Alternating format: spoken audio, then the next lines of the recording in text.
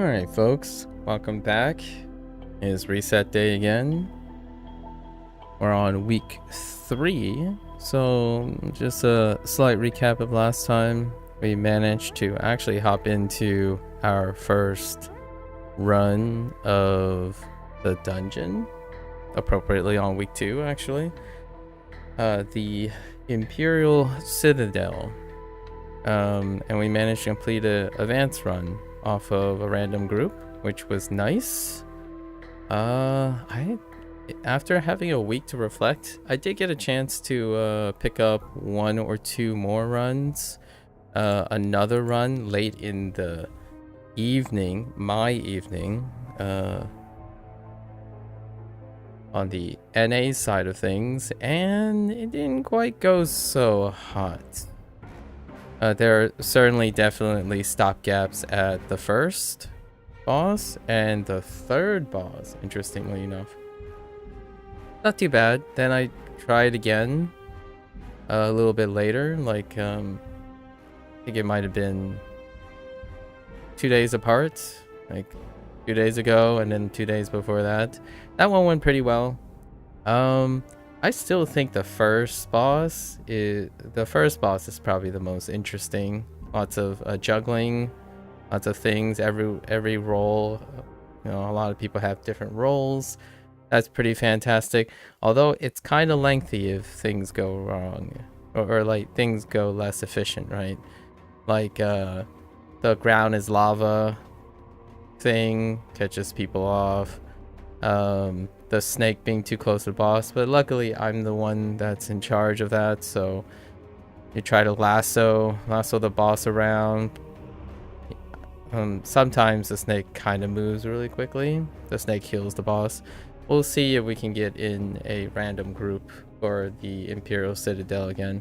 The second boss I got yelled at for running around too much because I wanted to avoid the beams, but apparently a few people told me you can just tank it, and so happy to oblige. So I stood stationary, and that's about it for that one. The scaling damage is okay. Sometimes you could get unlucky and you get like ground pound with no stamina up and get crushed, but yeah, it's largely 90% of the time you don't get unlucky from like a crit from the beam or something. So that was pretty interesting. The third one is still chaotic as usual. Golden Donuts. Yeah, it's officially, a lot of people call it the Golden Donut. So the donut is what crushes the pain givers. A lot of times pain givers like to be in that specific distance. I got a pre-roll ad, so I missed so many of the things you said. Oh, I'm just reviewing, as per usual, last week's Neverwinter stuff. Hello, Indy. So, the third boss, I like the third boss a lot, because a lot of things are going on, and I love the first boss too. Not a lot of things are going on for each individual role, but each role has something to do, which is fantastic. It's a bit claustrophobic on the first boss, but I really like the new dungeon. It's fantastic. So I got a chance now to run it 4 or 5 times to get the lay of the land, the different types of parties you'll bump into. And there are definitely a lot of different parties when you're a random queuer. So hopefully we get a chance to do that. Yeah, Indy. I love it when everyone has something to do. I had a bit of successes and failures, and one thing, the pros and cons about the psychology of having a boss that has everyone doing something is that sometimes you might like a blame game might run high. You know, there's less redundancy, so when you have random people who are not affiliated with each other, when someone like drops the ball, it can be a little tough to navigate and encourage everyone to try again, right? So naturally, I love that everyone has like a pivotal link in the first boss, and then the third boss is everyone has to be consistent, but there's some redundancy. So that one is everyone gets attacked with the same many different mechanics. So that's the like other side of things. Everyone's responsible for tons of mechanics or old school mechanics. There are a lot of legacy mechanics. So to me, it didn't seem like a lot, but I have to keep in mind that if they are new, they might not be familiar with all the recurring mechanics. The boss itself, traditionally in this game, in this MMORPG, all the mechanics are stacked on top of each other, and then they add one or two and it's stacked on top of each other. So legacy knowledge comes into play a lot that deflates the complexity of a boss. You're used to seeing certain things, right? Game logic and whatnot in game design. So, and then the middle boss turned out to be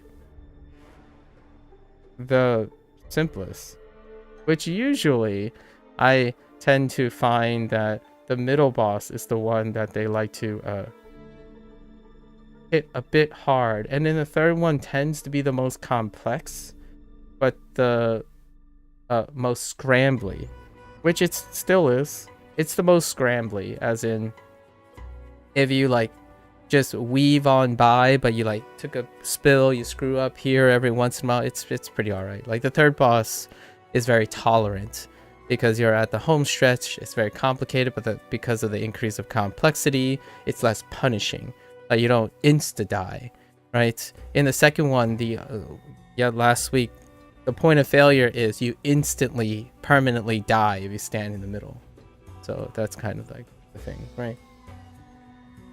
Oh, I think the Twitch chat just buffered for me, so that's kind of weird. Anyways, let's hop in. Let's do our dailies before we hop into a dungeon. Hopefully we find a dungeon. I need to complete it within...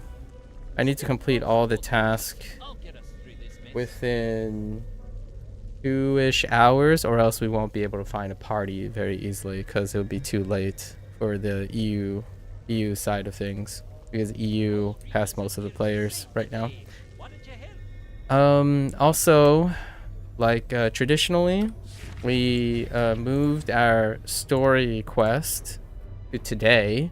So milestone wise, we're gonna see what milestone 2's story things. So as far as the story goes, we're about to stick it to Zelith, which we kind of Emperor Zelith as in the dungeon, as it implies. We still haven't figured out how we got to that point. We're right now cozying up to Volkoth, the local kingpin of Doomspace, and let's see what he has to say after we cleaned up some stuff. First, let's turn in and get our repeatables here. I appreciate my brother, the Gitzerai. Yes. These are repeatables. And then let's get our weeklies. We are still working hard. The serene. Okay. Grab our weeklies first. All the blue ones. And then let's see what dialogues we have. Vestra. Vestra doesn't like us, as appropriate of a Githyanki, but let's see. Show us your worth, Ishtik, and maybe we'll grant you respect. Alright. Respect's gotta be earned, right? You persist? Your stubbornness rivals your foolishness, Istik.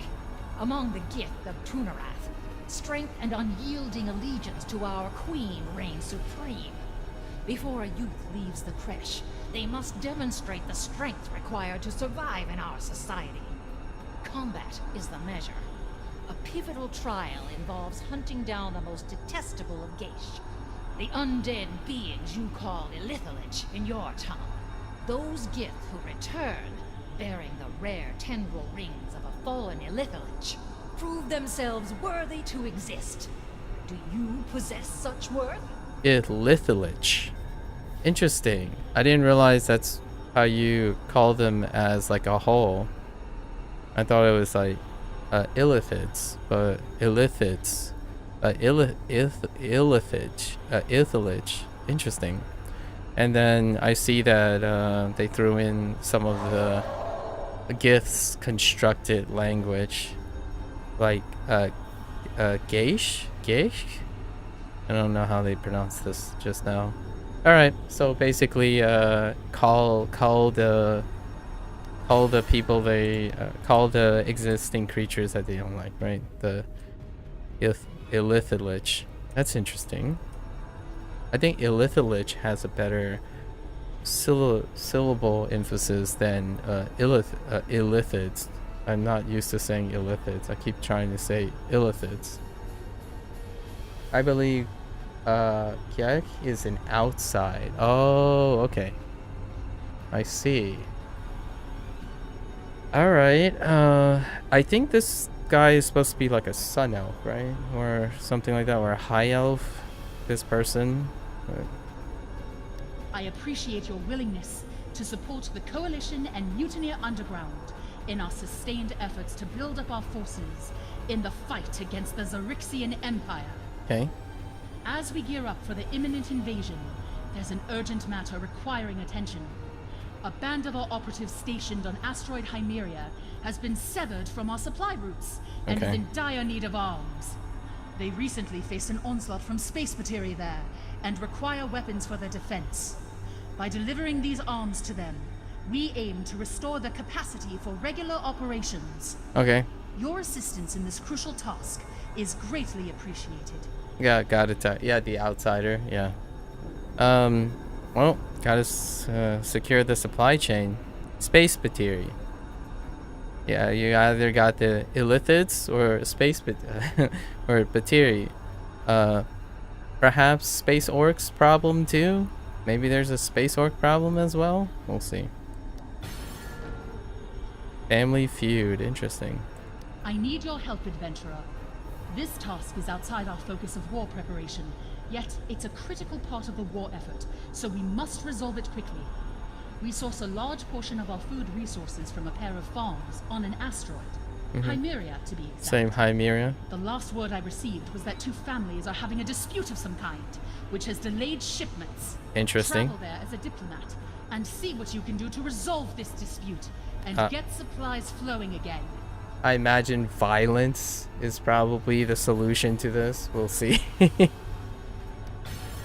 Oh wait, we're gonna go there, and the dispute is gonna be about the local like pests or like something that's interfering with it, like maybe famine or like more bacteria or something, and then I have to go out and like remove the riffraff to quell the disagreement between the two. Maybe it's not violence and we resort to violence like against the two groups, you know. Maybe. With Princess Zidali's trinket securely back in her possession, those Sure. astral elves have decided to gallivant even more throughout Doom space. Uh-huh. Their intrusion, poking their Zarixian noses into every inch of my business, has become an intolerable nuisance. This new headache has certainly added an extra layer of inconvenience to maintaining my operations. Though it's hardly a challenge I can't overcome. Let's see how well you can handle a simple task for me. A simple The one. disrespectful astral elves here will be sent a message. But for now, I want you to deliver a few gifts for me. Take these to their ships and see to it that they are delivered to the officers there. This seems like a task you can handle. Do not disappoint me. Well, underestimating the adventure, right? Sorry, I thought it was really funny. The emphasis the guy had in his performance by saying the disrespectful astral elves. I was like, okay, alright, Volkov. I know they're astral elves. I got it. They're very disrespectful. No need to be so placing the emphasis on astral. Come on. Okay, alright. So, where are we going first? Let's go to Hymeria and help out, see what this diplomatic situation is on this farmland. Where's Hymeria? Hymeria's over here. Let's go see what the farm situation is and then handle the Batiri situation, right? Okay, let's call some Batiri along the way. I think it's... Here we go. Family Feud. But let's call these guys too.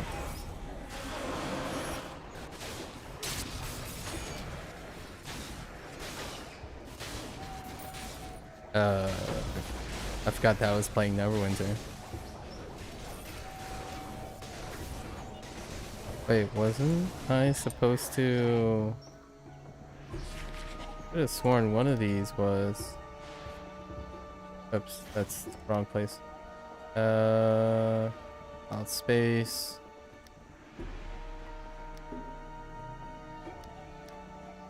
Oh, wait, what? Okay, never mind. I'll just leave. Let's go to a fishy situation. Why do I feel like I need to do some fishing now? Oh. There is water. Alright. Oh my gosh, the music changed. It's certainly a farmland. Alright, you get bonus points. Bonus points for Cryptic slash... basically Cryptic. Bonus points for the former Cryptic. I like the addition. Oh! They're crow people. Honestly, I don't remember seeing too many crow people. I don't know what they're called, but aw, they look really cute, actually.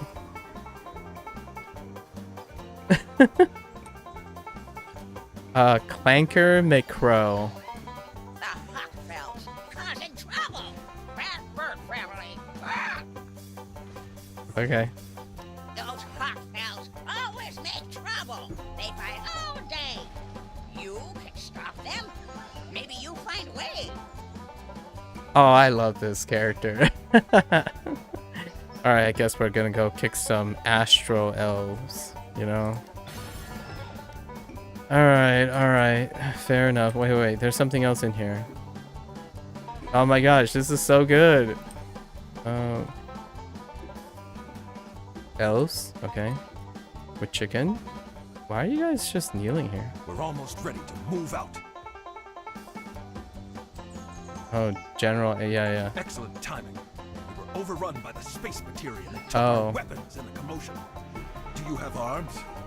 We can fight our way out of here. If we I are needed to equipped. talk to this guy first before I could collect arms from the space material or secure arms.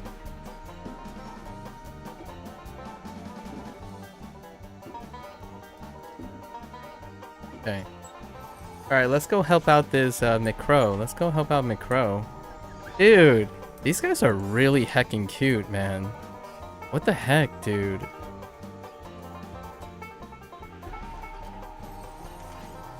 Okay, so... Explain the confusion to the... No. Wait, what? Up here?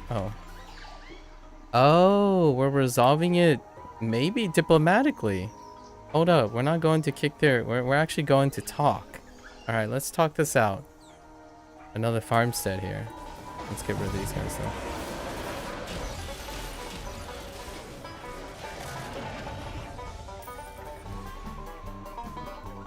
Oh, they're... No, not the elves. The... What the... Wow, that guy's face is the stuff of nightmares though. That guy's stare is... It's the stuff of nightmares. I've seen these guys before.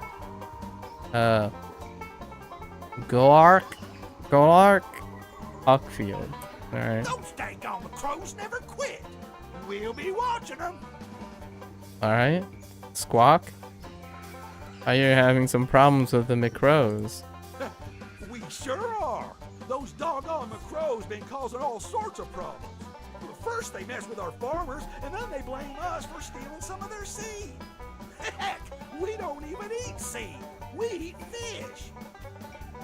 Okay. Fish situation. Oh, I find it very humorous that there are birds, crows, and they're talking about stealing crops. I don't know. That's probably a thing in D&D, and it's supposed to be this way, but I think it's pretty humorous. This is likely the work of those Batiri here, causing trouble. I'll go talk to the McCrows, I see. Batiri? You think they did all this? Well, if that don't beat all, now you got me feeling bad for all the things we done. Maybe those McCrows will understand if someone could just go talk to them. I am being a diplomat right now. Well, how that how did he sounded very you know, got that cliche southern accent. I kind of like it. Oh, that don't beat all. All right, I guess we're talking. Wow, nice house though. Nice place. All right, let's go back. I appreciate the banjo. I really do appreciate the banjo though. Alright. Oh. Thin out. Oh, we might as well thin out things along the way. The Batiri. Oh.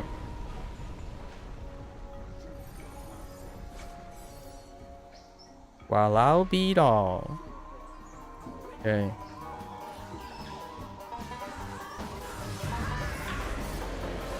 Oh, I need to source fish somewhere. Oh, yeah.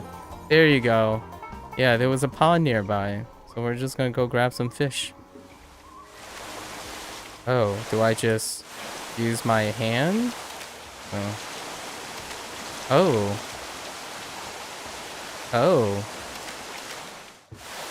Okay.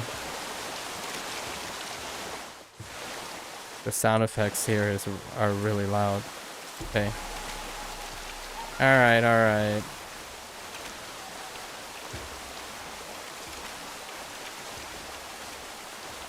Don't mind me. Can't interact with this very easily. Alright, you got me. You got me, Cryptic. You got me. We are actually being diplomatic. No astro elves in sight.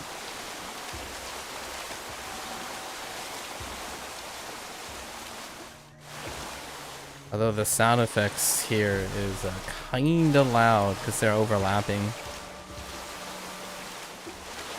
on all the spots. Alright. Okay. Go back.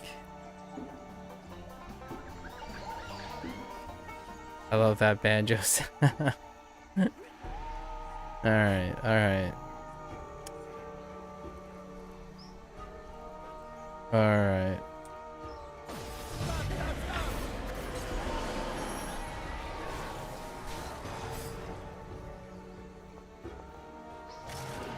Thin out.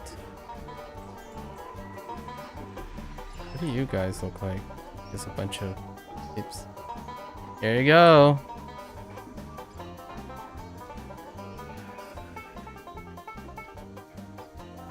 I see the McCrows left you a gift. Oh, I see. We're giving gifts in the name of the McCrows. Nice. Who would have thunk it? They caught us some of our favorite fish. I guess all these years it was nothing but a simple misunderstanding. I guess all these years was a nothing but a simple misunderstanding. Standing. Who would have thunk it? I used to say this. Who would have thunk it? Alright. Now what? Those blasted McCrows need to be taught a lesson. How dare they blame the McCrows know how to source some great fish. Okay. Let's send them some seed in return. I reckon maybe we can finally put all this behind us. Okay. Thanks for the seeds. Being proper diplomats.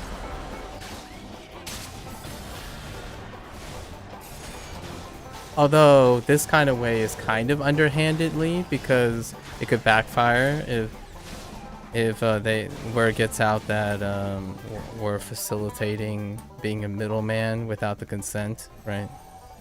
Stuff like this can kind of go sideways very quickly. Oh my gosh, I am... Holy rubber band.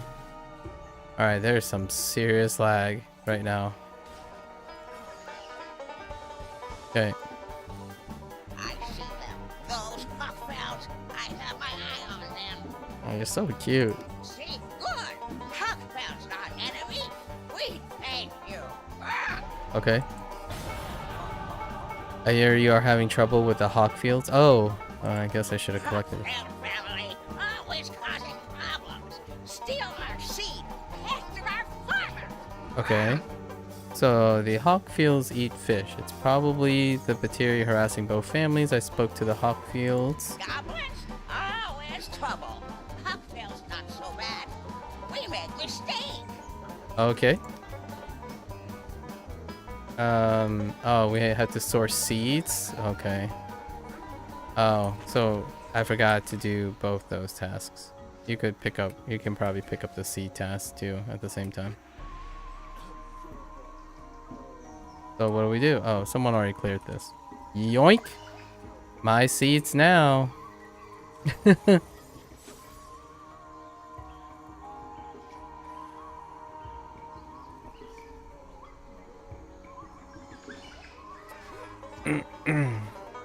Okay. Easy peasy. Oh. Can you guys not, please?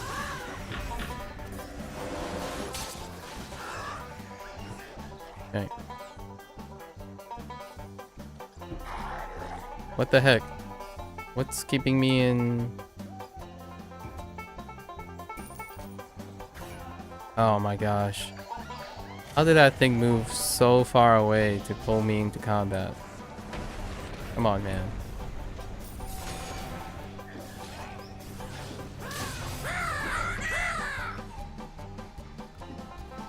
A cawing.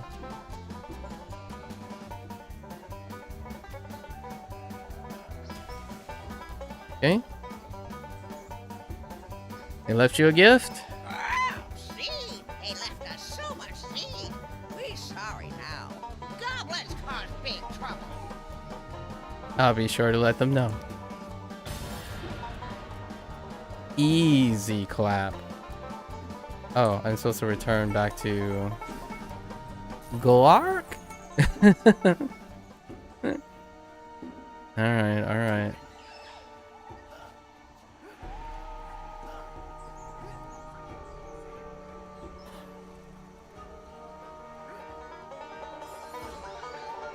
We're back. Well, giving them that seed will make things right, I reckon. Why are we fighting all these years? I don't know. You fought for so long, you forgot why you were fighting. Alright. It just concludes there, alright, and then heading back to general, alright. We did both. Let's sort out this whole gift situation for Volkov. We're supposed to go to Zarbos? No, wait. Where are we supposed to? Oh, it's at his base. Oh, okay. Let's do all the other tasks as well. What do we need to do here? Yeah, illithits for the very angry Githyanki Vestra? And collect tendril rings, right? I think we're supposed to collect tendril rings here.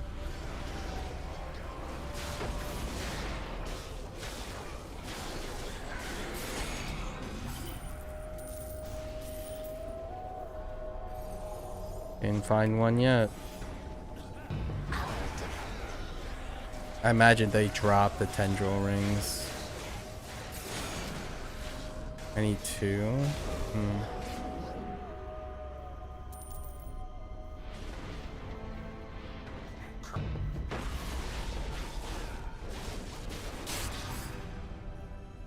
Hmm.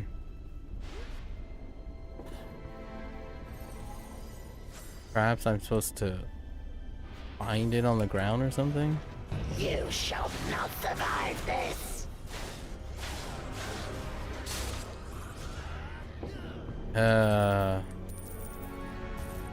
Okay. Protect the master. Wrong button. Oh, hi. You don't have. Oh, yeah. I see it.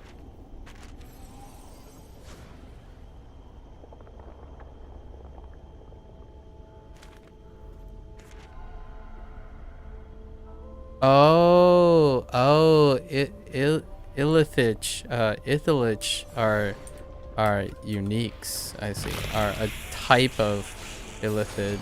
I see. I get it. Lich. Right. Fair enough.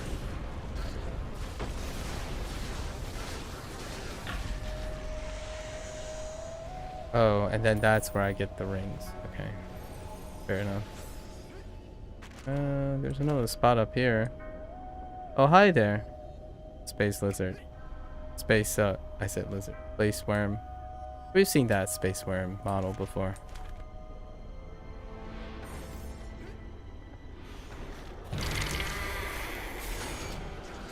I guess there wasn't an opportunity for us to ask nicely if we could take their heirloom away. Thank you. Alright, now let's go check out what's happening. Oh, wait. Do I have any other tech? I don't have any other tasks, do I? Oh, we have to go to Belloria, probably Astro Elves. Take out Astro Elves. Yep. Kick some Astro butt. Aha.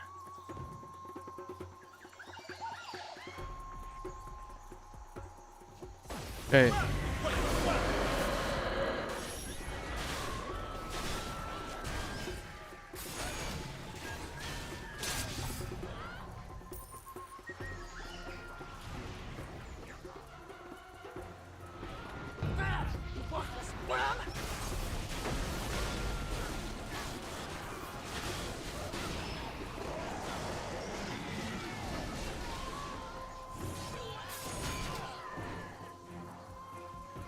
Okay. Oh. Rubber banding.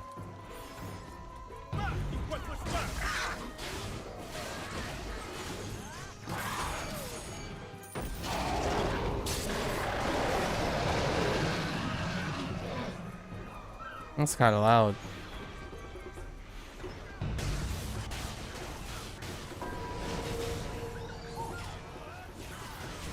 Imagine seeing the word dodge and then still get shifted. Right.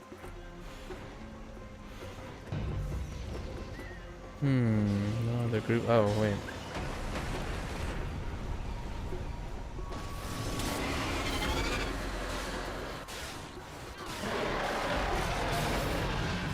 Okay. Alright. We got this. Let's head back.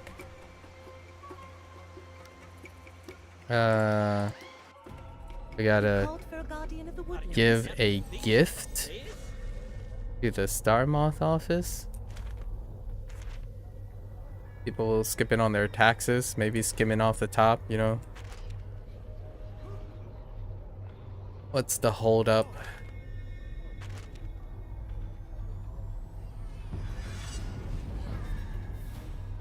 Ooh, wait, is someone doing this?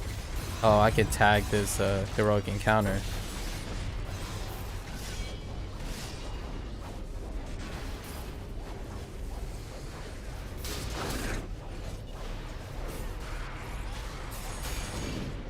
Ow. Ow.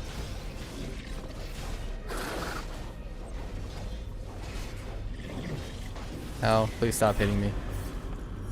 Sir? Sir.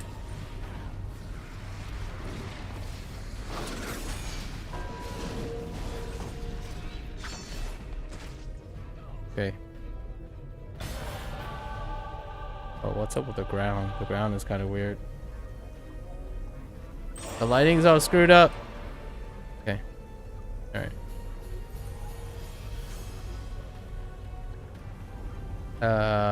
Friendly?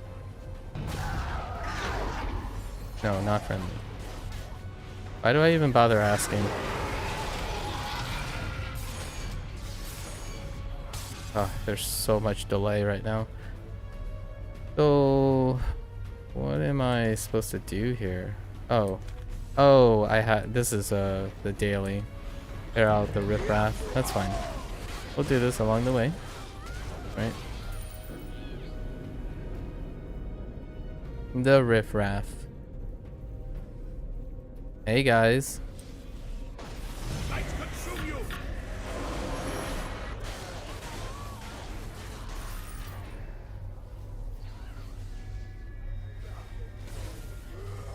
All right.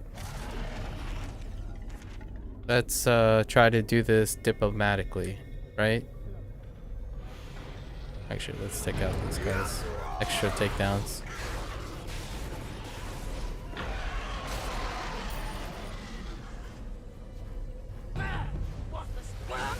That was some... oh my goodness. Rubber banding. Alright, my friends. Who are you? How did you get in here? Volkoth? Volkath? Volkoth. Okay, you have my attention. Okay. I kind of like your headpiece. Okay, get back to work. We're out. That's it. Gave them a stern look and they're like, oh, alright, we'll get back to work. Alright, fair enough.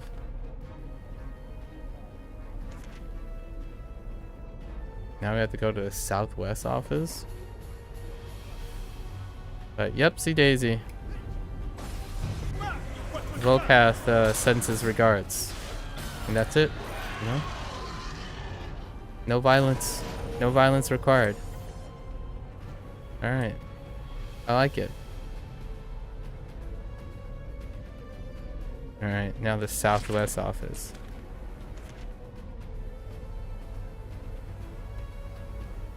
Oh, I didn't even realize you could do this. I see. Friendly? Friendly? Oh, can I navigate this? Friendly? Coming through. Friendly? Friendly? Friendly? You're not an astral elf. Dang I'll it. see you arrested immediately.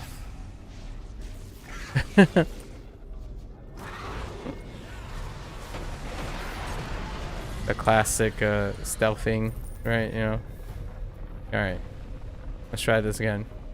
Volkath, keep your voice down. Okay, go on. Yeah, these two are the inside contacts. That's it. All they wanted me to do was give them notice. All right, sure. All right, let's go back. We got some stuff. I did a lot of deeds. All right. Tuneras chosen serves our queen. Ridding that asteroid of another Geish brings me much pleasure. This shall help my legion in our efforts. Now you have proven your strength, the same as a gift youngling worthy of life. Should I applaud now or reserve it for your next trial? Gee, thanks. Thanks for the vote of confidence. Gift youngling, huh? All right. Opportunity has arisen for you to prove your worth to my legion and Queen Blocketh. Do this, and likely we will notice your value to our cause. Kithrak Zaza on the asteroid Radius almost finished wiping out the Geish colony hiding there when they were attacked by cowards. These Star Elves found Zaza and her Sarth warriors weak from battle. Seizing the opportunity, they slaughtered many of my kin. I know that these warriors fought bravely and died an honorable death, yet this act of treachery by the Star Elves demands retribution. Journey to asteroid Gradius, locate my Kithrak, and exact vengeance upon the elves. Will you undertake this, Istik? Alright. Alright. Rescue mission. Zaza. Sure. Alright. Stopping the Empire. We understand your capabilities extend far beyond simply ferrying weapons, yet it's the presence of the space materia that demands your expertise. We appreciate your collaboration with our operatives on site to replenish their arsenal. This will enable us to press on with our primary objective, preparing our forces on Verderon. Your invaluable assistance in this matter is deeply appreciated. You're welcome. Man, I really like the sword, like the weapon. I didn't get any drops yet, but I really like the weapon texture for the new set. Alright. So it was the space materia there causing trouble all this time. We're grateful you were able to get this resolved. It's quite peculiar how two families found themselves locked in a feud over food. I don't know about that. They're just doing the classic, you know, classic neighboring things.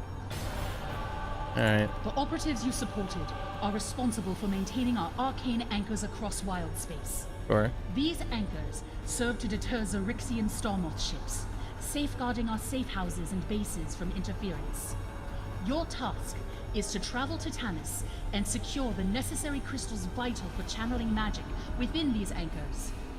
These crystals are essential for their operation and are vital to the Mutineer Underground's mission. Visit the anchors on planet Beloria and replenish their supply. Your assistance in this matter is greatly appreciated. Oh, interesting. In between, why don't you just ask Volcath for some Venasian crystals? He traffics them. Alright, Volcath. Friends may turn. Back already. You know, the last one I sent never returned. Interesting. Watching your progress closely, realm space adventurer. Ensuring those Xerixian officers stay compensated is crucial to safeguarding my operations and we were maintaining a paying them vigilant off. eye on the Empire's Sure. movements. Right. Their meddling has been hindering my trade coalition ships, disrupting taxation, and impeding my income. We're paying them for inside information. Jamming the Spelljammer. What do you have against the Spelljammer? Putting a damper on those pesky astral elves will serve as a clear message that I am not one to be crossed. Gallivanting around my base as if it were the Imperial Citadel. Outrageous audacity from Emperor Zavan. My contact on planet Remedy reports an intriguing discovery. Ancient artifacts that don't rely on magic but can wreak havoc on Spelljammer ship helms. Oh. Head there. Nondescript Retrieve one, Spelljammer. and consider gifting it to a Starmoth ship near my base. Let's see how they handle that little surprise. Okay, so something happened to Emperor Zavin, because when you go into the Imperial Citadel, it's Emperor Zelith, as in like Zelith at some point took over his father. I'm guessing Zavin is the father's name, which is the princess, what's her name? Zarelia? Is it Zarlora? She's standing right next to her. Hold on. I keep forgetting her name. Zadali and Zelith. But by the time you get to the Imperial Citadel, when you storm the Imperial Citadel, the Prince Zelith has named himself Emperor. So something happened to Zavin, their father. Maybe imprisoned. Who knows?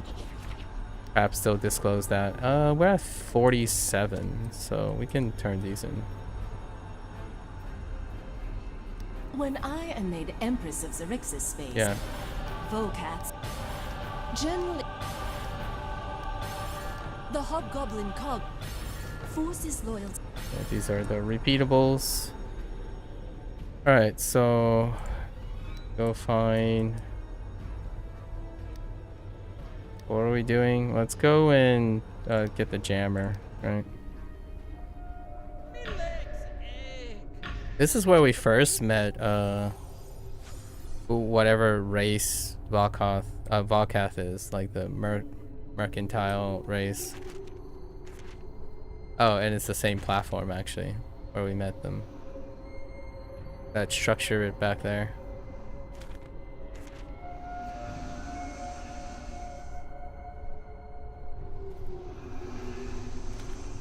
Oops, not that structure back there. Abort!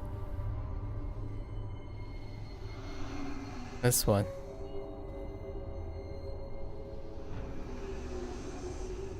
Yeah, we helped these guys out, gained their favor. What is... Oh. Oh, interesting. That's ominous.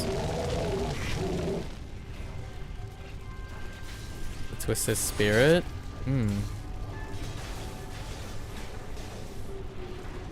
I don't understand.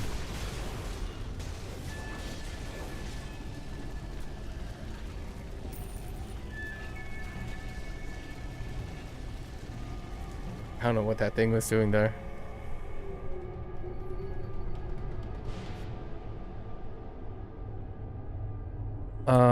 Place the ancient mechanism on the star moth. Oh, space, that's fine.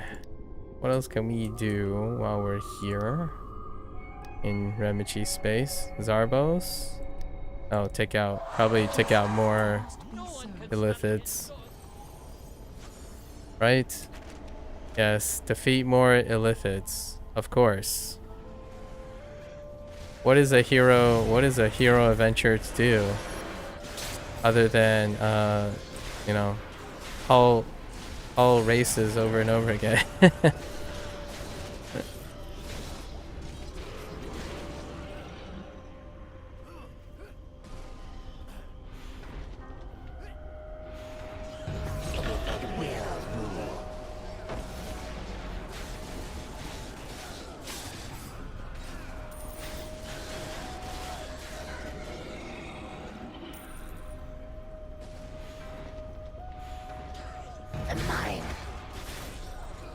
And I really gotta switch instances. Whichever instance I'm on is like really lagging hard. You can feel it. You can feel the delay.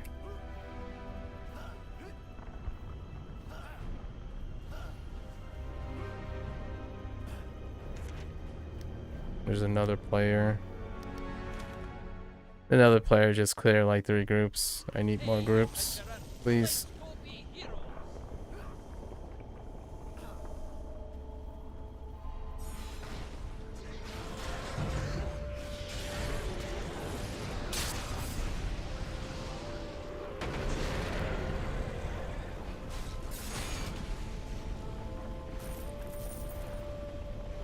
One more.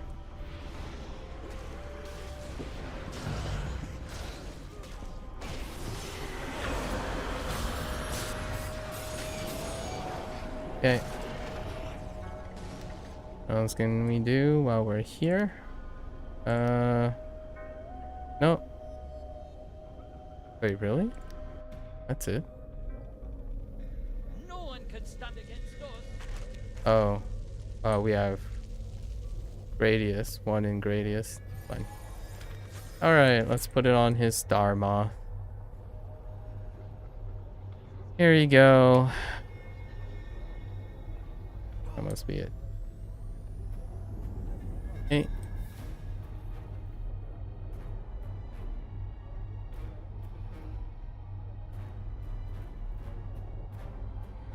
Leap. No aggro, please. No aggro. I come friendly. Friendly. Okay, you guys are in the way though.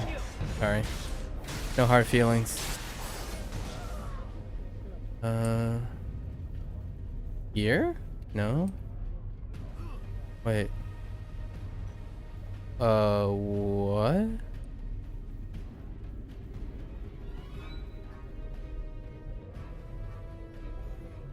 Excuse me?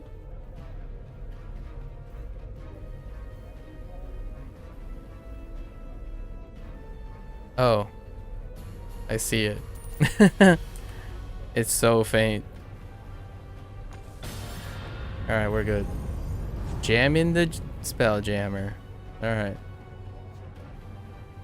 Is that the only task we have? I could have sworn we had more than one. Oh yeah. Oh, I totally didn't do this. Let's go back to Annis. I can't just let you run into trouble. Alright, where are we collecting these crystals? Roger Dodger.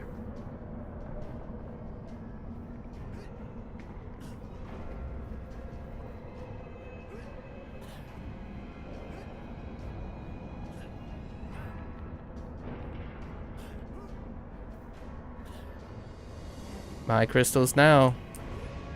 And we're okay. We're heading to Valeria.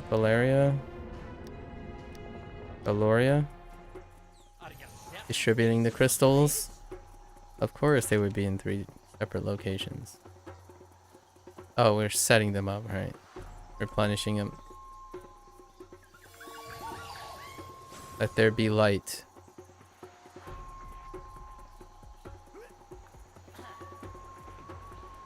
Right, this is a planet.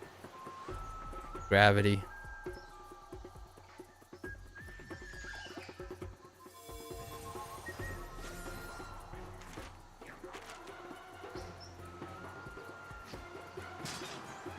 Do I have... Yes.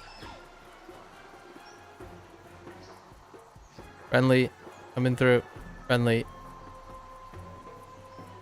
Just delivering some crystals.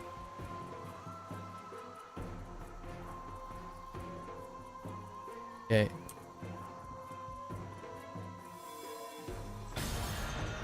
Alright. No task complete. What do we got? Oh yeah. Gotta rescue Zaza. Where's Zaza at?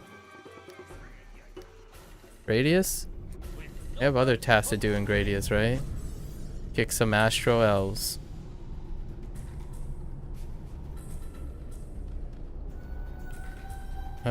You guys count. Okay. No hard feelings.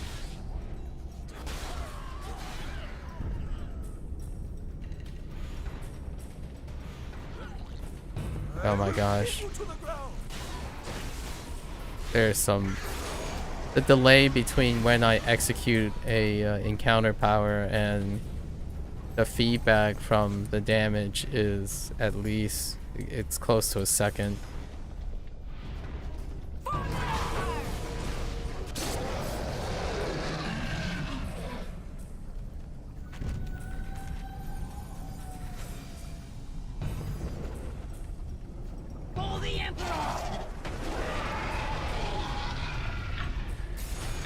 Oh my gosh, that delay. Oh. I felt that one. Much more so. Wait, why are what? No, I don't need to take... Listen, peace, peace. Wrong targets. Stop. I didn't mean it.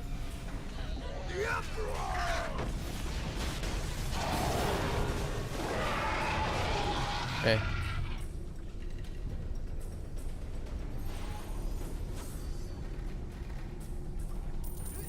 Okay. Alright. What do we have here?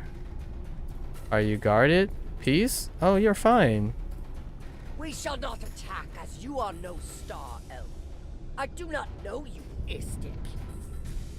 You're fine. She sends an Istik? A test of strength. It is the Githyanki way. Oh. What do you need done? These star elves attacked us with our backs turned. Cowards! Overcome them and we'll reach our ship. Alright, I should have did this first so you can overlap. Alright. We'll remember that next time. Yeah, defeat 30. Okay. So you could overlap it for the second and third character. We'll do that next time. Sorry, folks.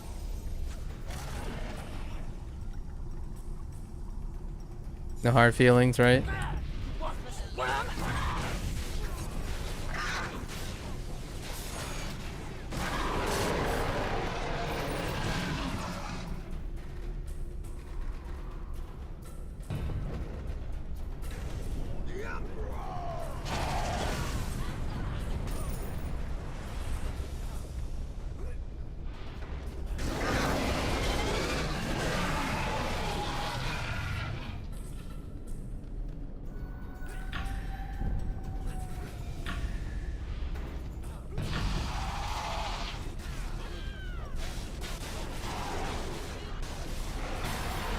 Alright, back we go. Oops. Actually, we don't need this. A test of strength, they say. A test of strength. Wait, where are we heading? Oh. Ooh, that looks really cool. I didn't even notice that up there.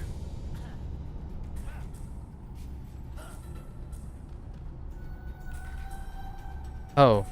Oh, we just return? Wait. Oh, we just returned to the general? Okay, that's fine. That dude was alright. Didn't even need rescuing.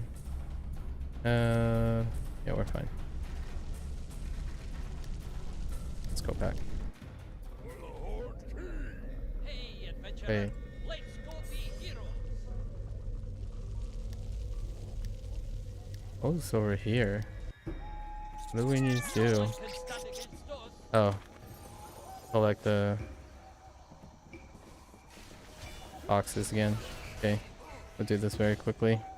I think we only need to turn in one set of repeatables. Whoa, what happened to the boxes? Nothing is visible here.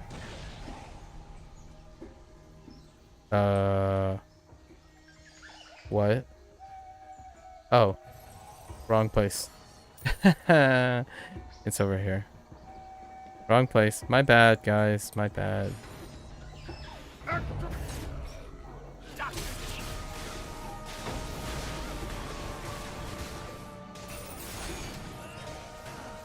Okay. Give me the goods. Okay, wait. I was The just taking a goodzu. little off the top. Volcath would never notice. The gozu. Goodzu? Gozu. Goodzu? Goodzu. All the goodzu. Thank goodness this isn't unique. I mean, thank goodness this isn't... this is not a... Oh, it is unique, sorry. Thank goodness this is unique. I don't have to share interactables with that dude there. Yay! Alright, let's go back. If I have 25 left, then I'm just gonna turn in the arena. Do the 5 rounds in the arena. And we'll be at 100 for the day. We'll keep the dailies for next week. Alright, there you go. I did it. Your test of strength. My legion will swiftly return to complete our task. Upon our return, any star elf who remains shall face the edge of our silver blades. We will relish in the rending of flesh from bone. Well, it did say don't call it a rescue, so I suppose I wasn't reading. The funny thing about Silver Blade is they're not that great, actually. Silver is not that great of a material, really. Oh, there's more. It appears that few of Tunarath's chosen were taken prisoner at the hands of Star Elves on Gradius. My warriors do not yield willingly. They must have been overtaken and disarmed. To surrender is a disgrace. Return to Gradius and liberate them. Should you accomplish this, I will regard you with some favor, Istik. Man, the gift really does remind me of what? Oh no. The Klingon, right? The Klingon. It's encouraging to hear that hostile ships near Valoria are being redirected. Well done. By steering Xerixian attention away from Valoria, we have an opportunity to locate any remaining loyalists of the Mutineer Underground still stranded there. Our next step is to safely extract them from the planet. I'll promptly deploy rescue teams to initiate their evacuation. Your efforts have been invaluable in this operation. Oh, so there's more. Dang. Holy heck. Your recent actions on Tanis haven't escaped notice. The Empire has responded by bolstering their presence on the asteroid. Of course they They're did. aware of the immense value of the enigmatic crystals mined there, and are likely aiming to claim ownership of this resource. Regrettably, we're unable to divert Mutineer Underground resources to safeguard Tanis due to our buildup on Verderon for the impending invasion. We request your assistance. Travel to Tanis and reduce the Imperial forces stationed there. This will aid us in maintaining the flow of crystals essential for the upcoming assault on the Imperial Citadel. Your skills will be pivotal in tipping the scales in our favor. Fair enough. Wow, so I might not even have to do dailies on the others. Yeah, we've already crossed the 25 mark. So you don't even have to do dailies after turning in the 1. Delivering a message with finesse is my preferred approach when teaching a lesson or two. While I might fancy the notion of merely obliterating their ships, I'd much rather let the realization sink in gradually. That setting foot here was a grave mistake. Your ability thus far seems adequate. Okay. I'll take that as a compliment. My network of spies, it's not just extensive, it's the key to my rule. That adaptability, that's my secret weapon, letting me tweak strategies, seize new opportunities, and effortlessly glide through the ever-changing landscape of Wildspace. I want you to gather some information for me. Find my sources out in Wildspace and bring me whatever information they have. I will ask my advisor to mark the locations on your star chart. Alright. So, yeah. I overflowed 15. I floated 15. Dang. So, honestly? Actually, let's find out how far this goes. You really actually don't... This is extensive, actually. I kind of like it. And it had a little highlight with a farm. Interesting. No one can stand against us. Alright, where are we doing here? Okay, we're helping Vezra free prisoners and supply them. You're going to ruin my cover. What do you want? Oh, this is the Vakov's inside man. Quickly now. Take this parcel and depart lest my cover be blown. Alright, cool. Sure. We got free prisoners. What did they look like? What am I looking for here? Oh.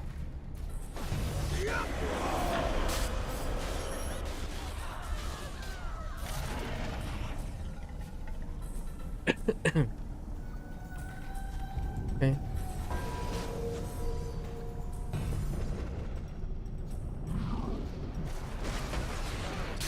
Howdy, hey. My friend, we're not, please tell me these guys are unique. Nah, we're just gonna go this way.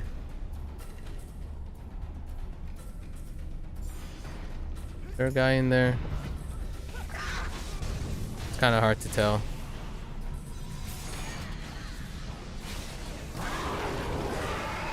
I think the answer is unfortunately no.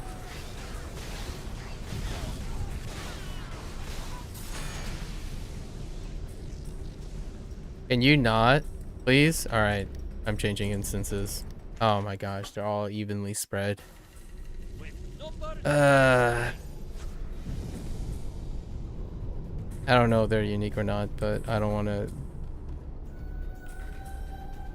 to deal with waiting on things here.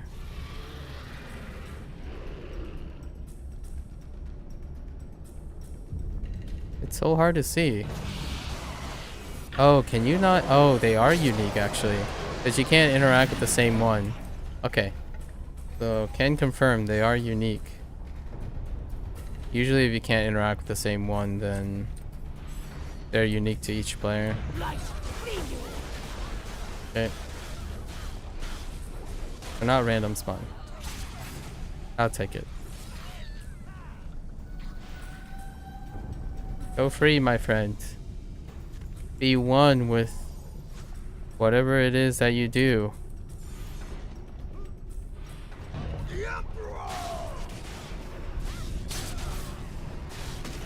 May you die in glorious combat with honor. Okay.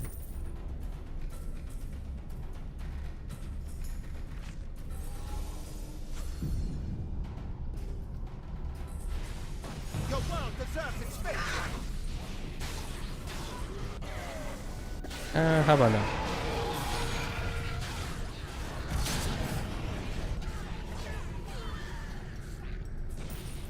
Okay.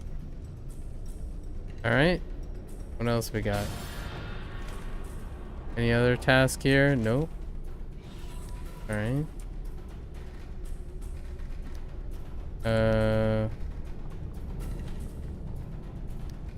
It's just business. I can't just let you run into trouble. Gather information from their informants. Oh wait, then what was the guy I was interacting with? Oh, I have to go to all of these locations. Ugh. Alright, we're gathering all the info. You just chilling back here? Are you friendly? These guys are not friendly.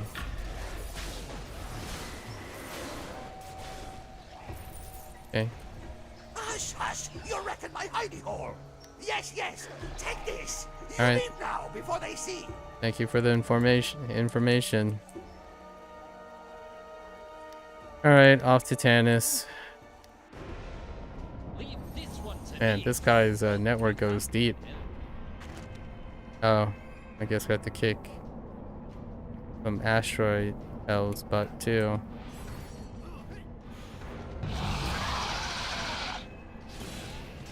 Thank you. I can line of sight. Wrong button.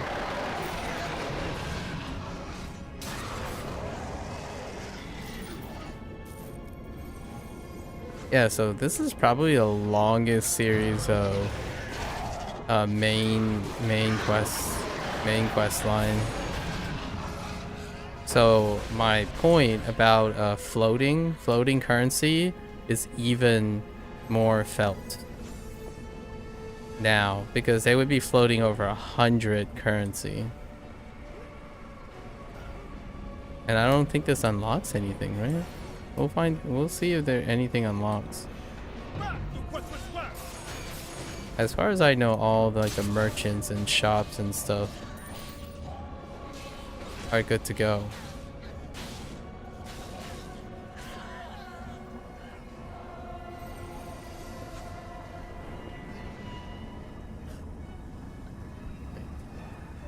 Informant.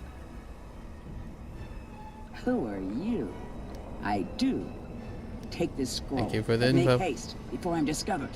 Yes, I'm aware. I'm gone. I'm to the wind.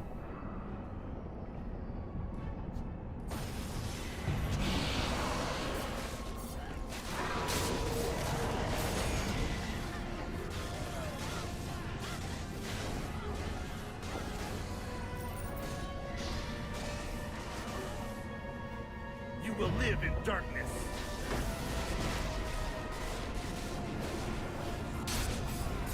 Empty threats.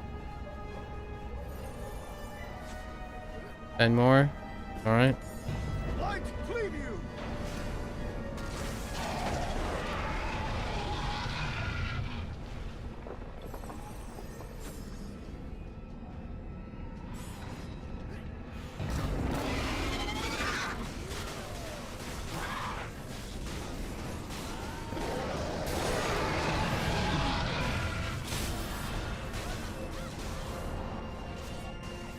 All right. So I might float even the blood arena. I might even float the blood arena. Yeah.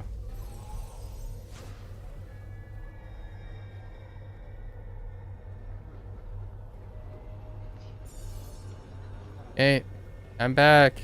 Wait. Oh, dang it. One more location. Verdun. Verdun. Are you a lizard person? You're probably a lizard folk, aren't you?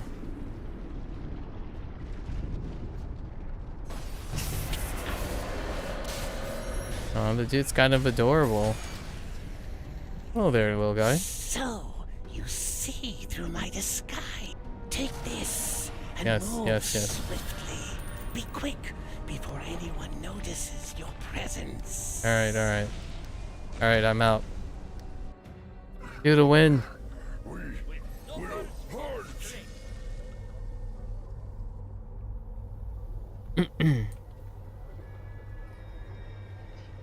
Hey.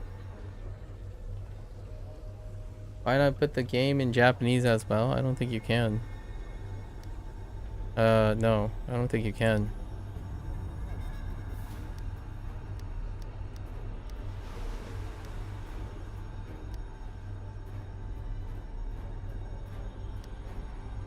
No, I don't think so.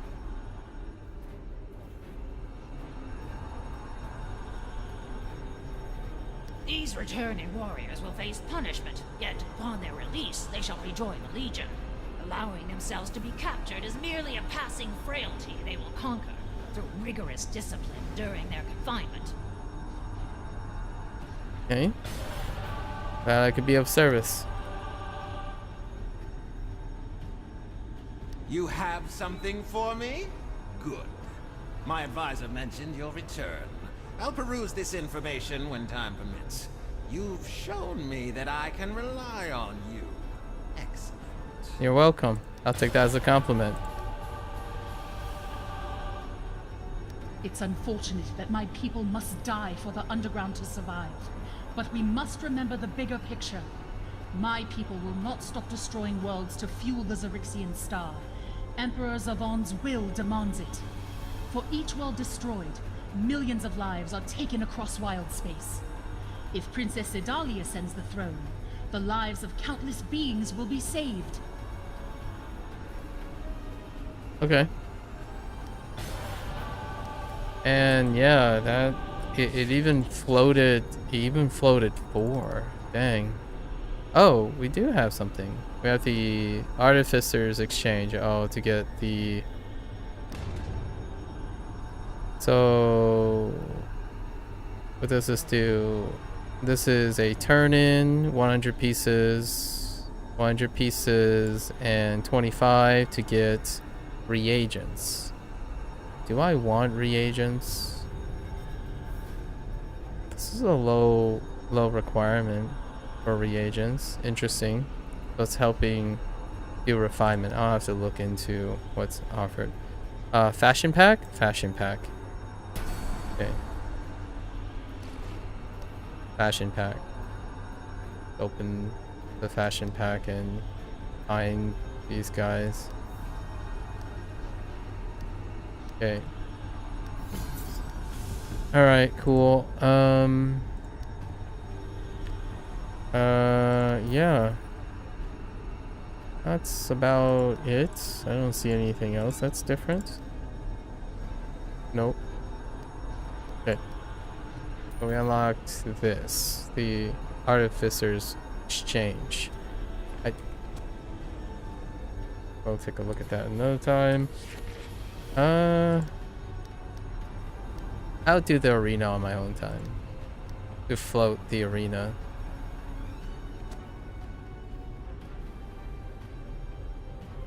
And then what is... Are we having a... Oh, there's... Okay, so the new... Oh yeah, okay, so we're gonna float the main story for next time too. Because it looks like they automatically refresh. Dang, that's a lot.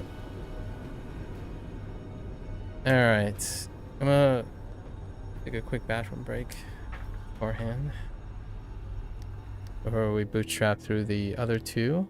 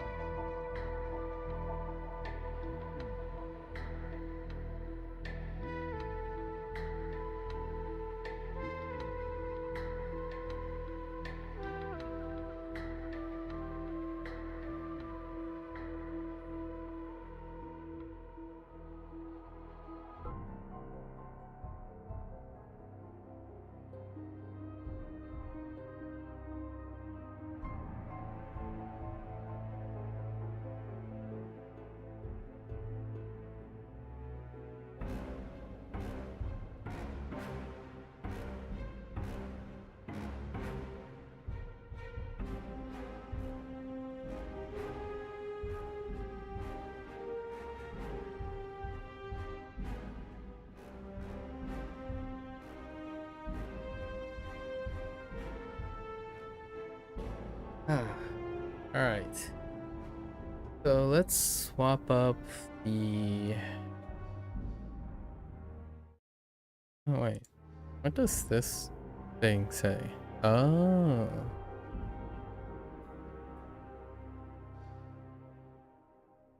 Yeah. Okay. I didn't realize they show date of creation.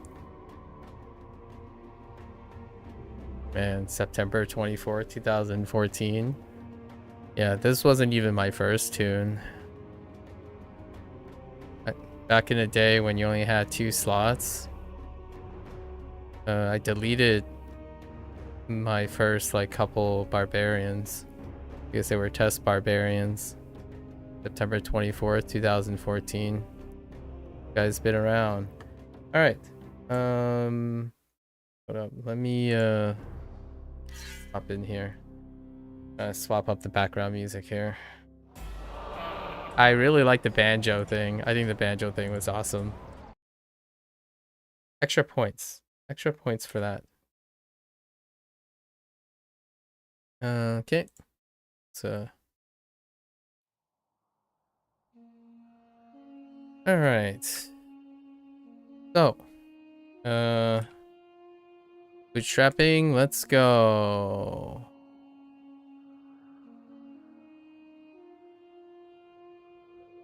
So what do we learn from the barbarian?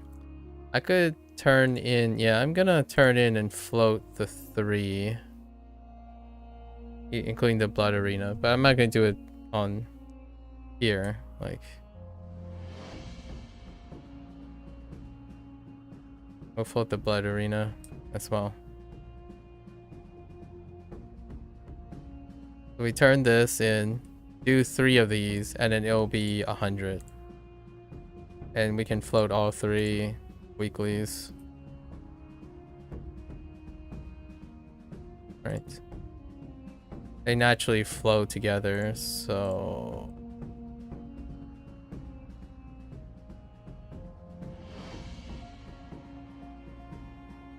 pretty good. Next week it's gonna be super fast. I don't even know if how long the quest line is for next week. It's gonna be even faster. Interesting. All right.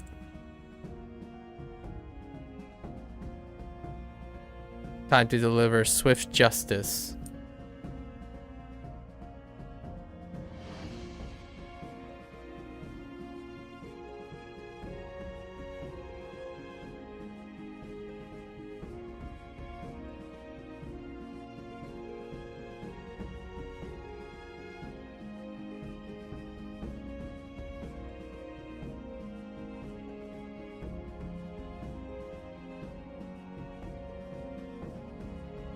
I received another benevolent advice on language learning again.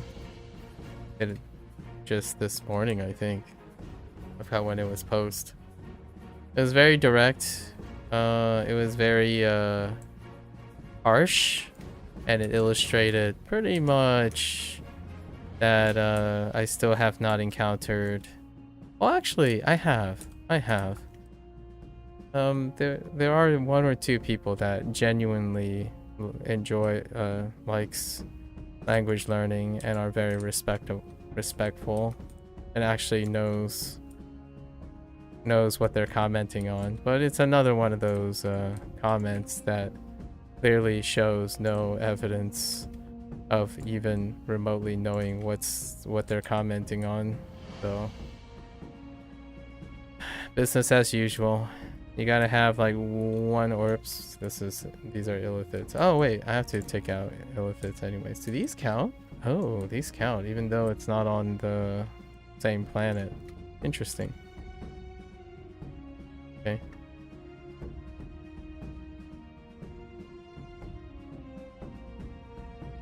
I think I'm gonna be a little bit more pragmatic about this now. I think I've invested a little bit too much time lately on trying to resonate and react as much as I can to individuals who clearly do not share any compassion for language learning other than pushing their own agendas. So try not to be too disappointed by the reality.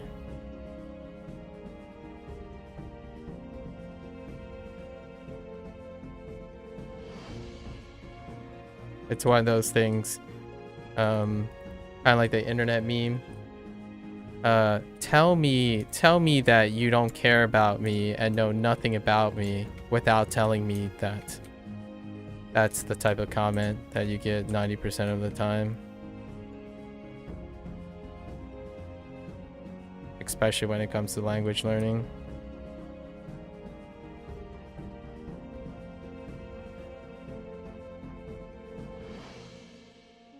Do the internet memes. Masterclass.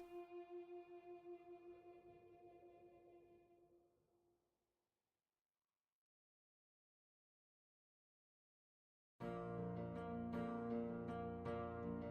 was reading on a thread about myths about I wanted to read what the current status about. Oh, that's a word that I say like British people. Status. I say status a lot. About misinformation or stereotypes or misrepresentation of secondary language learning. And it's funny because on 4 or 5 different forums it deals with Duolingo, right? Obviously. And it's ironically one side. It's not, I'm going to say it's ironically one side because the myth is supposed to explore both the facts and the misconceptions, like, both sides of things or more than one side of things. But ironically, it's only one-sided perspective, which is interesting in its own right, but it also demonstrates the reason why I make commentary about how people do the whole projection of opinions propagated by colloquialism and word of mouth without any form of confirmation, right? So happens too often.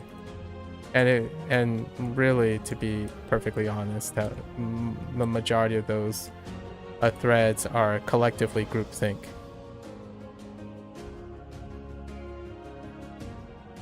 Which does confirm my suspicions. How do I use that type of information? I haven't really decided yet. Oh yeah, you gotta love it. You gotta love projected benevolence or self-righteousness as opposed to any evidence of compassion.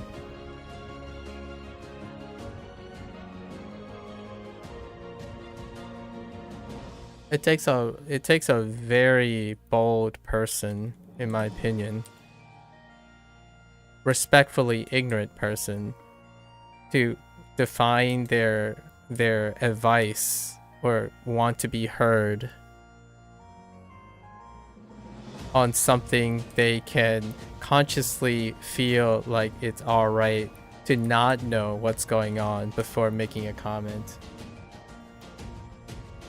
The world we live in, I suppose. The world we live in.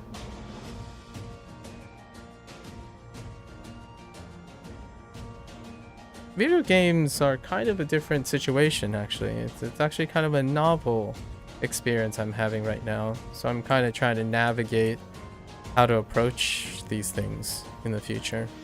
These situations. And to come up with some creative ways. Some testing, if you will. Video games are a little bit different because sometimes there's a mutual experience. A lot of times, right? Completion, things. While the experience may vary, that's a active place of discussion. But prejudices and stuff run far more rampant and unfeeling when whatever is being talked about is a lot longer. Like it takes a lot longer. So things like language learning can be very extended. So obviously the people who make comments rashly find it okay, largely because the experience is so long they can't be bothered to dedicate any form of experience to provide credibility to their advice. So naturally the advice is self-serving. It's not compassionate. It's not from a place of compassion. Sometimes you may argue that if you're not willing to even demonstrate compassion, why offer advice in the first place? Right? That is certainly a question I ask myself. I don't often, when someone asks me something, I don't often approach it in a way like, yeah, it's just a task to be done, right? So I don't go out of my way to say, I'm going to help this person, and then not do anything to know what this person may or may not require. It's the most minimal effort you can do. Probably. Observe before opening your mouth. Or in this case, permanently engraving your comment and credibility on the line to some anonymous stranger online and permanently for display in public. You really certainly trivialize your own credibility when you place zero weight on the words you share in a public space. Personally, I like to believe the people who I respect and continue to respect, and individuals who continue to retain my respect, right? I offer respect by default and continue to retain them. They are very respectful and considerate people who are a little bit more concerned about their public image and credibility than individuals who feel like somehow the internet protects their credibility by offering some nebulous, asinine remark like, oh yeah, you can do better. Please do better. Okay, alright. Well. Daijoubu desu. I'm gonna get very used to using that phrase.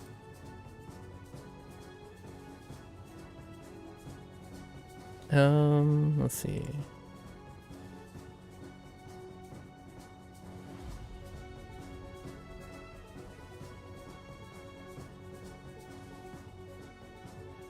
I think the best analogy I can have, I'm being a little bit nebulous because I like to use these things as a way to reflect on social situations, right? I think the best analogy, an apt analogy I can think of describing the situation that I'm talking about, that advice, is you order a sandwich, or okay, you order a burger, say at your favorite burger joint, right? If you have a burger joint, maybe if you like a sandwich, you go to the sandwich place, right? And you ordered your classic, whatever you have, maybe a great BLT sandwich or something to your liking, right? You sit down and you go to look and you're like smelling it and you're about to eat it. Then someone walks in and tells you, hey, there are better sandwiches. Go order a better sandwich. Also, if you order that better sandwich, you'll also eat better. That's kind of how I describe the advice, 90% of advice when it comes to the medium that is video comments. The person freshly walks in and see that you're eating a BLT as opposed to a grilled cheese and strongly advise that you should find a better sandwich. But the reason why they said that is because that better sandwich is going to make you a better eater.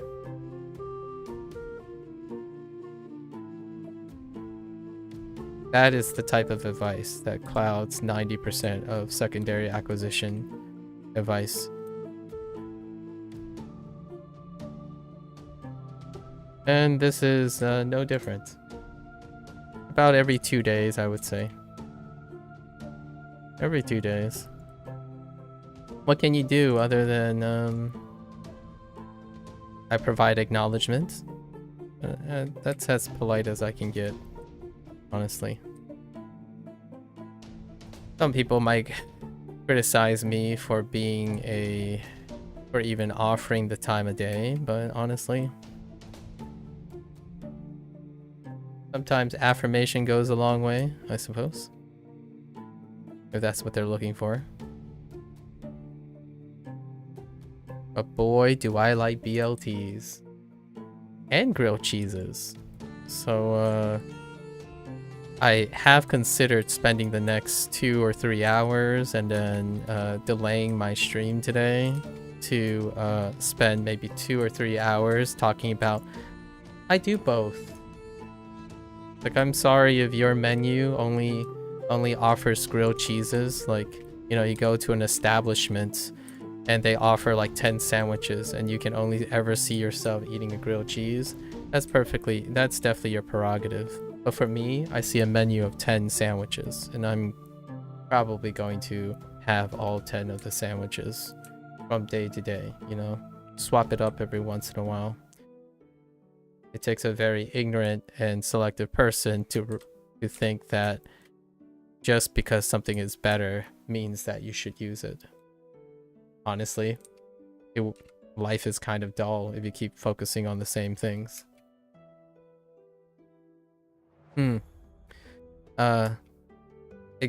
Example.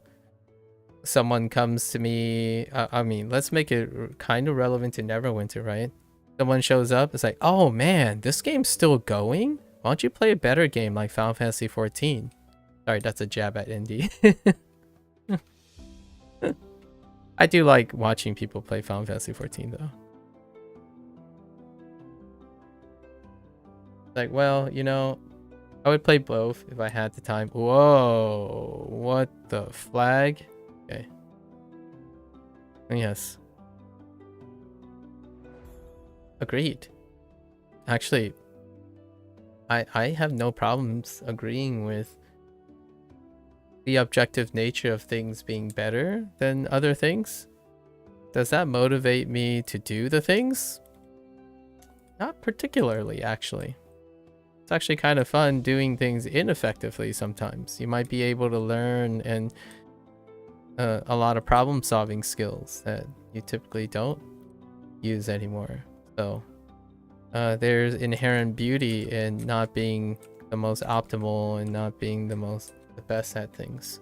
Sometimes you can turn bad things into good things, per se. I don't usually use those terms strictly. I see things that are haves and have-nots, and maybe I'll change them, right? It's an experience. If I'm crushed for time and my whole self-worth is based on how I nickel and dime my efficiency of the things I do instead of concerning myself with enjoying the process regardless of what my decisions are, then yeah, certainly. I would most definitely go out to a stranger, criticize their work based on no evidence, and call it a day, and tell yourself that you're doing the world a favor and you want to feel good about yourself. So you know what? I will at least give you the acknowledgement that your advice has been read.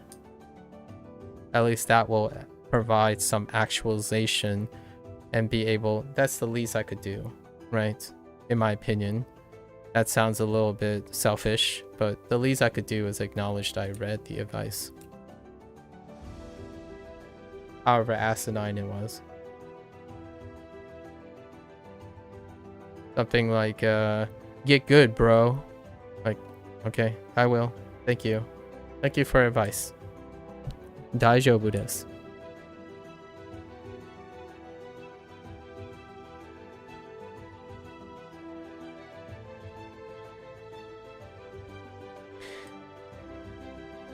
You'd be surprised how many times that comes back and says, but I care about language learning. Like, well, okay.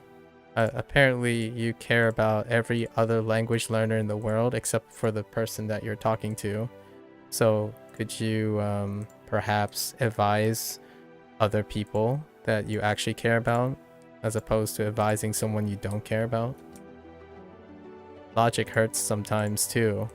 I try not to use logic a lot of times for emotional projection.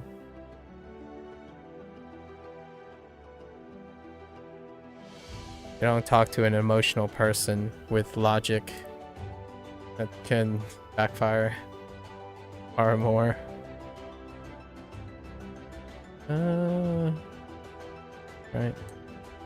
Let's clear some of... Clear these guys. Right?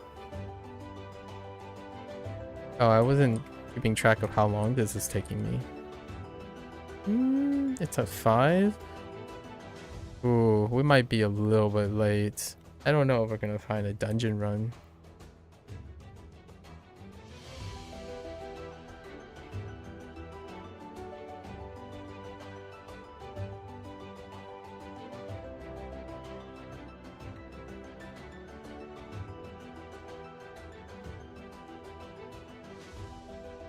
Here's another English thing that I've noticed after reading a lot of comments. The word please being used as aggressively. I feel like maybe I don't know Japanese. No, I don't think Japanese people do this with their language, but using please as a form of fear, instead of like being read as a form of fear, like heeding instead of compassion. Like, please consider the, you know, may I offer an advice, right? That's not the same as please listen to me. Right. So, I don't know. Somehow please isn't such a great word anymore these days. It's always some foreboding, heeding, that is being used, it kind of does the opposite nowadays. It's like, please, oh, that's supposed to be nice and compassionate, but instead it comes off as fear-mongering and unfilling. It's like, please, I know better. I mean, I might be reading into it a little bit, I suppose. Maybe that person is incredibly compassionate, but it's kind of tough to be compassionate about someone who writes a comment on 80 days worth of 8-hour videos each, and they provided advice that was clearly covered multiple times, and then providing a comment that is moot to the purpose of the content. It is a little bit interesting to note that these types of comments that show no clear evidence that the person actually knows what it's in the video, most of the time I actually am very respectful and admire those people who say, yeah, you're right, I didn't watch whatever is in there, I made assumptions. I actually really appreciate that. I did not have the, let's just say I didn't have the enthusiasm this time around to perhaps challenge the notion that this person that left the comment has no idea and they haven't watched the videos. I like being proven wrong though. I really do genuinely prefer to be wrong about these things, and I found someone who actually legitimately know what's even in 5 minutes of 8 hours. It is a lot to ask, I know. 5 minutes is incredibly impressive for people nowadays. Although, with all that said, I want to highlight 2 or 3 people I have actually met who are very informative and super nice about it, because their comment actually refers to something in the video. And hopefully I get to learn a lot more from those people. This is not one of them. Not one of them, indeed.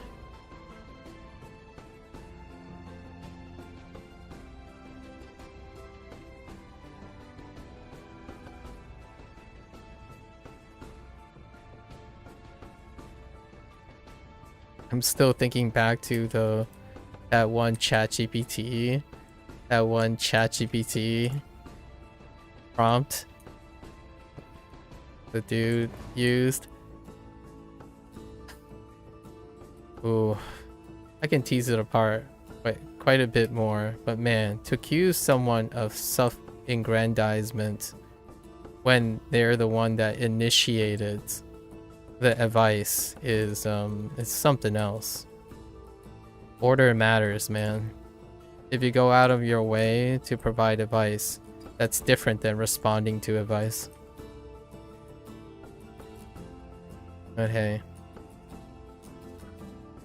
it was entertaining though.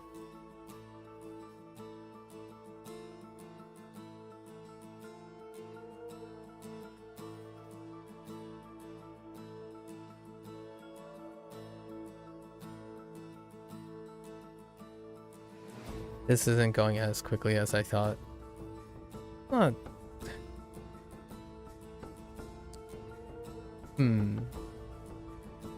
It's definitely going faster than the second week. Oh yeah, at 50. I think this is the turn in the second one. And of course, there are no mobs because do these guys count? Yes. Half the mobs are dead because that person just TP'd out. Right?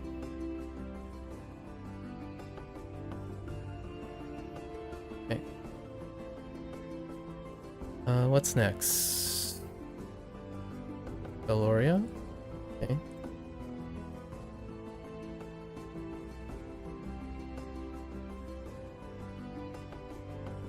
Kick some Astro Elves butt.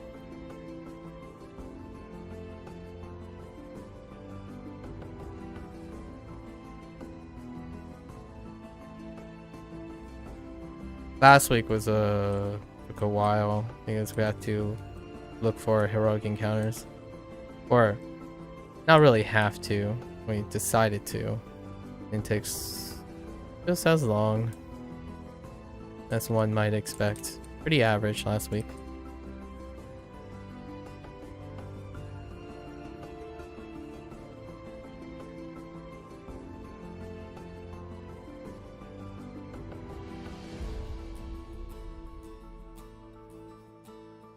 That guy was line of sighting me.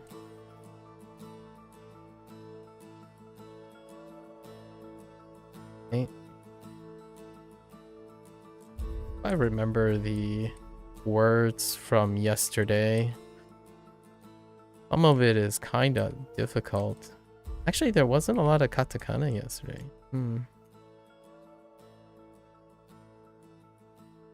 I think I can remember like 12, maybe 12.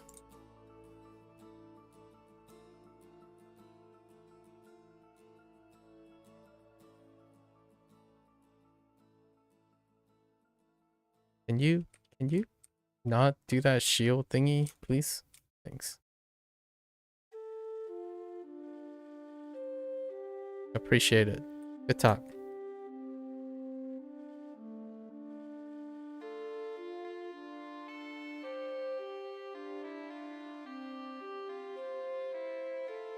Thanks. Hello. Love from the United States, my friend. Platinum Brook. Hello. Thank you, thank you.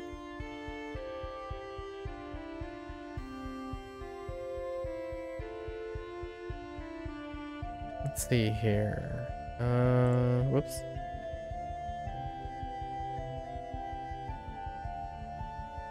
This is where we get the jammer. The jammer for the spell jammer.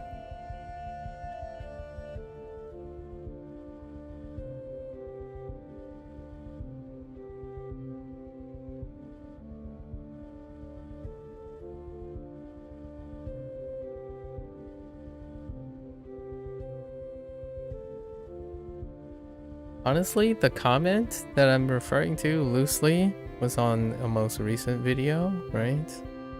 And it didn't even mention the language. You know, that's the strangest part about that comment. Like, I can understand if this person was competent in something, but the person didn't even mention what language. Not only that, they didn't even mention, like, they didn't even plug, you know, plug their favorite thing. So it was even lower effort than that. Usually you get the whole, like, oh, yeah, this is garbage. And then they would suggest something better, right?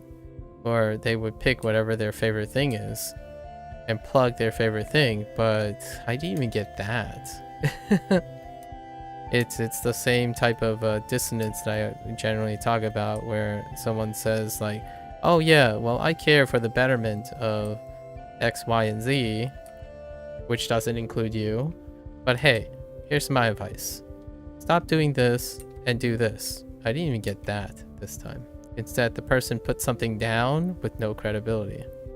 Not even like some familiar saying or anything to suggest that I could even benefit from their advice. Pretty astounding.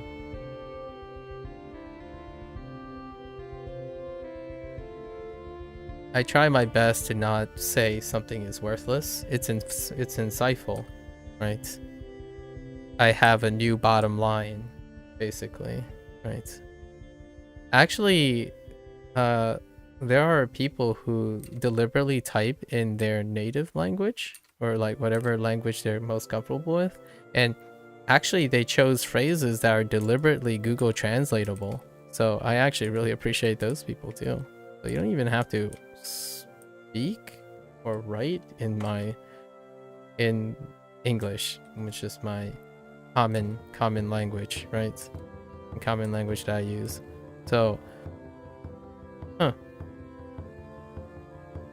the way the person typed, it's highly unlikely that that person's secondary language, like English is their secondary language. The way they abbreviated things are very, very telling.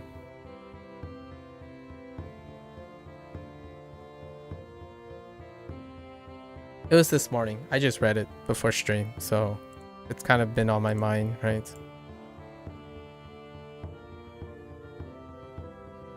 Maybe I'll reflect upon it a little bit more later. Provide a bit more of a cogent response. We gotta place the jammer on the star moth. Can I tell which other games I'll play in the future? Well, this like Neverwinter Online, it is something of a live service thing, so it'll come up every 3 months. And then PSO2 NGS is another live service game I play for meditative kind of situation, and their updates come up every like 5 months, so you'll probably see me do that. But other than that, the games will probably be like language oriented, so lots of story games. I tend to play story games where there's dialogue and written things to be read. So since I'm currently learning Japanese, outside of the live service stuff that tends to get updated over time, I will likely play, I might replay actually a story game called Rakuin, and then it's like side universe sequel in development sequel called Mr. Sato. And I like to hope that I can play it very, very slowly and deliberately in Japanese in order for me to have an opportunity to use the Japanese that I have been working on for a while now. Other than that, there are specific games that are on the horizon. I am an indie gamer, so Hades 2 just recently got launched into early access. I am a big fan, I would say, of Supergiant Games. So their roadmap suggests that it will be an EA until the end of 2024. So within close to near the end of 2024, Hades 2 will definitely be the game of this year for me. Hades 2 will definitely be the game that I will spend a lot of time on. There are a lot of deck builders. I like playing deck builders quite a bit. There are a few deck builders that got updates recently. I wait for like some sort of seasonal update. So Across Diabolos is still on the docket. I haven't finished my review and stuff of another indie deck builder called Rock and Roll Deck Builder. It's called Rock and Roll Deck Builder, but wait. I forgot what the name is called. It's something that deals with rock and roll. It's a deck builder built around the theme. Yeah, I play small games, largely indie games. If Silksong comes out, that could be a thing. It's practically an internet meme at this point about Silksong, so I won't I hope not to trigger anyone by bringing up Silksong a couple more times. The community is so starved. Take care. Yeah, it is really late in India. Yeah, Platinum, thanks for asking. Thanks for the opportunity to share a little. Sleep well. Good luck. Good luck with everything. Best wishes.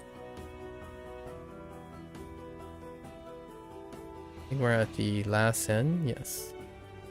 Now we go around the world.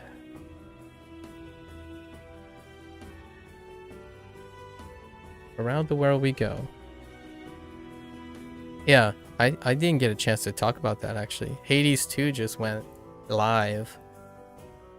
I'm gonna be not nonchalantly watching all the early access people release some fun things in Hades 2. I like watching people play early access games before the 1.0 launch. I typically wait really close to the 1.0 launch, but I buy into indie games that I believe in, and I believe in Supergiant games. So I will probably make a purchase sometime May. I'll probably make a purchase in July. Usually I make most of my purchases in July for points and stuff on Steam when they host like a sale event or something. The game itself will likely not be on sale, but I still purchase during that period. So I go shopping for indie games. A vast majority of them are early access games. I read up on the company, or I read up on the developers, their history, their vision, try to look at their roadmaps and stuff, or what they're having, and then the community that's built around their early access period. But those are the ones that I like to participate in. I really enjoy the people who are trying to have a start, right? I like people who continue to take risks and bring something that is not pandering to dogma and the the dogma basically, or orthodoxy. Much like the way I consume tools, that includes Duolingo. Right? It's about doing something different. The tool does not define the person. The person defines the tool and how useful it can be. I really, really love the indie section. Obviously, much like most things that are novel or attempt to be novel, there are hit and misses. I don't particularly think I've hit a track record. My track record is pretty good. But here, most of the Indian gamers play only one game and you get bored, and therefore I came to this live to watch something different. Oh, actually, before you go to bed, I don't know if that's what you're telling me. Before you go to bed, what is the game? I'm kind of curious. I haven't ever met an Indian person so far that has talked about video games. What is the thing you play? Like a statistical norm for Indian gamers. In the United States, it's like Valorant and whatnot. So, I'm actually very ignorant of what's happening, what's trending in India. Before you go, curious.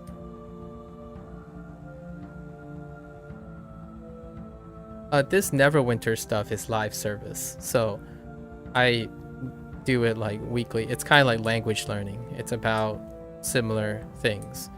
The update comes, it's about 2 hours across 5 days or across 10 days, and then we wait, right? This stuff is not the stuff that I like to talk about things while we're doing this. But largely, I don't really stick to one thing for too long. It's ironic.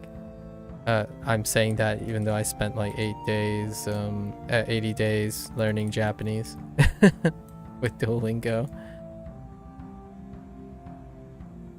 If I'm sticking with something, I tend to do something different over time with it. Like I'm that Overwatch guy that likes seasonal events, for example. Like, what do you stream? Well, sometimes I stream comp if I have to play Overwatch, but sometimes I just play the lab and the custom map things. You know? Gotta switch it up.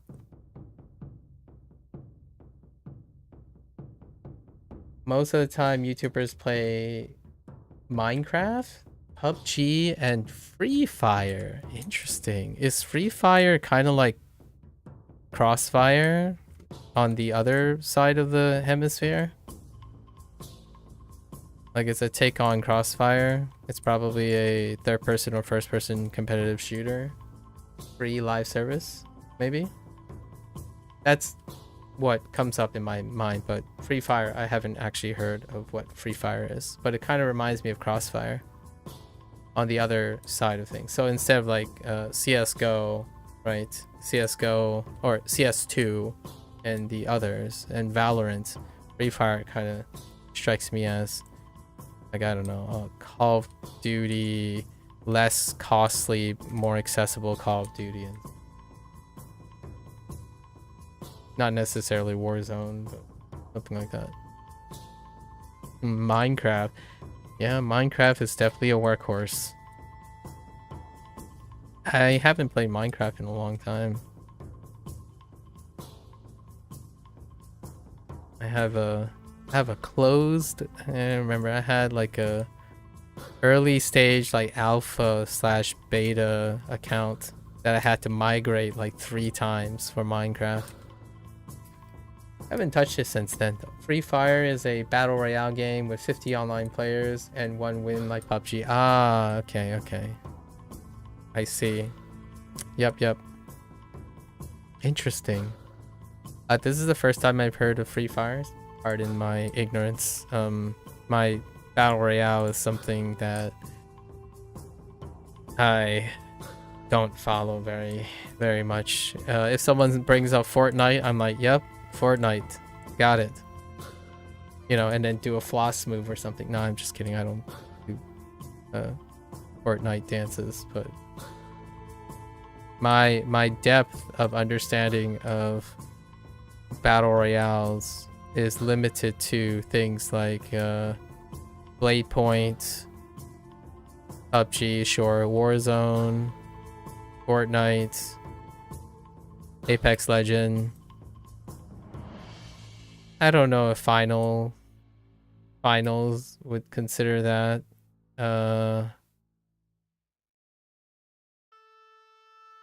That's about it, really. It's nice to see that there are alternatives out there, though. Free Fire.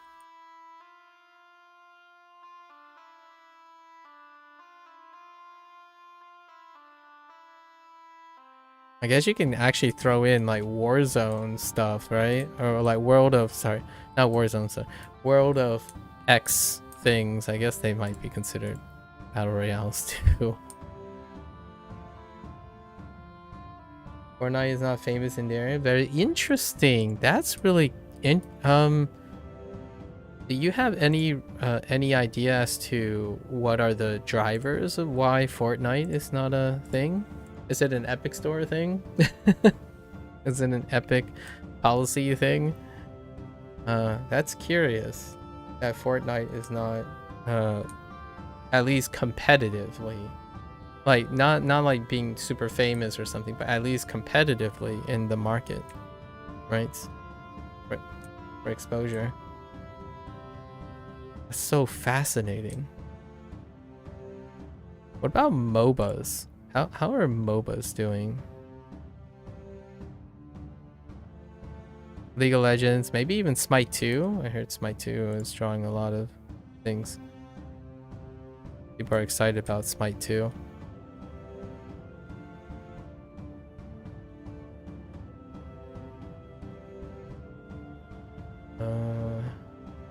I think we're done. Yeah, wow. That went by very quickly. It took 40 minutes. 40 minutes is pretty decent.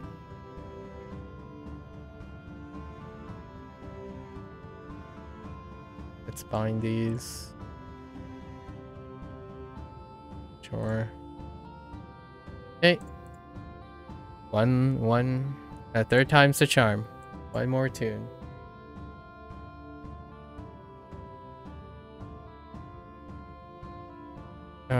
Yes.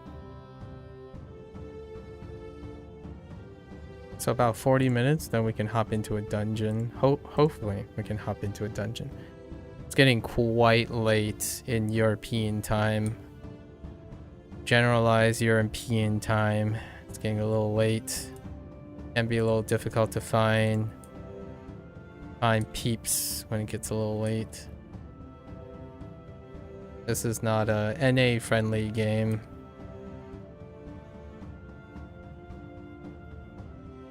In terms of player pop.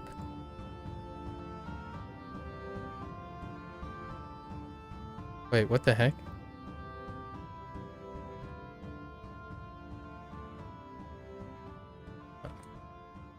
Oh, I needed to, yeah. Okay. Because most of the people in India enjoys to play on iPhone, and Fortnite is not played in mobile? Oh, wait, that's an interesting question. So right now, Epic, right? Oh, that's so fascinating. So India is actually caught up in the whole feud between Epic Game. The feud between Epic Store, like the Epic app, and Apple, because you just mentioned iPhone and Fortnite. Oh yeah. Wow, that brings a lot of perspective on the current thing. I've been following the whole Epic Store, like Apple feud thing, right? About the Apple Store listing the Epic app, which is necessary for Fortnite, right? And whatnot. That's so interesting. This is the first time I've actually met someone who is in a place that is felt by why it's a big deal what Epic Store and Apple are fighting over regarding their practices with their app store. And you're right, like what you just said was right in the middle of it. Interesting. I haven't even considered that. That's really neat. What does your friend do, by the way? Does your friend play different games too? Man, yo, that's, yeah, I don't know what the current, actually, I don't know what the current situation is. I know that Apple is like being cheeky about making compliance and stuff, and Epic still isn't happy about it. So you can't really play Fortnite very easily on mobile, especially if your ecosystem is Apple. For the record, I have not played. The closest battle royale that I play is very loosely a battle royale, and that's I play Hearthstone.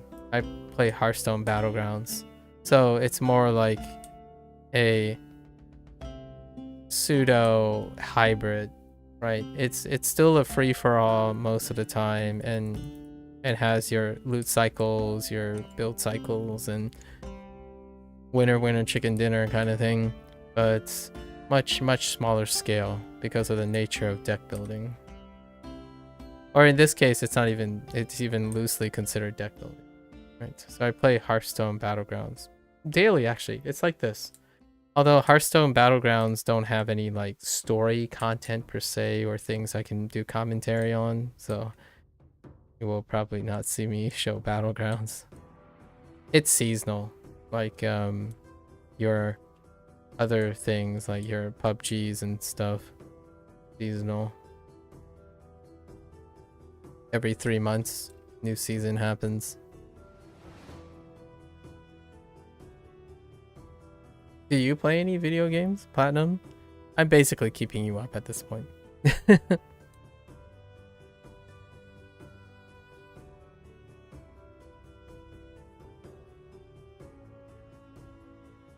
I wonder how the Minecraft scene differs in India compared to the Minecraft scene elsewhere. It's been a while since I consumed Minecraft content, so I can't really comment on what's going on in the Minecraft space. I'm quite a bit uncultured when it comes to the Minecraft space. Or even Roblox. Oh, that's a great question. Oh wait, is Roblox owned by... No, I think Roblox is still an independent, right? It's an independent. It's an independent publicly traded thing. That's how many languages do I speak? Speaking? Okay. All right. I'm gonna be careful here because I don't want to oversell here. So I speak Fujianese at home with my folks. Fujianese being a dialect of Mandarin. I don't speak Mandarin. I can't comfortably say I speak Mandarin, nor can I speak Cantonese, but I have comprehension of Mandarin and Cantonese. However, I have oral comprehension of them. I'm illiterate in Mandarin and Cantonese. Fujianese is kind of a difficult thing to gauge because it's actually kind of based on Mandarin, so I'm illiterate in all of those. But in terms of speaking, a lot of times I could reproduce something for Mandarin and Cantonese, but I wouldn't consider it speaking. Fujianese though, definitely. Spanish oral production is kind of meh. Like, it's really meh. So I wouldn't say Spanish either. But I can... If you give me a couple like a month or two to review all the things, I probably can get back up to speed on Spanish. And then Japanese is what I'm learning on currently. And then I use English as the common language to communicate with most people.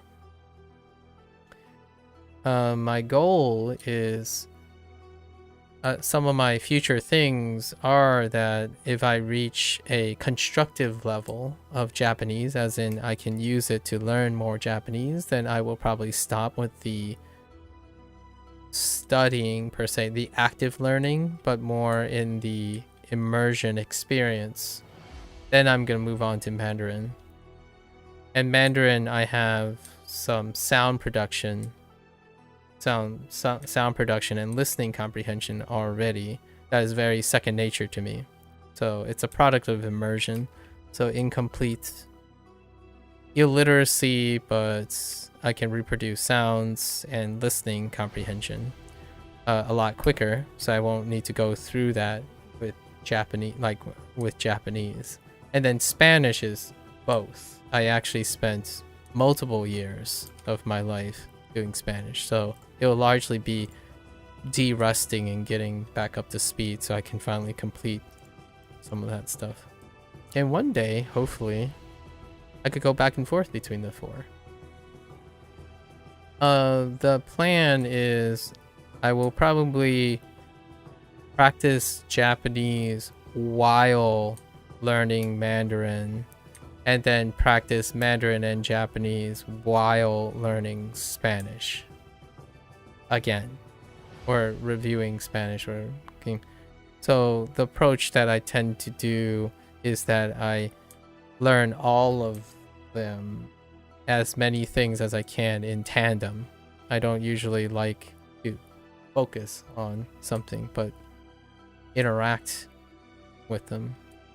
So oftentimes you'll find me, whenever I learn Japanese, I keep talking about English, because English is a part of how I learn things. So I like to slow down. It might not speed up Japanese, but it deepens my understanding of English while I learn Japanese.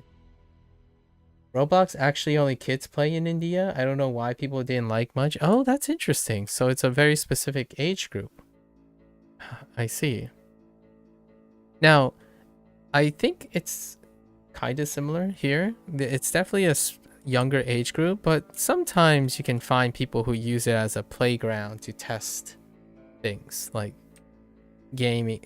micro game concepts and stuff. So I've met some people who use it as a way to develop to test social experiments and like not like unethical things, just like testing out ideas and stuff on a younger subset of people, right?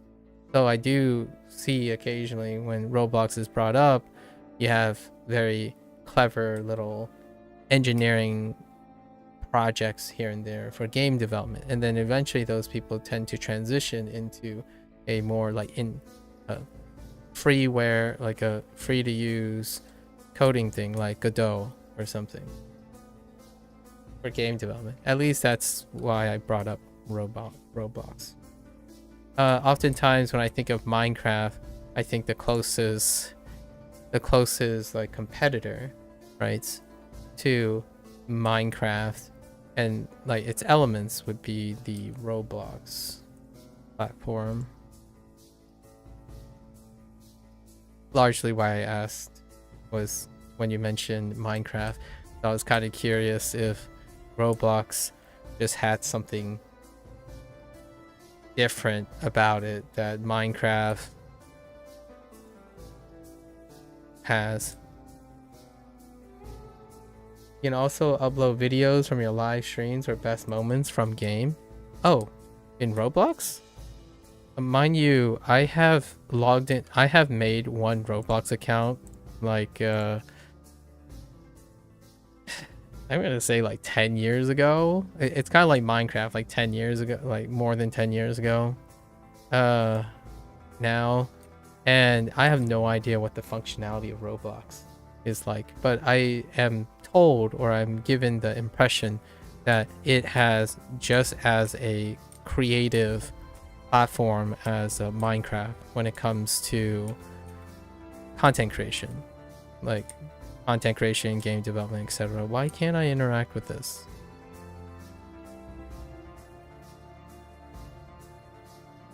Dude, my friend, can you stop standing in front of that? Thank you. I appreciate it. Yeah. You can play trending games? Oh, what do you mean by that? Like you can play trending games on Roblox?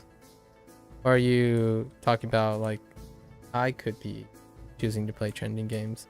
That's certainly an option. In general, I occasionally pull up one or two trending games of the year. So Hades 2 is going to be the trending game of this year. I actually think Hades 2 is going to be probably the biggest. One of the biggest. Black Myth Wukong is an interesting entry. Although I don't think I'm going to be able to be literate in Mandarin by then. But actually, watching Black Myth Wukong is going to be fun because of Chinese. I don't actually have a lot of problems playing games listening to Chinese. There's always that. I look forward to people enjoying Black Myth Wukong. Hopefully that studio does well. Would love to see more games with Chinese mythos. Personally, that's a relatable thing to me.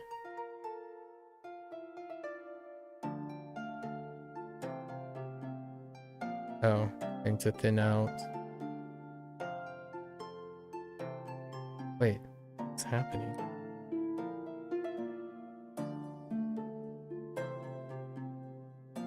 Oh. I didn't take out 23? Wait, what's going on? I thought I already did this. Okay.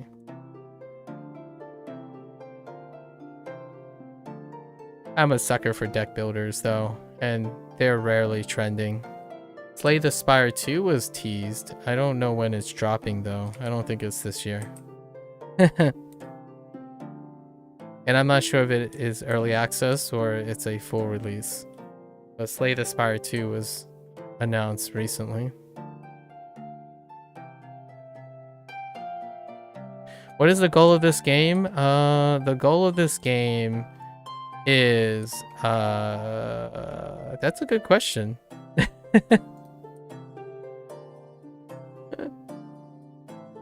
So this game is a live service model, so it's an MMORPG, and every update produces new lore content that's relevant to the D&D universe, right? So what MMOs tend to strive for, what MMOs tend to strive for is consistently adding to a persistent universe.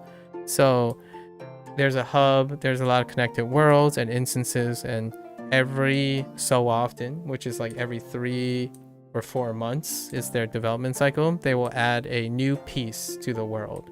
And that new piece offers a small microcosm of lore attached to it. So like in this one, this particular update is the second part of a space chapter, a Spelljammer, a space chapter of the lore where this universe has multiple realms. You're from a specific realm, and you're a person who's interloping, kind of, or being asked to help with a current rebellion that's happening right now. There's basically a dictator that's taking over and trying to rule this space, the literal space around this, which is composed of a lot of planets and asteroids, and you're part of the rebellion, so kind of like Star Wars to some extent. So you're help over rebelling against the tyranny of a emperor. Meanwhile, I can try battle royale games. Ooh. Perhaps. Perhaps when there's a battle royale game that I'll be interested in the future. I'll keep an eye out for a battle royale game. So in this, basically right now, the point of the game is you are presented with different adventures in the worlds, and it builds to a bigger world. And that's usually how MMORPGs are. So every 3 or 4 months, there's going to be a new adventure. You save an emperor, maybe you save a princess, and then you help people. Like you do fetch quests, obviously, things like that, where, oh, hey, you need to help collect arms for the upcoming battle and stuff. So it's role-playing 101, where you're an adventurer and you do various things. In this very specific case, there's a very bad prince who is taking over the space and ruling with an iron fist and self-proclaimed emperor. And you're helping the rebellion fight back. And naturally, since you're the quote-unquote good guys, you succeed. At least that's what it's implying. I haven't actually gone through this arc yet. But in the dungeon, you actually fight the emperor, who is the former prince, and you win. So naturally, spoiler alert, right? You overthrow the tyranny of the prince, and then you place his sister, the princess, on the throne. At least that's how it's going to work out at some point. Meanwhile, you're an adventurer, so you have to help with little things. You have to help out. Well, don't I feel bored because you play for a long time? Kind of. I mean, sort of. I'm playing for meditative purposes, so in this case, this is more like me meditating. I don't know if this is a practice that happens a lot in India. I imagine it does, but instead of meditating, I kind of do this kind of thing. It's to provide balance to my life. So this is a type of game that I refer to as a live service game. So you play every once in a while because of the comfort of its familiarity. So it's comforting because I can do this without actually thinking about too much. I will focus on other thoughts while I engage myself. So it's kind of like drinking your morning coffee, so to speak. Right? You drink coffee, or like if you're a coffee drinker, you do it for a very long time. It doesn't become boring because it provides something else. It provides comfort. And then I go into strenuous things like learning language, learning Japanese, or playing a game that involves some novel interaction with learning stuff. So yeah, it's kind of the way why people like playing one game for a very long time. It's comfort and complacency, but I do that too. There are things I do in my life that are very consistent, that provides me structure. Yeah, it's relaxing me. It's giving me some break, and occasionally it gets updates. So I kind of give it an opportunity to chill, talk about things. Lots of people play these types of games, like live service games. You named a bunch as well. Like technically Minecraft isn't a live service game, but it operates like a living thing. So for me, talking to you here, how relaxed I am and I'm just talking about random things is kind of what this game is to me. And I've been this account is over 10 years old, so it's been through the entire lifespan of this game. And usually I do the same thing after the stream. So I would spend like 8 hours learning Japanese, then afterwards I'd spend like 30 minutes upkeeping this character. And because the updates only happen 3 to 4 months, but every 3 or 4 months I spend 1 day of the week for 10 weeks playing the new things to see what they added. But it's more like having a different cup of coffee for like a month, trying out the new flavors, right?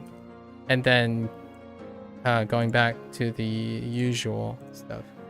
So it's very relaxing before I engage myself in crazy things. As opposed to meditating. I used to meditate quite a bit, actually. Your real name is Bhavesh? Bhavesh? Hemnaji. You can't spell it. I think it's a bit difficult. Yeah. I probably won't even try, but I tried. In India, some names are so difficult to pronounce. That's understandable for people who don't speak the same language, right? Difficulty is relative to the person's competence. So since I'm not Indian, nor do I speak any of the regional languages of India, it may present itself as difficult. It would be very reasonable.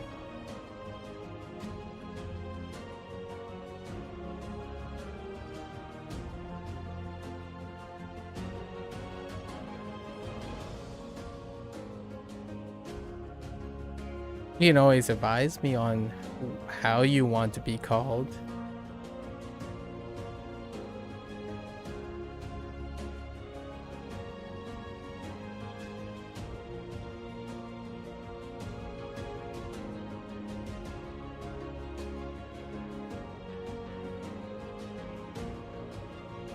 I'm certainly no stranger to having plenty of things. Do I know anything about India? I know as much as my coworkers have shared with me over the years, which is not very much. I had the privilege of having a colleague that is Punjabi, and another colleague talked a little bit that is from South India. He didn't quite say where per se, but I used to sit around and hear them talk about, reminisce about the comparing and contrasting the cultures of North and South India. Not too much. My exposure to India is as much as documentaries, travel vlogs would say. So the one that I probably most recently watched was probably James May, Man in India. That's as much as I got. So more of the, I guess, maybe touristy like exposure to India from the perspective of an English person. Not American English, but an English person. James May is English. Or British, I guess. People usually say British.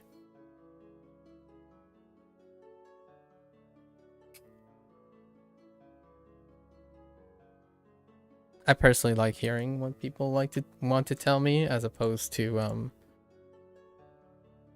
making claims of what I know. I personally don't feel comfortable saying I know very much most of the time.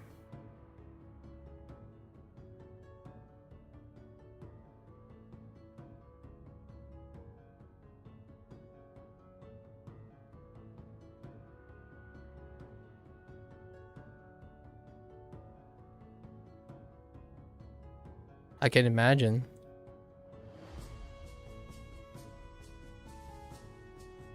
Is the program Man in India was it was very short actually. He only had they only were able to film three episodes. But what was seen was pretty cool.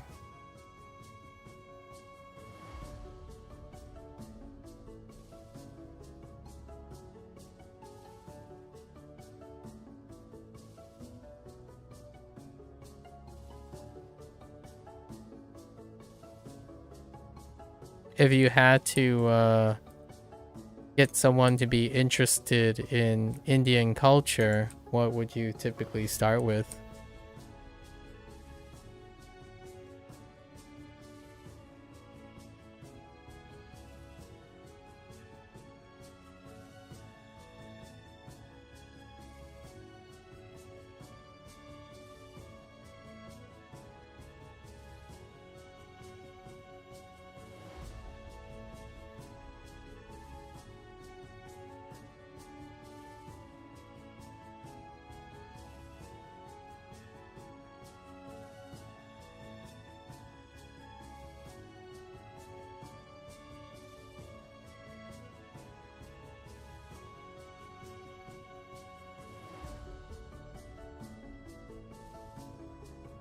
I also have this like very stereotypy impression of India as well, because a lot of the people that I know, since I'm in the United States, are Indian American, or like they were born here, born in the United States, so they know they inherited what they had from their parents. So a lot of times they talk about things like Mumbai, like things that they do back at home, some of the ritualistic or traditionalism that they kept while still being American. Oh, you're going to sleep? All right, fair enough. Yeah, take care. Good luck. Good luck.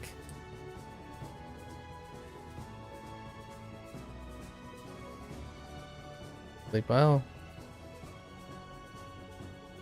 Why have I not interacted with this person? Oh, no. This is just leaving. I'm not paying attention. Grab the jammer for the third time.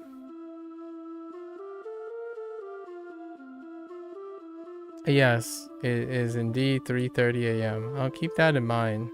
So you're 9.5 hours ahead of me. Okay, 9.5 hours. Interesting, a half hour. Sleep well, sleep well.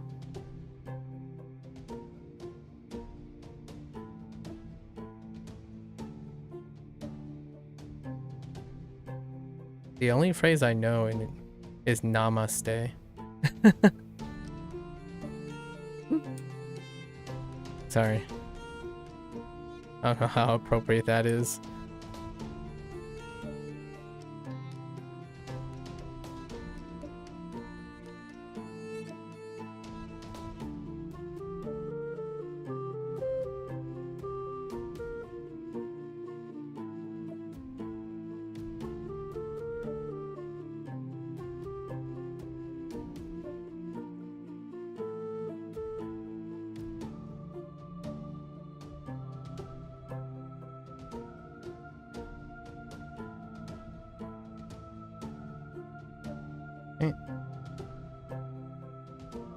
Alright.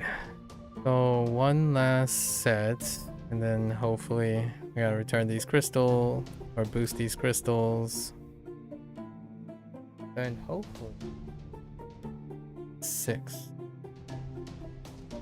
No, you're perfectly welcome to chat all you want. This is what this is for. Thanks, take care. Yeah, feel free anytime.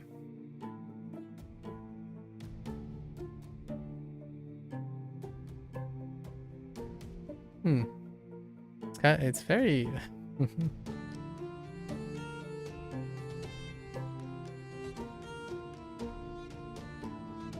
such an interesting sentiment.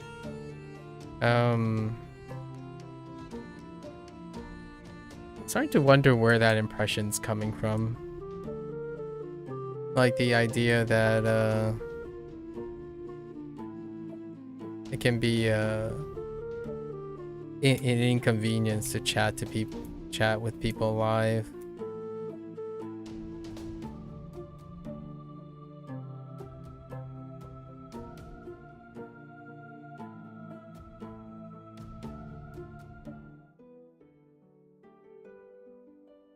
Good old lurker streams. Hey, oh, we're good here. Gotta go back to Volcas Star Moth, or not his Star Moth, but place one on it. Ooh, okay. I still see people. Oh my rubber band. Oh my. Okay, all right. I still see people looking for parties for Imperial Citadel. So I think we're pretty good. We're still good.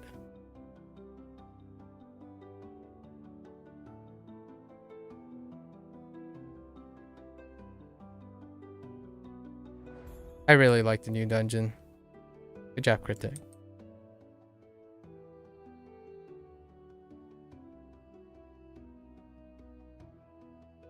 Still, although 1/is, I'm very indifferent, but also slightly negative about the traditional loot system. I think that it's incredibly deflating and archaic, the traditional loot system, and continuing to preserve the traditional loot system. They're going to account-bound pickups all the time, so independent loot system is individual roles, and non-disclosing the roles is probably what I would suggest from a psychological perspective. Like, oftentimes, even though the outcome and the probabilistic chances can be normalized to the same probability, seeing people's active decision making to, you know, greed on things and need on things regardless of their status is kind of very deflating to a game that requires you to constantly rerun Like, to get the gear, right? It is at least 50 runs? 50 successful runs. Provided you're not lucky enough. And that's a lot of time. I don't know.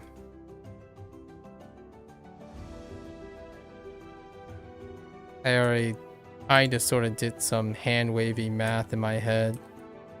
If I'm already considering that the decision typically is made by the person already well in advance. So if whenever traditional loot comes up, it's like, oh, well, yeah, unless you get lucky. And personally, I think that's preying on people's optimism. I think the longest period that I've ever gone was when they introduced the hardcore mode. The hardcore option for like Vaults of the Star. 6 months. 6 months of runs. And didn't even get the first step.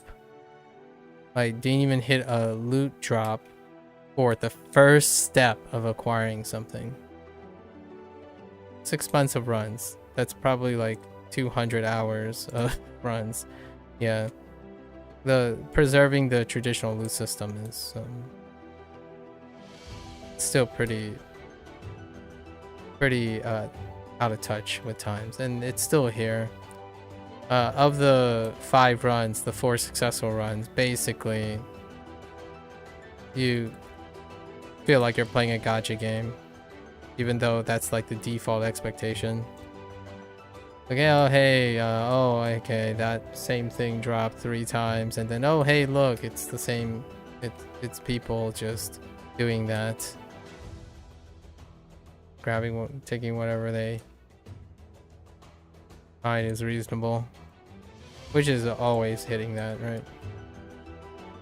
And you factor in the idea that you have to, or at least if you're like me, you end up in random groups every time. So you don't group up with people who already have the things. You group up with people who want the things. And then the cycle continues. So not having independent roles without disclosing between the members is kind of short-sighted in my.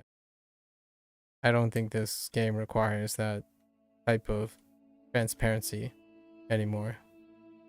I like PSO2 NGS, where when you complete a task, every individual player sees what loot they have, and they all roll probabilistically based on their completion. Whether they choose to disclose that to the other party members, that's their prerogative, right? That provides an environment where you don't have to consider the idea of pre-selecting your members. This game's population is dwindling to a point where if you're a random player, like someone who doesn't rely on the same people by doing favors, you can encounter that issue. Or like, oh, you know, why did you need this? It's like, well, I really wanted this, and then they start talking about it, and like, okay, well, it's a little bit even less personal when you're always constantly grouping with strangers. And usually when you're grouping with strangers, you always know that they are motivated to be doing the same thing. So you spent the vast majority of time being skeptical of your partners, right? You're viewing people, and that creates a bigger and bigger barrier to wanting to do any of this. So to me, dispensing with loot rolling is probably something I would strongly consider. You can automatically loot roll based on the table. The idea is that loot rolling pits you against other players. I think there's a time and place for that. If the game is thriving, right, and there's active competition, certainly. But no.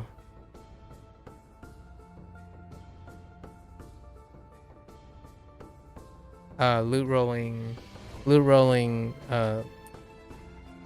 perpetuates that feeling like, what is it in it for me? It's like, well, I don't have any loot here, so I'm doing you a favor. I mean, from the gear, like from it, there's already the inspect gate, right? When you inspect someone, it's like, yeah, we don't want you because we inspected you, right? There's already that. I think piling on and maintaining traditional loot rolling is even... there's... I'm... The last two groups that were successful, they do this pedantic platitude thing where like someone say, oh, hey, you deserve those gear. Like, so you inspect two people, right? Two people are looking for the same thing. And the one person said like, oh yeah, you deserve it. Good gear. Glad you were lucky enough to get good gear. And I'm like, man, the passive aggressiveness is so dense. That's usually how that goes. Like, oh, good on you. Yeah, you needed the gear more than I did. Dang, man. Dang. Dang. Yeah, transparency, loot rolling. It's not with the times, especially live service games, in my opinion. It leads to so much passive aggressiveness and pre-selection and prejudice. When there was a little bit of more of a player population, people don't just look at someone and say, oh, they need this, I don't want to invite this guy to the party, or else we're gonna have to roll for the loot. There's still elements of that in group formation, in closed groups. So I'm usually going to open groups, so it's automatically assumed that everyone needs something, and they usually want the same thing. Loot roll hasn't been individualized to the point where people will courteously pass on loot that isn't fitting of their role. They roll on everything, regardless if it's useful to them or not. So there's no courtesy here. It doesn't reinforce courtesy. Live service games now are not built on courtesy. The courtesy is not using up time when there's nothing in it for you. So whoever gets it first, you get this like passive aggressive thing where, oh yeah, the first group forms, it's like, let's work on this, and then they work on it, and the first person that gets the thing, they stop working on it. Right? It's like, well, I'm glad you got your things, but you didn't stick with the group long enough to help the rest of the group get it. I thought we were in it together. Yeah, so many things come up so often. Lots of petty passive aggressiveness.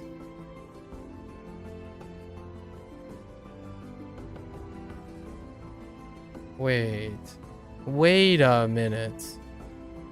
Why are you off by 10? Oh, is it because I did the... Okay. I'm gonna... Okay, fine. I'll turn these in, and then I'll reset so that they're on the same place. Oh, wait. His is different. Anyways. Let's do these three. Actually, no. We're good. We're good. Let's go look for dungeons.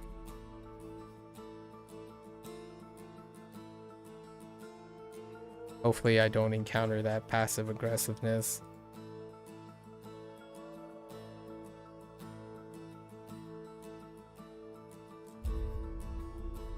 What's happening? Announcement, May 1st. We're aware? No. That's the same thing. We're aware of the issue with entering day of the dungeon. Oh, no. Yeah, that's old. Why is this? Oh, that's right. That's right. I decided to upgrade this one too. Great. Alright. We did our weeklies on all 3 characters. Now let's go try to find a party and make a single attempt. Unless it ends too soon. Like they break up or something, then we'll try another one. I'll give it like an hour. Well, first of all, we'll try to look for something for like 10 minutes, right?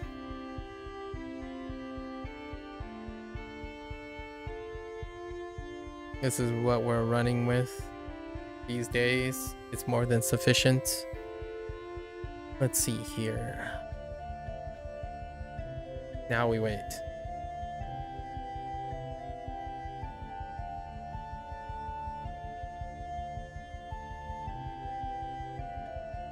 Actually, let's also, while we wait, let's take a look at... Oh, you know what? It's not even displayed on here, is it? Oh, wait. No, it's not even displayed on here. We actually have to go to the other store to actually see it. So we can't be here looking at the gear and the currency and calculating the currency that we need. I think you get like 9 currency and each the main hand, right? I'm talking about these things. So to get these, I think the main hand is 50 currency. So we get 9 a run. That's 6 runs. I think it's more than that. I actually think it's 100 currency. Actually, let's quickly go over and take a look.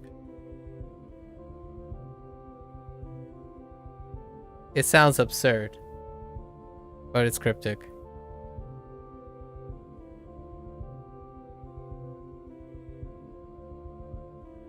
Sometimes they really do be pushing the envelope on how many runs. Let's see. If we look at advance, right? Oh, it's 90. It's 90 for the main hand. Oh, it's 90 for both. Yikes. So 180. It's 20 runs. Actually, that's not too bad. I guess for myself, for someone like myself, 20 runs, right? I think you get 9. You get 3 for each takedown. So you get 3 for each takedown. So that's 90. The first boss is the most dynamic in my opinion, but lots of people still do the first boss for farm, for currency farm. So you need 90. That is 180. So 180, you need 60 boss takedowns. 60 boss takedowns. If you do 20 runs, 20 successful runs, you would get the currency for the main hand and the offhand. And naturally, the reason why I'm not talking about like these things like Radiant Elven Armor is if you do 20 runs, you probably get the 1 or 2 things you're looking for. I did actually see this drop once, the divinity thing, and the person needed it even though they already had it. So that's kind of what I mean by it doesn't matter. People do not, there's no like courtesy between strangers. That's not part of the live service model. You just need and greet because you probably won't end up grouping with them again. So it's just commonly accepted that you already do individual rolls anyways. You roll on whatever it is. As much as people might say, oh, we're courteous to each other. Well, it's because you know each other a lot of times. You're familiar with each other. Doing randomly, the social norm is to roll on whatever you can roll on.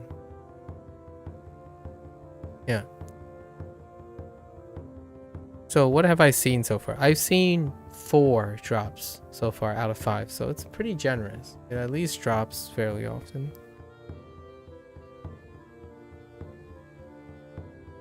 It doesn't make up for waiting 2 hours or seeing hopefully there's enough player population to even make an attempt. I need 20 runs. How much currency do I have now? Oh. 4? I should have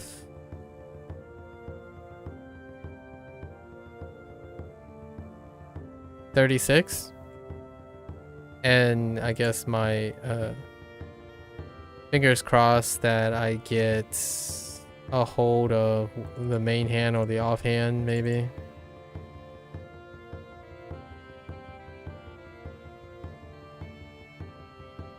It's so weird that they don't display. The new display is not my jam. Just getting rid of these seals. Okay. We'll take whoever asks first. So far no luck. Yeah, no luck.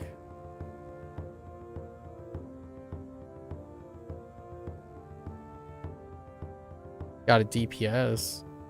Was the DPS looking for a group? Not enough though.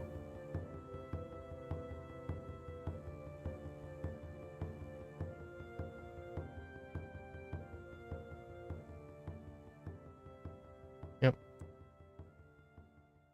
We'll give it another 10 minutes.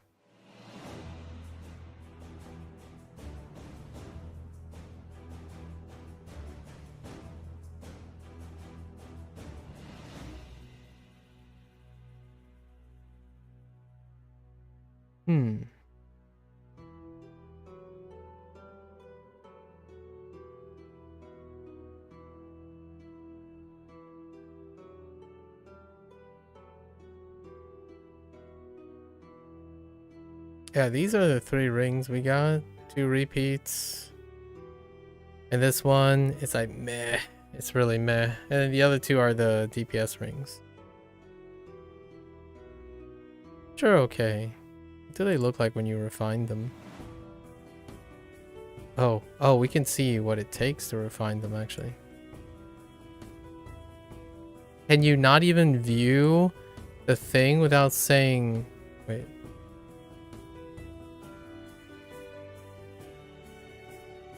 Okay, I get it. Stop. So we need 3 cosmic pearls. Oh, that's not too bad. Huh. It's not too bad. Although, I say that, but these go to mythic, right? Or do these only go to legendary? Oh, they go to mythic. The mod stays the same. Just stat bump. Stat bump is like meh. Actually, these are alright as is. My cosmic band of energy is alright as is.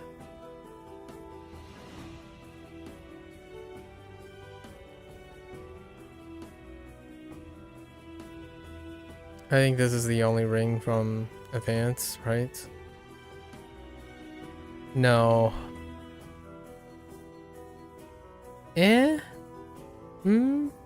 That's okay.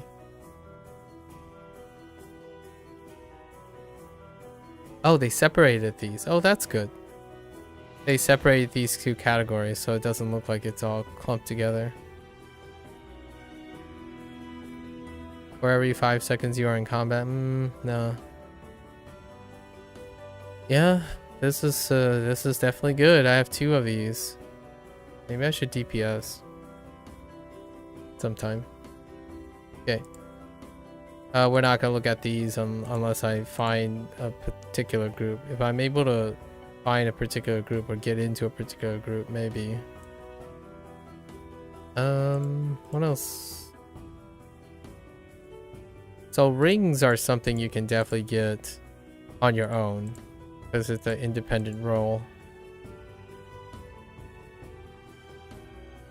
Yeah, nope, that's it. We have 2 of them already, so that's fine. It covers the 2 that I use. The others are no sir, no sir. Pass. Yeah, big pass on the others. Yeah, big pass on the others. So ring is already completed. We got lucky there. Guess rolls. And then what are we looking for here? Boots? Definitely boots. Both boots. So both boots. Oh, actually, I take it back. Boots are kind of optional in this case, because we're using astral raiders, which is for damage reduction in scale content, and the advanced one is scale content. These are necessary for masters or any unscaled content, so I wouldn't mind grabbing those boots. But what are the arms like? Recharge speed, and it's based on combat with 1 enemy. It's okay for like swapping to boss fights. What was this? I think I don't mind this to replace the chest piece. Yes, I don't mind this to replace the chest piece. 10-second cooldown is alright, and this too. So we're looking for 2 chest pieces, and I have no idea if all the bosses have a chance to drop it or not. This one is... no, it's staying in combat for a really long time. It's more boss specific. And yeah, both of these are... I mean, this one I'll take. Or... since I'm generally stuck tanking most of the time. This one, not so much. Critical strike, you kind of cap out a lot of times. So it's basically either I hit 20 successful runs and take these. These are fine too, actually, but they don't unlock until milestone 6. You have to wait 6 weeks to replace anything, really. To guarantee to replace anything. Unless you want to run or sit here and wait. Okay, now we have 2 DPS that are looking for a Imperial Citadel. No healer in sight. I mean, I could heal, but then there's no tank in sight. What were these? Critical avoidance and damage resistance based on... nah. This one, I would love to get my hands on for masters, right? This one's amazing. 2nd class citizen though, if you're not doing masters. Both of these are pretty amazing.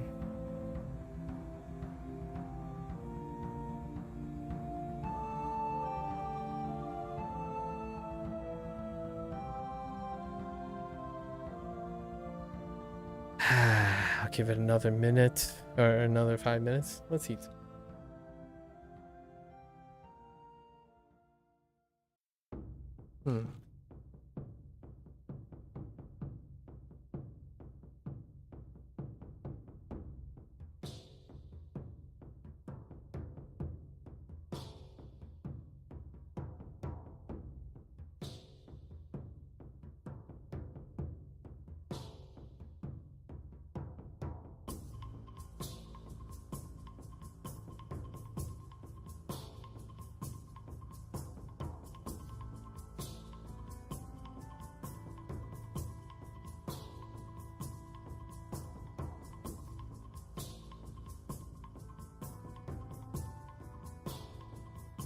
No dice. Is looking chalked.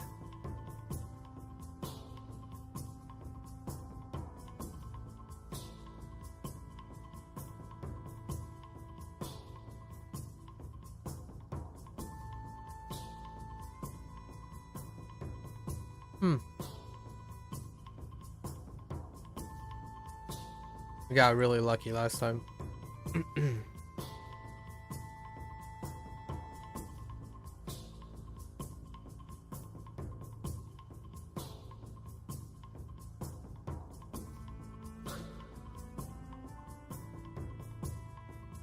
It's raining, but I like the dam.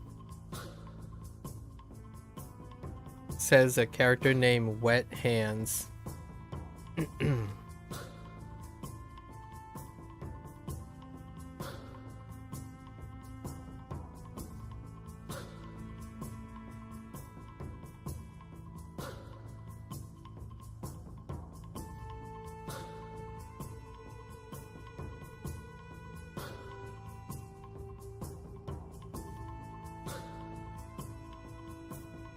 Alright, I guess I might as well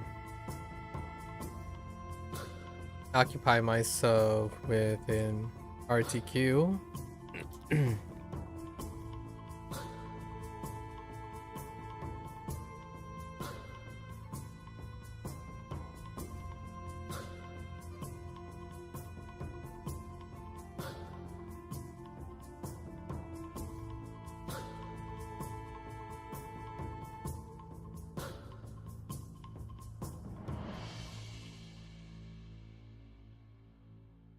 Dang, that's a lot of paladins.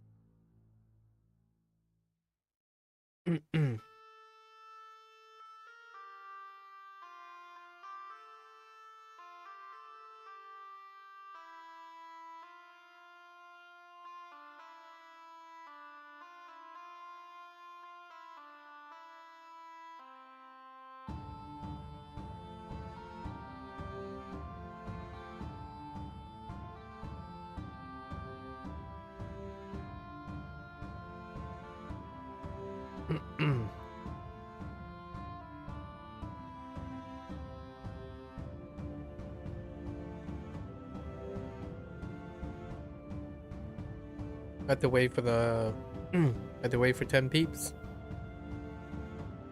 Only need really one healer.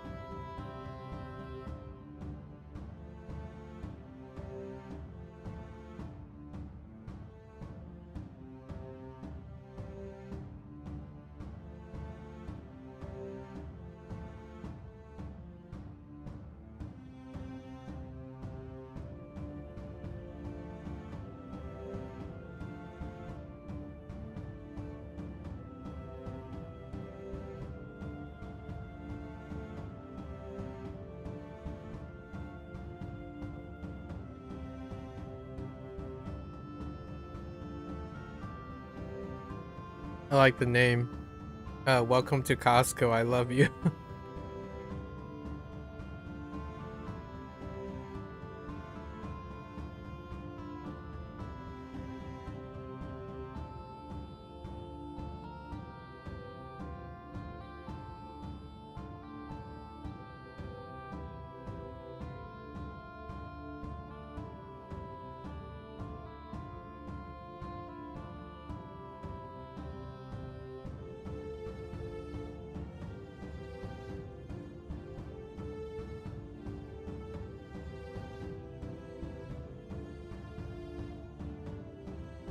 This guy already has advanced version, right?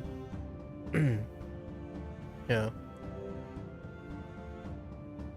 And yeah, that's okay. Yeah. It's basically just a weapon set. What did this do? Oh, that's interesting. Okay.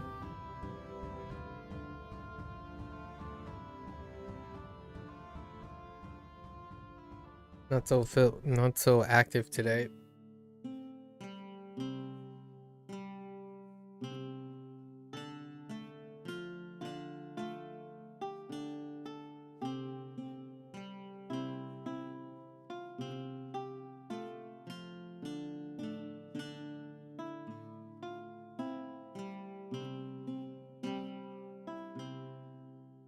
Alright. Healer? Oh yeah, we're set. 4 paladins. Alright. Advance. You know, if there is a defense of the Moon Dancer formation, I might just hop into a defense of the Moon Dancer too. I'm actually kind of close to exchanging out the main, or a main hand or an offhand, so maybe I could get lucky.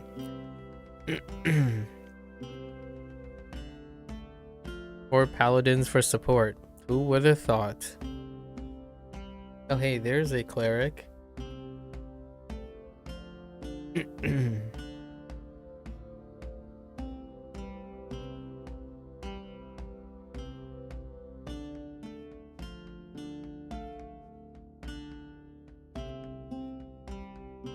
This is usually how what it usually looks like when it comes to RTQing random groups.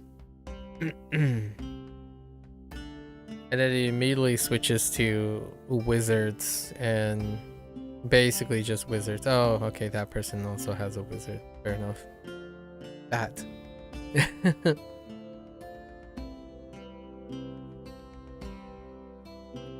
Telltale sign of TLC required for very specific things. Notice there isn't a red icon on this roster list yet.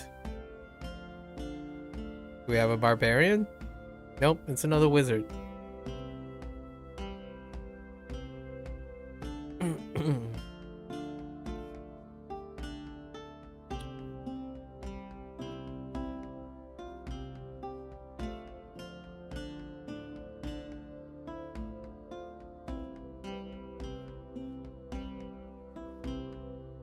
Wait, I'm so confused. Is that person switching to...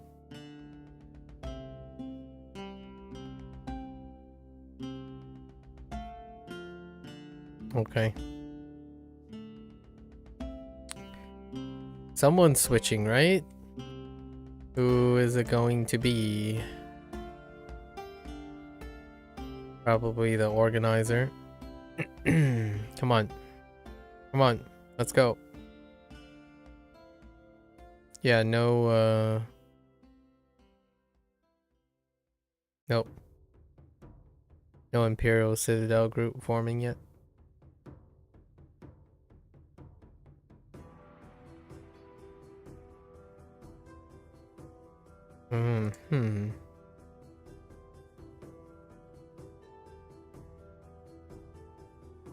Okay.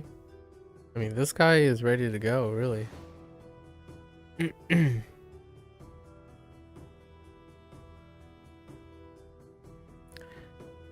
Alright, this will be relatively quick. Hopefully after this, we'll wait for another 10 minutes, see if we can get a run in. Otherwise, it's off to studying.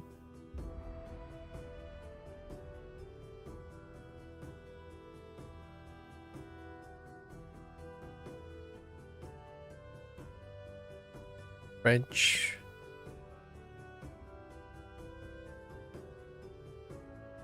Guild.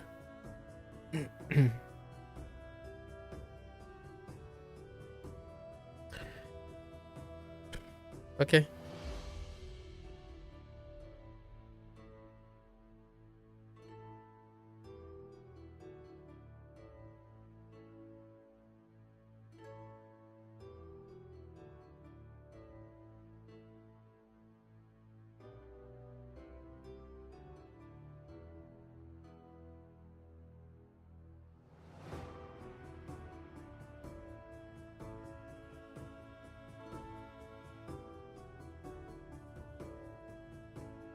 Come on, everyone hug in the circle.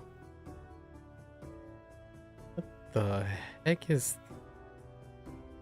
Okay, Winston with a lot of what looks to be like Greek characters, maybe?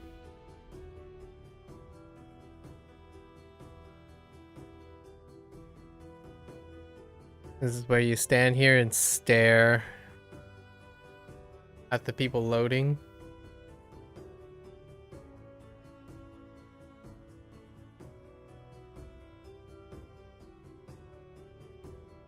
there. Oh, there we go. We have movement in one person. One more to go.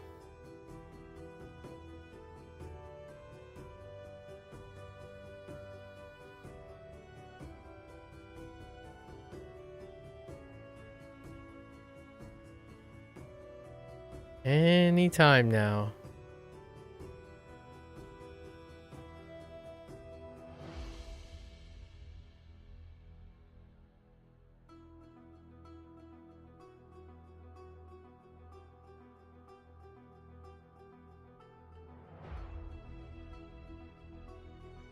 That person's trying to heal the lag.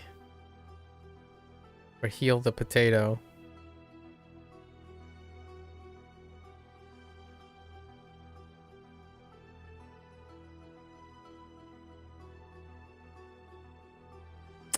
Yep.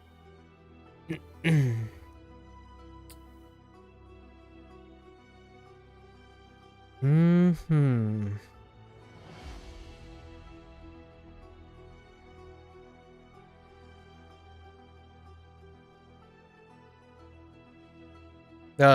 At this point, the person's AFK because you usually, like the, oh wait, just kidding. Alive. The person apologized, so they were AFK. Yes.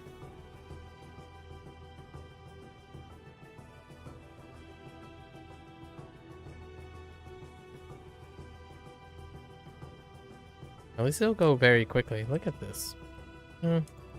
Nice, quick. Sure.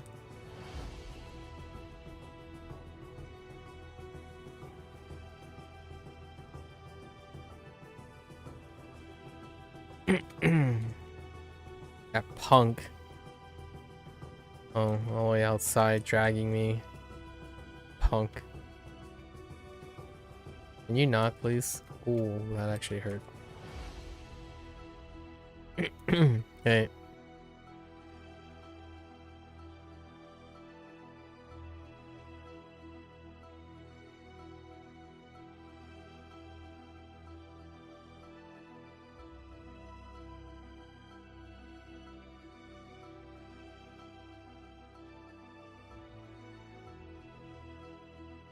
Whoops.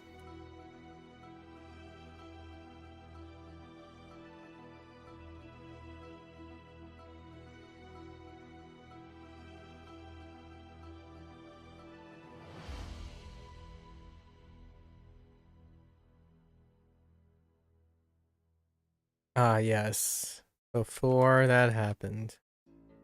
Okay.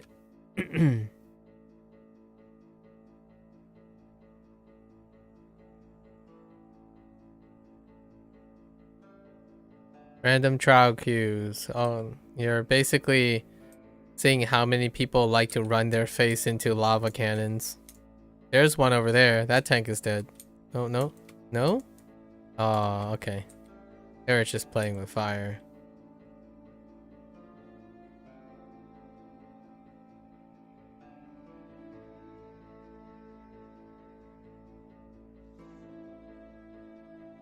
My bad.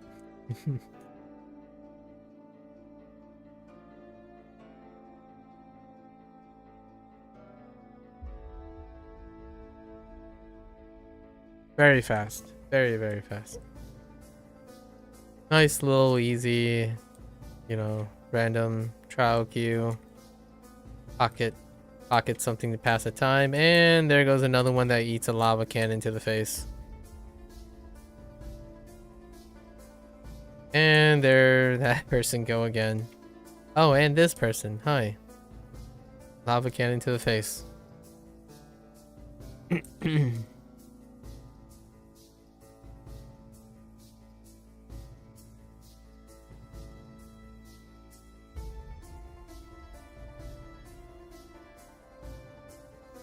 Okay. Profit. Nice.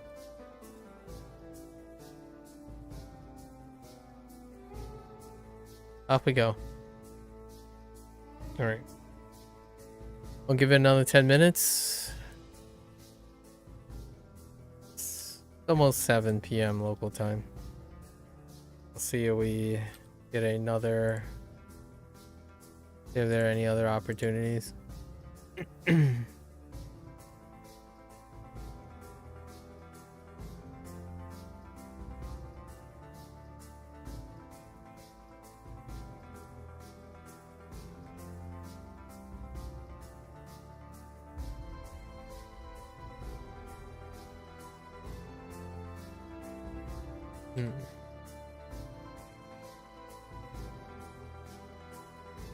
Dang.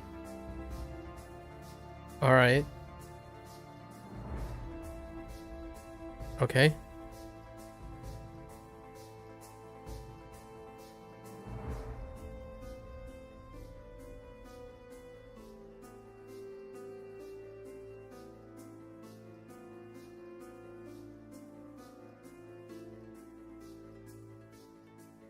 And then this guy. So technically, we can form a group with a tank, a healer, and 1 DPS.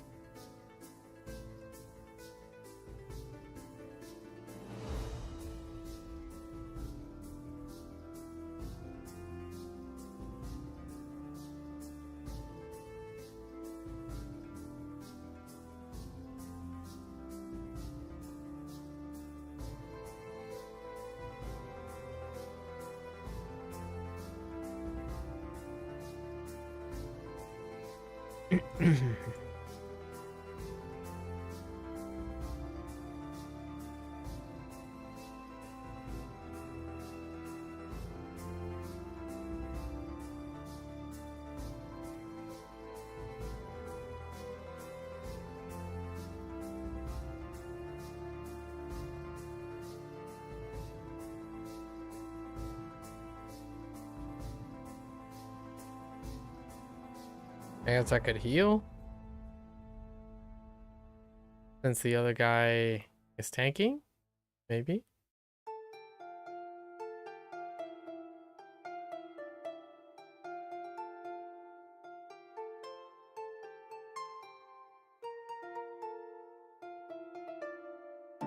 Yep. There's the other tank. Alright. I haven't healed before, so are they setting loot rules? Is that what they're doing with the party? Oh, hopefully I don't get shot in the foot here. Okay. I haven't healed before. Yeah, this is the same guy, right? Yeah, the same guy. Using the Astral Raider Greaves. Okay.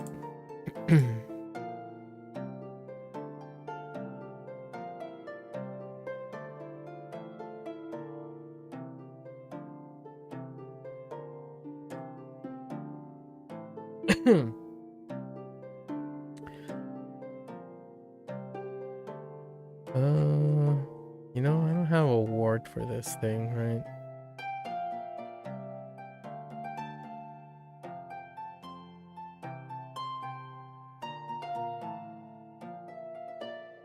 Let's throw this in.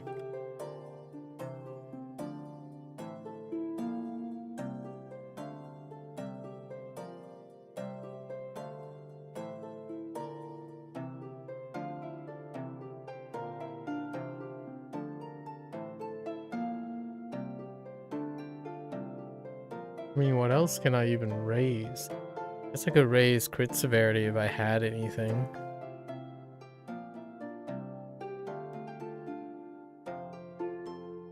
Alright. Got lucky again.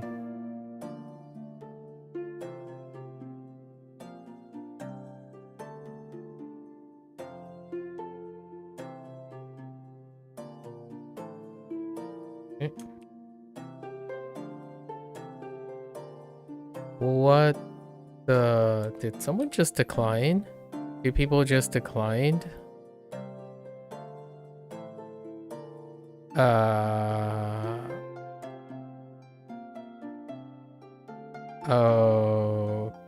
Okay.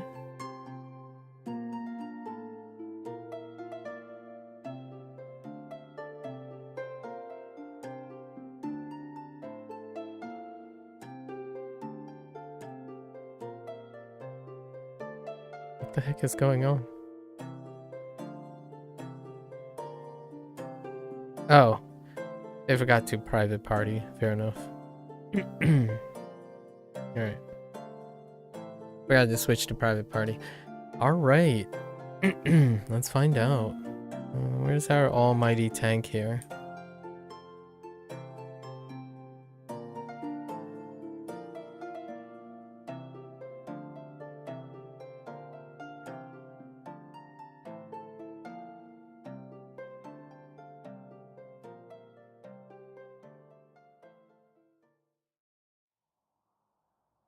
Oh my gosh, there's some serious lag. I'm a little scared actually.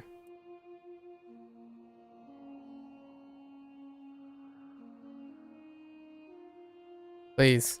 My guy. My guy.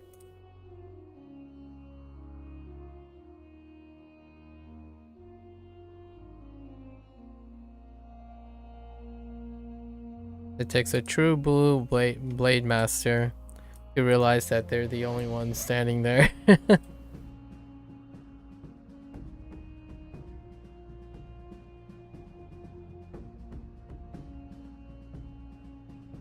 I suppose I can do this.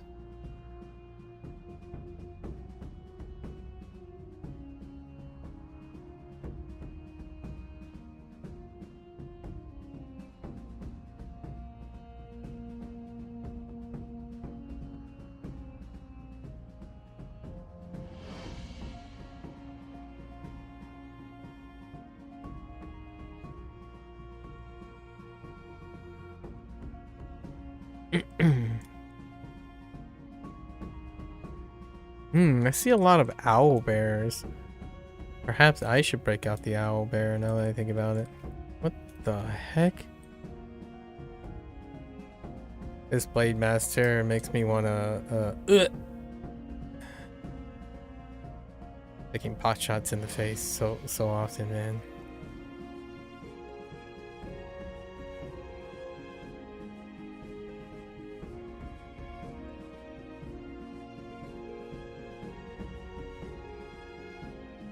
Hurts so good.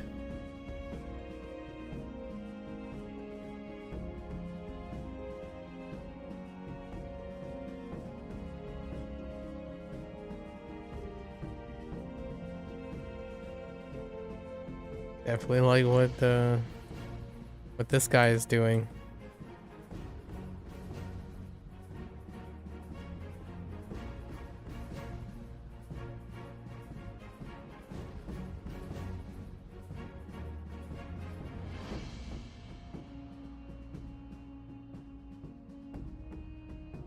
Okay.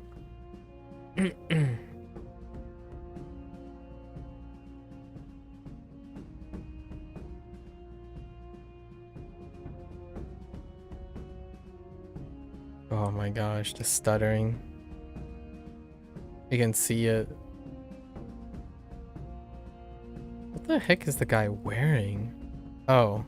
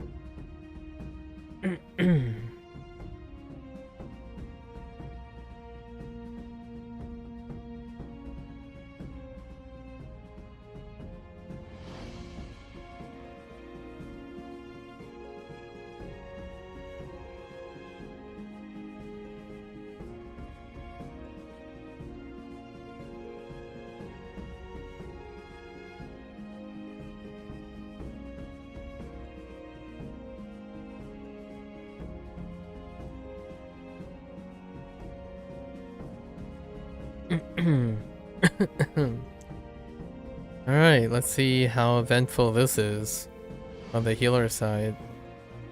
I don't actually even know. Do you just sit here and try to stay alive and look pretty?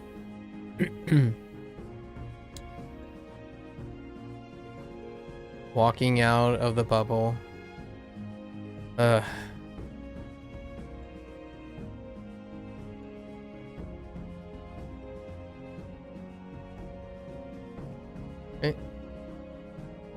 Alright, alright.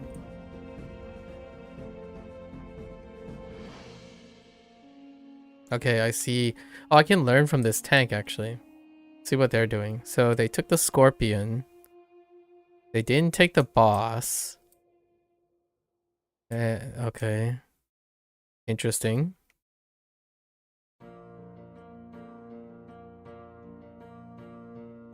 Oops. I've got artifacts. Sure. Right, sure.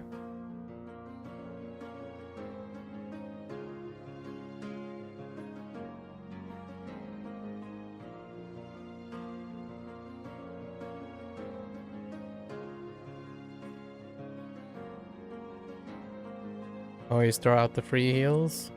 Free shields when I can. Oh, I see. The wizard is just choking the snake each time. Got it.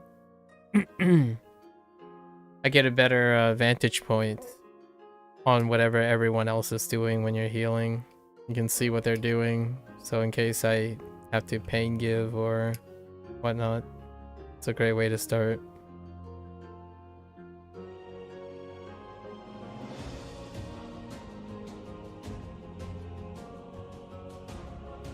Yep, everyone's on point. Artifacts after floor is lava. Sure.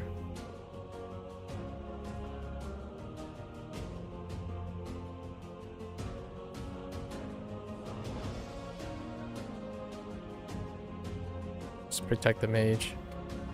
Or the wizard.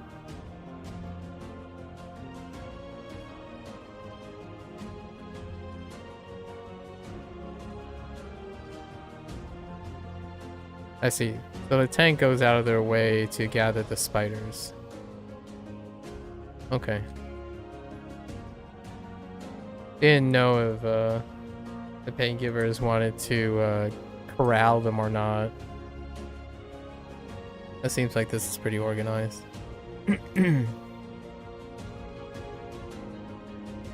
And you only need 2 generators down to survive.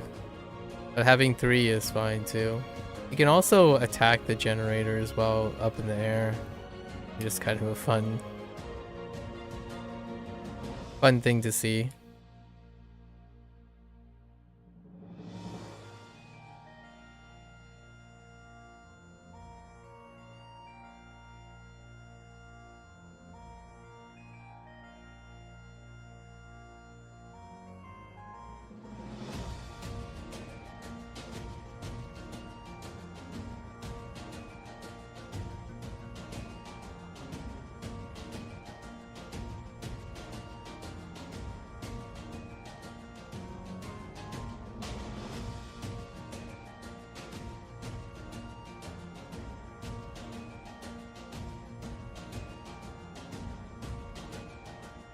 And this is this is probably the cleanest and most uneventful run of this so far.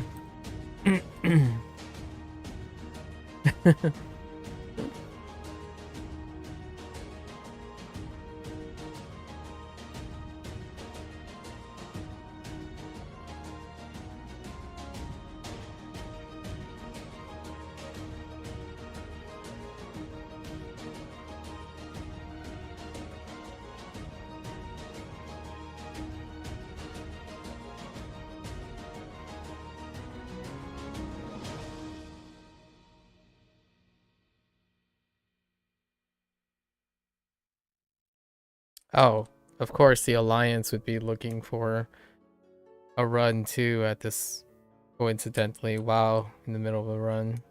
Feels bad, man. Timing.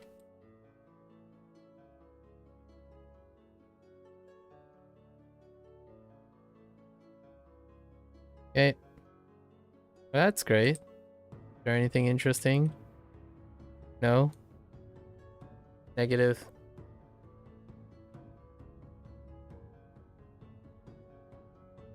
Poor loot system. Strikes again.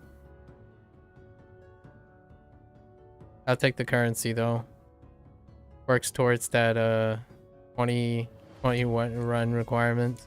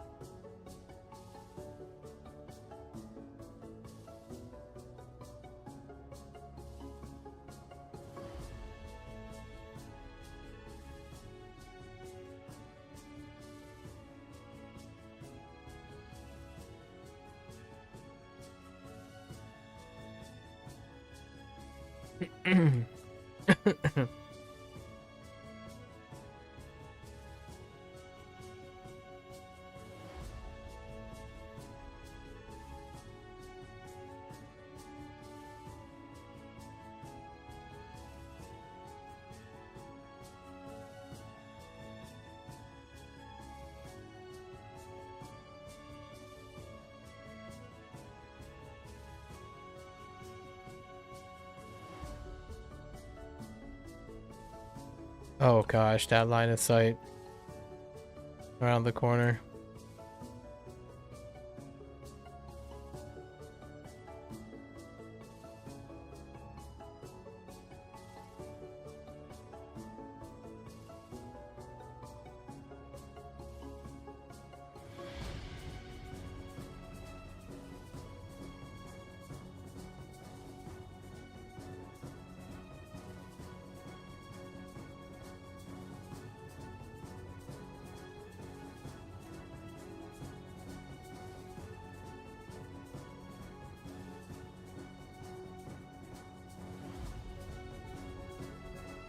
Okay.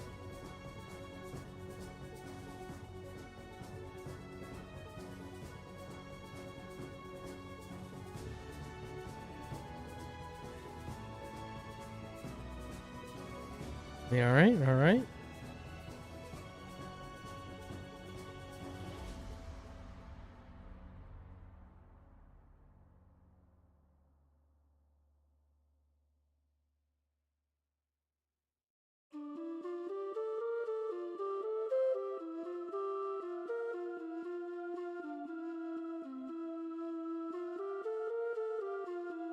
Ugh. There's so much stuttering.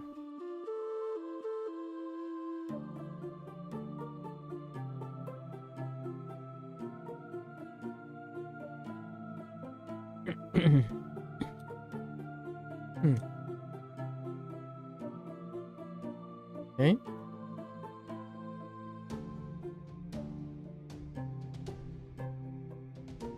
This place looks fantastic. I like this atrium place.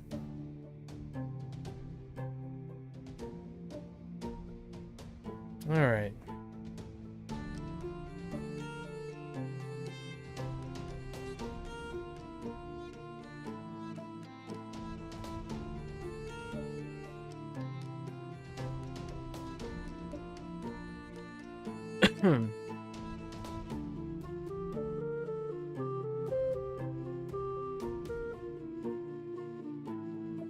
Okay.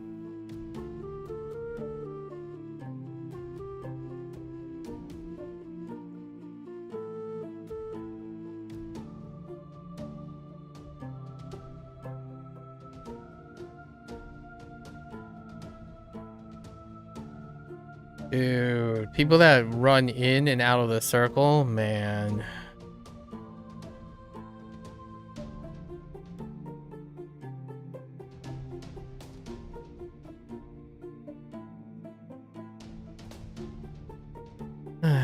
Okay.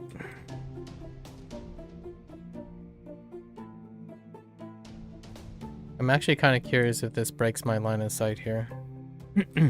No, it doesn't. Okay.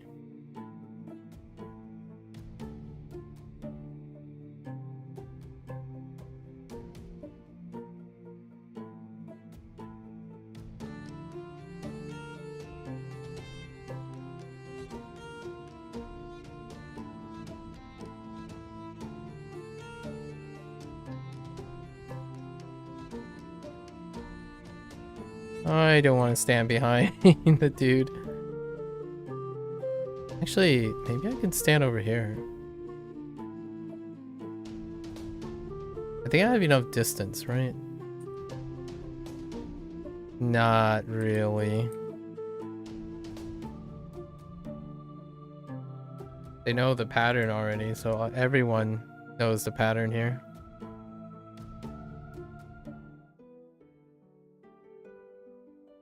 Lovely. Very lovely.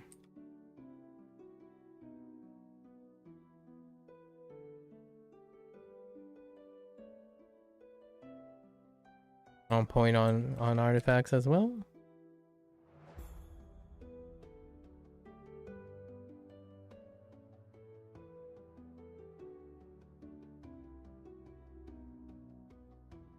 Yep.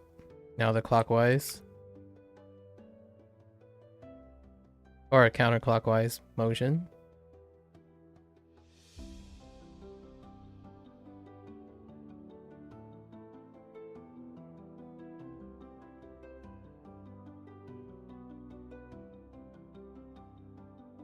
Very nice.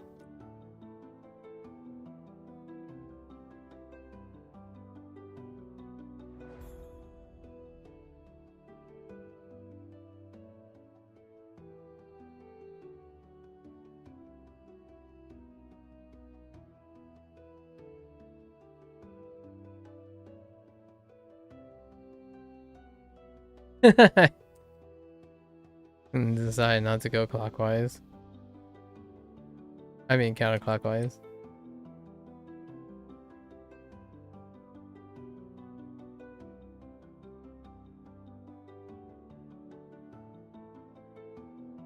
Ooh.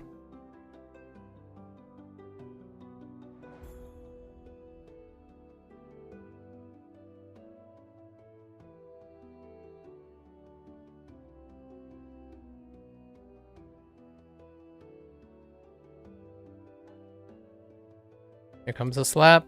Stay away from the slap.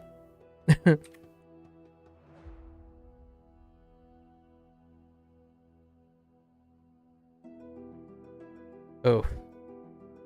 Poor guy.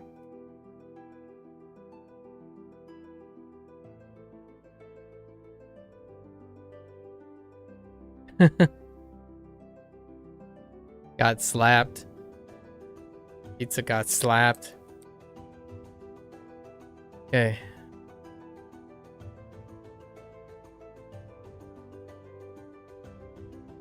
That's a flatbread pizza now.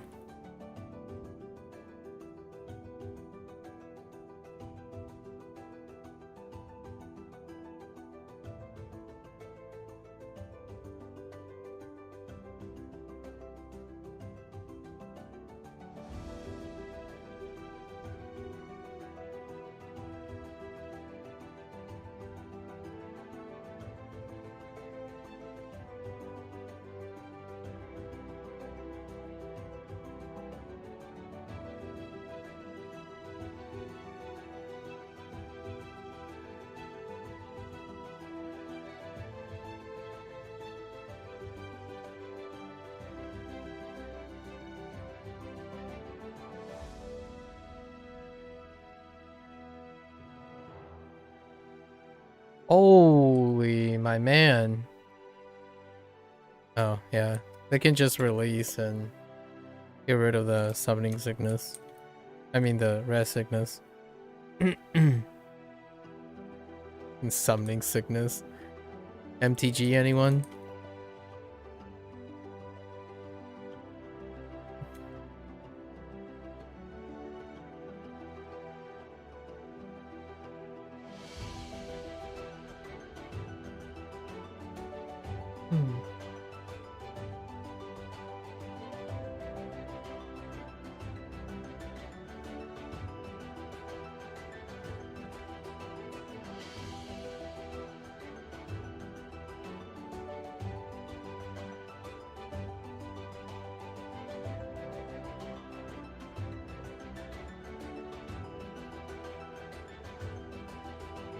Yeah, I don't think you can really heal very much.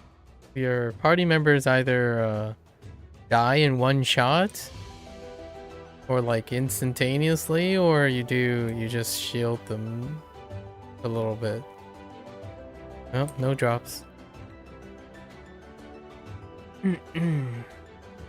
That's the only silver lining I have. Otherwise, they just immediately heal themselves with pots. This one hurts. No, not particularly. If you get hit by the golden donut, I need shield, you need.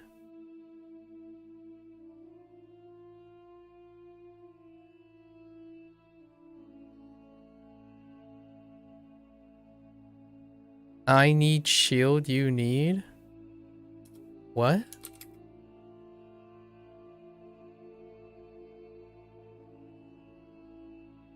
Oh.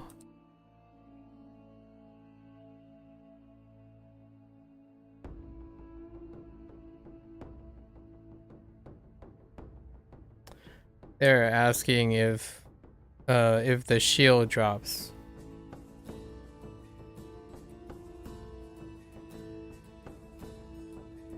Two plus is good to stay together, and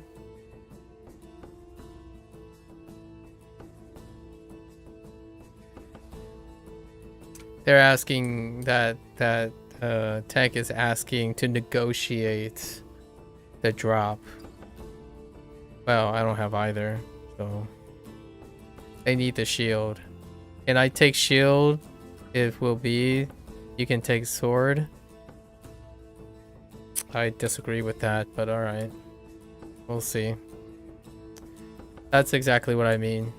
I really dislike archaic loot rolls. Because if I were being optimistic, I get lowballed in this exchange.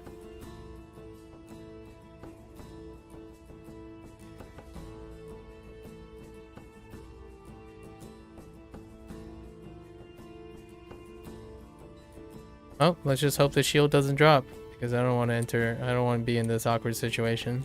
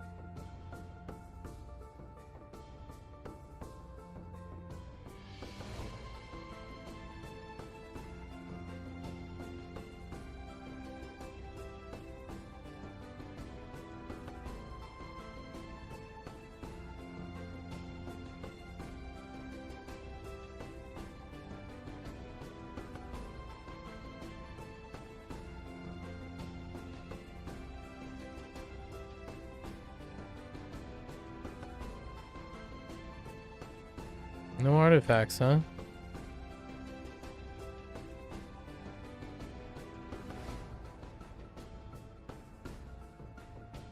Oh, there's the artifacts.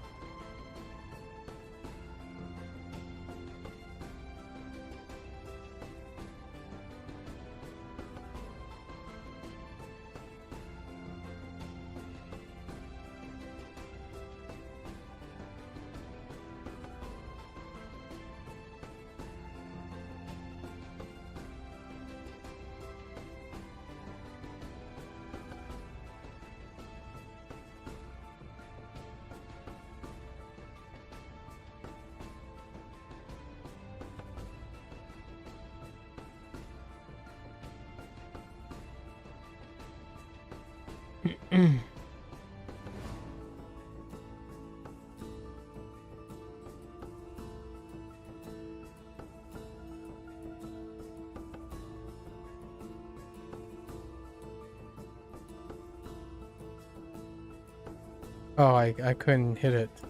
I guess I'll wait. Artifact didn't go off. Interesting.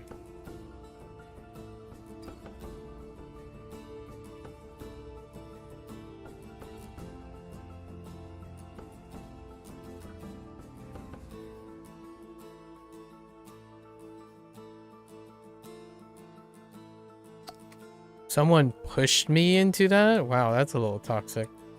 That was just a wee bit toxic right there.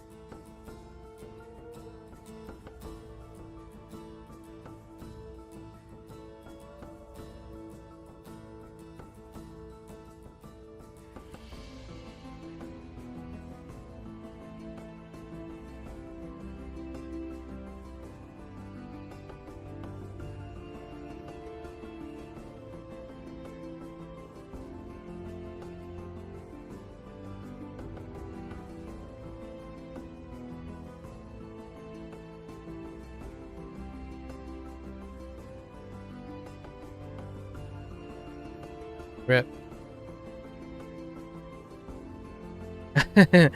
Yeah, it was the guy that was nervous. That's it, that this boss hurts. Poor guy, got blasted.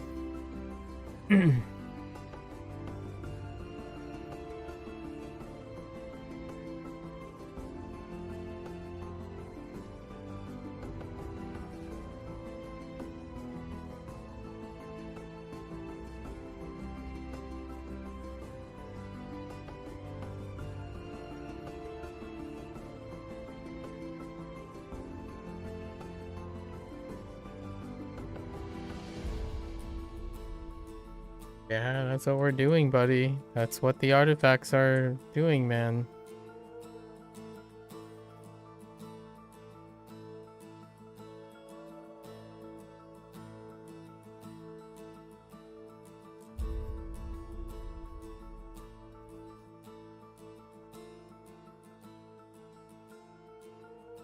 See 5 artifacts.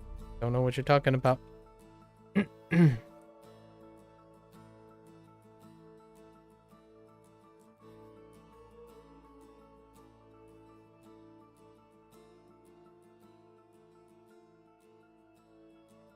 Okay.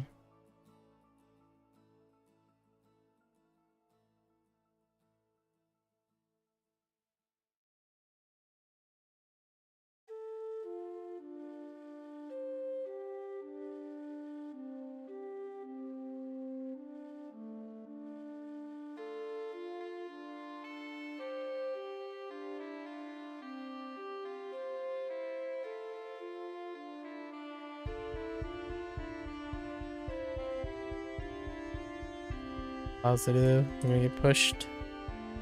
Okay. And that guy got pushed into the beam. Feels bad, man.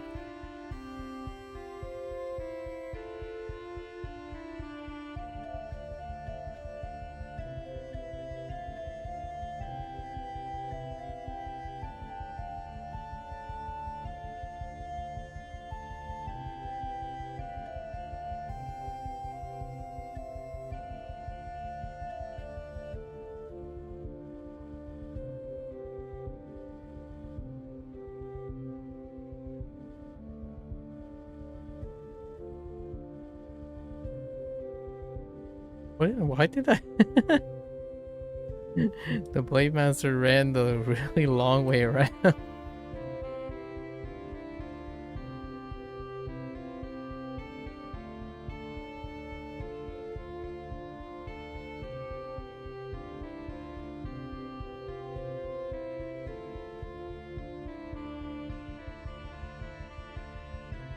Jump? Oh, yeah, the floor is lava. Yeah, hot feet. Jump, jump, jump. We artifact? I mean, they don't really have to jump, but that's understandable.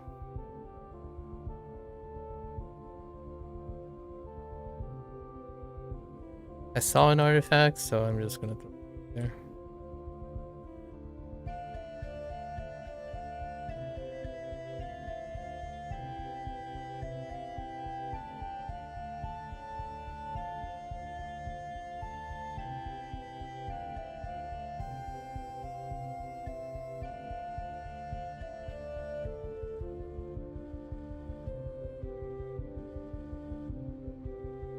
Donutsu? No donutsu.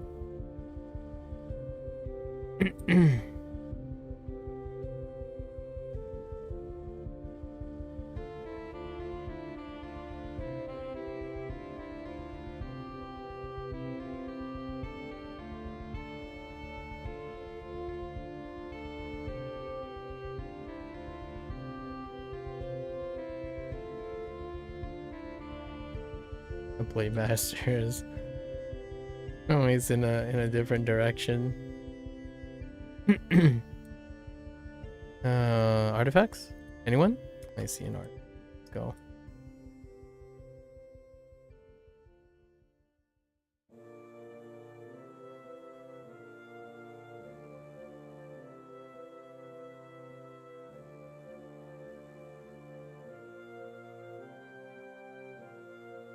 It's a sickle. Okay.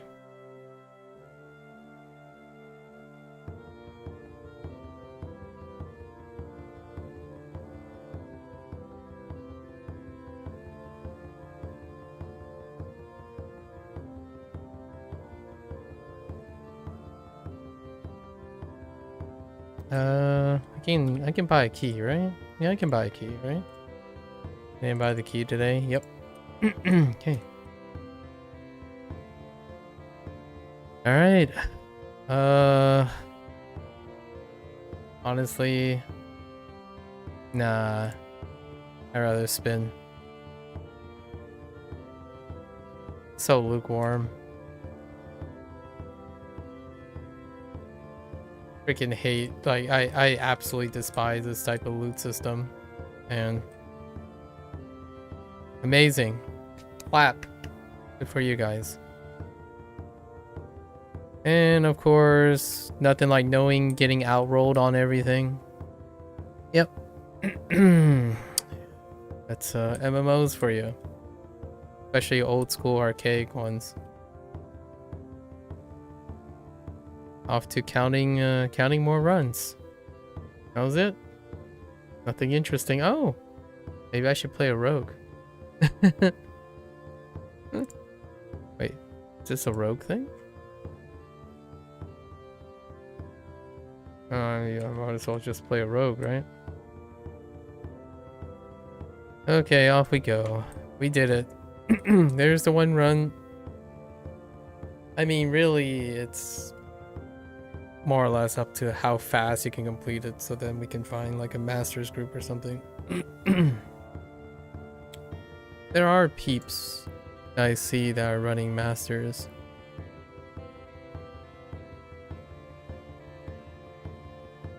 Okay. Alright. Alright, we're gonna switch gears. There you have it. Yes, I know. Very exciting. When all goes well, it's very exciting. Actually, I'm kind of curious. Is there something for...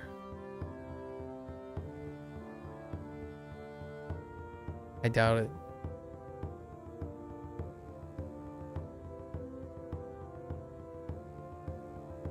Completely mental. Okay. I haven't looked at this tab in so long. Yep. Okay. There you have it. Wrap up for week 3. It was pretty meditative. I think I'm gonna give Cryptic one extra bonus point this time around. I actually like the, what was it? Macro and Hawkfield. I like that one. Macro and Hawkfield, extra points. So 1 extra point. Loot system is loot system. It's always like the most glaring dissatisfaction in a game like this. You hate to see it when you get nothing. Not even pity, even form of like pity rolling or anything like that. And then you're always off to the currency. All right. And week 3, nothing too special. What do? We took care of a lot of dirty business. Volkath has a lot of inside information. Helped out the Gith general with war and stuff. And then war preps on the other side. Aenor? That's about it. Alright. That's a wrap. Be back next week. Another 7 days to do week 4. Maybe something else interesting happens. It's kind of nice that the artificers thing allows you to get material for refining. That's the thing that unlocked for this milestone. Or for last milestone. Okay. See you next time.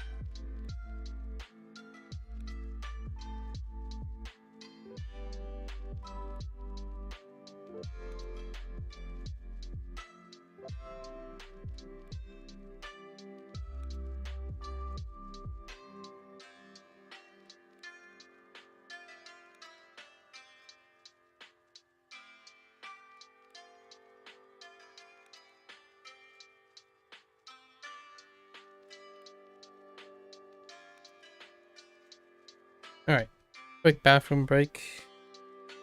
I'll be right back.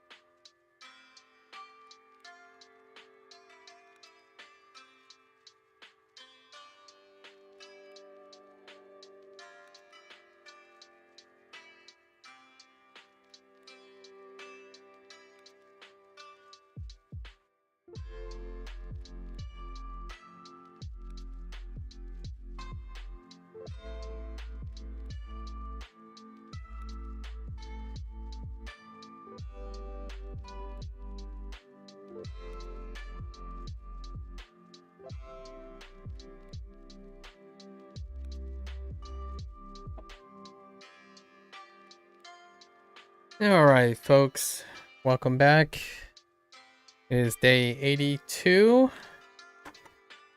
Despite to the chagrin of all the people who constantly give me unsolicited advice, we're keeping the streak alive. As always, Maku desu, konnichiwa, yokoso. So, let's do our total recall. Let's see how much I actually remember after that thrilling Neverwinter session. Okay. Let's start.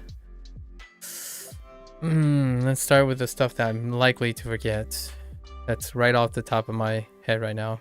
So we have Mata. Mata is...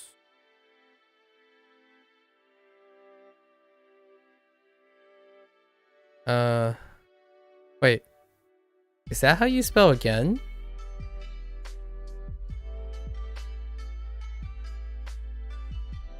Oh my gosh, I don't actually know how to spell again. Hold up.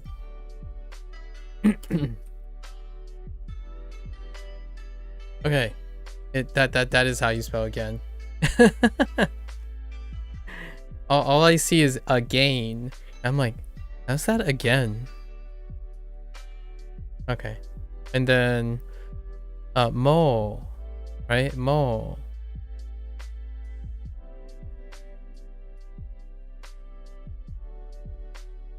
Good old English.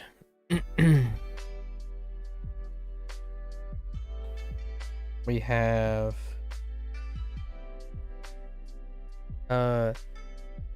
tsukareru? Tsukareru? Yeah, tsukareru.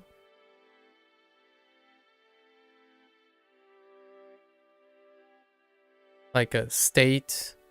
We used it as a state. Tsukareru.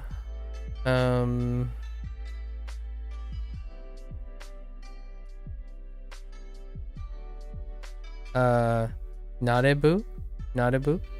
Narebu?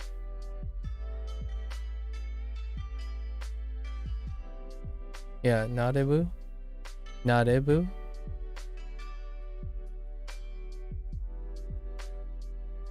Think so. Queuing.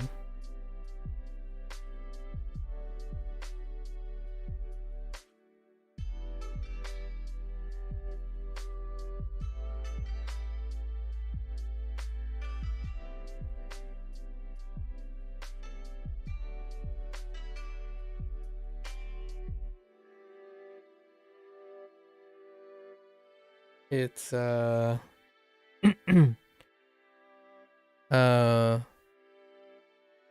modoru, or modoru, yeah, modoru. And this is like returning instead, like going back to another place, to a different place, right? As contrast to keru, or going back home, S thing. Okay. Express what you want to do at a concert. We have artisto,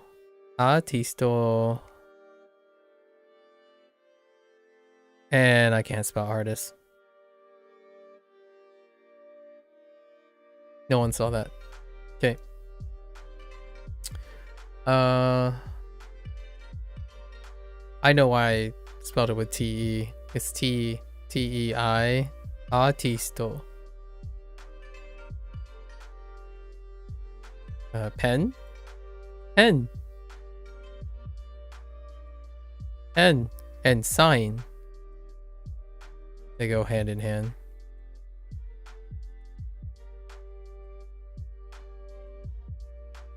Oh no.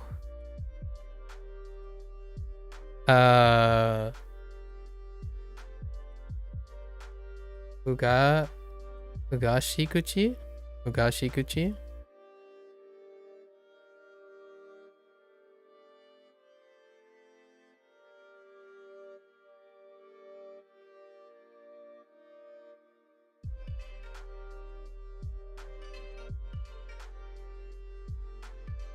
I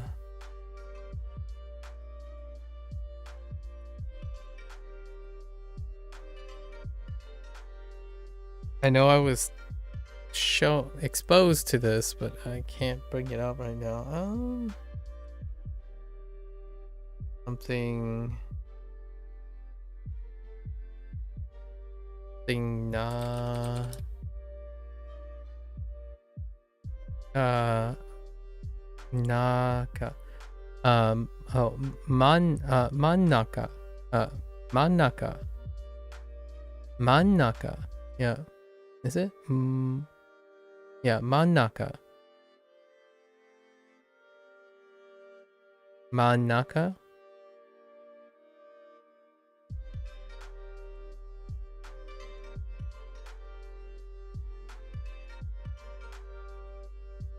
like the middle seat. Seki. Mannaka no seki. Or seki no mannaka.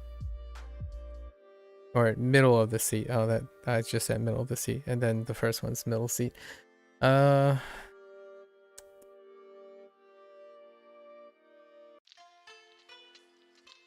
Was there really a lot of vocabulary? I feel like there was not so much vocabulary.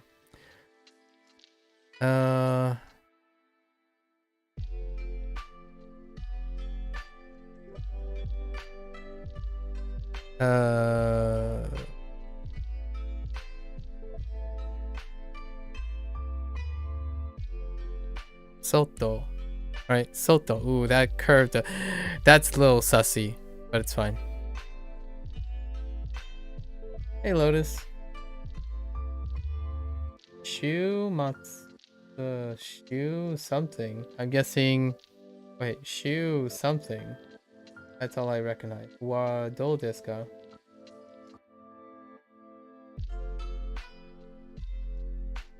Shu, what looks like key with an extra stroke. This looks a little phallic. Unfortunate. Oh, how was my weekend? It is Shumatsu? Oh, okay. I was just guessing. Yeah, we didn't get Shumatsu yet, but the only phrase I know that has another thing after Shu is Shumatsu, so I just assumed. And then, you know, Shu is still Shu. How was my weekend? Oh, yeah, today's Monday, isn't it? My weekend was pretty solid. I got another comment, another video comment just this morning, or yesterday or this morning. I didn't actually look, so I'll talk about that a little bit. It's not every day you get a comment, right? It's not as exciting this time. Konya. So we got Konya now.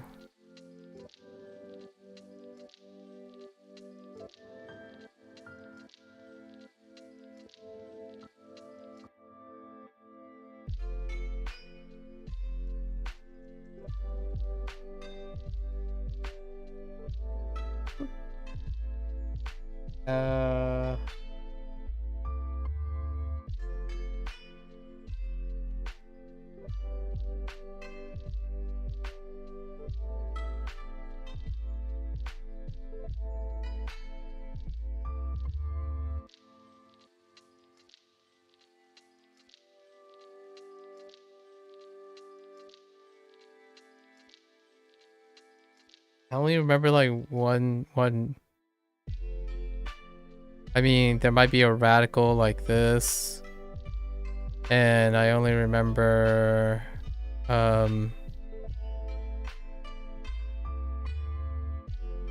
this. I'm not entirely sure. Oh, wait. Maybe it's oh,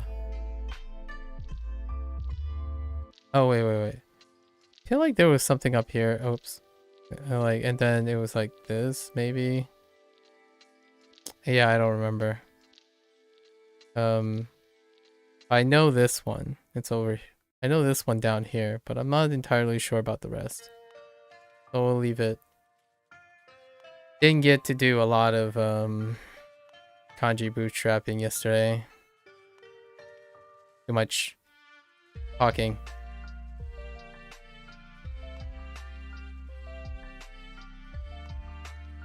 Let me see. I'm gonna try. Hold up.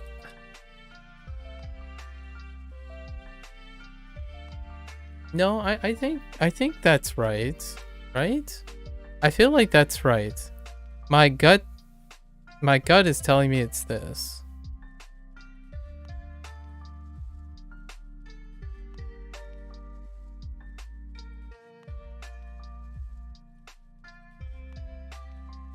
It's something like that.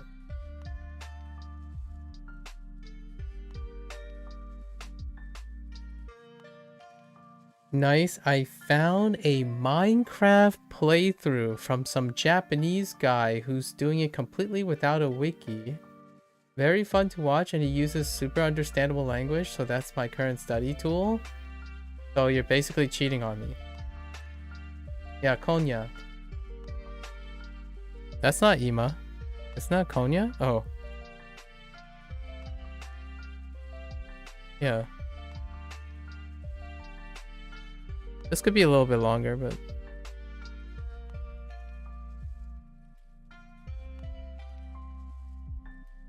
I know first loan is Ima. We have Kyo as well, so... We have Kyo now as well, Lotus. Oh yeah, that's right, you weren't here on the weekends because you were cheating on me with a Japanese Minecraft player. Man, I feel like I got cheated. I messed around and took a jump here, protest to see how I would do. Passed first try with no mistakes, and it jumped me 22 units forward. Oh, nice. Acting cheating on me. You would know that we had Konya Kyo as well. We didn't get Ima though, but it is Ima. Yeah, we didn't get Ima as Ima. Like Ima as that. But I imagine it's gonna come up at some point. I feel like I'm missing something. So yesterday we didn't have that many vocabulary because we had so many predicates. 3, 6, 10, 12. I feel like 12 is about as much as I got. What else could have been about concerts? Seats, reserve, where to sit, hurrying up, buying drinks outside, right? That's where the soto came from. It's a little phallic, I know. Soto. And sorry, kids. We got artisto, right? And then we stuck with things that we already know, like consato. And then expressing a lot of wants because of, I guess we can throw in that we have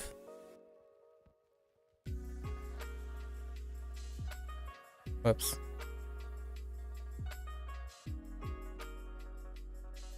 Whoops. That's fine. Right, we have tie, all the ties, and that's about it. That's why there's fewer new words, because technically all the predicates we have are ties as well. We have kikitai, kikitai, tai,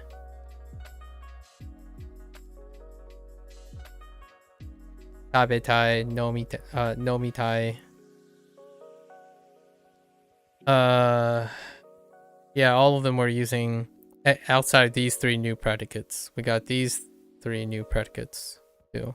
So yeah, that's about all in terms of this is actually like 6 things. I think we used at least 6 of our previous predicates in the Thai suffix. Yeah, Thai verbal suffix. Yeah. And now we're doing review. Today's review is we accomplished that. So that's a good wrap up. Today's a short day for learning. Oh, story time. A slice story. I always talk about video comments, right? because I don't get much of them, and it's my way of really embellishing, paying respect. So I got a new video comment. I don't know, I just read it today before stream, so I didn't have time to really think about it a little bit. I made a little bit of commentary when I was playing Neverwinter, so I was trying to process it, right? I think the comment was something to the aspect of, please use a better resource. And that's it. It ends there.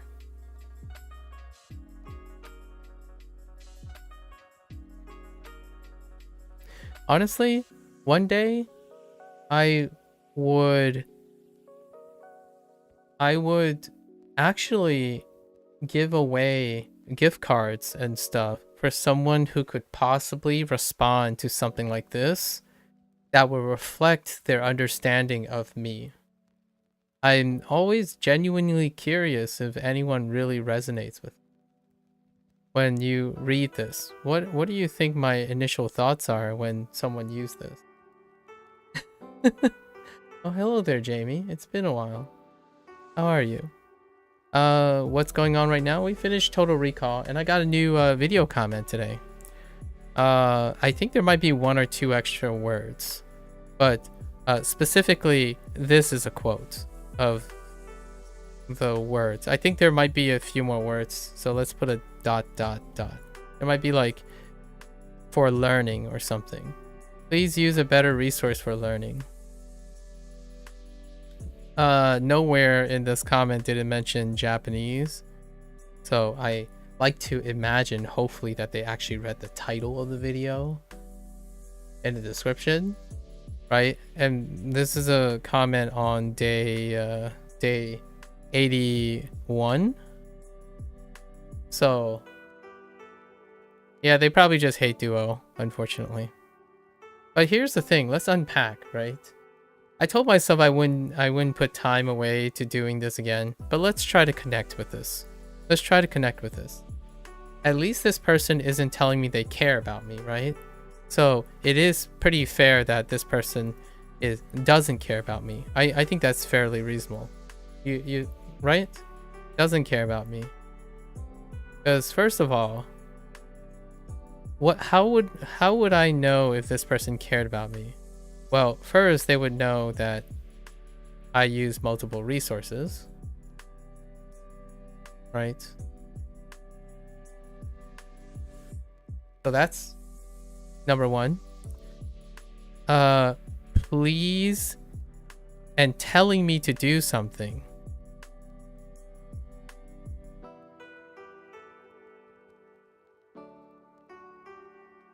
Well, that's another strike, right? And then please is used aggressively, not compassionately, right? And then we know how this works. Better, right?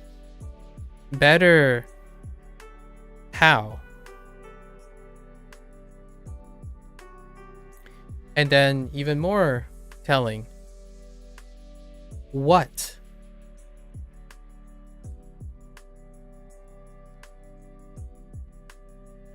Right? So not only does this person doesn't care about me, they even do not know what they are reacting to or what they're commenting on. Right? So not too much to write here. This is about the typical type of comment that I get all the time. I decided to respond with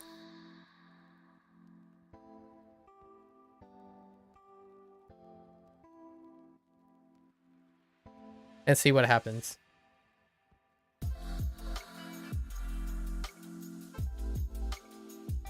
Here's my deep cut into behavioralism.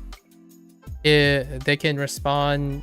I'm expecting if they decide to respond, they will probably see Daijobu desu as a it's your loss and it's like a jab, like a prideful hit or something, because I'm not pandering to this person's ego enough.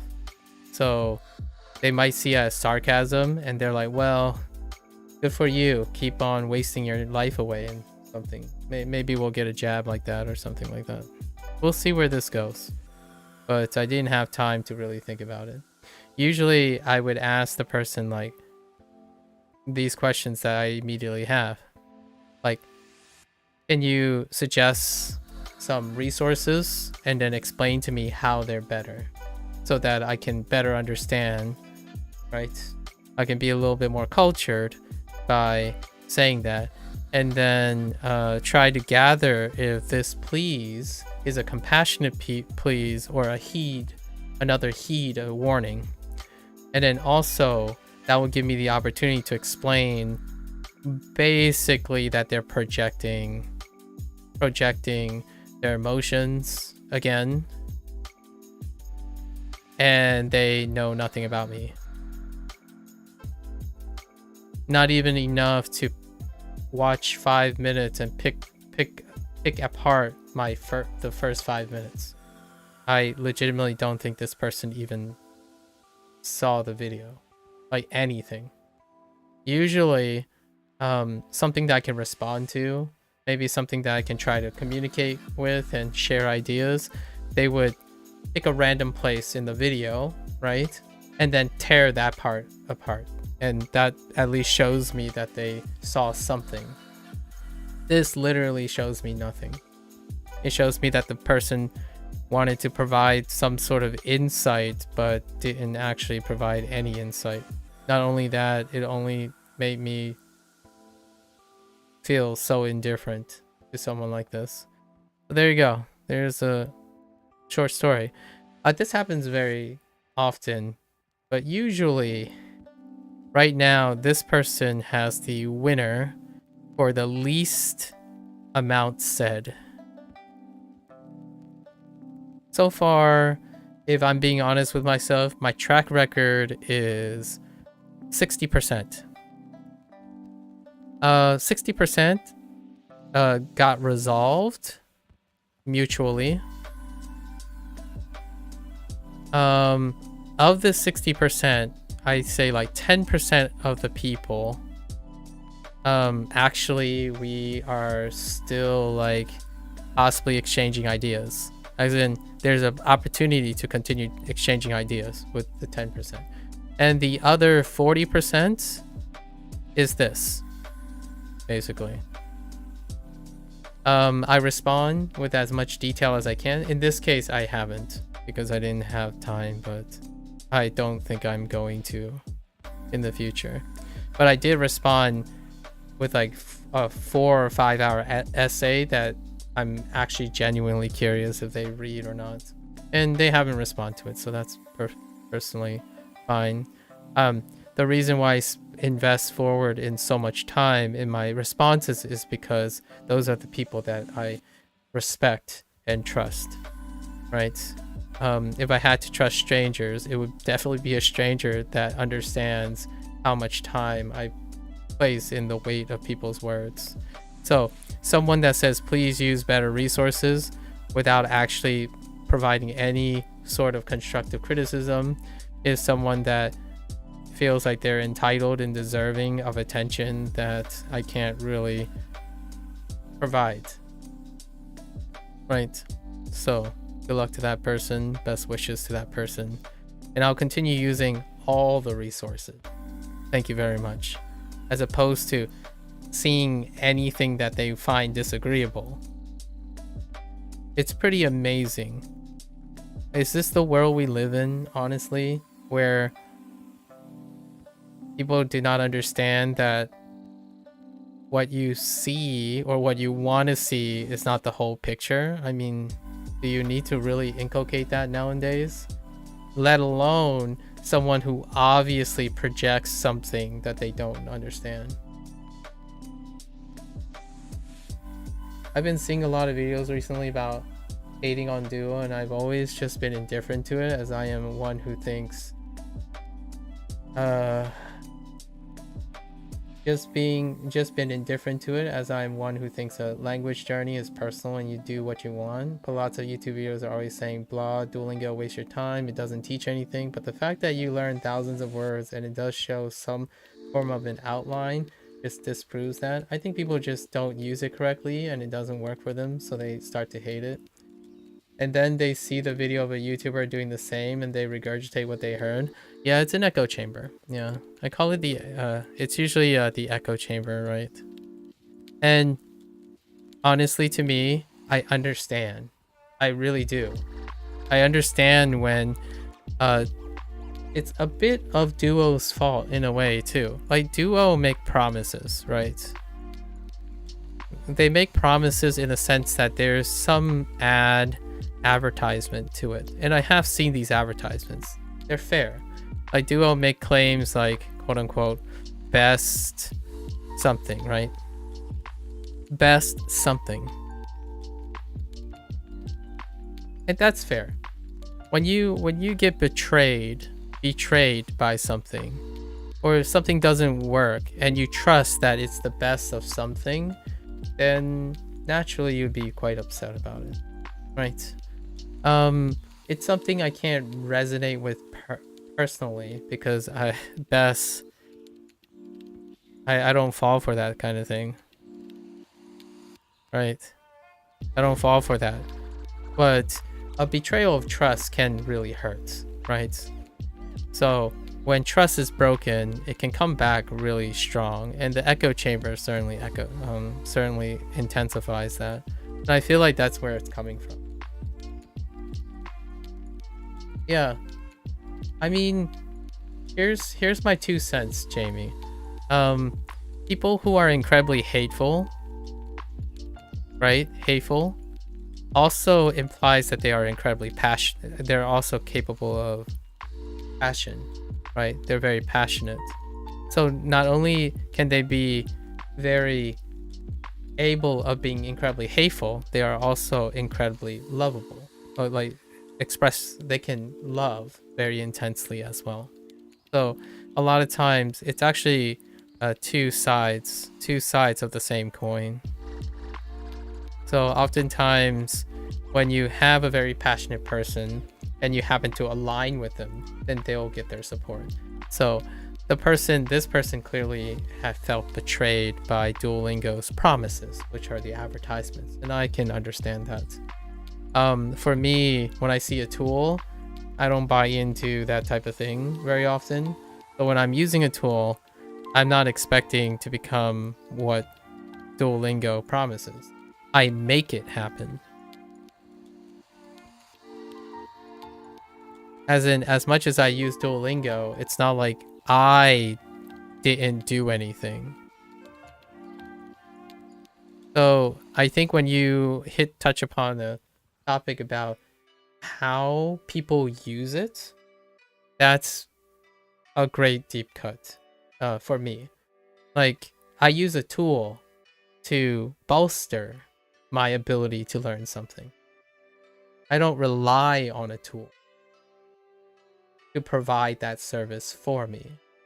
So when someone sees me use Duolingo, they're more seeing, oh look, it's another sucker who bought, hold on, in quotes, because Duolingo actually doesn't cost anything, sucker who bought into Duolingo's ads. I'm like, that's a fair point. If a tool is advertised to do a lot of things, it would be very reasonable to assume that I'm like any other person online that blindly trust anything advertised to me, right? And then when that trust is broken, it's a sense of betrayal. But you see, when I use a tool, I already know how I can learn Japanese. I already know what I would do. right? Learn Japanese. I picked up Duolingo to see how everyone else is learning. And what I mean by that is the people who use Duolingo, I'm curious what that experience is. I'm not picking it up because it's supposed to answer my dreams. So when someone says, please use a better resource, I don't care how bad or good the resource is. A resource is a resource. I can make it work. In fact, what are your better resources? I want to know so I can know about them. So if I have time in the future, I will use them if I see that they have a place, right? It's first come, first serve for my attention. Duolingo have supplanted certain things that I don't use. You might be thinking, oh yeah, well, Anki does all this stuff. It's like, well, Duolingo does quite a lot of what Anki does for what people do. And then someone offered, yesterday I actually checked out this person, Yu at Nihongo podcast. I actually really liked that person's stuff. It's a little out of my range, as in like I can't do my input hypotheses deal, right? That's off to Stephen Grashin. I can't quite do it yet. So I'm gonna need like another month before I start listening to Yu Nihongo. It was suggested by a user named Waka, I think it's like Waka, something like that. And that was great. I'm already listening to someone else that has an N5, N4 level. So that person also does podcasts and vlogging at N5 and N4. So that's kind of the thing. Like, please use better resources. Well, please tell me, what do you think I'm using right now? Please tell me what I'm doing right now. Because how can you possibly advise someone when you don't know what they're doing? And that happened the last 3 times. And ultimately, those people didn't want to take responsibility for what they said. They either did not acknowledge that they assumed everything, and then they did not acknowledge that I also know what they're talking about, and I've considered it. So, like, yes, I acknowledge that. You should watch some native content, right? You should consider watching anime. You should consider reading visual novels. You should consider grade readers. I actually do most of those things in a different way. What does my Anki look like? It looks like a YouTube channel that spends 30 minutes covering 300 words from beginning to end, flashing every 10 seconds. So, yes, I'm not using Anki, but what I know is I know what I need or what I don't want to make. So, much like this, that whole please use a better resource, in my opinion, is someone who is dependent on tools, not someone who solves problems, in my opinion. This person, a problem solver, doesn't say this to someone. They first find out what the problem is. What is the problem here? The person dislikes Duolingo. That's the problem. Is the problem me not learning Japanese? No, it's not. They didn't even say if it was about Japanese. They didn't even say me in their sentence. They didn't even describe me in their sentence. So the problem they have is with Duolingo, not me. It's unfortunate that they're commenting on a video that I made. So it's hard not to feel disappointed. Anyways, very useful. I mean, we still have that one guy who said, yeah, you're right. I assumed these things. I didn't watch your videos. And it's like, but with all that said, it doesn't change the fact that I'm going to go out of my way to try to stick it to the big guys. So I'm going to go around and make it my righteous mission to go and write the same comment of vengeance and like saltiness and malice in every other person's video that deals with seeing a screenshot of Duolingo.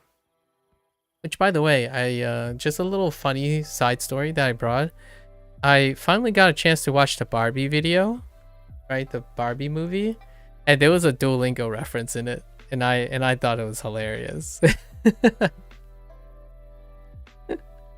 The guy was trying to learn Spanish, and in like a 10 seconds, the guy was like trying to pronounce it, and then you heard the correct sound, the correct chime on Duolingo. And I love it. So Duolingo was in the last like 2-3 movies that I saw, and that's such a funny coincidence. But hey, it's all fun and games. No one's feelings were hurt, right? At least for now. I think the proper response in Japanese is either sumimasen. Sumimasen, I don't need help. How do you suggest that? It's like, sorry, I don't need help in Japanese. I think the most common phrase was something like, I don't need it, or I don't want it. Something like, the option was something like, you guys know what I'm talking about.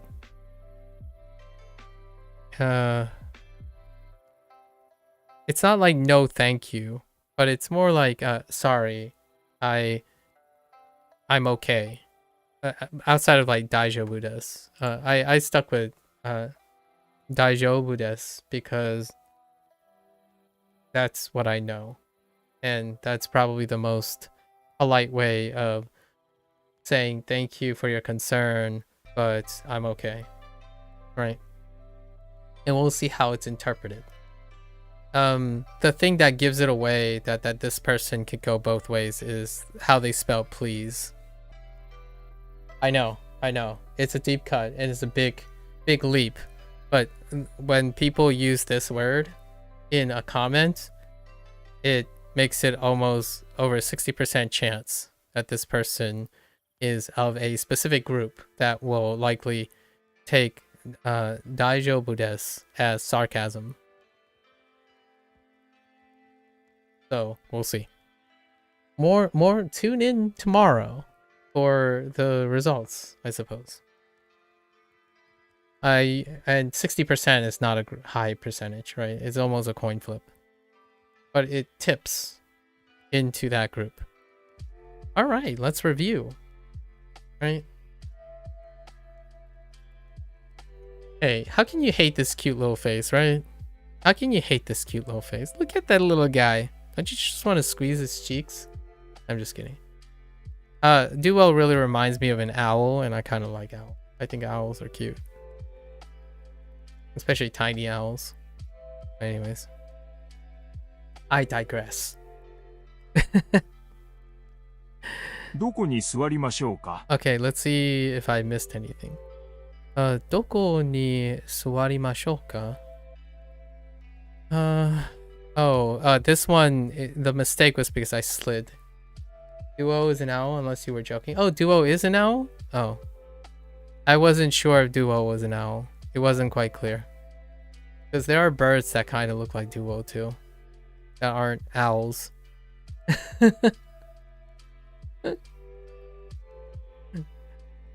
Oh, that's good to know that Duo is an owl. You should see the old Duo logo. It's actually horrifying. Hold up, let me see. Hold up. Old Duo logo. Oh! Okay, yeah, Duo is an owl.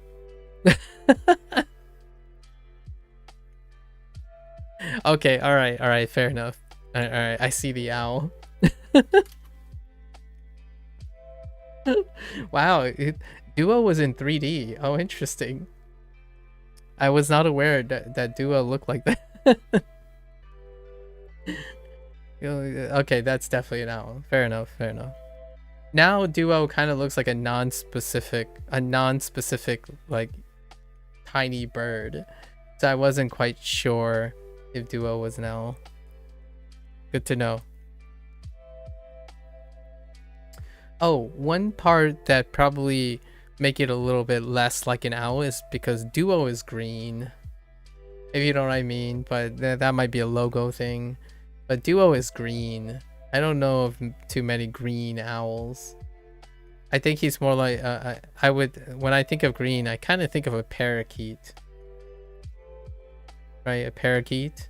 No, not a white parakeet. No, not those white parakeets. The green ones. You know what I mean? The green ones, the ones that are quite popular. They should have made it a flamingo so it rhymes.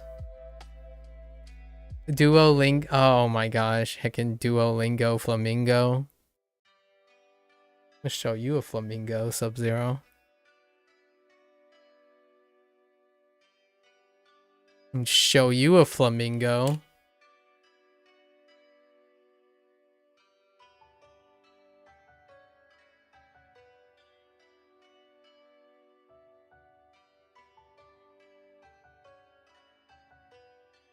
Dang it. I was trying to be clever. Here's your flamingo.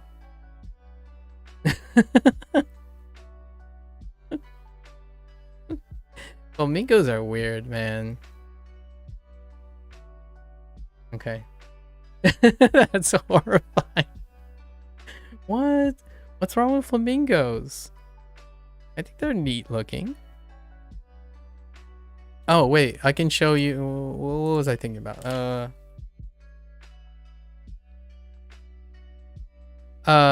Oh, this is what I was thinking of when I was, hold up.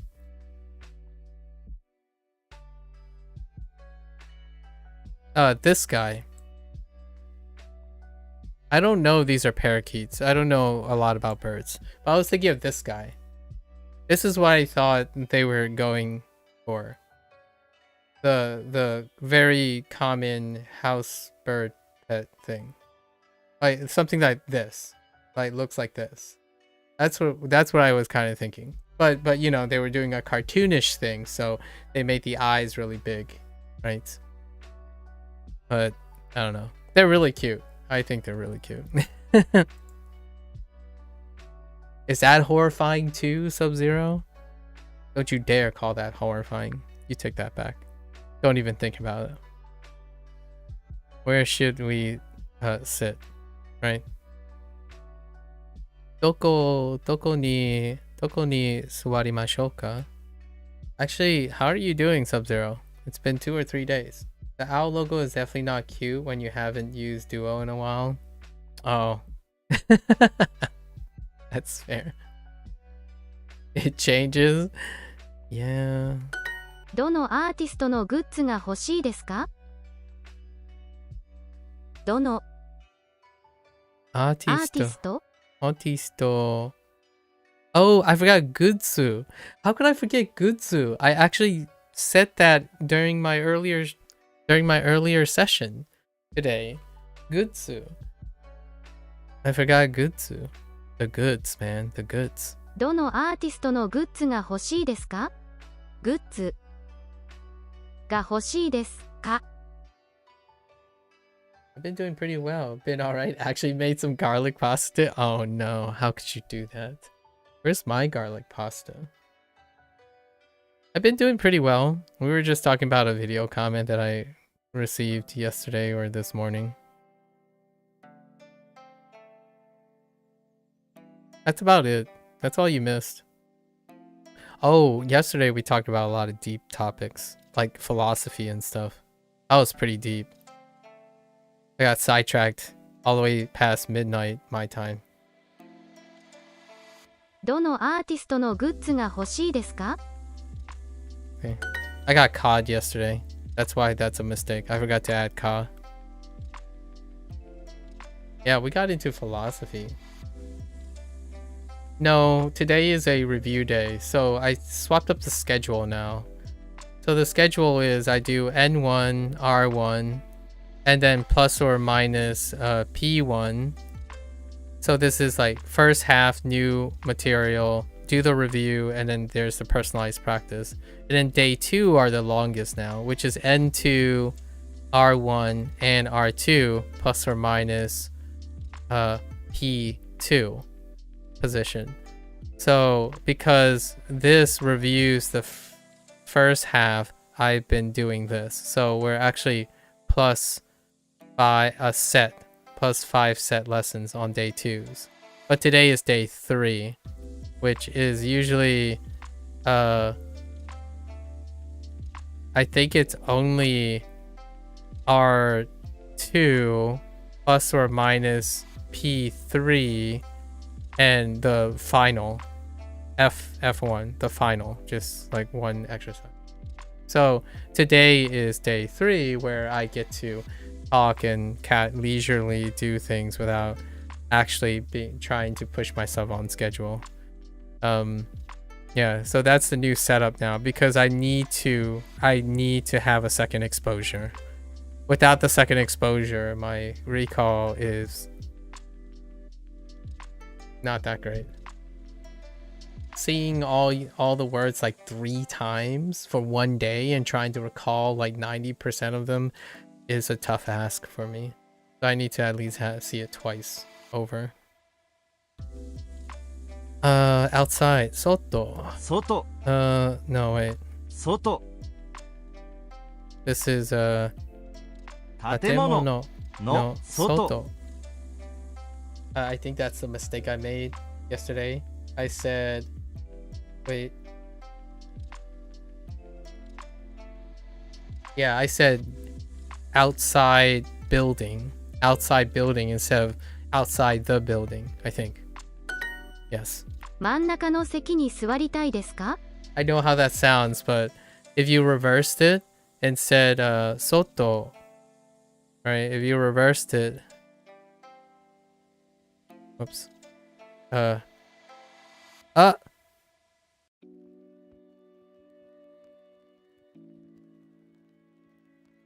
If you reverse it and say soto no building, soto no building, you say outside building. Outside building, like a building that is outside, as opposed to outside the building. And that happens a lot, so I have to get used to that. So sometimes I mix them up, because this is a position outside of something. This is a modifier of building, as in a building that is outside, which kind of makes you think, what's an inside building?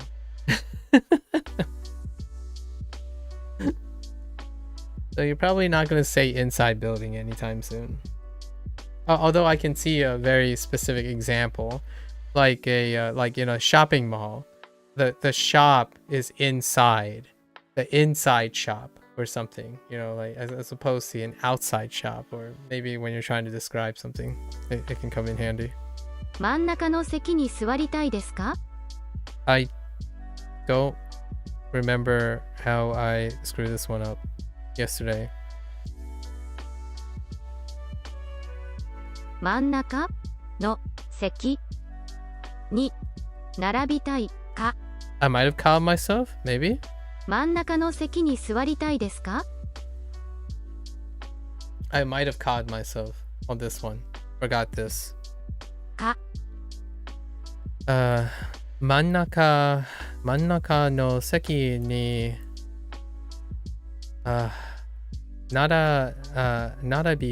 並びたいです。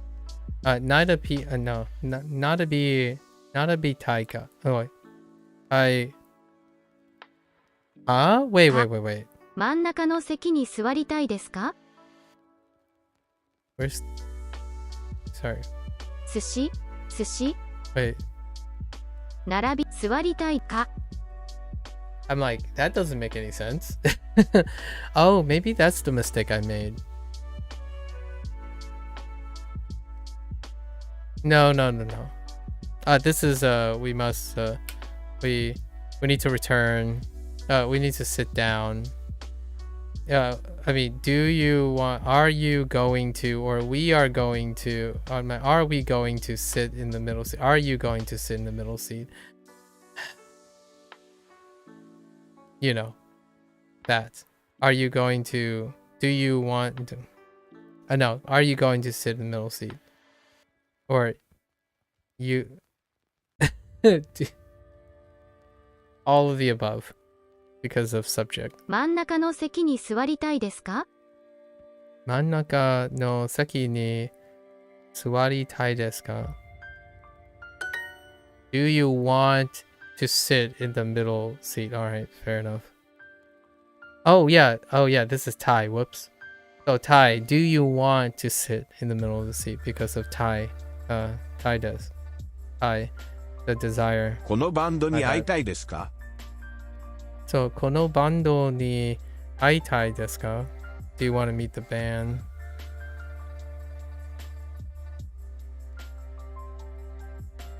Meet this band, sure. So far, no vocabulary that I fail to recall, so that's nice. Sort of. It's kind of fun sometimes to know that I didn't remember something, because it's a pleasant surprise, like, oh yeah, I did get this word too. Dono Doko ni suwaritai desu ka? Do you want to sit? Where do you want to sit? Mannaka no seki wa dou desu ka? How about the middle seat? Sure. 2のどのアーティストと話したいですか? どのアーティストと話したいですか? I'm getting a little bit more comfortable in saying the Thai suffix with the predicates. Just a little bit more comfortable today.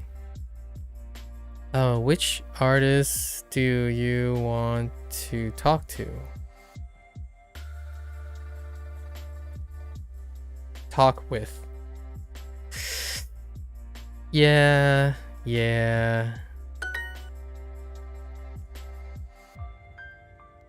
Soto de ocha ga nomitai desu. I want to drink green tea outside. 席に戻りますか? 席に戻りますか? Modori. Modoro. Modori, yeah. Modoru. Just modori, yeah. Modorimasu ka? Modorimasu ka? Modorimasu is to return. So, are you returning to the seat? To the seats. このアーティストのグッズ。グッズが MVP word from yesterday. グッズが欲しいです。欲しい。この T シャツが買いたいです。I want to buy this t-shirt. That happens to be a t-shirt that this person wants. A merchandise from this artist. This artist's merchandise. Are you tired? What was this? Tsukareru, right? Tsukareru, yeah, tsukareru. Tsukarimasu. Are you tired? Tsukarimashita. Scotty,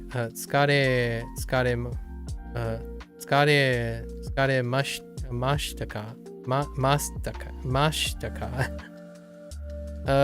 It's a combination of the two things I'm not very great at.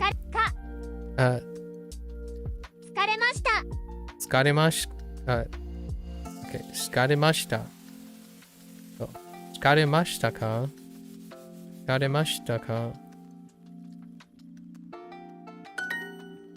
Skaremashita. Okay. East exit is... I said ooh. It's like ugashi guchi. Yeah, or higashi. Oh man, did I say ooh? It's probably Higashiguchi. I said ugashi both times in the total recall. So it's higashi. Higashi guchi. Higashi guchi wa asoko desu. Sure. Wa aso desu. Kanji practice. Let's do this. Okay. Mae. Okay. Mae. I'm a little worried because I'm not. I struggled today with the kanji from yesterday. Mae. So that's a little concerning. Mae. It's the first time. It's been a while. Maybe like over 60 days. Mae. Since I wasn't too confident on my kanji. Mae. Things are ramping up, I suppose.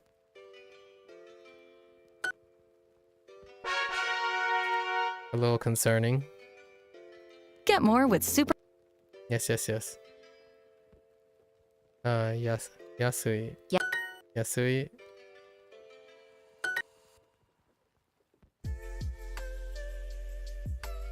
Yasui. Yes. Yasui. Yasui. Yasui.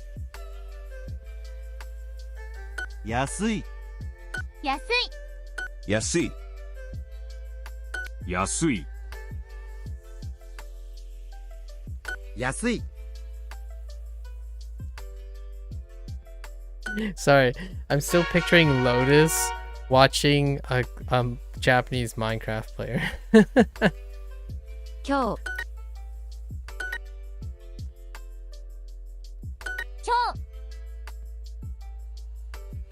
Kyo. Kyo. Kyo. Kyo. Kyo. Kyo. I wonder how old the Minecraft player is. We're coincidentally talking about Minecraft, but in India today, someone stopped by and talked about like the gaming preference scene, or I asked about the gaming preference scene. 水曜日 In India.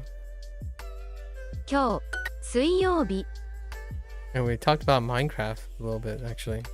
水曜日す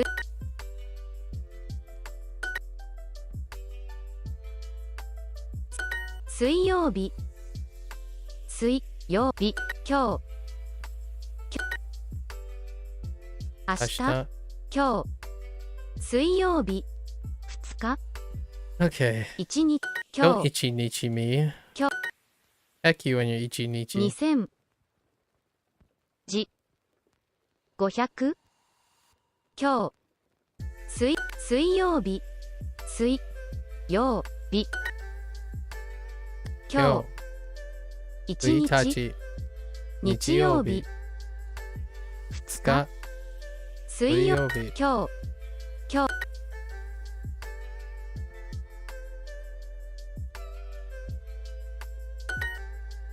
水曜日何本小さい今日 Anyone else watch Minecraft? Who else watch Minecraft? Fess up. I'll forever hold this against you.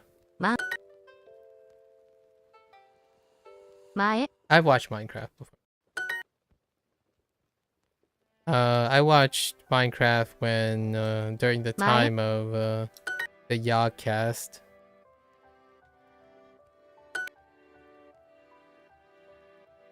前 10 5 G 万 前 That was over like 9 years ago, maybe? 前 Man, it's been that long. 前 Maybe even further. 前100 水 火 万 前 万 万 7 5 前 分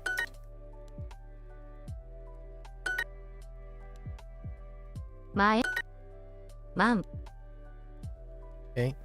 雨 Ame. 前 I like gravitated towards that and I hesitated.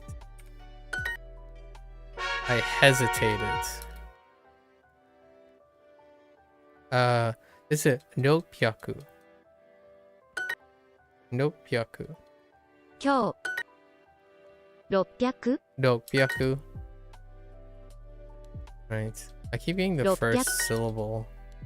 Not so great. 700 900 時間 600 今日600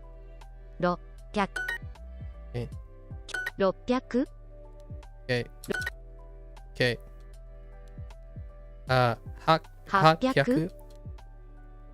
800 600 600明日明日200今日え今日900明明日日700 600 Okay.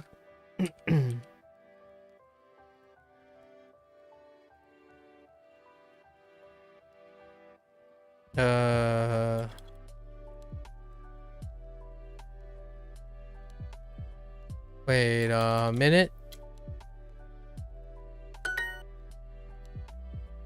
600今日400 700 600 5分 Yo. Soto. No, Soto. No Soto. 前 I'll show you a Mae. 前 Just like this. 前前前 Mile. I don't know why. That guy says mile. 前前前 前 Pretty sure that that's the synthetic voice assigned to Falstaff. If I had to guess. Because I heard it enough 今日 of the synthetic voice. 今日今日今日今日今日今日 Okay.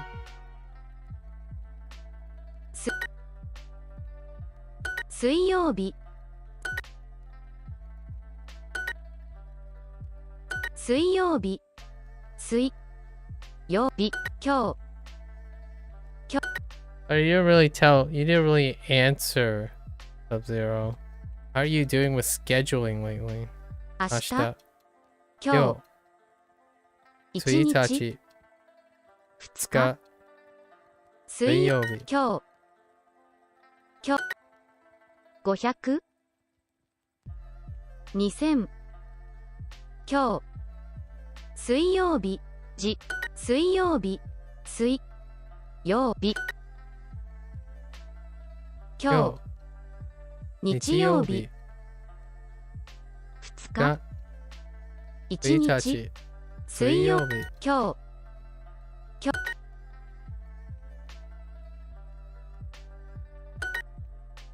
何小さい今日本す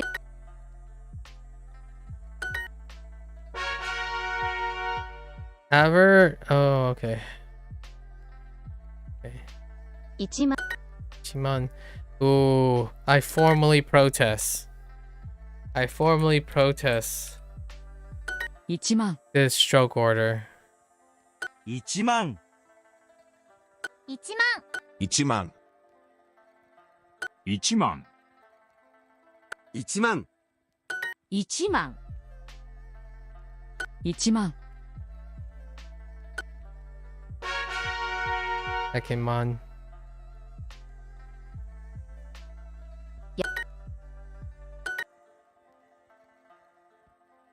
安い安い安い安い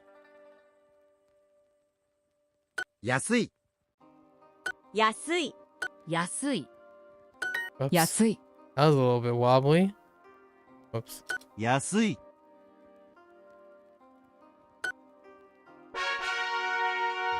Ever? Okay. Konya. Oh yeah. Hey, here's Konya. This one I wasn't too confident on. 今夜 Yeah, definitely was not confident on this one.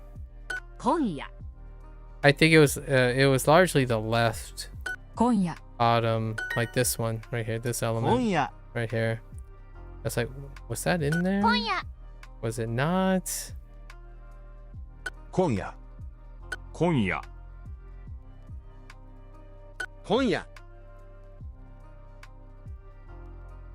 Gotta be more. 今夜 Whoops.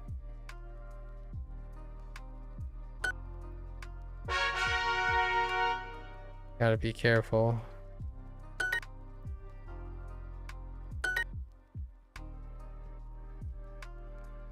1万1万1万1万1万1万1万1万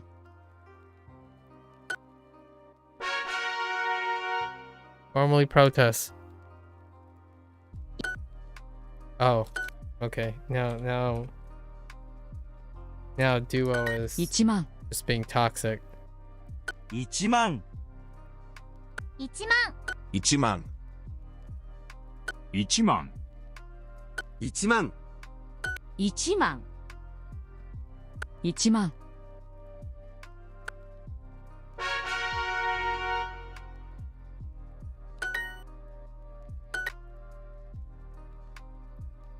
安い安い安い安い安い安い安い安い安い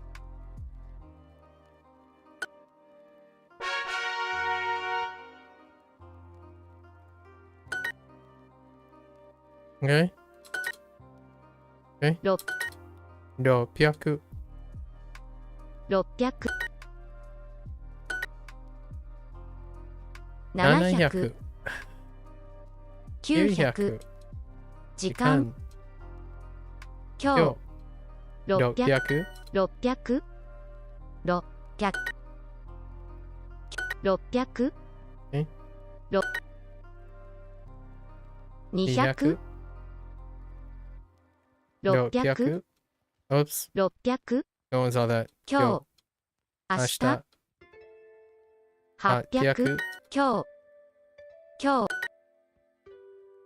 That's why they put it in there. 今日900 900明日600 700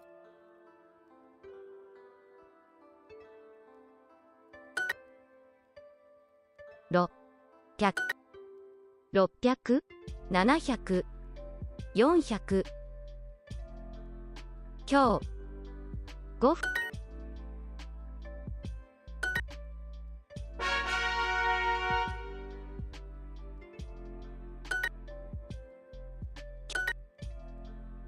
6、6、700、今日、900、600、時間、600、600、600、200、今日、明日、600、800、今日、600、700、今日、明日、900。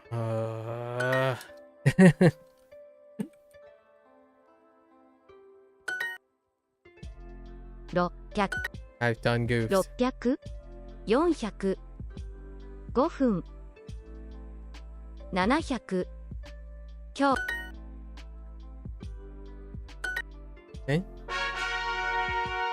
Alright, 15 minutes are up. Let's go. Personalized practice. Okay. I was thinking of using the keyboard. Nah, not now. Not right now. どんなホテルどんなホテ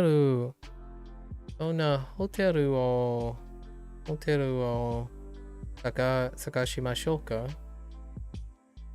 を探しましょうか。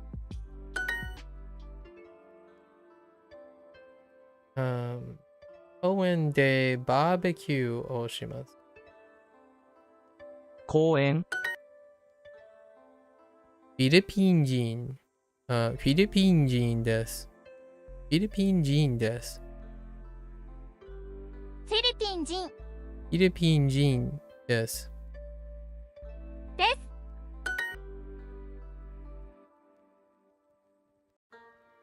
彼女とピクニックを楽しみです。彼女とピクニックを楽しみです。彼女。Could be better.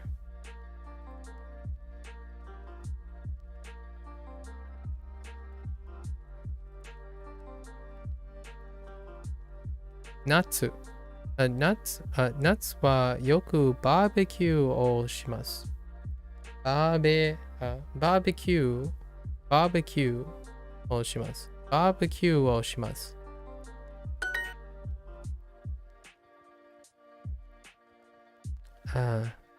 北口でタクシーを呼びます。で、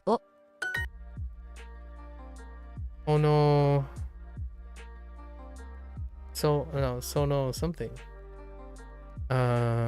Place to relax. ゆっくりします。そのレストランでゆっくりします。明日はバーベキューをします。今日はスーパーに行きましょう。そして肉と野菜を買いましょう。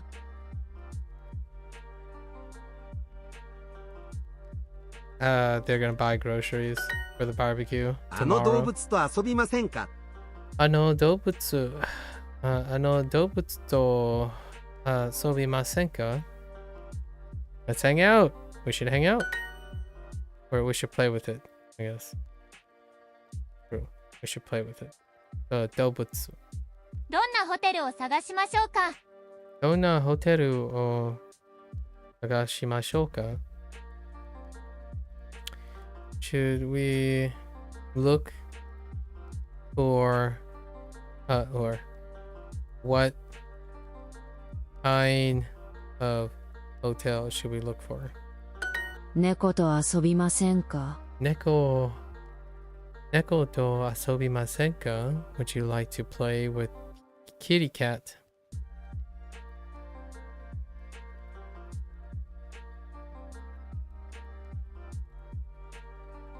With cats. With the cats. フィリピン人です。Okay. Moving right along. この後ゆっくりします。Okay. I'm...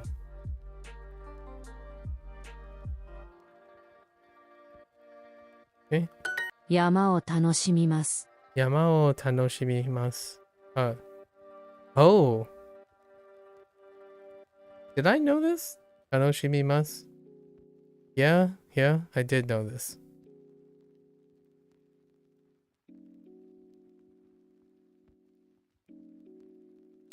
近くの出口でタクシーを呼びます。近くの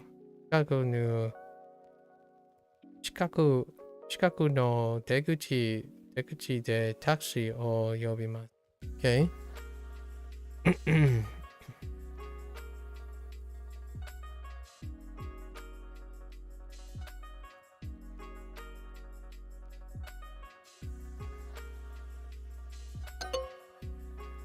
Oh. At the nearby exit. Whoops. 近くの出口でタクシーを呼びます。Yes.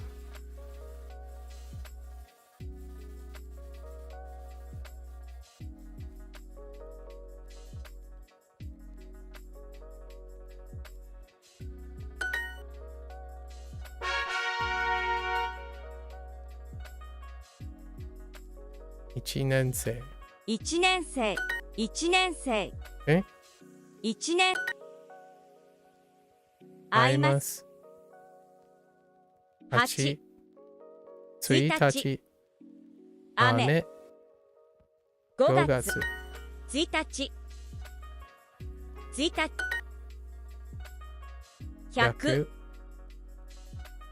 9月、Oops。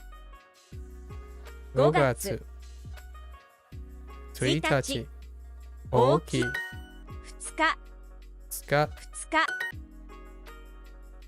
3日、7、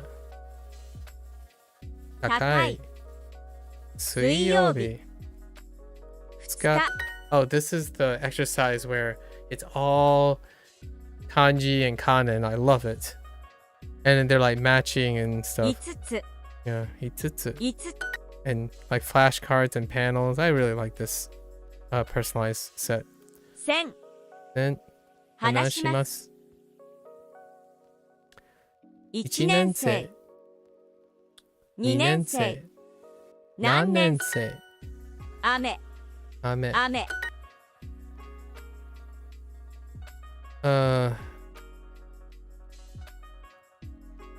人。2人。月曜日。食べます。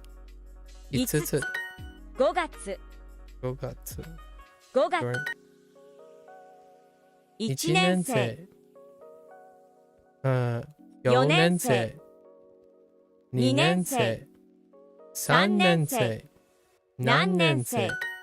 3年生。書きます。5月。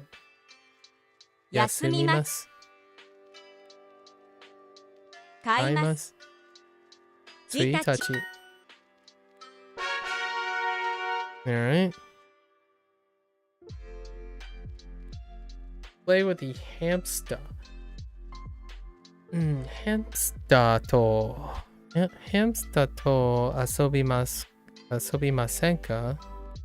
No, 遊びましょうか？ハムスターと遊びましょうか？ They really like this one. 餃子は美味しいですね。餃子は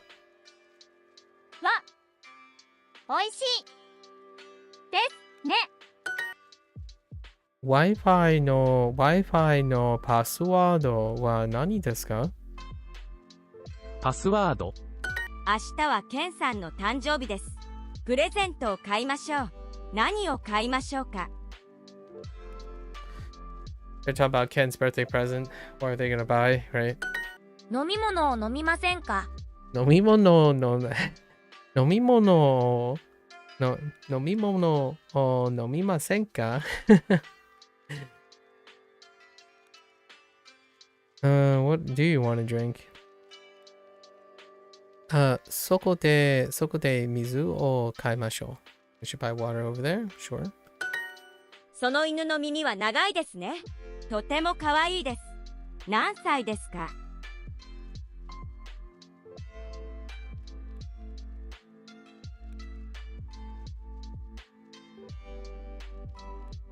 ？Is interested? その犬の耳は長いですね。とても可愛いです。何歳ですか？ Yeah, they're just asking how old the dog is and it's very cute. どこで乗りますか？どこで乗りますか？ Where do we get off?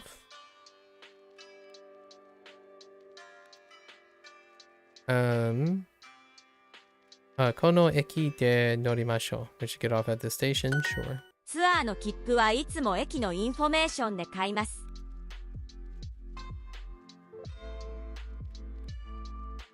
Station? ツアーの切符はいつも駅のインフォメーションで買います。Yeah, they're asking about the tour at the information center. ツアーの切符はいつも駅のインフォメーションで買います。Yeah. This person gets tickets at the station, right? They're talking about the tour tickets at the information center. このカフェにいろいろな動物がいます。このカフェにいろいろな動物がいます。Alright, there are all sorts of aminals.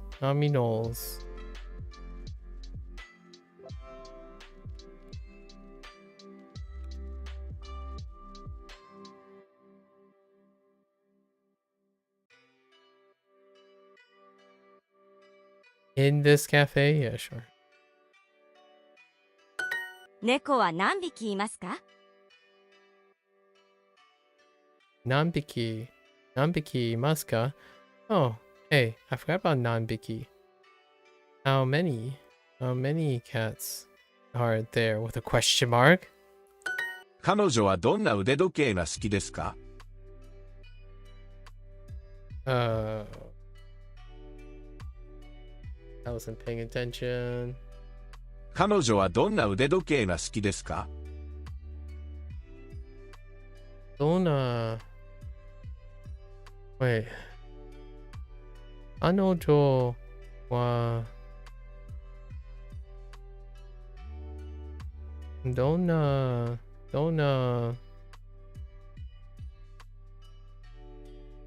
腕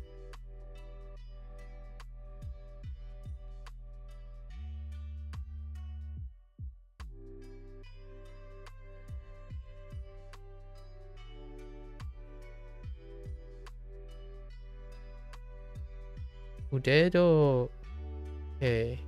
時計 Oh,腕時計 Dude. I'm like, what are we talking about? What kind of watch does your girlfriend like?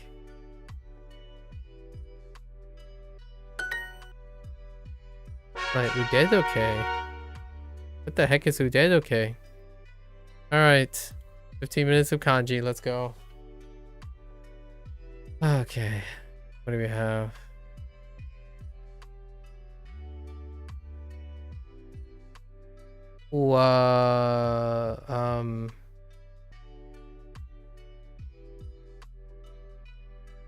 Yoru 1夜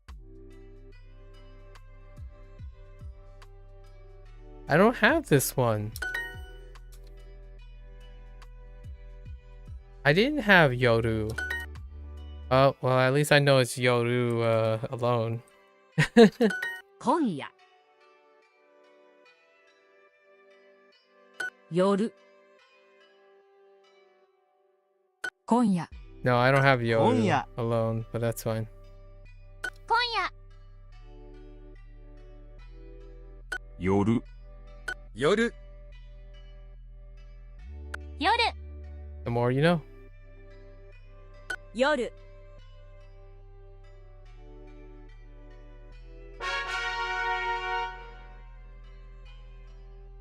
600 よ600え700今日600時間900 600 600え今日600 6明明日日200 800 800今日600 600今日明日明日今日明日明日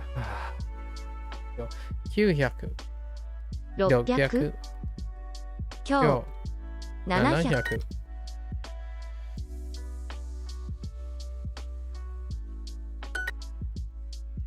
今日700 600 600 400 Oops. 405分今日7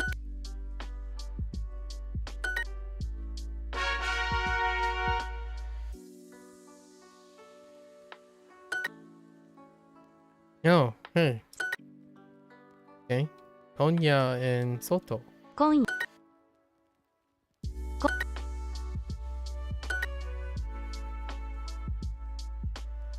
Oh, I forgot. I answered another person's comment yesterday as well. There was another person's comment. 今夜10 They asked me if it's working. If this is working. 来週 Nice shoe.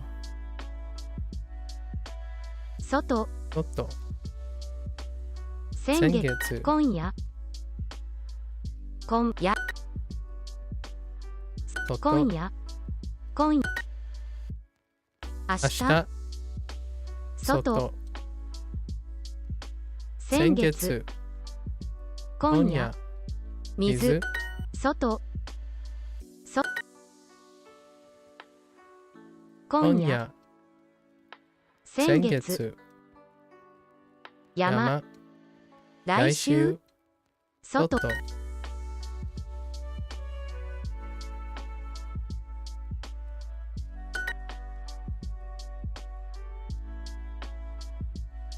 今夜明日外今夜4千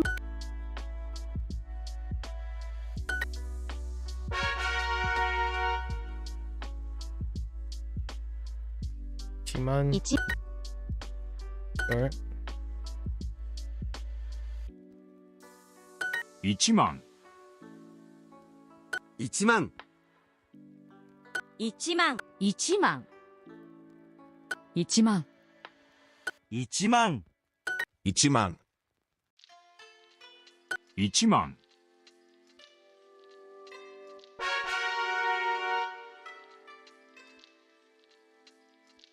Come on, Duo, don't do this.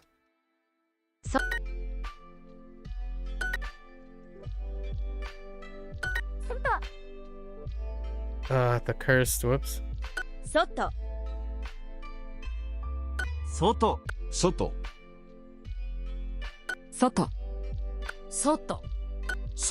Whoops. 外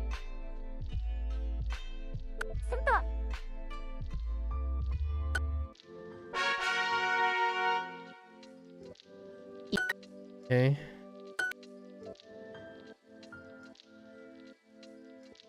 1万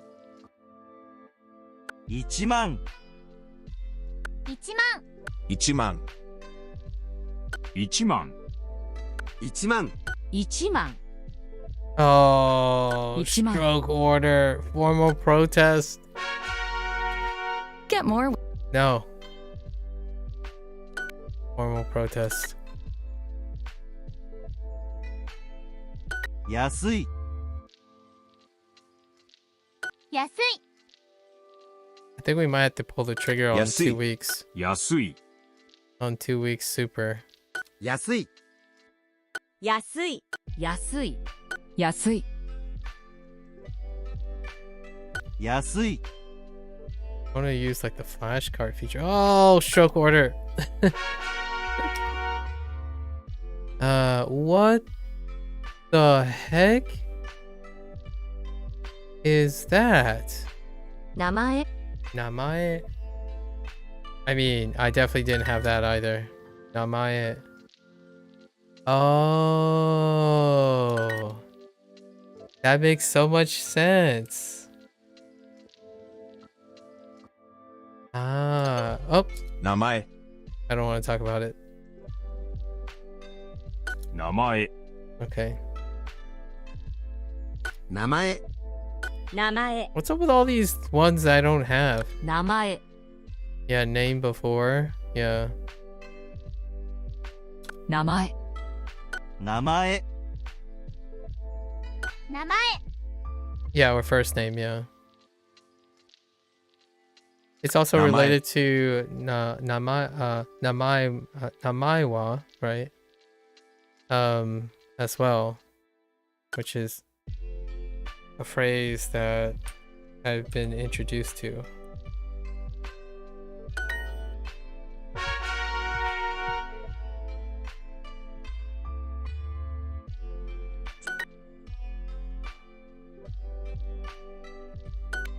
We didn't get it yet, but that works.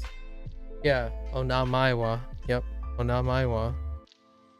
That is a phrase introduced Soto. already, but we only used it in that Soto. context. 外 Right. 外 And now I know it 外 because it's just O, the honorable Soto. O with namae wa, right? 外 Which is kind of cool. 外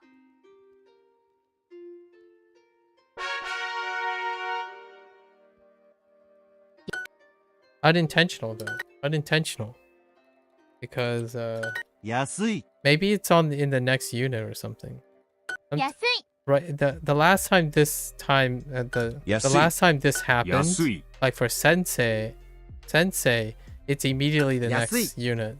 安い So 安い we'll see. 安い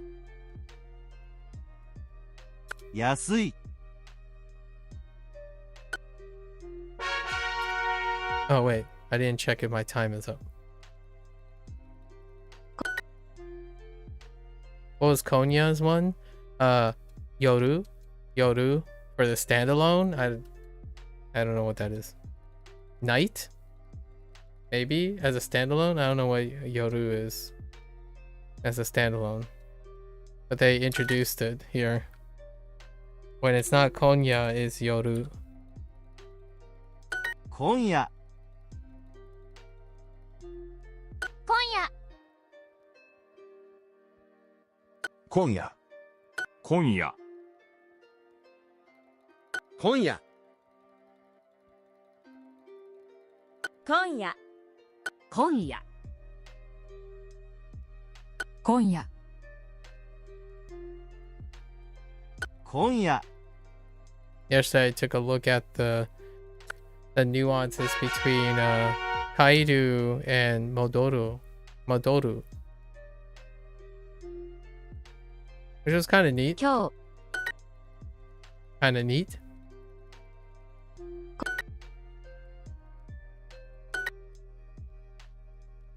今夜何曜日日曜日東京今日今夜今日 Oh, that sucked. 今日今夜日曜日火曜日今夜 Konya. 今日 Yo. 2日 They always want to throw in a hutsuka.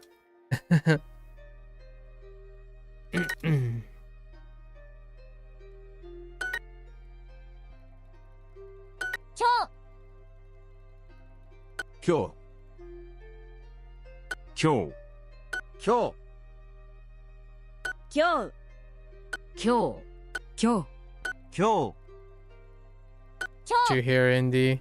Lotus has been cheating on me with a Japanese Get more speaking with- Minecraft player. Feels so bad.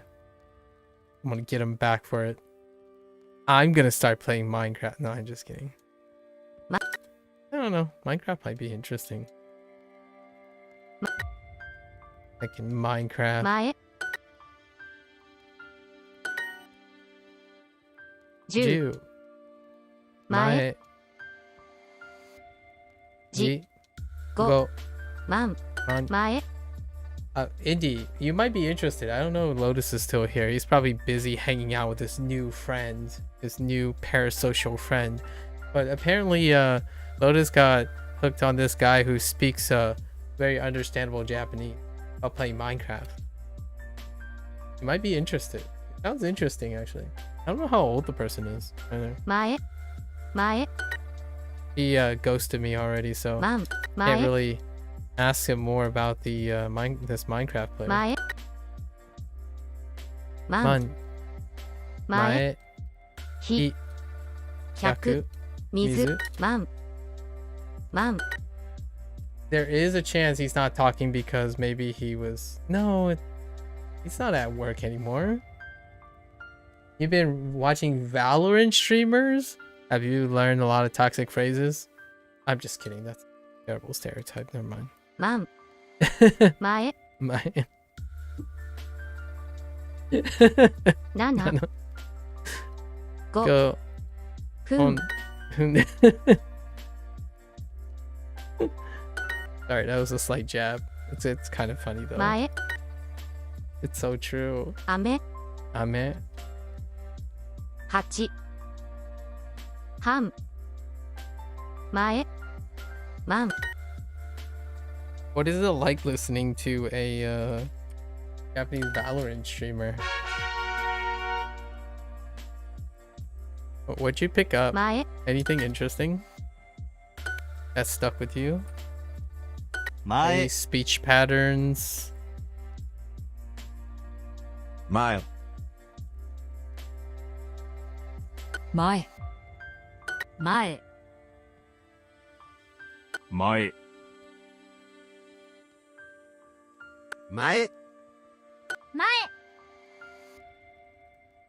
前前 Lots of casual speak when it comes to instructing people on location. Oh, that's interesting. How does that sound? Like, do they go like, oh man, that must be so rapid too. Oh, that's a great point. 今 That's a good idea. Listening to a Japanese person play a positional game. Or position. How they express position. I like it. I'll have to consider that. Actually. 今夜今夜今夜今夜 I'm gonna start soon. I'm gonna soon start watching like Japanese people play like 今夜 voice 今 acting 夜 related Japanese people who like 今夜 read like narrate and stuff in video games, like storytelling video games, because I want to like 今夜 get inspired for my future things I want to do. I'm starting to look for people who are seiyu, right? Seiyu, but they're multinational seiyu. Like they are maybe some people who voice video games that are both English and Japanese. There are a lot of seiyu that do English and Japanese. so you can see them kind of like naturally bounce back and forth. So I would love to see if there are any out there who play other video games and then like read the video game and stuff. There are a lot of like English speakers who do that, and I personally find myself enjoying that, doing that myself for posterity. I absolutely love reading text out loud and trying to like impart my own imagination onto it. I'm looking to see what Japanese is like. Let me know if you find someone like that.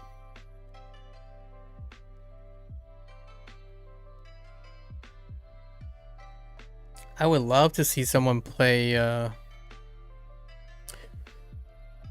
like a really involved game. Heck, even like Baldur's Gate. Like, ooh. If there was a Japanese person who played like Baldur's Gate 3, that would be interesting. I would totally be on that. Yeah. If you find someone that reads like video game dialogue, that'd be awesome. I know Baldur's Gate isn't translatable to Japanese. I know. Yeah. But it's something like that, something like epic, or maybe even a visual novel game. I wouldn't mind a visual novel game, but oftentimes the visual novel games are already voiced, if you know what I mean. So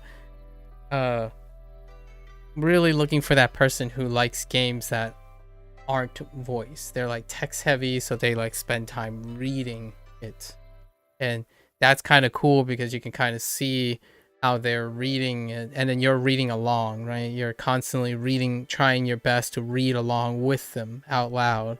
So it's kind of like a really nice organic way of practicing. And that's how I used to practice speeches and like giving seminars and practice. I used to hear people give seminars and then try to do it myself. Over time, you kind of get natural at giving presentations and whatnot. So it'd be really cool to find someone who's like a Japanese narrator. I don't know how big audiobooks are, like I know grade readers have audio and stuff, but it'd be really cool. I really enjoy grade readers quite a lot. So now I want to see something too. I want a medium that allows me to see as well. See like a picture or something. I mean, as much as books go, animation is kind of another dimension. And then when you see the person actually doing it, it's really interesting too. All right, 15 minutes are up. Right now I'm loving vlogging. I'm enjoying vlogging so much more now, where like the interviews are getting there are a lot of vloggers who they tell you in advance what their interview is going to be about. So then you're kind of like ready for it. So then you're looking for, oh yeah, okay. So they're telling me that they're going to interview people, and they tell you what the topic is. They're going to ask people what they do on the weekend, right? So then you're ready. So if you're learning Japanese, you get like, all right, now I'm going to collect all my like anything I can possibly think of like about weekends and stuff, and you're kind of like primed. So when they start asking, you can pick up a lot more things. You're kind of like ready for it. It's kind of like how I prepare for Duolingo things. Like I'm ready for it, so I'm actively trying to engage as much as I can, come in with a plan and whatnot. I really enjoyed those types of formats of podcasts. You do this in English all the time. Like when you click on a video, right? Since you're so used to English, when you read a title, you've already automatically determined and prime yourself for certain expectations and stuff, and you're geared towards that, right? If you're actively interested in whatever video you're picking up. So in Japanese, there are a bunch of people who do that as well, which is really nice.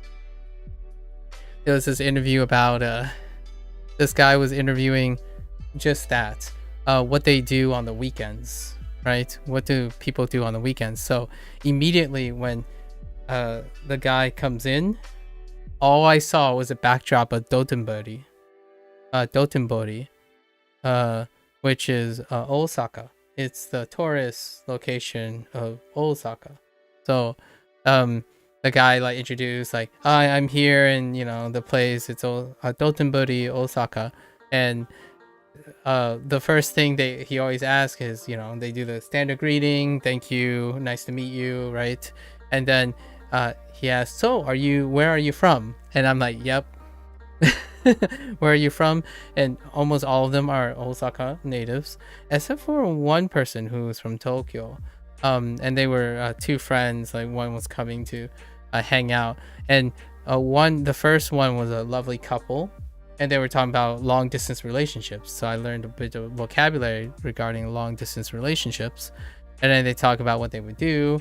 They talk about cycling, which I couldn't pick it up, but it sounded like bicycling, and I'm like, oh, okay, well, all right. The second one was like this older gentleman who's like a social media platform guy. He kept mentioning like his TikTok, his channels, like what he does, and then he walks around doing blogs or TikTok and whatnot. Okay. And then the third one was really cute. It was two good friends, and they were meeting up to hang out, and one was like a little skittish and shy about the idea that she likes anime, so she talked about anime, and she kept saying Arabian Night as the setting, like it just comes out Arabian Night, like I guess that expression is adopted, right? So they were describing not romance but fight action anime, right? It was kind of cool. You learn a lot from the natural arrangement of the words. Man, every time Sushin comes up, I'm like, dude.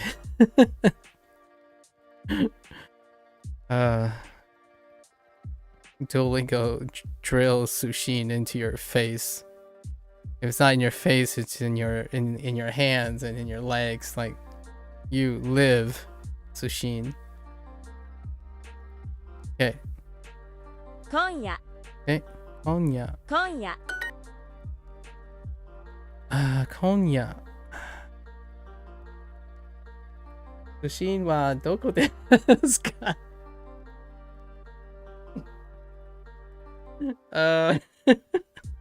Oh yeah, the grass. The grass. The laughing grass. You and your heckin' laughing grass. Sushin wa doko desu ka? He literally said that 4 times in a row, man. Okay.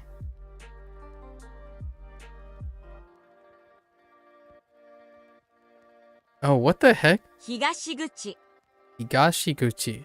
That's gotta be a name of city, right? Higashiguchi. Oh, no, it's not. It's east exit. Higashiguchi. Yeah, it's east exit. Oh, that makes sense. East and a big door. East mouth. This is more like capital. Like, this is shared with Tokyo, right? This is the left kanji of Tokyo. And then Kuchi. I don't know what it means alone. Doesn't this what does it mean alone? The left kanji. And then everything else is familiar, so interesting. Higashikuchi. 今日 What's we're looking for? 今夜 Konya. このバンドは本当に人気です。このバンドは人気本当に人気です。That works. このバンドは本当に人気です。このバンドは本当に人気です。本当に人気です。This band is very popular. Oh, or really popular. 今夜山田 N 火曜日0このバンドに会いたいですか？このバンドに This band is truly popular. How you say truly? I imagine that's complicated. Because there's truly as in it's real versus truly as in it's very.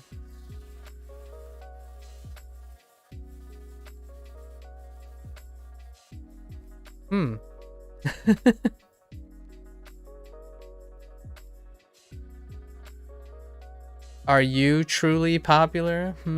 Indie? Are you truly popular? That sounded a little weird. Sorry. That sounded like You don't know, TBH? Then why would you be saying something you don't know? You can't be doing that. Indie, you gotta help me out here.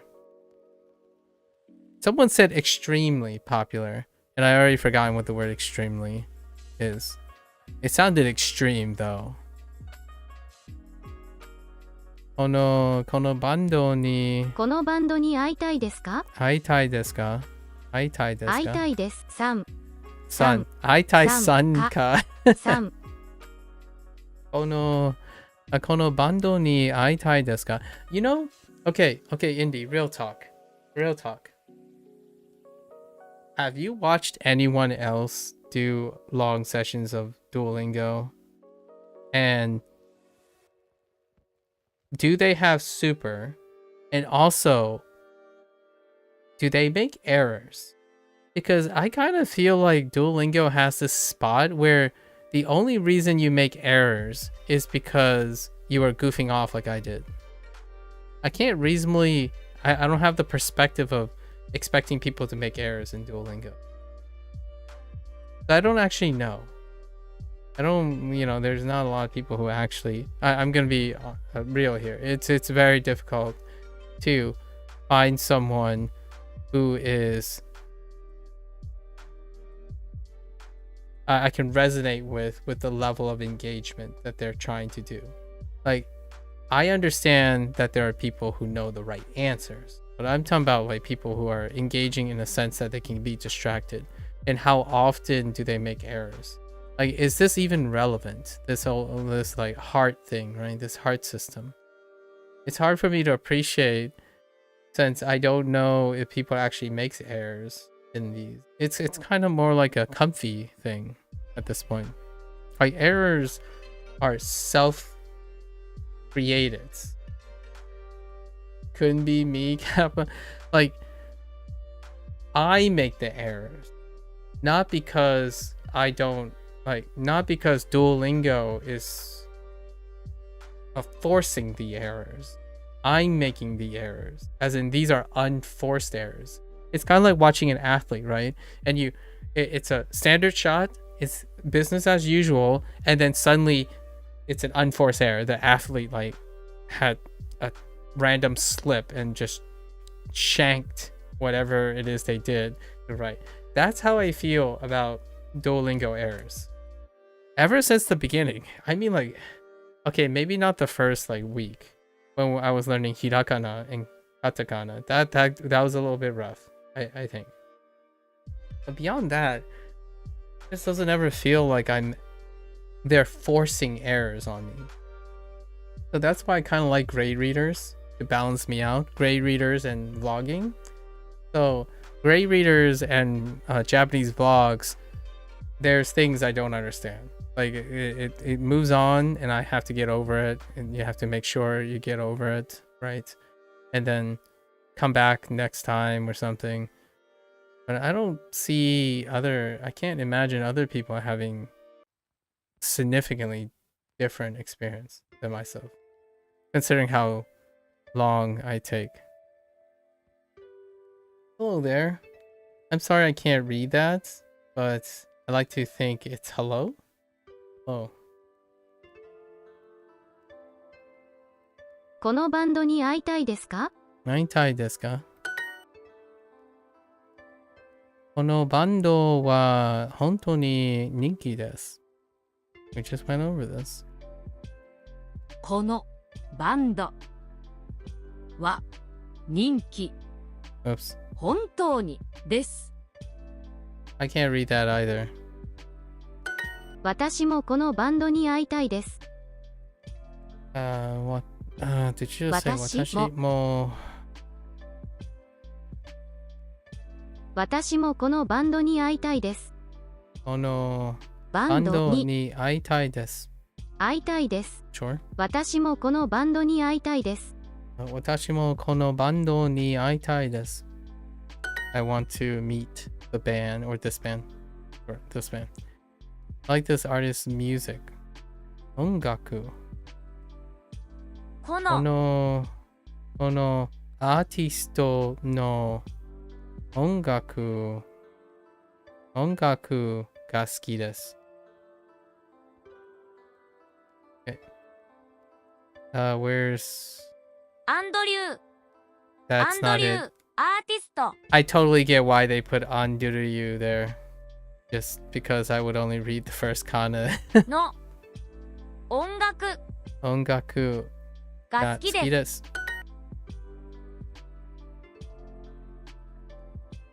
有名な。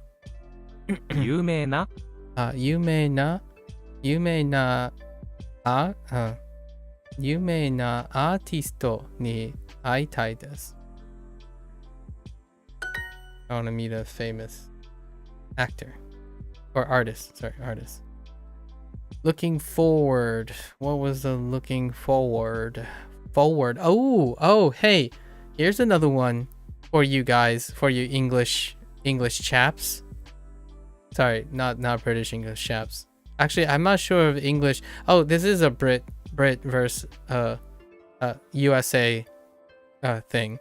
How you pronounce this? Because we're dropping this. Ooh, these words are great. I still say forward,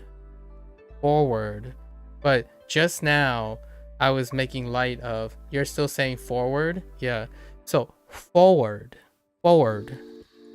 not forward. So forward is the new trending.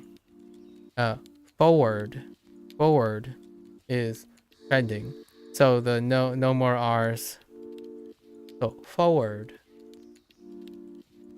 This R still stays because it's A and D, but like hard. But forward is the new trend. Instead of forward, I still say forward for the most part. Forward march, not forward march. Good times. Forward. That's what I caught myself. I just said it and I'm like, oh yeah, I remember why now. So now I sometimes say forward and sometimes I say forward. Soon I'm gonna be dropping all my G's. Right? No more G's. I'm looking forward. I'm looking forward to, I don't know if tonight. No, tonight hasn't changed. And concert hasn't changed. Oh, wait, concert. We dropped the T. Concert. I'm looking forward to tonight's concert. I emphasize the T. I'm looking forward. I can't even say it. I'm looking forward to tonight's concert. Articulation. But hey, if they're not there, then you don't have to articulate anything, right? Tanoshimi. It's tanoshimimasu. Yes, tanoshimimasu. Or tanoshimi desu. You know what? Oh, enjoy. Tanoshimimasu is enjoy. I'm looking for tanoshimi desu. It's a state. A state of being. Excitable. Was that Indie that told me about the state of being and being excitable? Being a state of excitement? I think it might have been Indie. We were talking about tanoshimi desu. Okay, 今夜のコンサートが楽しみです。Okay. 先月このアーティストのコンサートに Oh, it's 先月行きました。I went to this artist's concert last month. 来月このアーティストに会いたいです。会いたいです。I want to meet this artist next month. Nice. 今夜このアーティストのコンサートに行きたいです。Okay. すみません。どんなアーティストですか? And what kind of artist is the person? 昨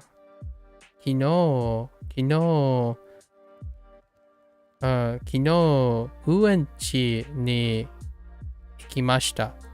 行きたいです。行きました。行きました。今日はコンサートに行きたいです。行きたいです。I want to go to a concert today. Yesterday we went to a theme park.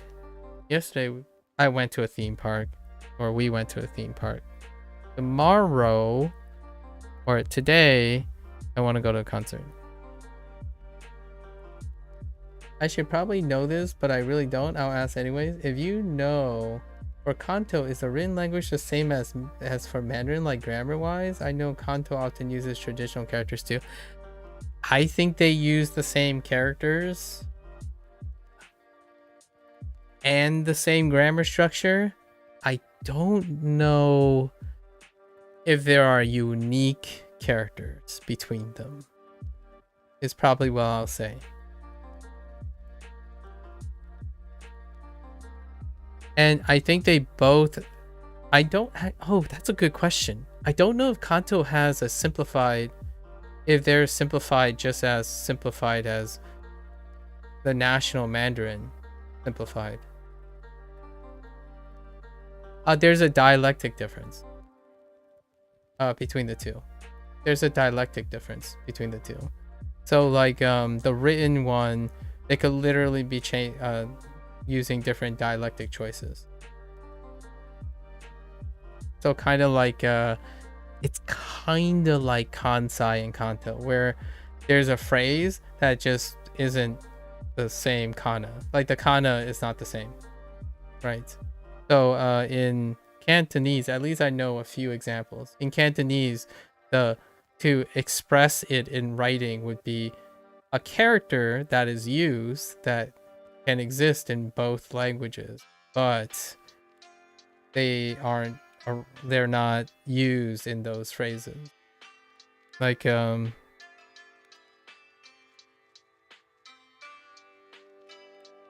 me see. What?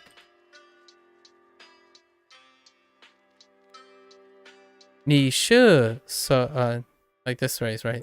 你是做什么的? 你是做什么的?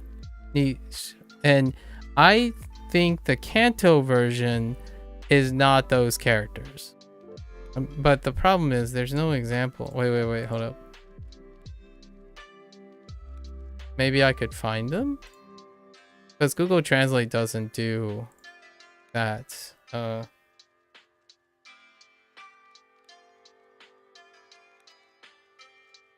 This is a common I'm choosing this phrase because there's a common Cantonese phrase that I hear all the time. Wait, let me see if I can even find them. Well, actually, hold up. This might be loud. Sorry. Headphone warning. 廁所喺邊? Oh, 廁所喺邊? Yeah, 廁所喺邊? Let me see what this is in yeah, 廁所喺邊? Where's the bathroom? Where's the bathroom? Let me see. Where is that? Because that's correct. Or at least that's what I remember Cantonese looking like and sounding like. Oh no. 厕所在哪里？ Yeah, 厕所厕所在哪里？厕所在哪里？在哪里？在哪里？厕所在哪里？在哪里？在哪里？Yeah, they're not the same. Well, actually, I lied. They are similar, but they're not the same. No, they're not the same. So they're not the same. I don't know if the characters are the same though. So that's a great question. I don't know if the characters are the same. As in, say like you take the yoru, like the yoru kanji, right? And they decide to move it somewhere else to get a different sound. So that's such a great question. I have never thought about that. And the reason why I always think about that is because Fujonese, I don't know either. I can't even say that either. I watched a YouTube video where it had characters on the screen, and I looked to the Mandarin side of things, and they're different characters. So I have no idea. Yeah. Yeah. So Fujonese, the characters are different too. So, Chaisun, Chisol got dinner. Chisol got dinner instead of, 廁所喺邊？廁所喺邊？Chaisun got dinner. Chisol, oh, actually, you can probably say the same thing, actually. Chisol got dinner. Yeah. Chaisun,廁所喺邊？ Chisol喺邊? It's really close. Actually, Chisol is the same. 厕所在哪里？厕所. Why did they went with 厕所? 在哪里? Wow, Cantonese is actually really close to Fujonese now that I think about it.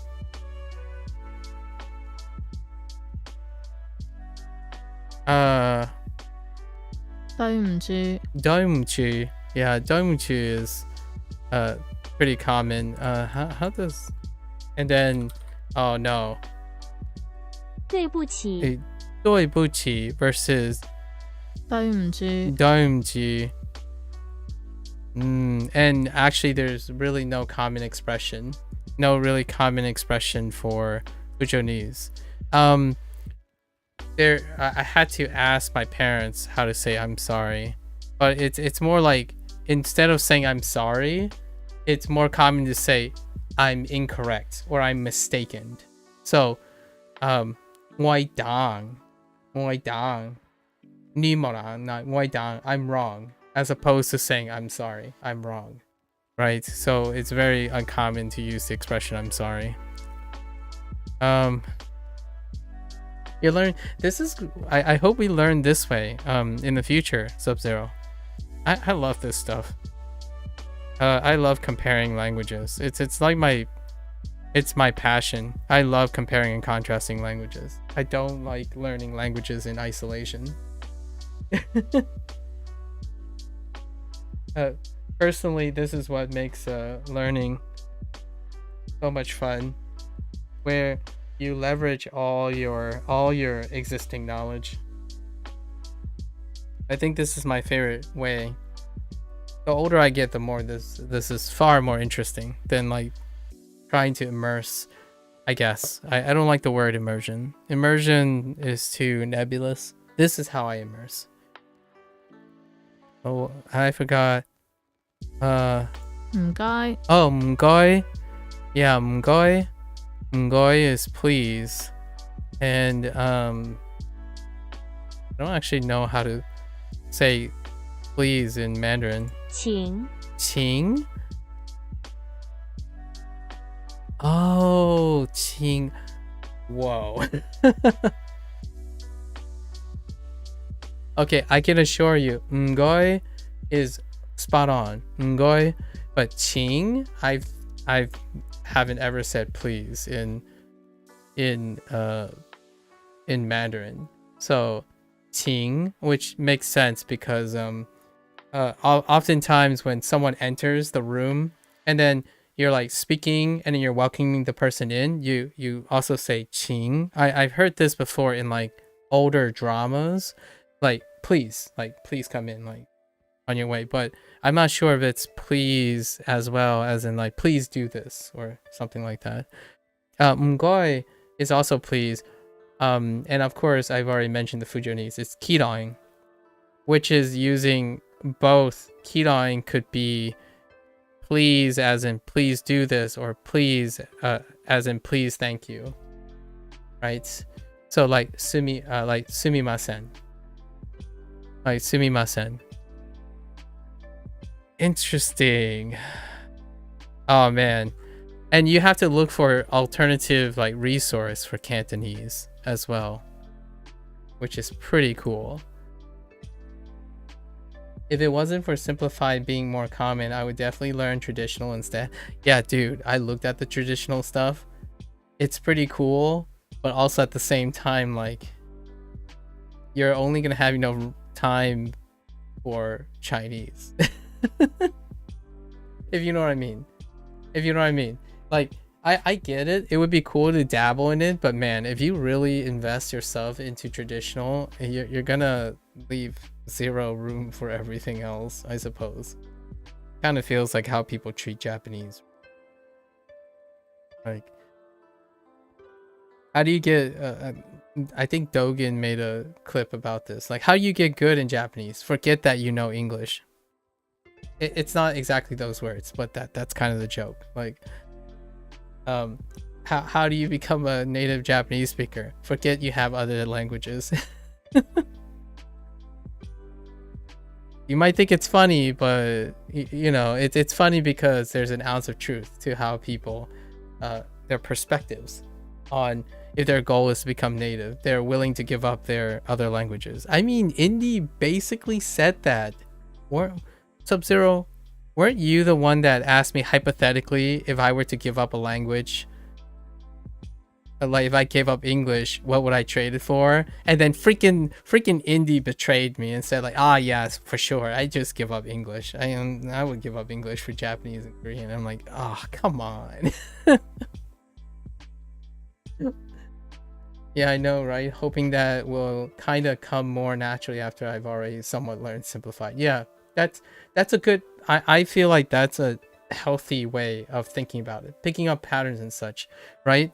Have you ever listened to like blogs of other people describing their it moment? You know, that moment when a language clicks. And that moment is unpredictable to nearly everyone. Regardless of how hard you worked, it's not like you can predict when that moment happens. And that's kind of the impression I get. So oftentimes people look at the closest goal, continue to proceed to the closest goal, and one day that moment happens. It's very difficult to foresee in hindsight when that moment happens. So oftentimes I kind of like the idea of what you're saying here. Do what you are able to do, continue to do what you are able to do and want to do, and you have no idea, instead of worrying about when that moment happens. Even the most experienced people, like if you talk to the people who are multi-fluent, right, like they will describe this moment that it happens, right? When they recall the moment that it happens, it's more like a moment of surprise, a sudden realization that I can do it now. I don't think I've ever come across, in my opinion so far, it might be a bias, confirmation bias, and maybe I should try to more rigorously look for someone who anticipated and knew they were naturally acquiring it, as in they completely planned it out and then they suddenly finish all the things they planned, and they suddenly, like, they were predictably becoming fluent, right? Or having acquisition. I don't think I've ever heard that type of experience statistically, if not really rare. I would say at least 9 out of 10 people will describe the moment as something sudden or surprising. It's not anticipated. Like, oh yeah, I did really hard. I practiced all these things. I know all these things. And right about today is the day when suddenly the switch comes on, right? I don't think that's a very common expectation. So doing what you're able to do, what motivates you, and allow it to happen is pretty much the word of naturally catching on. For sure, some people have said that the breaking point is usually when they naturally catch themselves thinking in a different language, yeah, or dreaming in a different language, yeah. I have nightmares about that. I think that I'm on my way when I have nightmares. You know, the one day when someone speaks to me in English, and in my dream I'm like, I'm only speaking Japanese. It's like, where did my English go? I'm just kidding, but I have had a few dreams like that actually. I don't remember when my breaking point for English was, sadly. That's a good question.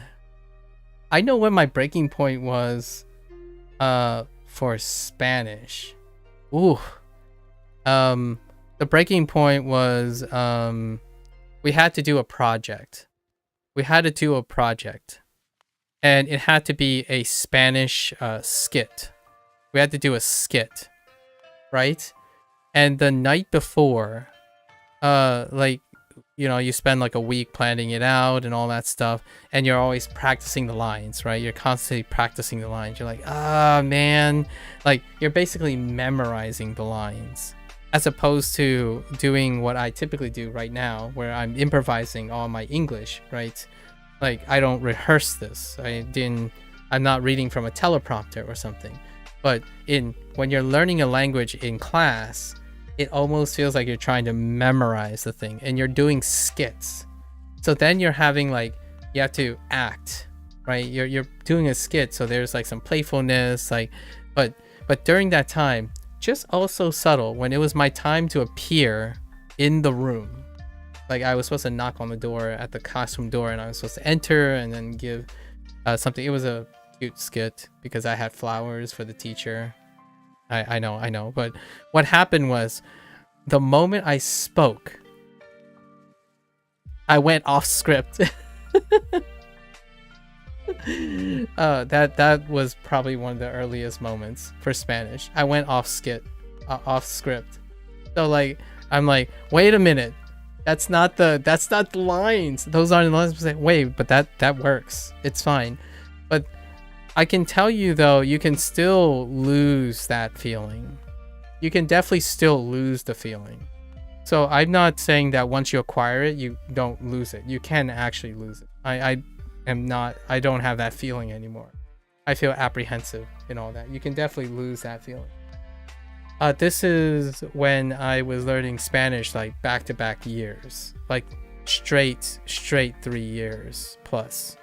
So the moment that happens, that was my moment where I'm like, okay, well, the Spanish still works, so it's not like I need to worry about it. It's like, who cares about remembering what my skit is? I said the lines in a different way, but the way was proper, like, was good enough. I'm like, yeah. That's kind of what I'm hoping for in Japanese. Like, instead of it's gonna be the little things, like someone starts talking, it's like, oh, so desu ka? You know, nani o shimasu ka? Right? Oh, so, anime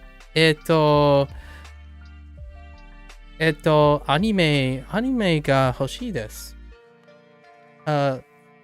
Anime mo hoshii desu, right? Something like that, where, like, suddenly it was more like I am talking but I'm also not planning to do that. I no longer have to plan for it because I was searching for phrases I could say, as opposed to just saying it. So I'm waiting for that moment. Sometimes it happens occasionally, but not intentionally. Things like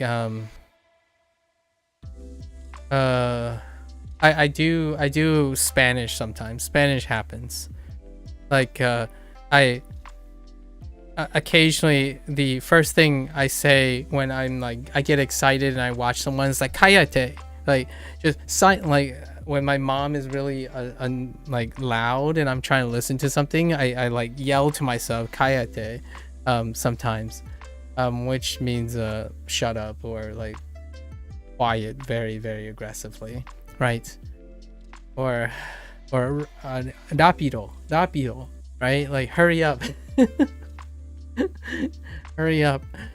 From time to time, still happens. Like "Qué lástima" shows up a lot in my head. It's like, what a shame. It's a disappointment. Instead of saying disappointing, I would say "Qué lástima" sometimes. Or in Fujonese, it happens a lot. When I'm trying to think of a phrase, and I'm like, oh, actually, ine. Yeah, yeah.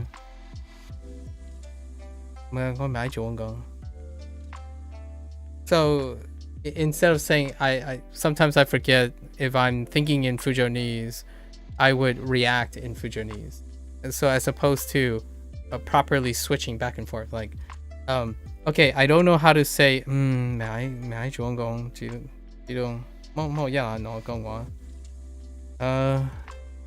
yeah, yeah. And I'm really actually telling myself the same thing I'm saying in English. So like if you self-talk a lot, you get a lot of indications sometimes if you're getting it. As in, for me, if no one's talking, like if I'm talking to no one and I'm just making comment with myself, I'm like, is it this or is it that? I think I know this one. And then when you shift and you do that yourself, I think that's a fairly nice indicator of how comfortable you are. So I say this in Fujonese all the time. I say the same things like,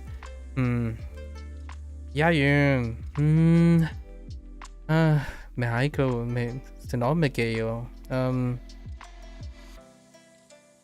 Somang Udan, yeah, Manon, Megayo.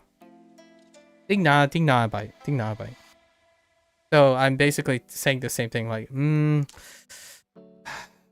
I can't remember. It's kind of coming to me, but maybe later, I don't know. That's basically what I said in Fujonese. But there's no equivalence. Like I wasn't thinking about the equivalence in English at all. I haven't gotten there yet. Only the occasional she. Oh, instead of yes. Oh, su. Yeah, su and shi are words I think of naturally. I really hate those words because I'm terrible at them. Like the sh, the she, like she, su, sh, sh. Like I'm really terrible at those, and it's largely because of English. And just so you know, in Fujonese there's less showing. It's more like you get some Vietnamese phrases. I randomly think you get Vietnamese phrases. I don't know any Vietnamese phrases. Yeah, I don't know any Vietnamese phrases. Can you tell me one? I only know Vietnamese foods. It always comes back to food. That's all you need to know, really. Know how to order, like, you know. I'm actually kind of curious what does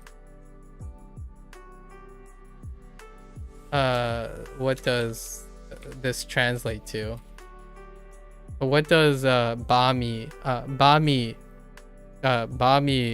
translate to? It's probably like sandwich. Bami. Oh, it means bread.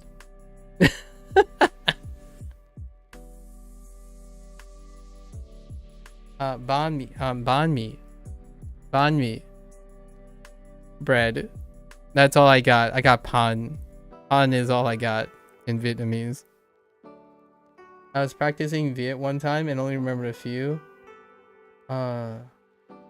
Okay, let me type that in. I actually want to hear what this. Oi Nhi Hang Viet. Okay. Oh, I speak a little Vietnamese? I say. Oops, sorry. Tôi nói.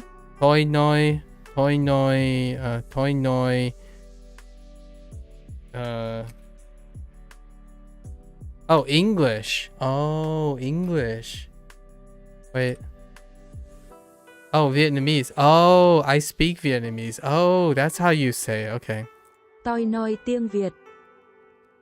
Tôi nói tiếng Việt. Wow. Tôi nói tiếng Việt. Tôi nói tiếng Việt. That's so weird sounding. Yeah, tôi nói tiếng Việt. I speak language Vietnamese. I see. Interesting. That's not a very useful phrase for someone who's just learning Vietnamese, though. I'm just kidding. Sorry. Why did you learn I speak English?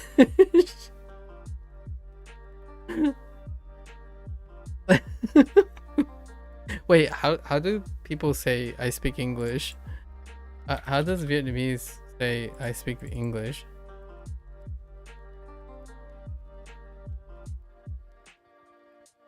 What's the we're done with this, but we're not gonna go too far deep. We're having too much fun here.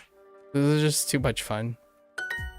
今夜このバンドのコンサートに行きたいです。Toi noi tien, and then insert language. That's pretty cool. Honestly, now I really want to know, how do you yeah.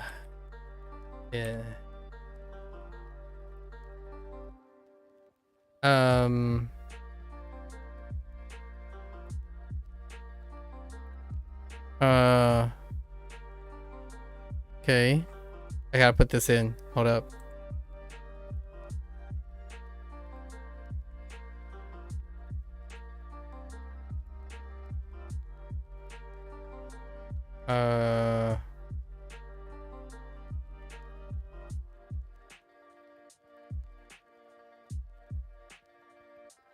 Okay.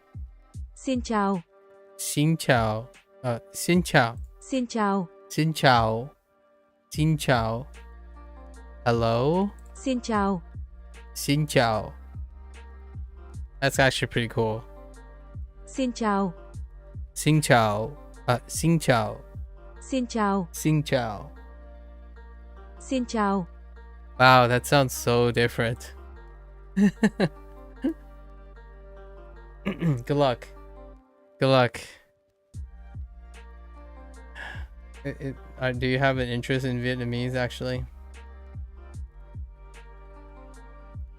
I mean, I'm a little biased because of television and stuff, but I actually resonate a lot more in terms of like Cantonese and Mandarin. I resonate a lot more with Cantonese than I resonate with Mandarin. Oftentimes when I think I'm listening to Mandarin, I'm actually listening to Cantonese.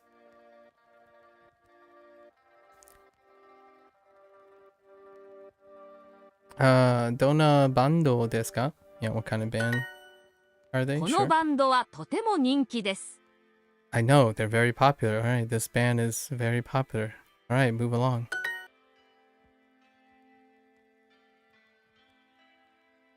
Kai-san. Kai-san. Kai-san. Konya. Onya nani o shimasu ka? Nani o shimasu ka? Not really. I've always wanted to learn Mandarin instead. Tried it for a bit though, cause it'd be fun since your girlfriends speak Viet. Oh, why don't you learn Viet? Your girlfriend is having a significant other speak. That's so cute. You could be a content creator. I kid you not. Right now, since I started Japanese, I'm like listening to like 9 different interracial couples. Like it's incredible. And I don't know like 8 of the couple's languages. The only common denominator is English. But they're using English sometimes. A lot of the couples are using English as a common language, as in it's used because they create content and they speak to other people in English. But their content that they make is in their mother tongue, in the tongue that they speak at home with their parents. So honestly, I haven't found a Norwegian one. I think the cutest part so far, and this is by pure coincidence, it's because of Magnus. I'm sure since you're Norwegian,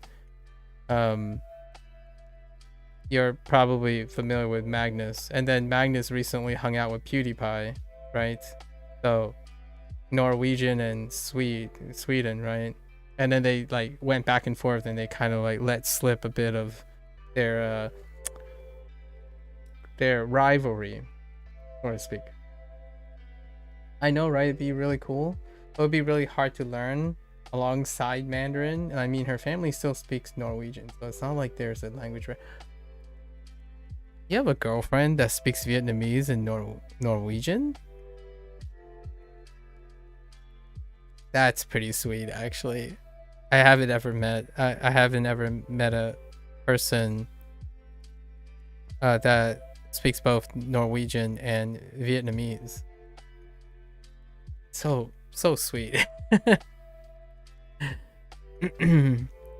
Ai-san, you have to know that when you're playing video games online, right, it's really dominated by American English. Oh, she understands, but oh, okay, she's the immersion baby. She's a immersion baby. Yeah, I can. You did mention that. Yeah, you did mention that your girlfriend is an immersion baby. I don't know what other term I could use, but immersion baby is what I'm sticking with. A lot of times multicultural people are immersion babies. They have the thing where, like, if I sit down and watch a Cantonese, immersion babies, you know, basically, like, you sit there and you're like, yep, I know, but guess what? I'm gonna speak to you in a different language. So it's kind of like where like if my parents could understand English, they could talk to me in Mandarin and I'll respond to them in English with no problem. Or they could say whatever they want in Mandarin, but they need to understand the English in order to continue speaking to me in Mandarin. I have no ability to produce the sounds or like the sounds at will. It's like it immediately transforms into an English response because I have no sound production. The heckin' immersion baby. Like, I don't know how to say this, but I feel ya, man. I just feel the language. It's like you're angry at me, I know, and then that's it. It's like you can't even explain it. Like, what I mean is it's different. It's different saying, like, for example, if I say this line, right? Kai, what are you going to do tonight? I am able to explain what are we going, the different parts, the different words, the nuances, right? But if I'm listening to Mandarin and Cantonese, you know, they will talk for like an hour, and I'm like, I know what to say back.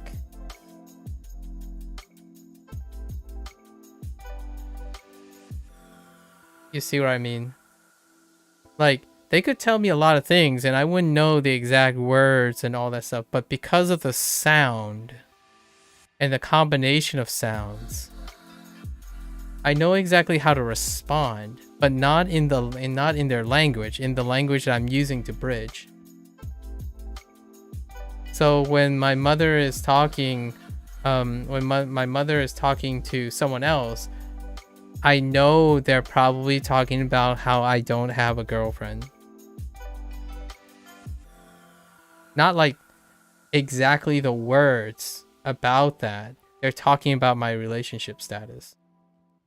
And then I will respond in English like, yeah, I know what you're talking about. I'm sitting right here.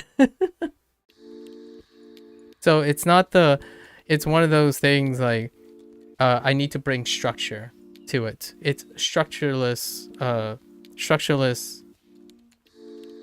feelings. So you don't, I don't explain to myself how I know what they're talking about. I explain to myself how I can respond to them. So when someone says, oh yeah, they're probably gossiping about you, and I would listen a little bit, it's like, no, they're not gossiping about you. They're talking about like the weather right now. That kind of thing. And it would be instantaneous. It would be like, I won't spend time thinking about it. It's like, yeah, well, they're not talking about you. That I know for sure. So I know what to listen for. Not for comprehension, but what to listen for. Right? So when or kind of for comprehension. Like if someone says like, what are they trying to say? What are they trying to say to me? Oh, they're basically asking you if you want to try this out. Even though they could have said like, oh, you know, she might not like this, she might, but it's basically they're asking if you want to try this out. So like cut to the chase.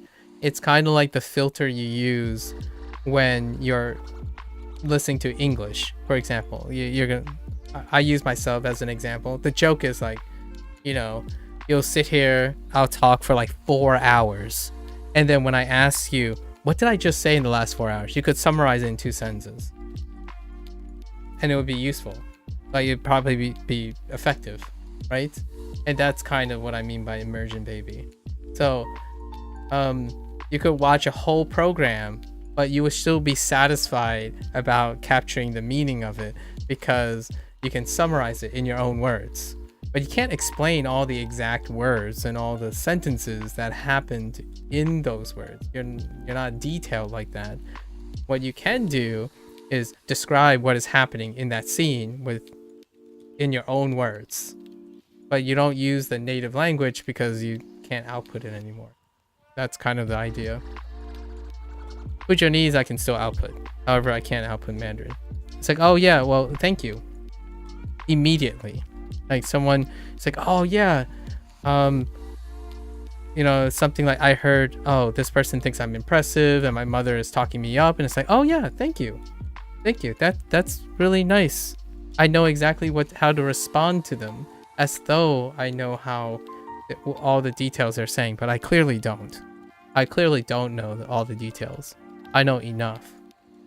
Sounds like extremely accurate. I hear her on the phone with her mom talking for hours, and my girlfriend's like, yeah, mm-hmm, yep, uh-huh, yeah, yep, arai, okay,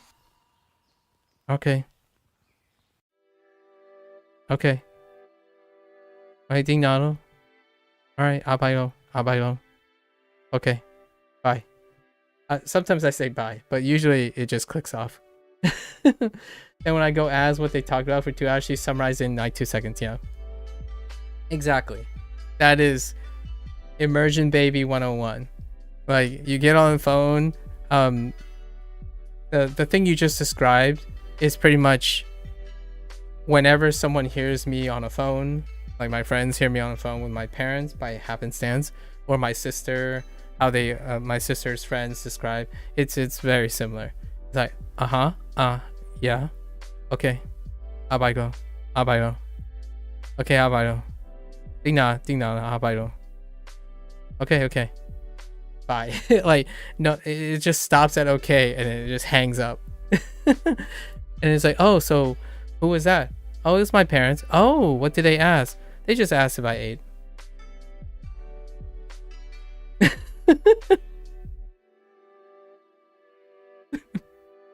Like, well, they just, you know, they asked if I was if I was taking, you know, like eating well, and they just wanted to check up. Yep, that's it. You spent 2 hours. It's like an hour just saying yeah. They basically spent the whole time asking me like, am I taking care of myself? Am I going out? Do I hang out with friends? Am I eating? It's like it all sums up to, yeah, they're asking me how I'm doing. That's it. Like, if you want detail, just ask how I'm doing. That's all you need to know. Nani? Nani? Shimasu. You don't talk to your parents like that? Sub-Zero? It might also be a cultural thing as well. But you don't do you ever summarize? Do you ever get a call from your folks and then your girlfriend asks you like, oh, so what you guys talk about? It's like, oh, you know, we caught up. It's like, oh, caught up with what? You know, we described everything. Basically, we're all caught up. Like, okay, can you give me more details? Like, school, work, stuff. We're caught up. Kai-san, nani o shimasu ka? Right? Yes. Wait. What are we going to do?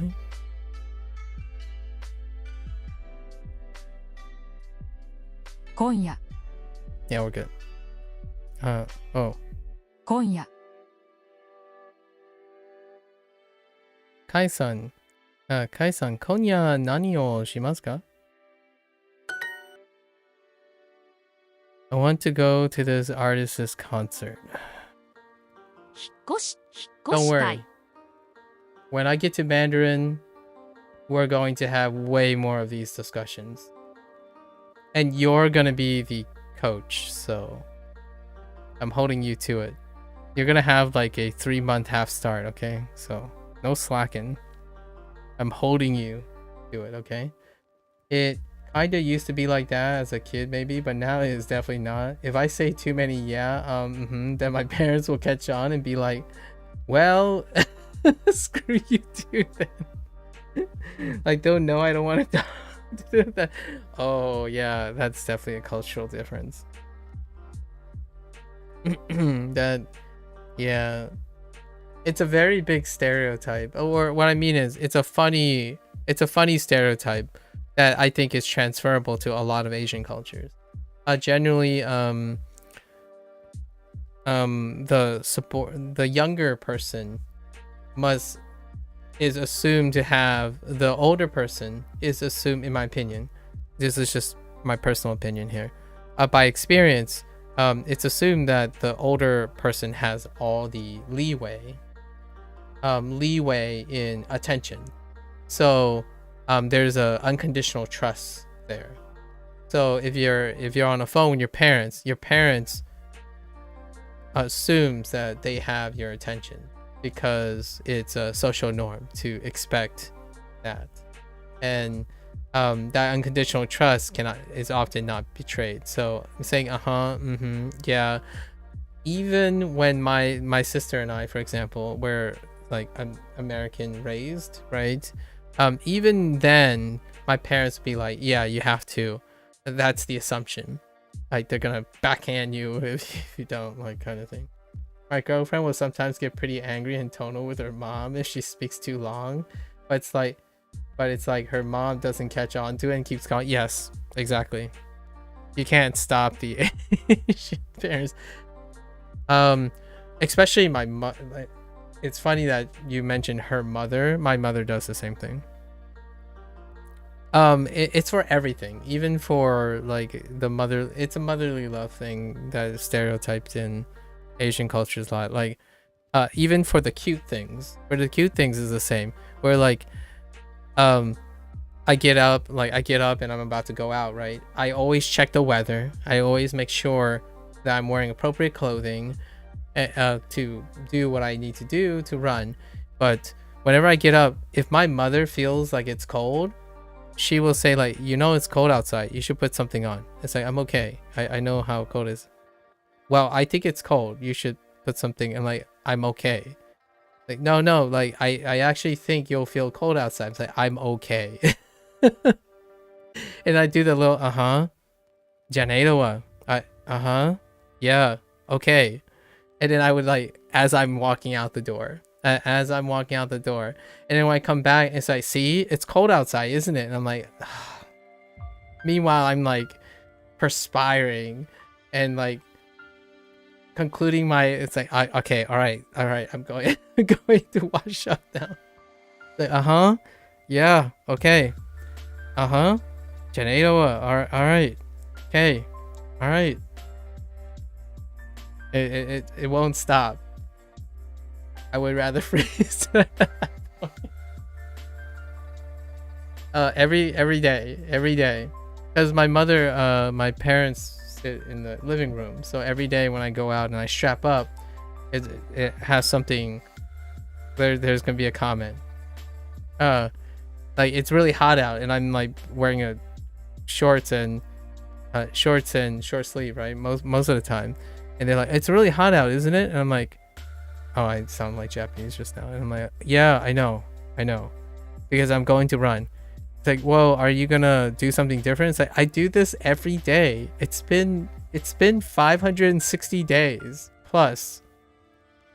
Ma, please. It's like, well, it's hot out. I'm like, I know it's hot out.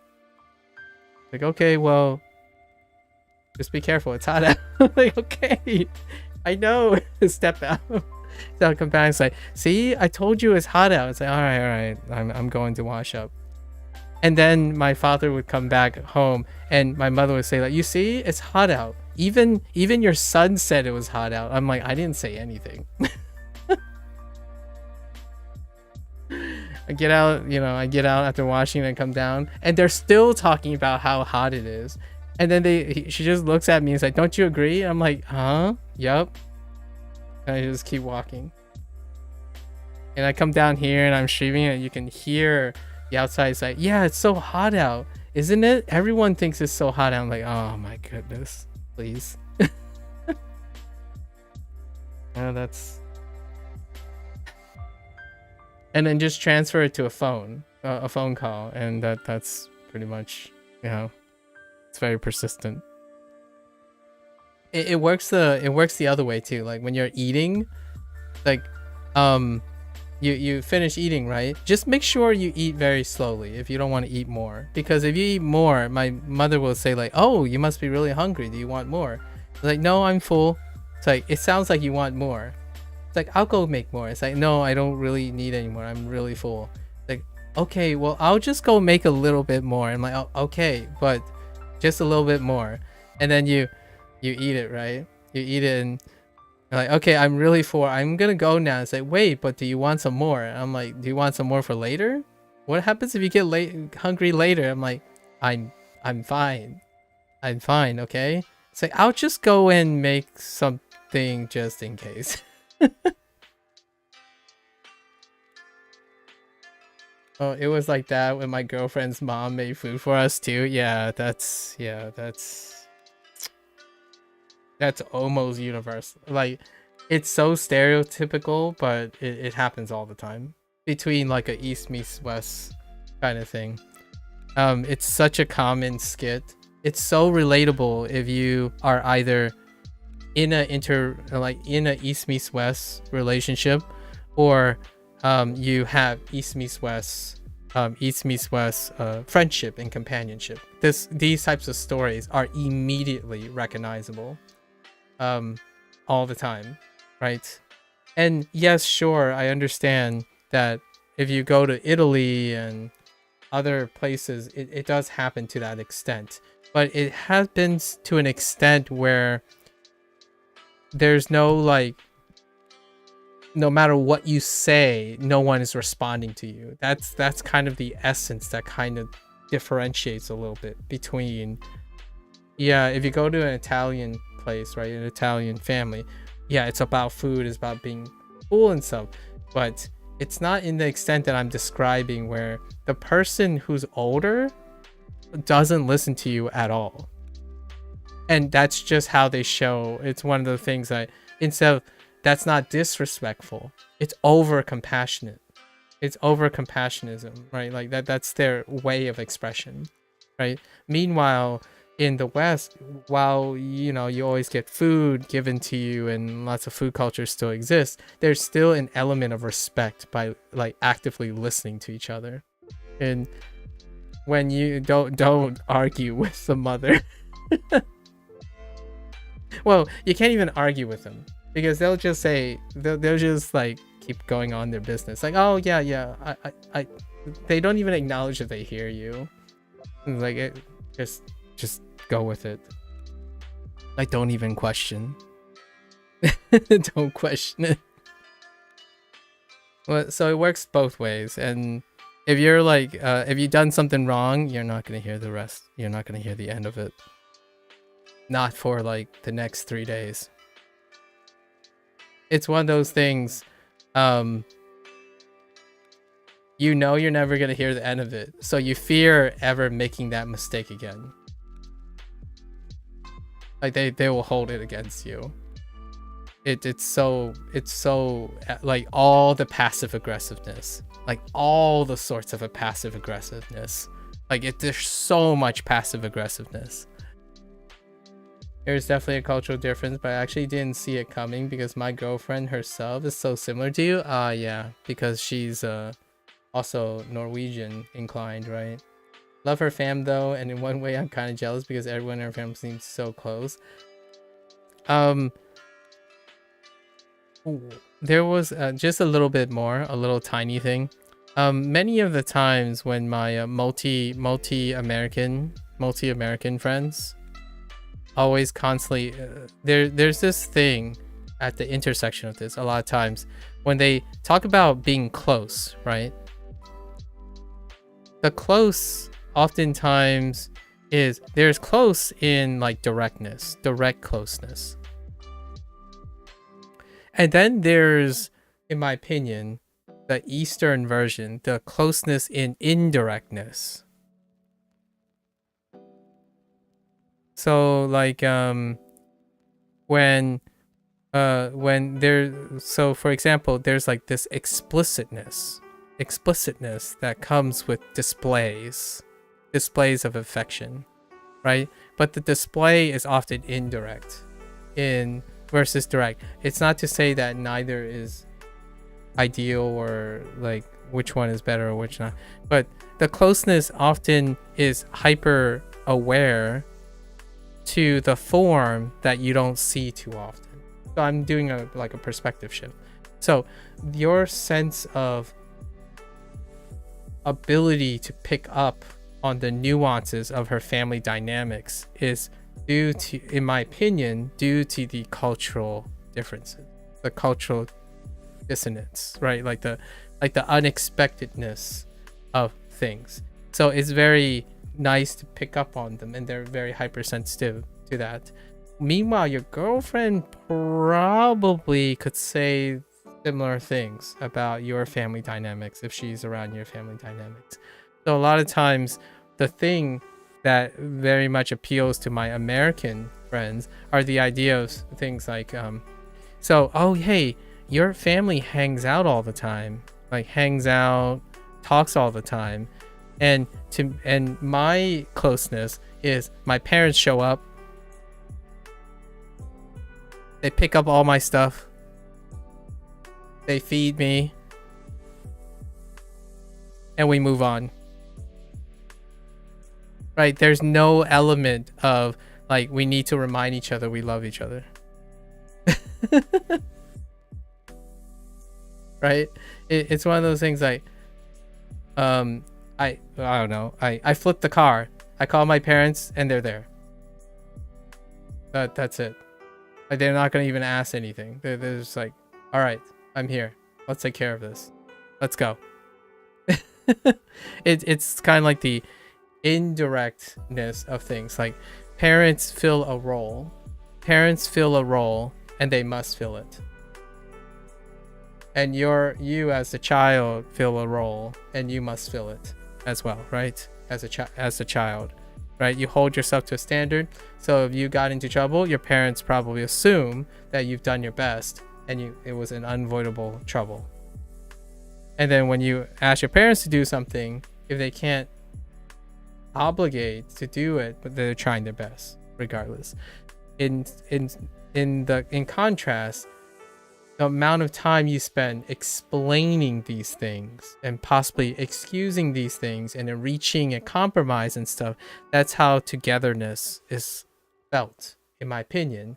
And when I look at my westernized friends, I like that too.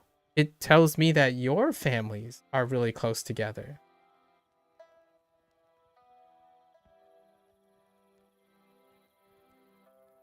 Well, core family-wise, we are pretty similar, but very close to each other's families. I was mainly surprised at how close the whole family tree is. Oh, okay, that type of family dynamic. That's fair. Yeah, for Vietnamese. Oh, you're talking about like family contacts. Ooh, I can't really, I'm an oddball out on that one. Statistically, extended families stay together. Especially for like Asian families, transplanted Asian families. However, my family is an oddball, so we're like a statistical oddity where my immediate family sit together, but we're not that far away. My family is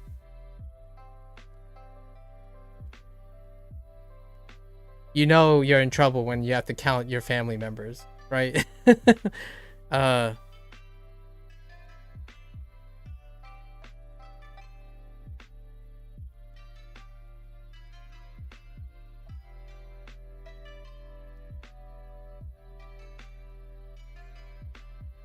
I think my one cousin removed, like one remove as in my father's siblings, right?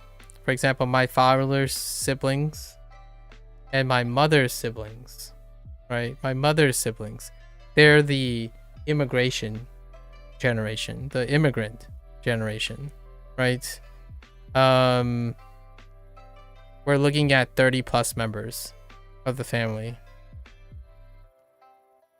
Yeah, we have 30 plus members. So, however, my sister and I are American born. So, we're an immediate family of 4. As opposed to like my father, who is one of 5 across 30 years. Maybe almost 30 years. A family of 5 across approximately 30 years. Times were different. But you are still right in the assumption though, because I've told my girlfriend about it and she doesn't feel that way herself. She herself feels like the relationships are fake. Yeah. And at its core, she feels as if we are on equal footing, if that makes sense. Yeah. So, I know the novelty of things, right? Like I know that the novelty of things make us really, really romanticize things that we don't have. It's kind of the whole grass is greener perspective. You become incredibly, the human condition dictates that the things we are very familiar with, we become very complacent, right? And I remind myself every day to be grateful to what I have with my parents, because the longer you live, the more it becomes less and less significant or fake as you feel. It feels numbed out.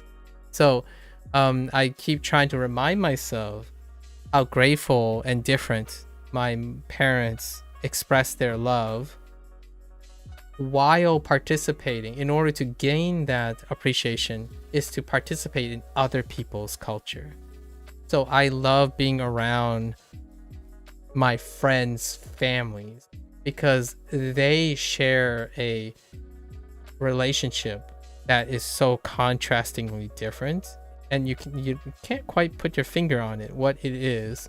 And then when you come back to your family dynamics, you can compare and contrast all those things, and you can really pick out some stuff. one of the most things is my parents don't explicitly express anything. We don't say like love you, hug, we don't touch, like, and I know that's kind of gonna be like, what the heck is that? Like, you weren't raised with like hugs and kisses and stuff? It's like, no, not particularly, but it's very different. So when you meet someone like your girlfriend, for example, or you meet a significant other from a different culture, it's so great to introduce yourself to each other's families, because they'll point out all the interesting things about it. And that's why I kind of like language learning too, if you know what I mean. It's a reflexive of language learning. You're pointing out and comparing and contrasting and being able to reappreciate and appreciate other cultures, and it brings new light and perspective on your own cultures. I'm sure your girlfriend's family are filled with lots of unconditional love, but that unconditional love is not explicitly the same way that your family demonstrates their love. But that's kind of the idea of the human condition, right? It's, you get too used to the things you're always surrounded with, but you are hyper attentive and interested in the things you aren't surrounded with. And then it makes everything kind of easy, in a sense. But it kind of seems like, I don't think it's equal foot. I wouldn't say the word equal footing, but different footing. And that's kind of what it's so precious about, in my opinion, it's so precious about multicultural families. I'm biased, obviously, right? I'm particularly biased. Although my household technically is one thing. Both my parents are Fujianese. So I'm like the oddball out. Me and my sister are the counterweights to my parents. We talk about, you know, Americans do this, and then Chinese people do this, back and forth all the time. It helps us appreciate what is and what isn't. You hear the phrase like, whoa, Chinese people don't do this. Like, okay, fair enough. And I'm like, but American people don't do that, you know, like that kind of thing. I do it with a smile, honestly. It can be frustrating at times, but it's totally worth talking about the things. So maybe it's just my outside goggles blinding you. I think that's endearing. I think that's incredibly endearing. It only shows kind of how much you're invested in your girlfriend's life, in my opinion. That's a wonderful green flag, if I've ever seen one. You should be all up in that goggles, you know? Blinders are great, as long as it doesn't stop you from helping her sometimes. I don't want to go into a dark place. I like the sentiment we ended on, but yeah, when it comes to like helping someone, blinders might not be as great. However, when everything's all sunshine and rainbows and working well, you can goggle blind yourself all you want. That's kind of incredibly endearing. One thing that shocked me is how quickly they kind of adapted to having me there. Not even 1 hour after greeting her parents, they sent Ride their ATV with her little brother to watch over him because he's not allowed. Yeah. They sent me to ride their ATV with her little brother to watch. Oh yeah. Instant trust. That's great. That means they accepted you. You know, that's cool, right? That's really adorable, by the way. No. Like, I remember the first time when I had, my parents don't host very much, but when your enthusiasm reminds me of my sister's best friend, who's also my best friend. She, like, whenever she has the opportunity to like enter our household, she would be enamored, and she would get like all worked up and really hype. But the moment she walks through the door, my parents basically treat her as like anybody else. Basically, like, do you want to eat? And say, oh, that's so fantastic and normal. It's like, this is normal. Like, it's one of those things, like, the irony here is my parents isn't doing anything special. And if they're not doing anything special, that means you're accepted, right? When in Asian, in my opinion, if an Asian household is bending over backwards to trying to accommodate you, then they still see you as a stranger, as in like you're an occasional visitor. But if they suddenly just like treat you like anyone else in the household, you're part of the family immediately. Where their little brother drove like crazy. Yeah. Like one of the things that immediately is very apparent is like what you know, a person would ask, like, what do I do now? Like, we're done eating. Do I sit down? Do I hang out in the living room? And then everyone's like just sprawled out on the floor or looking at the kitchen, like sitting down and looking at the TV. And it's like, no, just lie down or something. You want to go to bed? Just here's some blankets and here's a mattress. You can go to sleep if you want. Like that's it. Welcome to the family, right? Welcome to the family. You're no longer, in a way, the way to show that everyone trusts you is they don't have to worry about you anymore. So you just chill and do whatever. Like, do you want to go to the backyard? And it's one of those things. Does your family ever look at someone weird when they suddenly just go to someone's refrigerator and pick out whatever and just eat?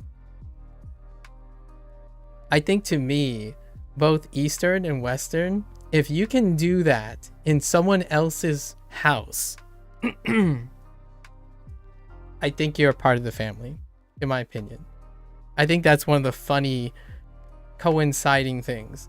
The moment you're just gonna take a nap and you wake up in someone else's house, right? Like, you're the guest, you just open their refrigerator and you pick out whatever and you just eat, and then you just close it, and it's like, yeah, nothing weird happened.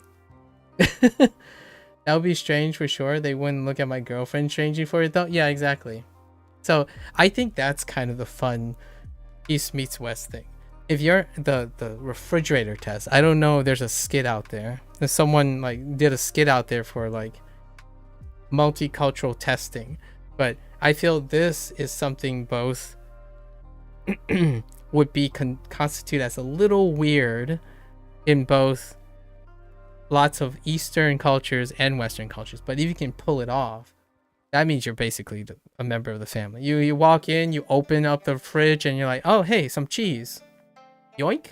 And then you close it, and everyone's like continuing to like watch their TV or whatever they're doing. It's like, yep, that's normal. Mi casa su casa, right? Mi casa es su casa. That's it. And I've done that a couple of times. It's to the point where I've been literally told that. Like, for example, when someone comes up to you and say like, hey, if you want something to drink, just go to the fridge and go get it. Like, yeah, like, welcome to the family. Like, you know, if you need any snacks or something, you know where to go. Like, our pantry has some stuff, you know, just go and raid the pantry and whatnot. And food, it centers around food is what I'm saying. If you have free access to food without the guidance of anything, I think that is a wonderful place where I would say universally, even if you're in a Western household or an Eastern household, the moment someone just says, hey, you know, I put some food in the fridge for you, so if you're hungry, just go to the fridge, grab whatever you want, and eat. And I think that, to me, summarizes a multicultural interaction in the United States, at least. Whether the house is Asian or the house is Western, the moment someone says, yeah, you know, I'm gonna go to bed now, but we have a lot of food and stuff and leftovers and whatnot. So if you have like the munchies or something, just go and get it. Like that's it. I had a friend back in primary school who was visiting one time. I remember he had the nerve to open out our fridge and ask me, "What do you want?" Like, oh, he kind of jumped the gun a little bit. I used to be really shy. Like, I would ask, I'm kind of thirsty, but I don't want to bother them. So I would sit there and I would be like, I'm really thirsty. Like, I'm really thirsty. And the whole time, my friend's family was like, why didn't you go get it? Like, if you're thirsty, why didn't you just go and get the drink? I'm like, I don't know. If you know what I mean. So like it's one of those things like, oh man, I'm so thirsty. And the reason why they didn't ask is because they just assume you've been here so many times, you know where the water is, you know where the soda is. Why didn't you go and get it? So it took me a while to read between the lines, but generally speaking, I would say universally, the moment even a tiger mom, like a Asian tiger mom, would say, we have to go to bed to go to work tomorrow, but we left like a 6-course meal in the refrigerator. So if you want to stay up till like 4 a.m. and stuff, you can always pop the things in the microwave and yeah, go eat. You were the same way? You ever visit a friend and go, ma'am, I'm getting pretty hungry. Then he goes over to his mom and say, you're hungry? Like, what? Yeah. For me, whenever I have guests, I need to make that, I make that transition as quickly as possible. So what I mean is, if I'm hosting, I would go out of my way to make sure that the food is available in plain sight. So then the moment the person gets, I think this is a universal thing, in my opinion. After spending so much time interacting between like Asian cultures and US culture, like American cultures, Americanized cultures and whatnot, to me, I would bring out a folding table. And I would deliberately go and shop for snacks, and I place those snacks there, like in plain sight. And the idea is that you can completely break down the bridge and make someone feel at home when you have food and drinks accessible, right? And that's kind of, at least that's where, from my experience, I felt really great afterwards, obviously. I was that guy that would sit there and like, yo, man, I could really go for a bubble tea right now, or like eat 3 things. It's like, should I eat more? Like, it didn't make a lot. Should I eat more? I used to be a hungry kid. I was like a 6 or 7 serving kind of kid. So, but largely I would refrain because there wasn't this understanding. I didn't have a level of awareness. And when you get initiated to someone's refrigerator or a family's refrigerator, that's when you know you're part of the family. It's so core to the human condition to have access to food, right? To sustenance. When you're hungry, you can get it where you are. That's home, in my opinion, in both any culture. When you're in a space that feels like home, it protects you from the weather, it protects you from the elements, and you have a source of nourishment at any time. That is home. That's a home away from home, and a new home or an extra home, that kind of thing. And I think that actually bridges cultural lines. Regardless of what type of culture you're from, the moment you feel safe, have a source of nutrients, a place to sleep, right? There were times where I would literally be sleeping, like dude, are you tired? Just go chill on the couch. Like, go to bed. Here, I'll grab you like a blanket and a pillow. Like, it's okay if you're not awake while you're here. That's fine. I remember there were times when I was so tired, I basically just fell asleep sitting up on like a sofa seat or something, and then no one like bothered me for like an hour, and then they were just playing outside, and I get back up and say, all right, I'm good, let's go over to the refrigerator, you know, hydrate a little bit, and then join the rest. Don't even need to be there. Yeah, it's basically your home, right? It's your second home. It's crazy. I love that feeling. It's the rite of passage. You just know where to crash. You fall asleep, someone put a blanket on you, and you wake up with a blanket on you. That's it. That's that wholesomeness. Like, no one asks. Like, they're not gonna move you or anything. It's like you basically decided you're a cat. Oh, it's kind of like a cat and a dog, right? Like your dog, you know, you have a meet and greet with your pets, right? And your pets like each other, and suddenly all of a sudden they're asleep on your floor. They feel safe, right? They feel safe, not threatened, comfortable, and then you put out some food for them. That's how. I know I just compared human relations with pets, but that's kind of like the purity of it. The idea that you can fall asleep in someone else's house is also an indicator to at least the host that they also feel safe.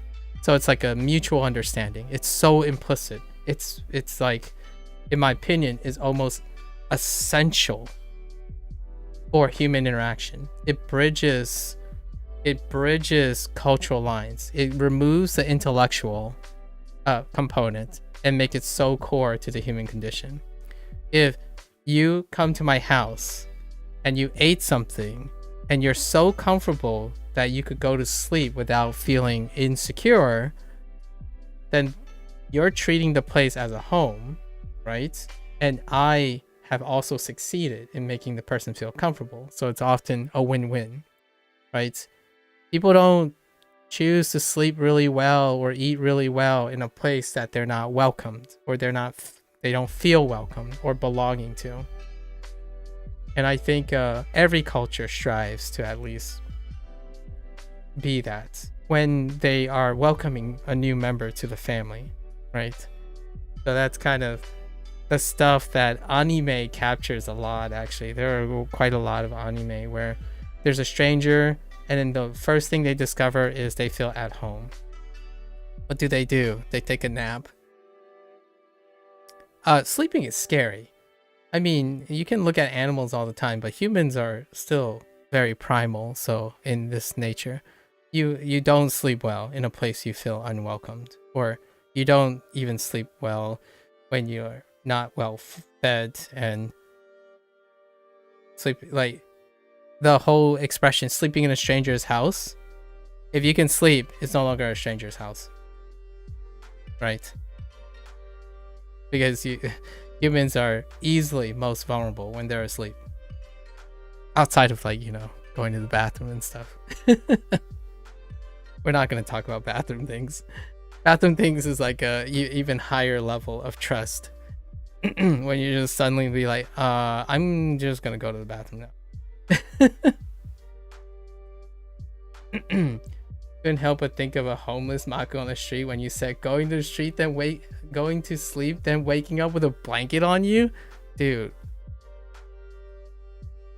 I'm very grateful that I haven't been homeless. I have slept outside in a weird way before, but that's not due to homelessness. So I do feel pretty privileged in my life that I didn't have to be homeless. On a serious note. But yeah, all these things that I'm talking about is because when I was a kid, I was very socially awkward. So I spent most of my time observing the stuff. It's difficult to know what is etiquette and what is like implicit, what is explicit. It's often a lot easier if it's explicit. However, you have to get really used to like nonverbal communication, right? And then passive aggressiveness and all that stuff. So constantly living between different situations, you kind of spend most of your time really scared. And oftentimes while you're scared, you're spending most of your time observing these things. And I absolutely love it when things just click. I think the biggest compliment a host can have is when their guests find it okay to sleep. Like, feel less imposing or not apprehensive in saying, hey, we can hang out longer. That is one of the highest compliments, in my opinion. That's personal, though. That's personally my preference. Sometimes other hosts may feel of inconvenience, right? So I'm only speaking for myself in that very end comment. I wouldn't host if I'm incapable of housing the people. There's a darker reason for this. Usually when you hosting, there's also libations in the Western culture, right? There people drink, right? And the last thing I really want to do is put them out on the street, being unable to drink and partake in social activities if I'm hosting and I can't even accommodate them to stay, right? That's not my jam. It's not pragmatic in a manner to speak. I don't like the idea of people driving home after feeling great in the evening. So if I'm hosting, you're staying. That's the idea anyways. Okay. What is that like in Norway? I don't imagine going out at night in Norway is pleasant, right?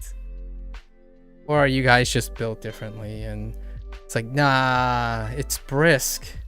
It's brisk at night.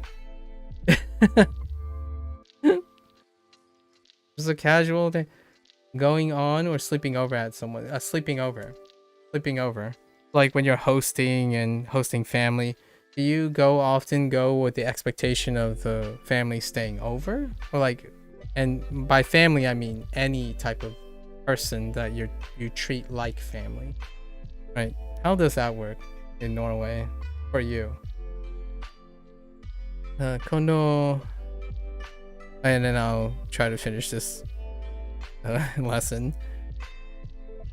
このアーティストのコンサートに行きたいです。行きたいです。Okay.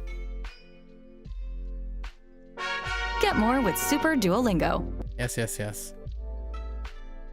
Oh, I'm really behind. 真ん中の席を予約しましょう。真ん中の席を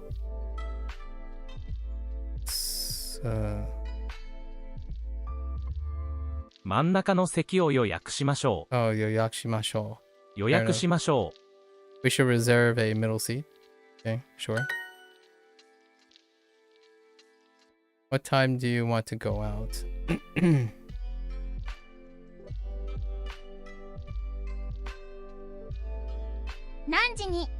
何時に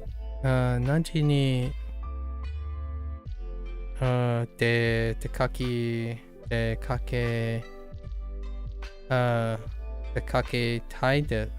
いですか? If it's anything involving drinks where people don't drive, then it's pretty normal for people to sleep over. If I host for a few people, I'll happily allow my 3 to 4 closest to crash on the couch or something. I see. Any Japanese YouTube channel that I would recommend watching? Oh. I can tell you channels that I am watching. I really like this guy. This guy earlier on, right now, is my jam right now. It's a much smaller channel, but I kind of like it because, so generally when I recommend things is whatever I have on board. So let me grab this guy. And small time dude, like this guy. Right now, I'm spending most of my time watching this guy. What's his name? A Japanese was Shun. Someone introduced me to this guy. You might like this guy if you like this type of content. There's another guy who's been doing it for a lot longer, and someone recommended this person to me. The person's a little outside my range, my competence range, but I like to think at some point I will be able to understand this guy a little bit better. Let me see.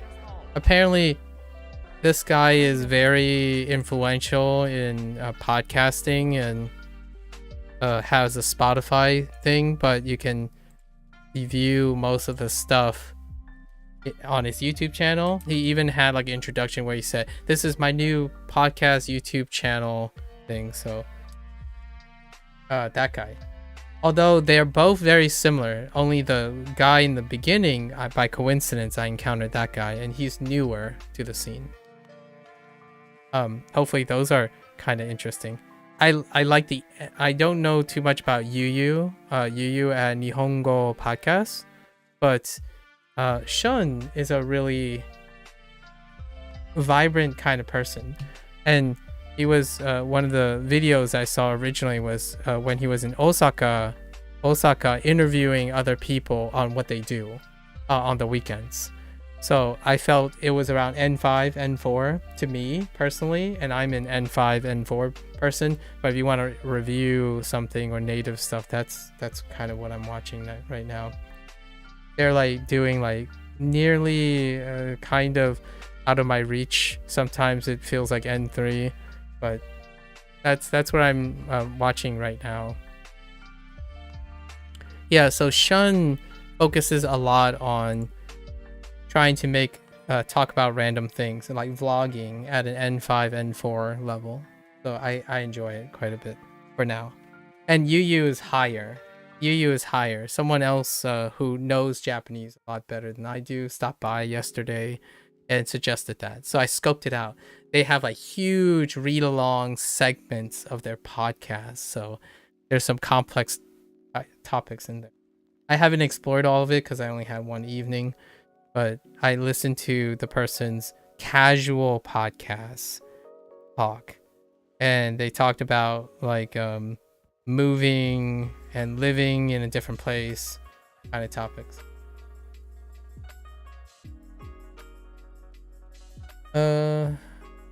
I rarely ever drink myself anymore though, so if it's me who's going over, then I usually always drive home. Oh, that's fair. Yeah, you're welcome, Vither-san. I don't know what your what is your Japanese comprehension at, Vither-san? I'm still, I would argue when it comes to like speaking and listening to stuff, I'm still around N4, N5 and N4. Like I'm only getting 70 to 80% of stuff, and it will be way much longer while before I even feel confident to say I'm like N4 plus. Like I'm somewhere between N5 and N. So most of the stuff that, if you're gonna ask me what I'm doing right now, they're probably N5 and N. The other stuff is, if you're familiar with Tadoku. Tadoku. I use this site as well. The stuff that I enjoy, I use this if I'm not.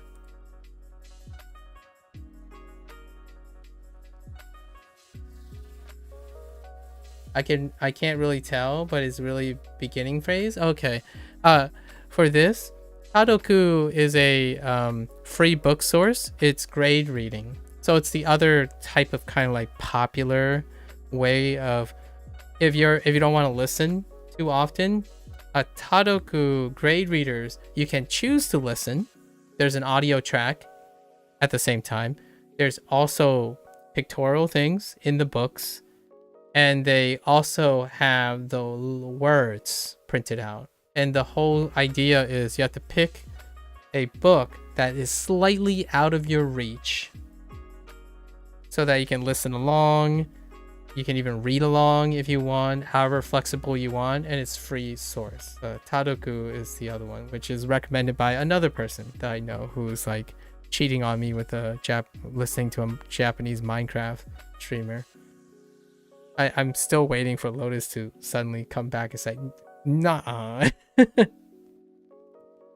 Yeah, those are the two things I do at night. So after I stop trying to learn some new vocabulary from Duolingo, I find the lowest thing. I think shun to me, by coincidence, I know there's probably plenty of other people. Shun is the first person I encountered that is probably at the lowest level, and I do feel like I like to start at the lowest level. So you can probably pick up a lot of vocabulary and stuff. There's like pop-ups with text and stuff. So hopefully that helps. So you always drive home, huh, Sub-Zero? But yeah, the reason is that transportation can be pretty limited at night. So some people literally rely on crashing over at someone or else they can't come. Yeah. For me, if I had to host, I don't want people driving home at night. It's like the worst feeling ever. If you know what I mean. I know you just said, if you take it upon yourself, I can understand that. But I'd probably insist you stay anyway. Because I like the idea of someone getting up to drive somewhere. As in, like, you're wired and you're more inclined to reach the day with energy. That drive home at evening, it can be very bittersweet. It's like you're not rested, but you want to rest, that kind of thing. And I often love the idea that it saves me a lot of worry and concern, because if you're coming to my house, I'm already probably fairly close to you to some extent, and putting you out in the cold, so to speak, not in a bad way, but putting you out in the cold, I mean, I'm sure a Norwegian would understand about putting you out in the cold. I would insist the person stay. If not, some kind of accommodation. But that's because I would accept hosting if I am able to do, as opposed to winging it, right? Instead of winging it.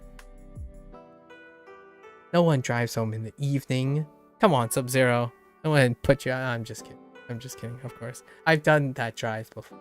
I have done the evening drive, and I don't usually drink as well. I like partaking in the social activity of drinking, but generally I'm the designated driver. I tend to be the designated driver. So because I don't like people driving home in the evening when they're tired or they've spent most of their energy, I'm usually the person who stays alert, try to keep myself up energy wise, and then I am the person to drive the rest of the people home. So at least that. What do you mean? Listening to sad songs during the drive home is part of the event? I think starting a new day by leaving somewhere is a bit more approachable than wanting to stay and consolidating before, you know. It's kind of like an RPG, right? When you're playing a video game, it's nice to set out first thing in the morning as opposed to set out at night.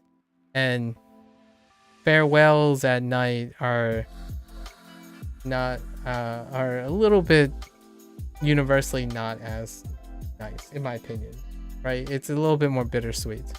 So send them off in the morning along with more food, you know, like, hey, yeah, you're going, I know you're about to go and eat breakfast at a local diner, but here's some more food. We can't keep this in our fridge. Like, you need to take this food. So you slam some food in their faces and then you send them along their way.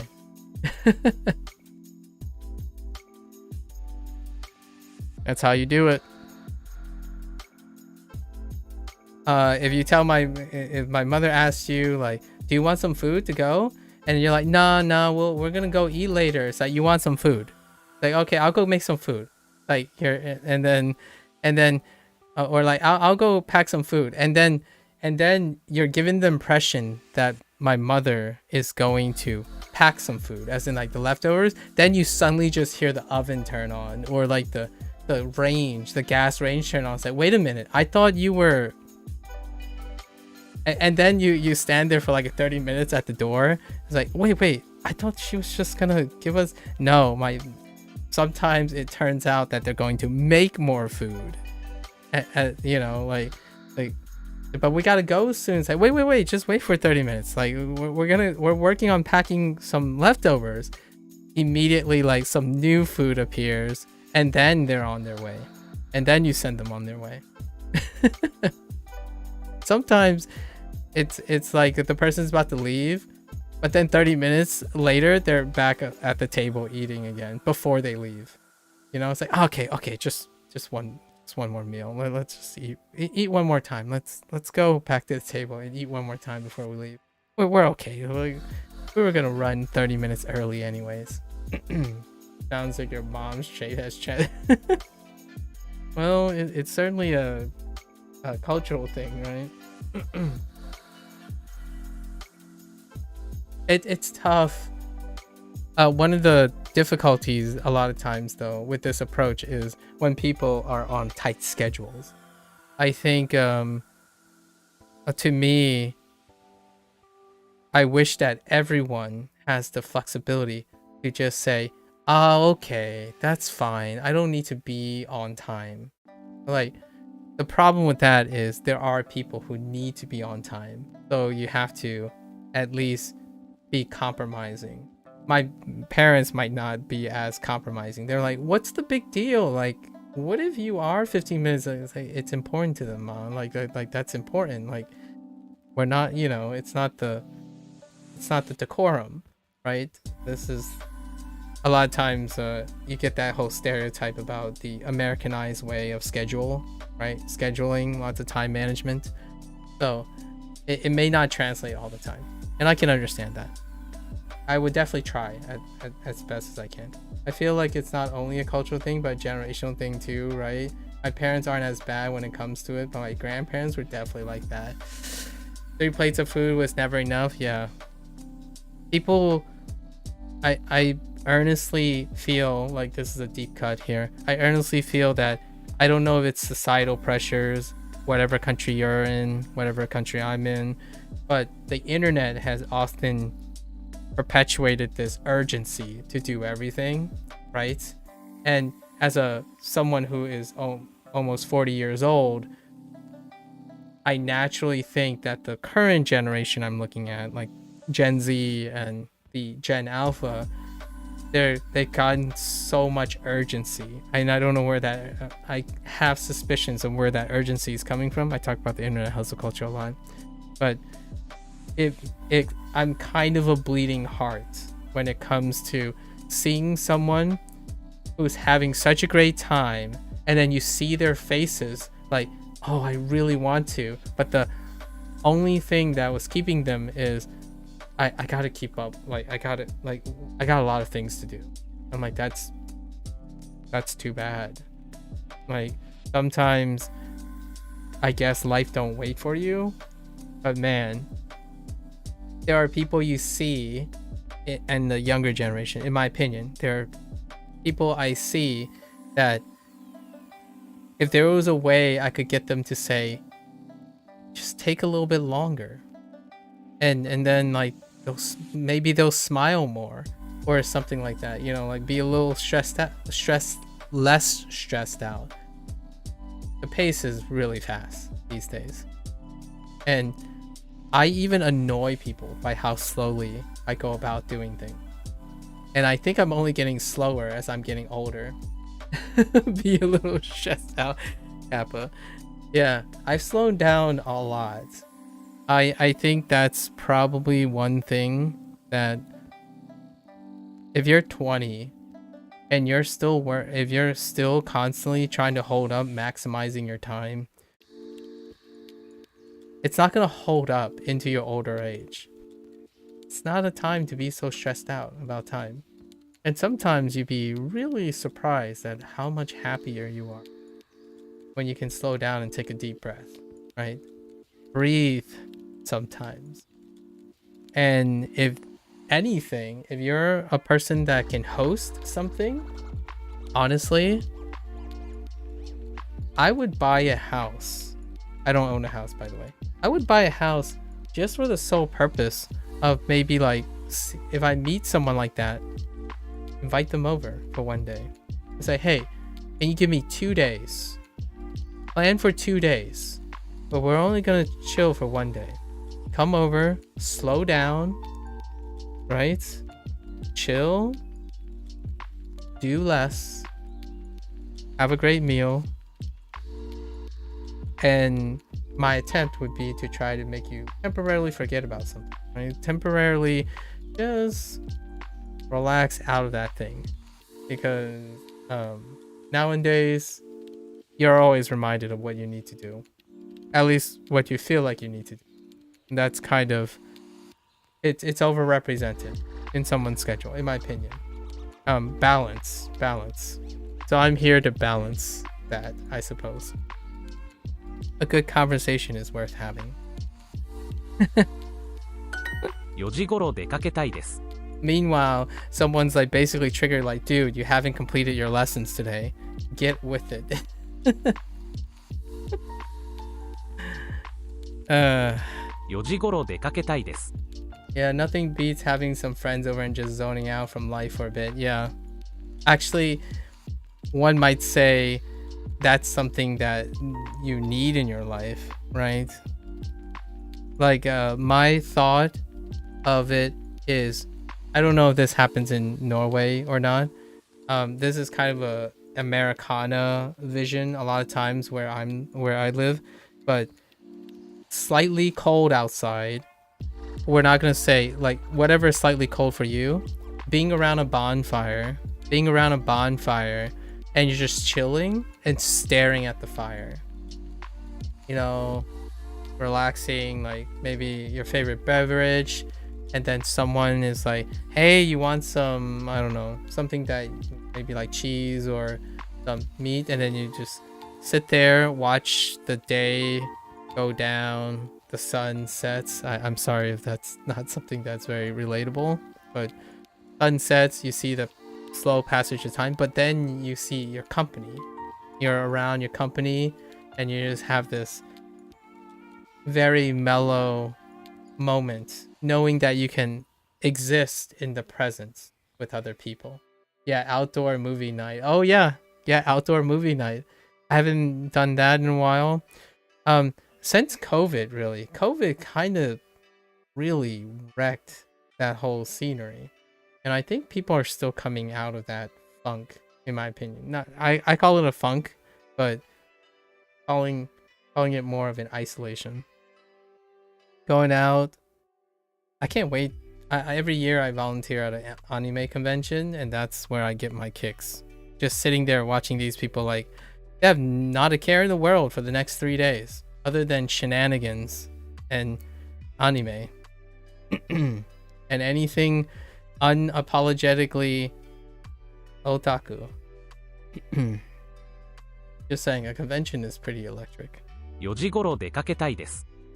4時頃出かけたいです。出かけたいです。 Kinda miss COVID, not the harm from it though, of course. Kinda miss, but it was so peaceful outside, especially compared to usual. Oh, okay, fair enough. Oh, you live in the city? I used to live in a city too, and it's nice to take a break from the city a lot of time. The hustle bustle of the city can weigh someone down. It's nice to have both. You know, when you're feeling a little sluggish, hit the city, get that electric energy, exhaust yourself, come back to a more chilled environment. Obviously, I'm speaking from a very privileged position. I wish ideally that people have both those states. A time when to be busy, a time when to relax. And I naturally lost one of my jobs too because it was COVID protection. Oh. Oh, you live in the capital of Norway.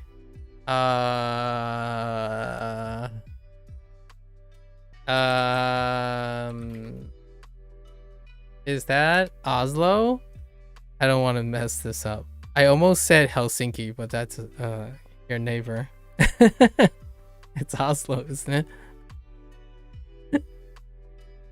Let me double check. Wait, which one's is oh yeah, Helsinki is Finland. Oh no, it's not even your neighbor. I was thinking of Finland at first. Yeah, Oslo. The only reason I know is because Magnus. You ever watch Magnus Meatball? The rock climber?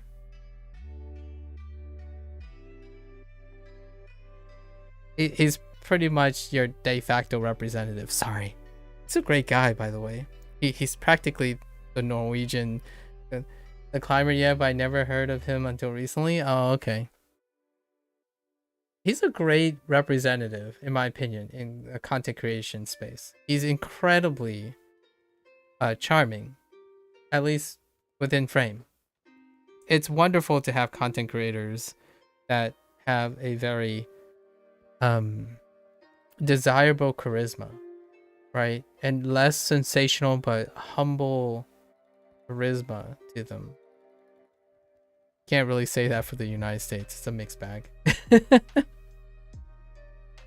But I think Magnus makes a great case for a de facto representative of Norway, in my opinion. I think PewDiePie does well for Sweden. I don't remember. What is that Dave guy, the bass guy? I don't know where he's from. Denmark? I'm not sure if it's Denmark. Am I into rock climbing myself? No. That terrifies me to no end. I've climbed things before. I like bouldering. So I don't mind the gym thing, which is what he does a lot. But rock climbing itself, like the act of rock climbing, that's exceptionally terrifying. However, I do like the idea of bouldering and the gym type of thing. I don't have a facility nearby though for that kind of thing. 4時頃出かけたいです。 Are you into rock climbing? You are Norwegian, so isn't that just like in your blood? I'm just kidding, obviously. Just kidding. But you were born a rock climber, weren't you? You're more stay on the land type of guy? Sub-Zero, are you even Norwegian? I'm just kidding. Obviously I'm just kidding.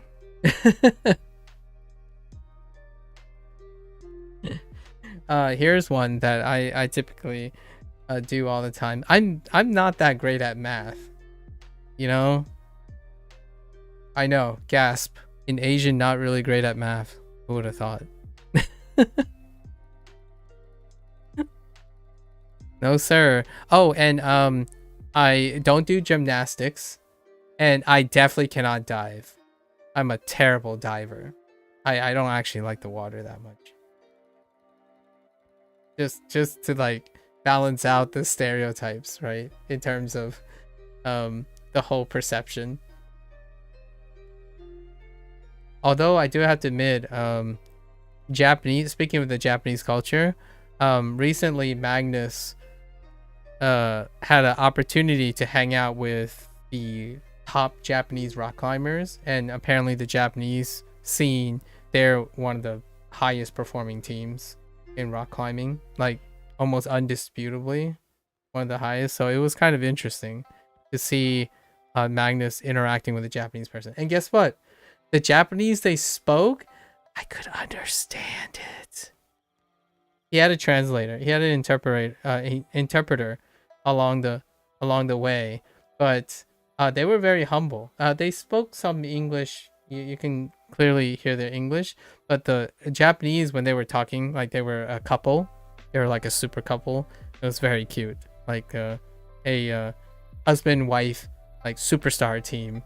And they were chatting between, and they were using like Japanese to talk about Magnus, and then Magnus got the interpreter to, and it was, they were keeping it low, right?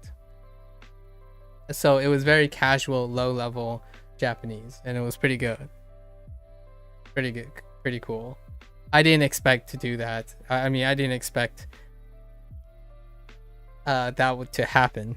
I just happened to watch, like, oh yeah, they're gonna go talk to Japanese rock climbers. I'm curious if they use Japanese in it, and that was pretty sweet. You have only rock climbed a few times. Skiing and soccer are like the most popular activities that I can think of at the top of my head. Oh, skiing, I can imagine. Soccer? Are you saying soccer because I'm American? I resent that. I'm just kidding. But really, did you say soccer because I'm American?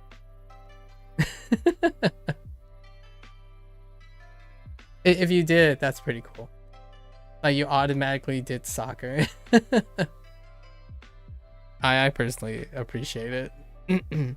Obviously, I know the difference between football and... I actually say football more often than I say soccer.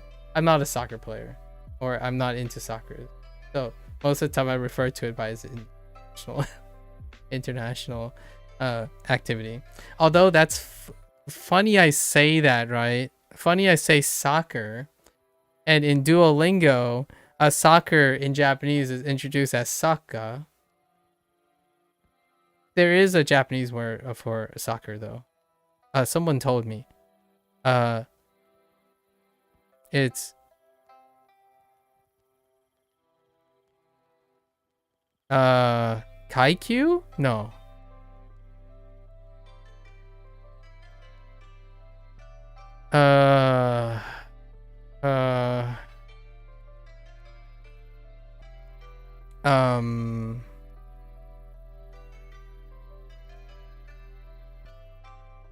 Oh my gosh, there's also football. Football next to saka. Oh, saka is the most it's the most commonly used. Oh, interesting. Oh, I might be talking about volleyball. Volleyball, well, yeah, volleyball probably has more common. There's no... I could have sworn there was a... Huh. Weird. No, you usually always say soccer regardless because there's no confusion for Brits or Americans, even though it might take some off. Interesting. Okay, alright, Sub-Zero. This is going to be a very, very carefully worded statement, but do you think that's representative of the vast majority of Norwegian? When they choose to accommodate the confusion between British and American, like British and Americans with the rest of the world, or is that something that you consciously choose? I'm always curious how societal pressures affect people I'm talking to, because I definitely choose certain words. In the United States, obviously, it's practically a meme now. The consideration of using specific words in the United States, it's so hyper-focused. So naturally, I'm also hyper-focused and interested how other people choose their English words. Much like Japanese, much like learning Japanese. 4時頃出かけたいです。出かけたいです。出かけたいです。I don't really like saying 出かけたいです. It's kind of hard. It's always been weird too. I think most people don't think about it, and they might use both. Same way I'll write color and no, I'm just kidding. In fact, I don't even know which one is which. Oh, really? Which one do you think is which? Low key, I actually write it with a U, but I don't think that helps you explain which one is which. Am I making you think one way or the other when I tell you that I actually write it with a U? Since you reacted to color, then I'm assuming color is American. Oh, that sucks. You got me. You got me. I also write armor. I also write armor with a U. Yeah, so this is how you spell armor as well. Although you're talking to an American that says status. Status. Status. Status is American. Instead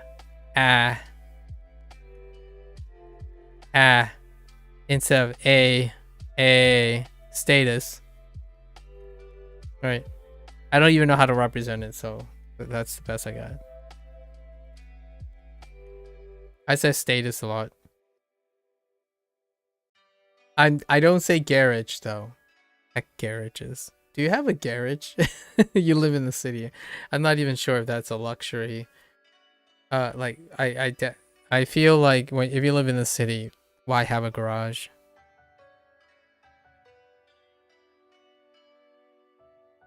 Because you can get everywhere. You know? At least I think. Kipu?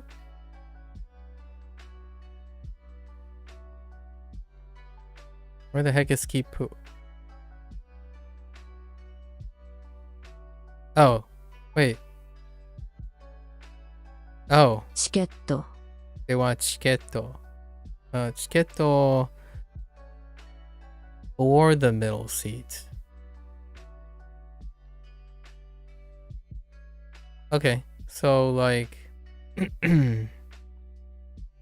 真ん中 真ん中 の の席 席 の の チケット。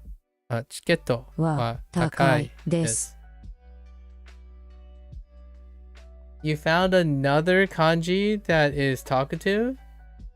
Oh my gosh. Let me copy pasta this.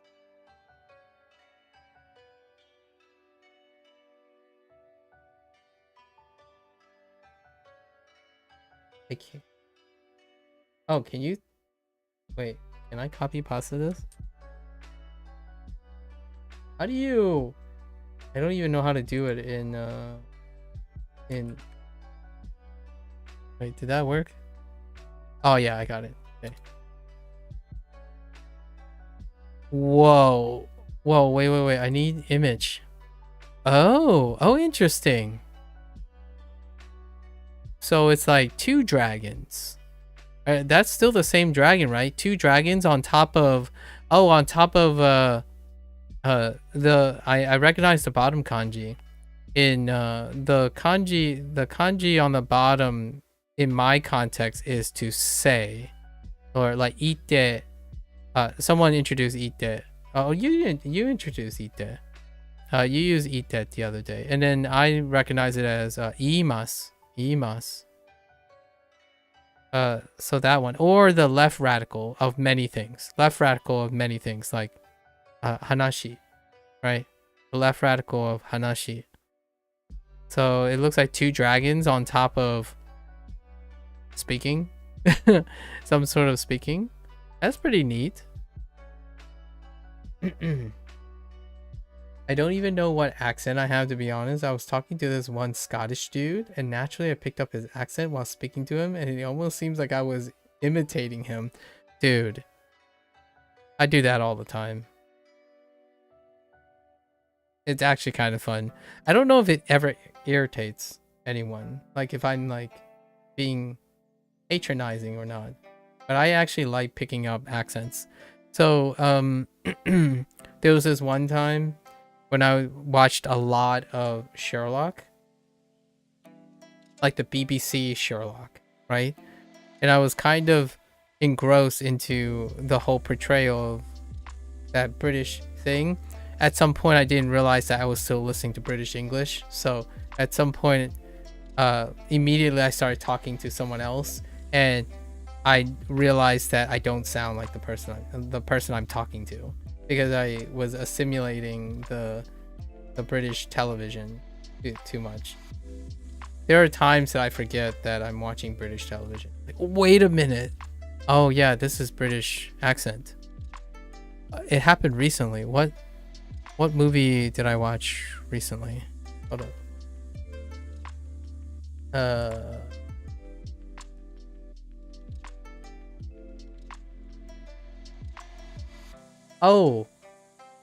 Oh, it's not really British accent, but it's British-like. So there was a movie that takes place in New England. New England is the Bostonian accent, which is a very close. It's the closest thing. It's arguably one of the closest things that is spoken in accent that is most prevalent in the United States, like appreciably prevalent, that is close to the British accent. So I was watching this movie and I'm like, wait a minute, where are we right now? The main character is speaking an American accent, but a lot of the people sound like somewhat British. It's like, where are we? And then eventually, like 15 minutes into the movie, it was revealed that it's New England, which is the northeast of the United States. And it has the Bostonian accent, which is very close to, it has elements of British accent in it. But for the longest time, I didn't even know that they were speaking a different accent, which happens a lot. Relatable.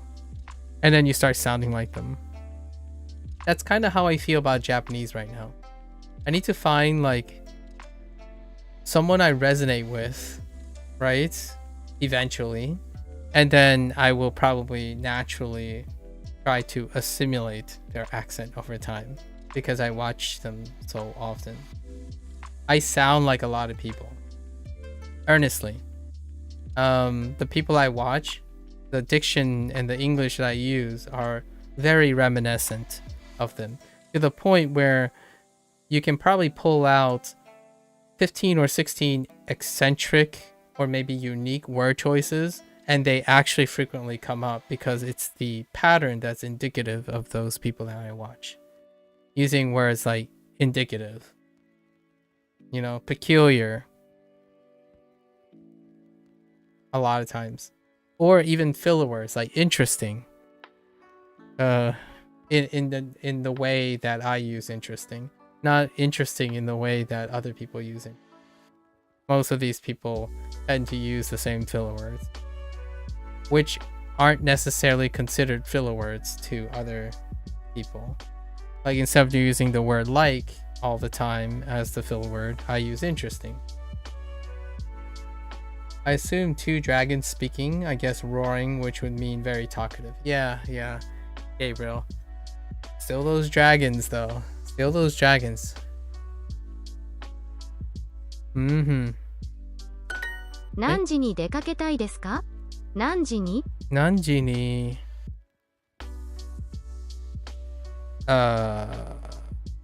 blank? 何時に出かけたいですか? Oh. 出かけたいですか? 出かけたいですか? I'm gonna probably in the evening just sit here and 出かけたいです say 出かけたいです 出かけたいです 出かけたいです I have notoriously have problems with 出かけたいです Okay. How about the middle seats? I don't know. How about it? 真ん中の席はどうですか? By the way, you mentioned having some anime nights, but what are your favorite animes? I don't think I know. How dare you ask me such a broad question? How dare you? My favorite animes are the ones I most recently watched. Do you think writing a sentence 1,000 times in Japanese will make you recognize it? That's a good question. I haven't done that in a long time. I think of repetition, like output repetition. I think output repetition. Say, like, if you're saying without comprehension, right? Without comprehension. So say you're outputting, right? You're outputting without comprehension is what I'm. If you do this, I think it looks like this. So there's a threshold, in my opinion. This is like not really, I'm just brainstorming. My likelihood is there's going to be some X for the user that they will have a great combination of not being complacent. So this is complacency. Complacency. And this here is novelty. So there's going to be a point when the repetition hits where you become alert and constantly engaged in looking at the thing, looking at the subject, and then finding it. But after a certain threshold of repetition, you'll enter a phase where you become complacent, and you'll notice it less and less. However, when you're saying, does it make you recognize it? Sometimes it can become intuitive, right? It meets intuition. But without comprehension, I think the development of intuition is less likely.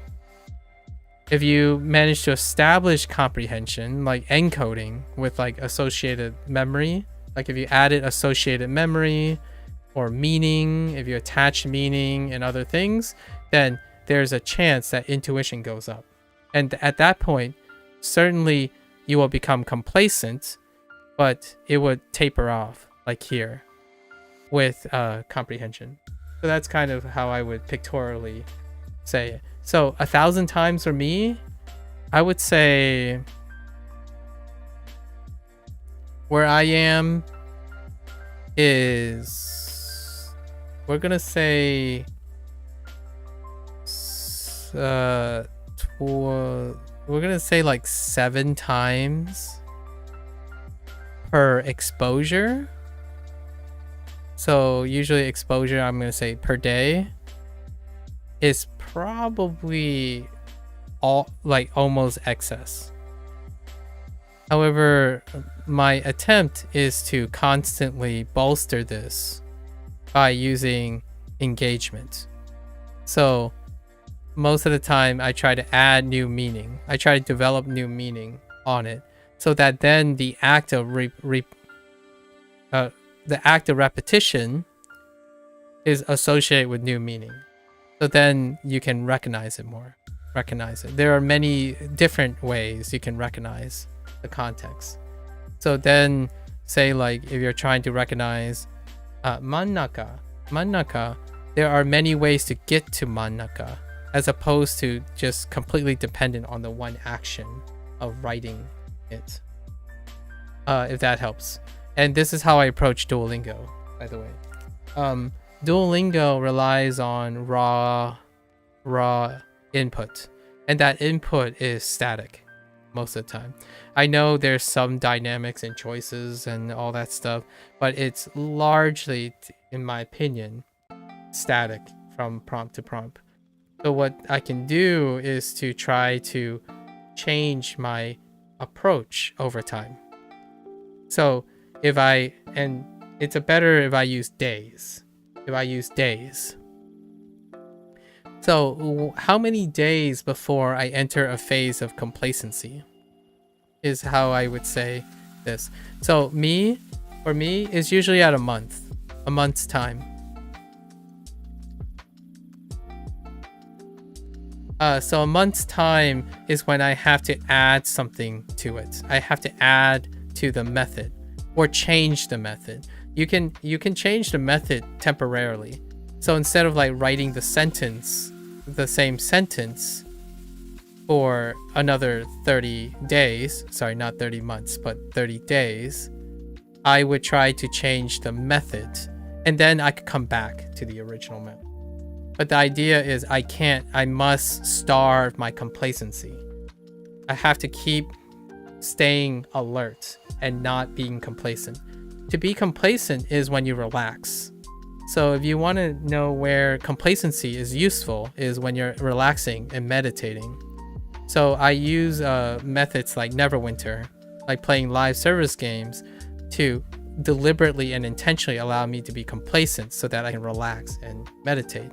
However, in terms of active learning, I must constantly change the repetition so that I can not end up being in a state of complacency or retention, is what I would usually focus on. So every 30 days, it's actually 25 days for Duolingo, I would summarize and then try to do something new to the workflow. What do you mean by static? The thing Gabriel is referring to is if you write a sentence, if you write a sentence 1,000 times, as in the sentence itself is static, as in you're literally writing, like, would I sit there and write the kanji for for example, 1,000 times? Would it help me recognize it? And I'm drawing this graph is because there's going to be a point in which it not only doesn't help you, it can make you notice it even less, because you become complacent. Without comprehension and meaning, there won't be a lot of things that will make you notice. When you walk outside, right? If you walk and make the trip to your favorite coffee shop 1,000 times, you will notice less and less about that action. You have to swap it up. You have to create new things in order to see it again. Yeah, so then you stop yourself from becoming complacent. And that's how I'm using it to retain 90 to 95% of Duolingo. These lessons are incredibly repetitious. And in order to not become complacent and like finding the right answer and doing the same thing, because you're getting less and less comprehension and you're noticing less and less, you're making error. It will probably increase your frequency of error as well. And just because you might be able to build intuition over time, complacency and intuition does go hand in hand. Solidifying complacency into intuition means that you're taking less in. So like if you rely on complacency to develop intuition, by the time it becomes intuition, it'll have less value, in my opinion. It'll be less comprehensive. So instead, I'd like to perpetually be in a state of dynamic input, or some people call it comprehensive input, like changing up the comprehensiveness while hoping that it becomes intuitive, right, over time. So the intuition comes from the building block of as many things as I can.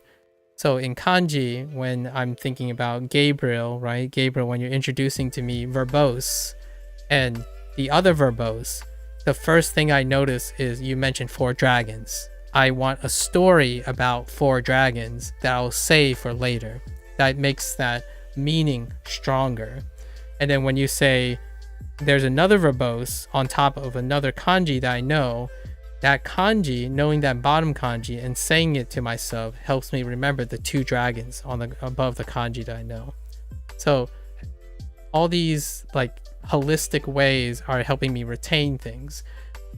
Remembering verbose with the 4 dragons is a different encoding context than remembering the 2 dragons over the speak radical, right? Even though if it's not accurate or not, what happens is it increases your recall.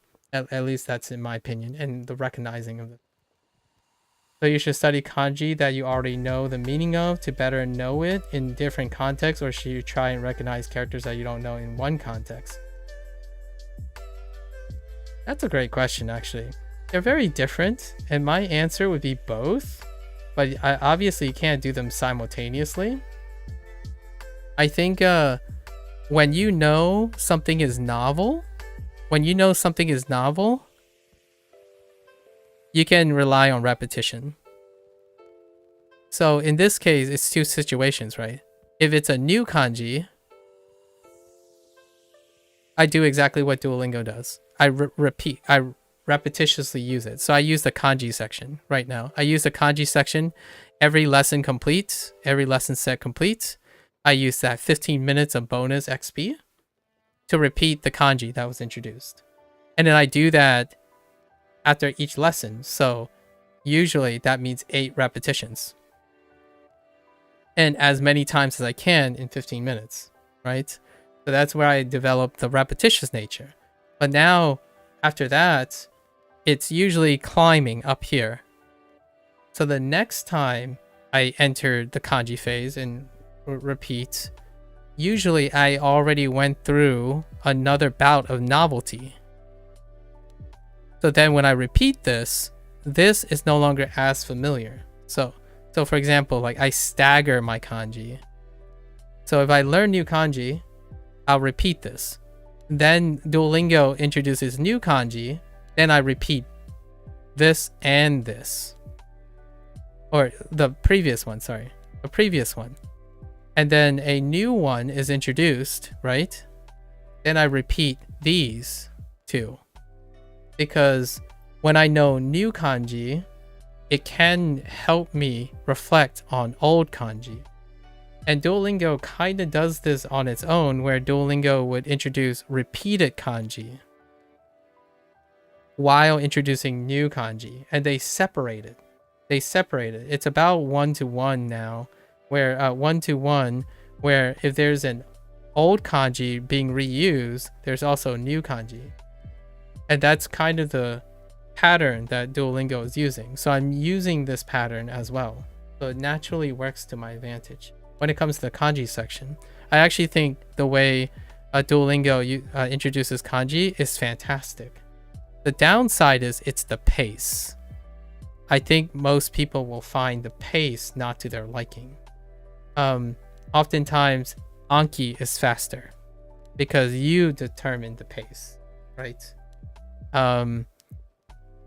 You have to go through lesson sets in order to continue this thing. So the driver here for me is I go through lessons in order to unlock kanji. And then hopefully some grammar points. This is independent. We're not talking about grammar points at this point. Grammar points is an intellectual thing that is a little complicated than simply writing and recognizing something. So that's what I do. I go through this almost with every type of strategy, every type of skill that I work with. I set out to understand my metrics. So how do I measure my output? Determine what time frame it is before I enter a place of complacency. Right? When do I become complacent? I start somewhere, hypothetically. And then I find that period of optimal learning. And usually even the wind up, it's a little steeper. It's more like this. Right? Depending on how well you learn. Right? Depending on how well you learn. But when you initiate on novelty right in the beginning is pretty low because it's difficult, as in you don't know what's going on, right? But generally novelty spikes your recall and like what you're noticing because you have a lot of things you can notice. It's a new system. And then at some point you have to understand, when is it going to get old? When the knowledge gets old. You hear comments like, I already know this. I already know this content. Why do I need to practice? Why do I need to practice, right? Well, for me, I don't ask what I already know. I ask what I don't know yet. So as in, when something starts to feel old, I start asking, what else don't I know about this? How can I make this new again? Instead of telling myself, I already know this, so I can move on. That's probably the perspective. These are probably the perspective that most people come into trap. As in, at some point, they're going to become impatient.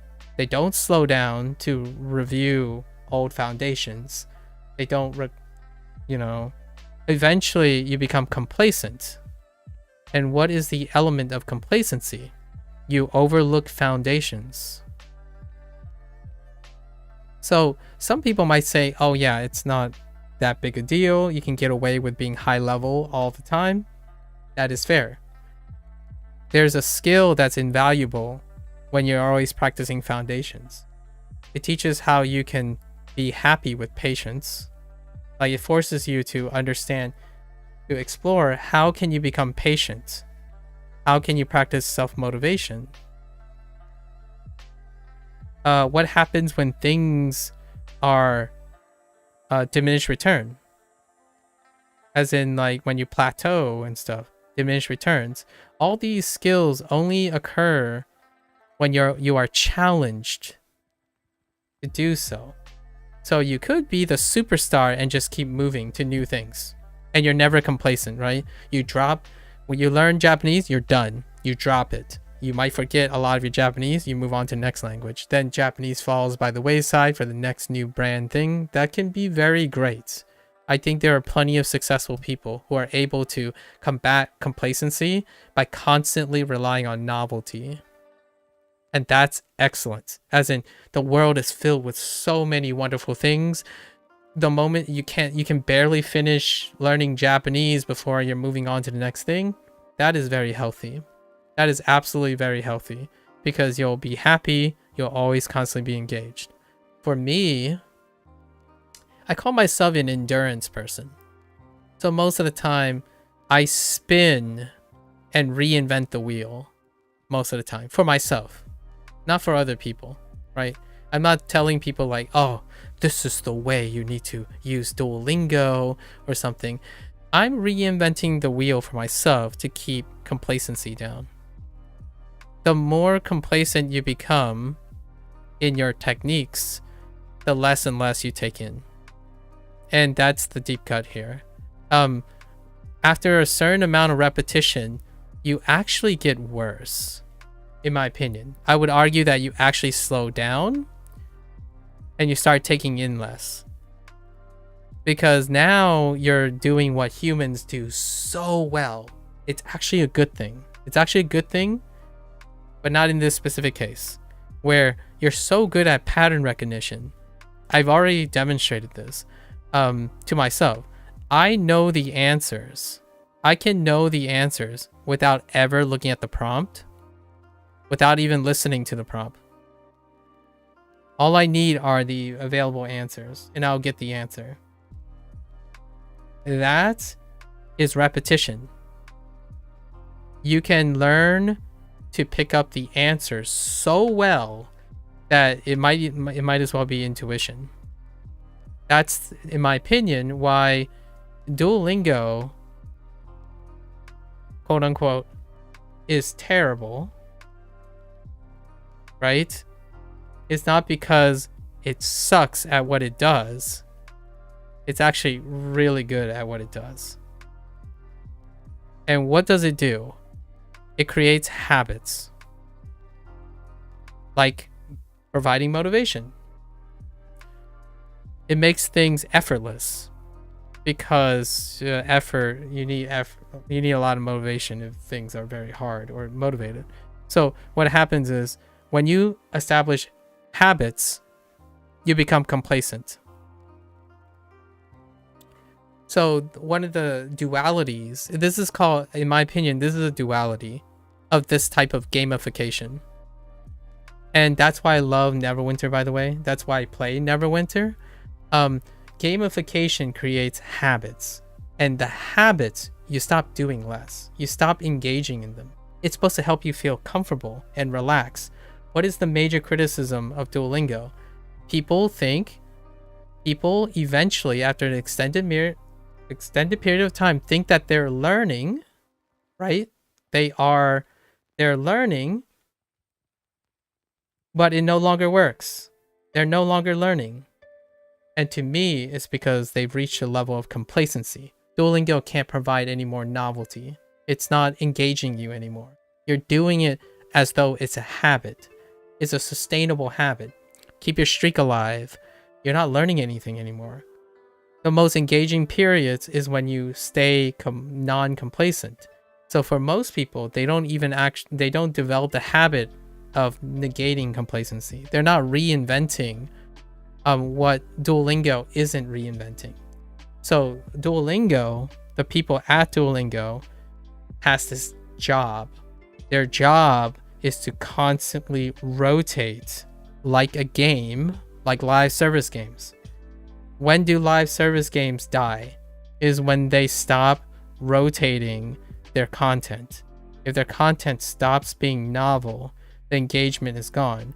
That doesn't mean those players aren't going to stop playing the game. They're going to be less and less engaged with the game. The people who are stuck and dependent on that habit for catharsis, like meditative, they'll continue to play the game. I continue to play Neverwinter because I know that it's a comfortable thing. I can talk, think of wild philosophy and stuff while playing the game because it requires nothing. It's effectively what people call brain rotting, right? But brain rotting is only if you're trying to be productive and you can't.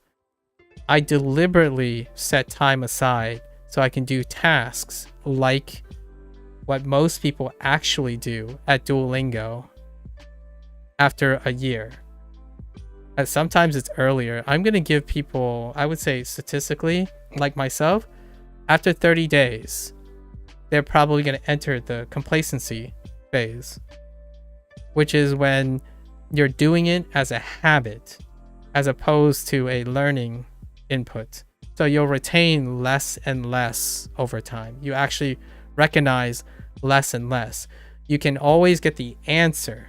You're so good and you become Duolingo fluent. That was the joke, but it's very true. I agree with most people. You become Duolingo fluent as in you understand the game. You understand the system, the pattern, because humans are so good at pattern recognition even when you don't think you are. That bypasses comprehension though. So my job here for myself is to stop that from ever happening. So why do I spend so much, in my opinion, for me, why do I spend so much time digressing and adding more things to it and talk about these things? Is it keeps it fresh. Like, I'm trying to use Duolingo as an inspiration, not a habit forming tool. I haven't actually formed the habit with Duolingo yet. Like, all my streams, day to day, I tell myself, oh, I have the schedule, I have these ideas, I should do this. But most of the stuff that are there is I total recall. That is so different. Every single new stream, the total recall is different. My discussions are constantly always different, right? It's for me to stop doing the same thing. If you become too complacent, you stop noticing things, and it's for better or for worse, but usually to me it's for worse because people stop caring about the things they used to love, right? When you treat the things you love, like language learning, as a min-max process, you purify it. You purify what you're looking for, but then you lose all the adulteration of everything else. And that is the problem with efficiency-based mindsets. If you have the personality, I would say if you have the personality, all the power to you to stay efficient. For most people, in my opinion, regardless of how committed they are, a little of adulteration in any way is, if it will trump efficiency because you have consistency, right? If you're consistent for only 30 days, being less consistent and being able to maintain it over a longer period of time, or skill like language learning, will more consistently be successful. But regardless, I personally work on things like mental health, right? Mental health management. You don't min-max, you do not min-max mental health. It's a marathon, not a sprint. So the philosophy that I'm bringing to language learning is language is like 6+ years. Like, if you do truly believe that language takes like 30 days or like 6 months, then perhaps efficiency is what is appropriate for you. But know that it is very, very challenging. And if you make it successful, that's why you get celebrated. It's very challenging. I usually don't take the route of highest challenge.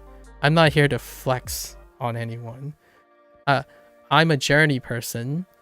So why make it hard on myself by focusing on efficiency and pounding my complacency with brute force, than enjoying the ride by being consistent in the sense of having it very colorful, right? You sacrifice efficiency per time, but you become more consistent over time, like over a longer period of time. Yeah, I noticed that the faster you try lessons in Duolingo, I don't retain things, but when I slow down for some reason, I just retain things. Yeah.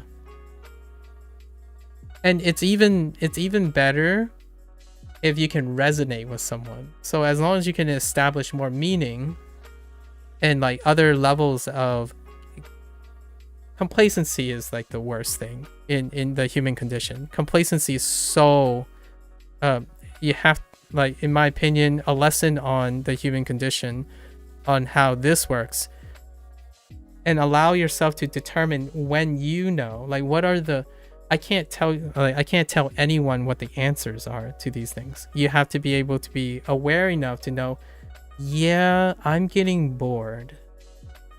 So what do I do now? That type of thing deserves self-exploration. But you must also be able to tell when you're complacent.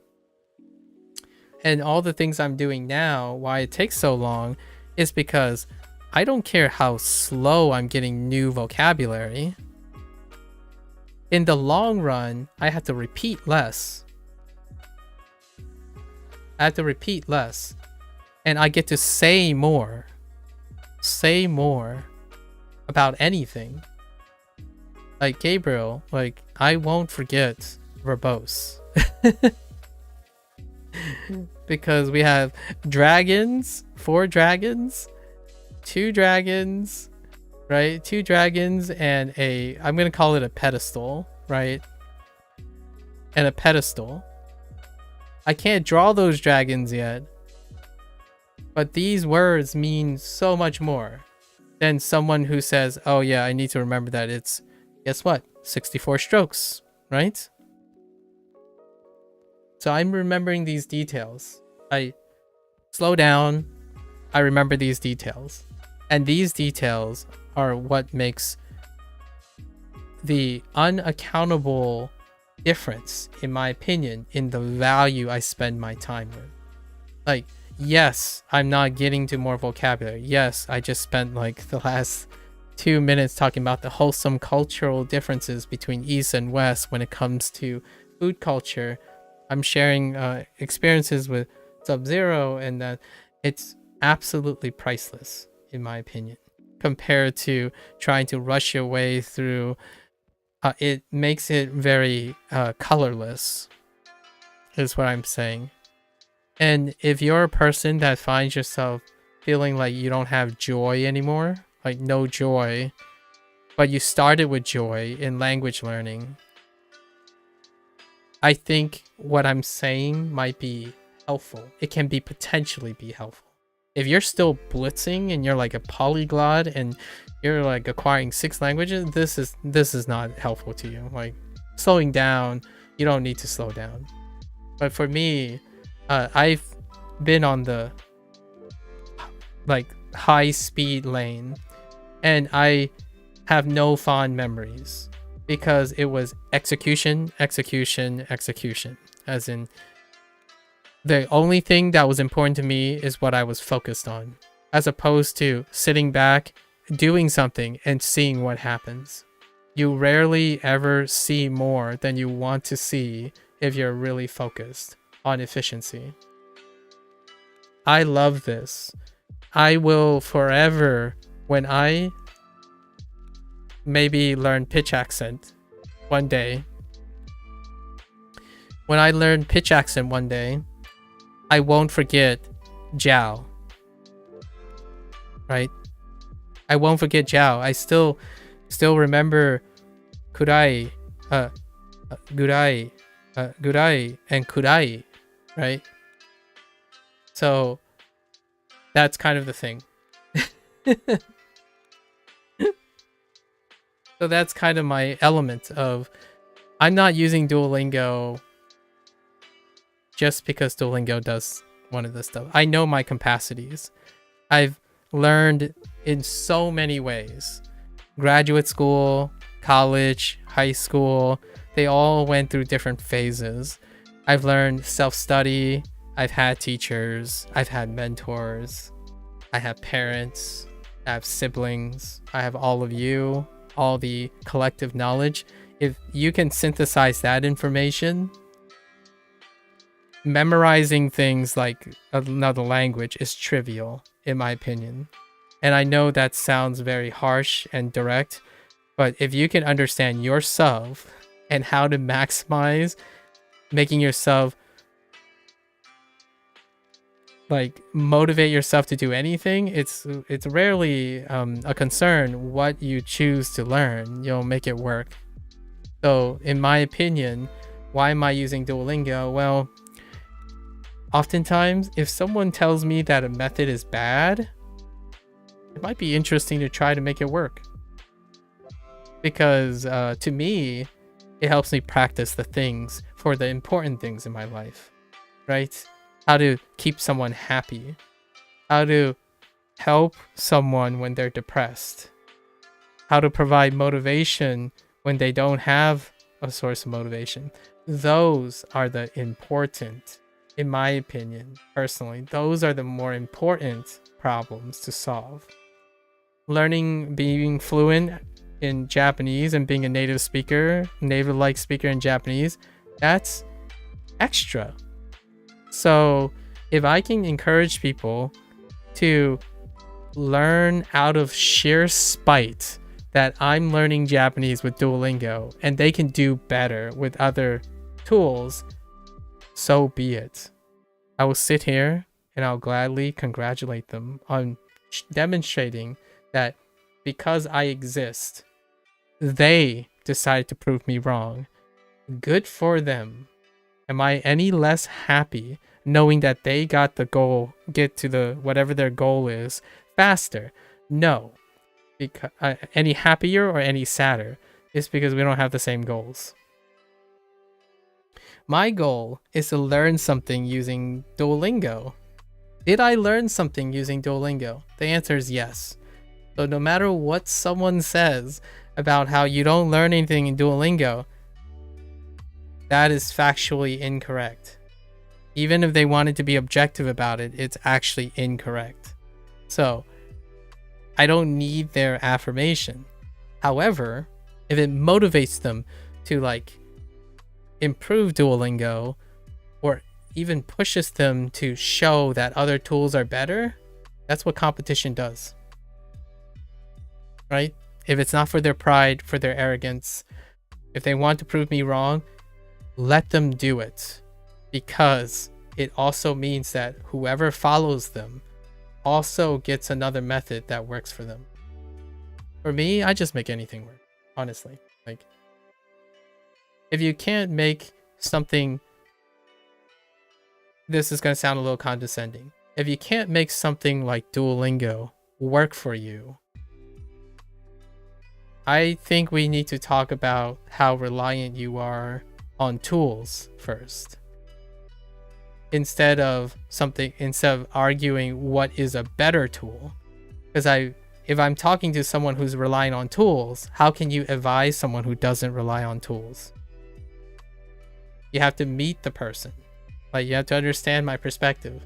I don't care what tools I use. Tell me all your tools. I'll try to make time for them. It's going to be any combination of tools. I'm a lot more resourceful when it comes to these things. I don't like idealism. Idealism doesn't make you resourceful. At least that's in my opinion. Fun question. I really like that question. For that observation. I don't think it's a lifestyle for everyone though, obviously. I'm sharing some of the things that I do, and in order to show that, this is how I show it. It's nearly impossible, in my opinion, to show someone like, oh, then you do this, then you do that, and you do this, you do that. You actually have to show it and have someone intuit that for themselves. Like, do you do what I do? Maybe not, maybe. But it's very difficult to summarize this in like a book or something. I know there are a lot of people out there that do a wonderful job. I'm not one of them. I don't have aspirations to become someone that writes a 300-page book that tries to summarize the philosophy of this stuff, right? It's not giving you any answers, and people like to buy answers. I don't have answers, unfortunately. I'm not a person that expounds upon answers. I'm a person who asks questions and trust that the person I'm talking to is incredibly competent, and then they can find the answers themselves. I am a big fan of Socrates in this regards. I do not underestimate the person that I'm talking to. If that person is initially closed-minded, well, they have all the capacity to be open-minded. Perfectly all right.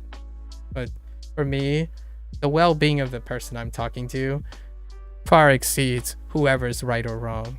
I think, in my opinion, it's pretty petty if you value being right and wrong over the welfare of the person you're talking to. My 2 cents. That might sound a little self-righteous, I suppose. But usually that's pretty resonating. People can resonate with that. They often offer advice because they believe they're in the right. So, if being in the right means stomping on someone's ability to appreciate something, are you really self-righteous? That's kind of like rhetoric to talk about, right? It's tough. It's philosophy. But for me, I keep complacency at bay. I think the one thing I do focus on a lot, that is at the source of everything that I learn, is the moment you tell yourself, oh, it just feels like I'm doing the same thing again. Stop, breathe, reinvent. Wow, that sounded like some sort of, I think that should be the title. that if I were to ever write a book, that should be the title of the book. Like, stop, breathe, reinvent.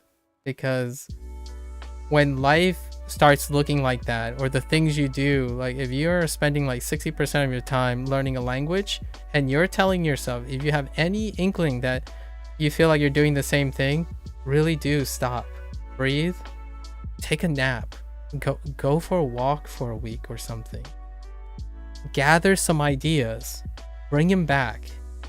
Even that break will break your complacency, right? The urgency to come back will only reinforce the monotony and the complacency you already have.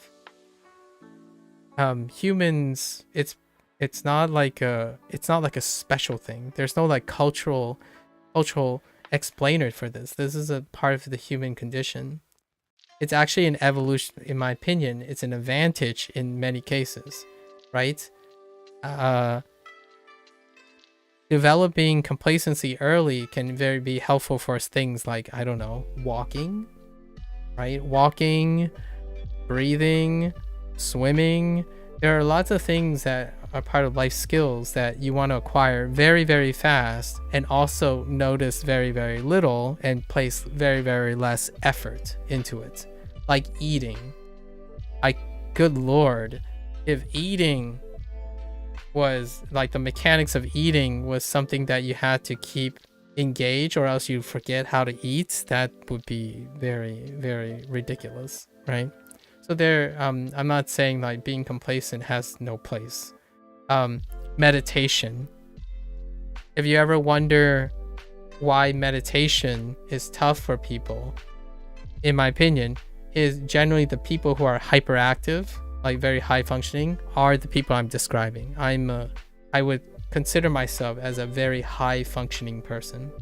So that means I don't focus on things quite a lot, and I don't become complacent. But also that's exhausting, manic inducing, is hard to control. So most of the time, all the strategies that I think about is how to manage that. And meditation is one of them.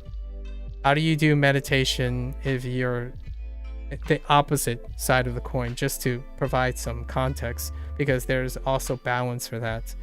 If you're really high functioning, you find ways of doing the same thing over and over again consistently so that it's very comforting. Things like writing a straight line 1,000 times, that's very comforting. A fidget spinner, constantly fidgeting with a fidget spinner, all those things, if you're on the opposite end, you have to try to calm down. And to me, the people who are at the other end are the ones that are so inclined to do the same thing that they forget that they stopped learning. And on my end, I usually, someone asked me this earlier today. They asked me, like, what do I do in Neverwinter? Like, what's the point? And then they asked me, do I get bored playing a game for like over 10 years? Well, the thing is, my answer to this is I actually do this to meditate.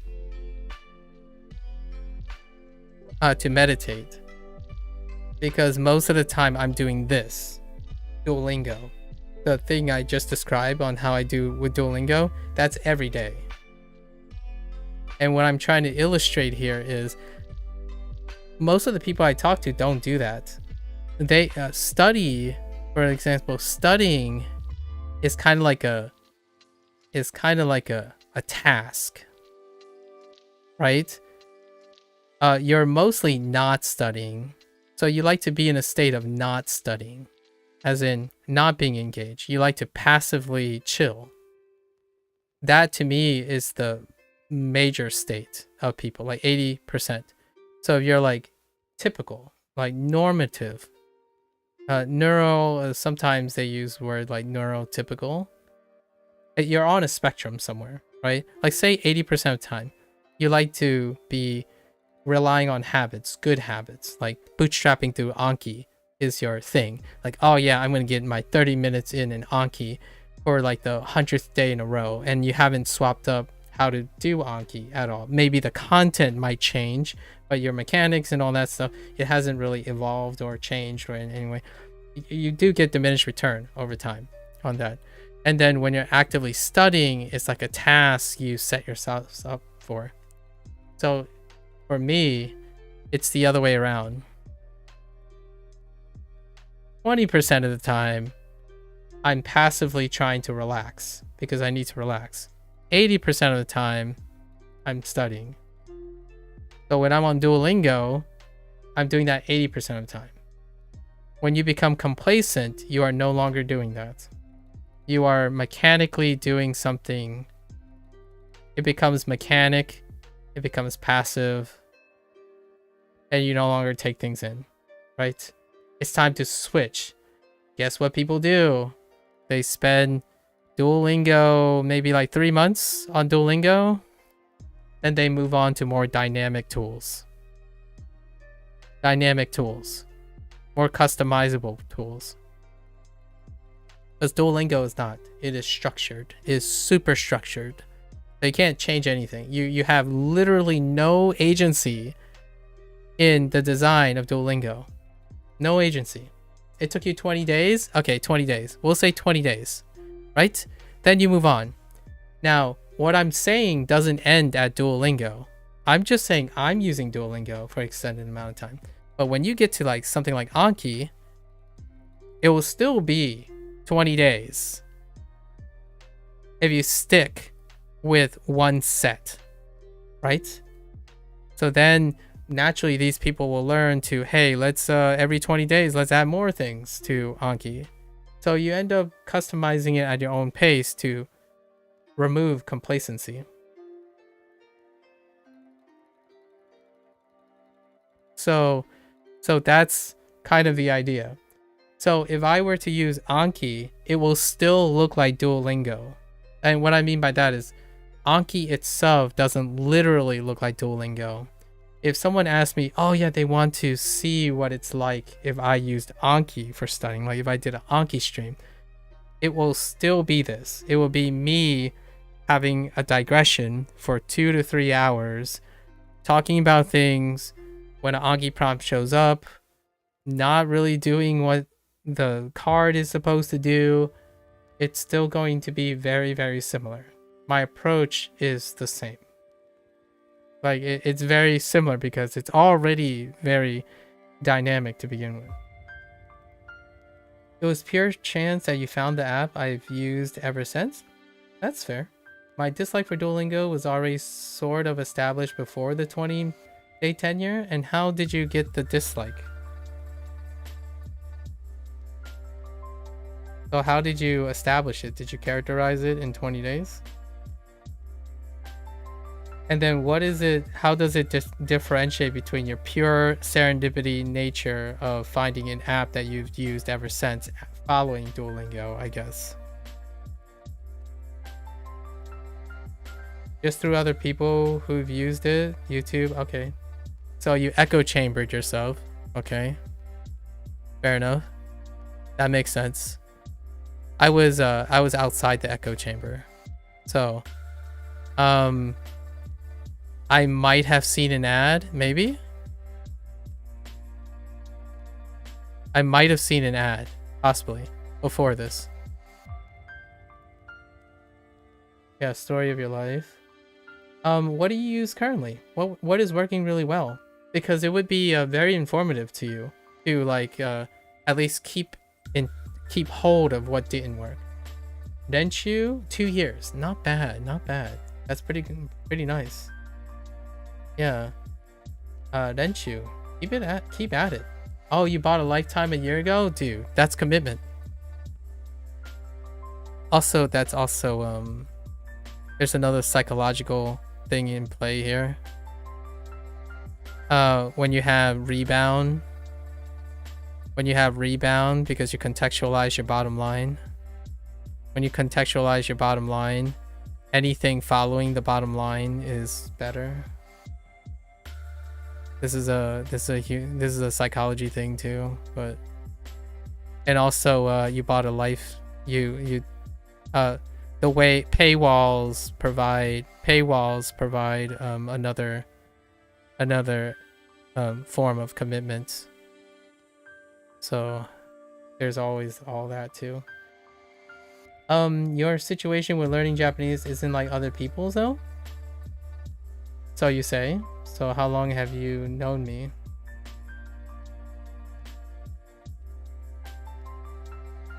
That's pretty interesting. That's pretty bold.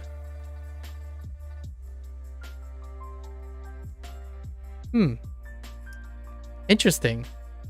What do you think my situation is? Oh, you're saying your situation. What do you think other people's situations are like? I'm actually kind of curious. Sorry, your situation. My bad. I misread. Your situation. What are other situations? I'm kind of curious. Is it... I hear a lot, so I use Duolingo a lot. So naturally, I've heard a lot of variances.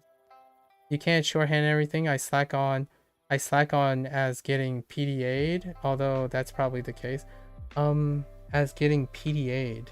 What does PDA'd mean? Does it make sense to anyone who doesn't know what PDA is? Fair enough. You've already superseded me, so what is PDA?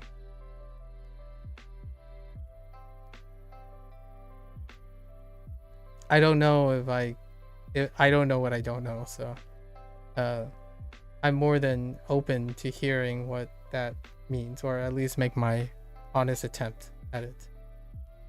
I always wondered, should you translate the language you are studying to English in your mind or leave it with no translation? I have always translated in many ways, Gabriel, but That is me personally. So if I were to offer my thoughts, I've always started with translating. However, that's largely because of my exposure to my parents. I have a lifelong position as an interpreter. I translate all the time.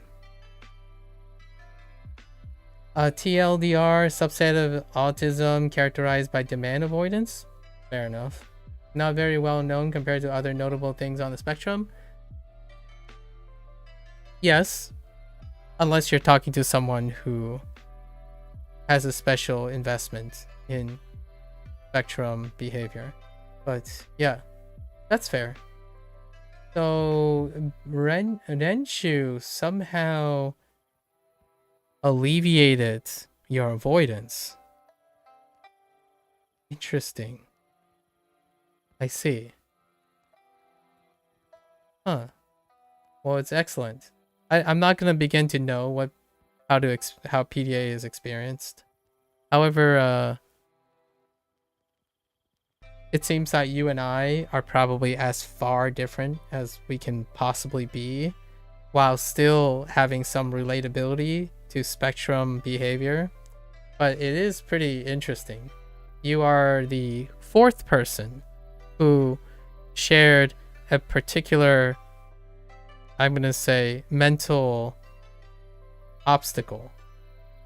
I met another person who said they have aphantasia, and then another person who has reading disorder, and another person who's kind of convinced that they have tonal problems. You excel as it if I study. I see. That's fair. I'm glad Renshu works. It would be great, in my opinion, to explore with you a little bit about how it alleviates your PDA, because that is exceptional. Like if Renshu is able to alleviate the demands, right? Demand avoidance, that's pretty powerful stuff. That would be something I would recommend to people who have demand avoidances. Not saying like PDA levels. I'm talking about like if you profile someone, right? Like if you ask someone 30 or 40 questions and avoidance, efforts, commitments, things like that comes up rapidly, I will send them your way.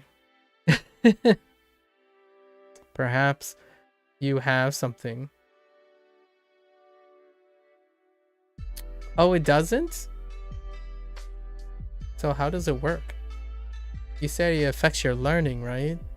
But somehow Renshu bypasses that learning problem, right?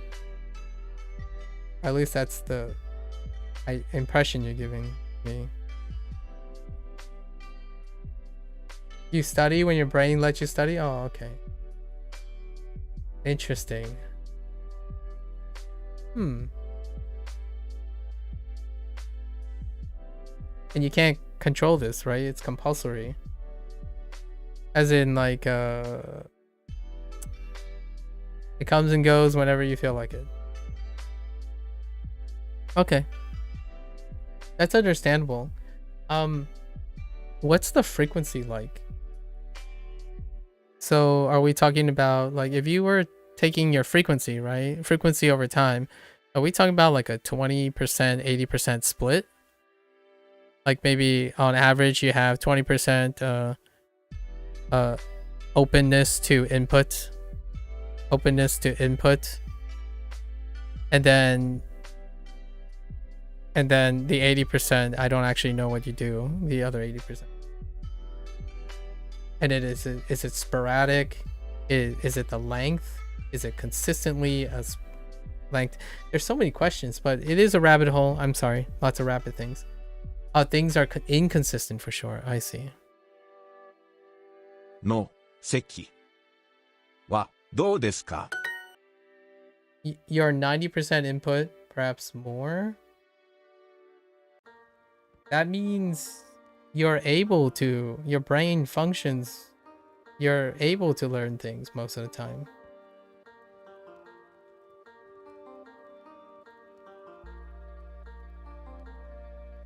Sorry, I might have not made myself fairly clear. Input means you can take in information, like you're ready to take in information. So are you saying like 90% of the time you're taking in information? Or is it debilitating? It's like preventing you from taking in information. Oh, yeah, then Duolingo is awful for you.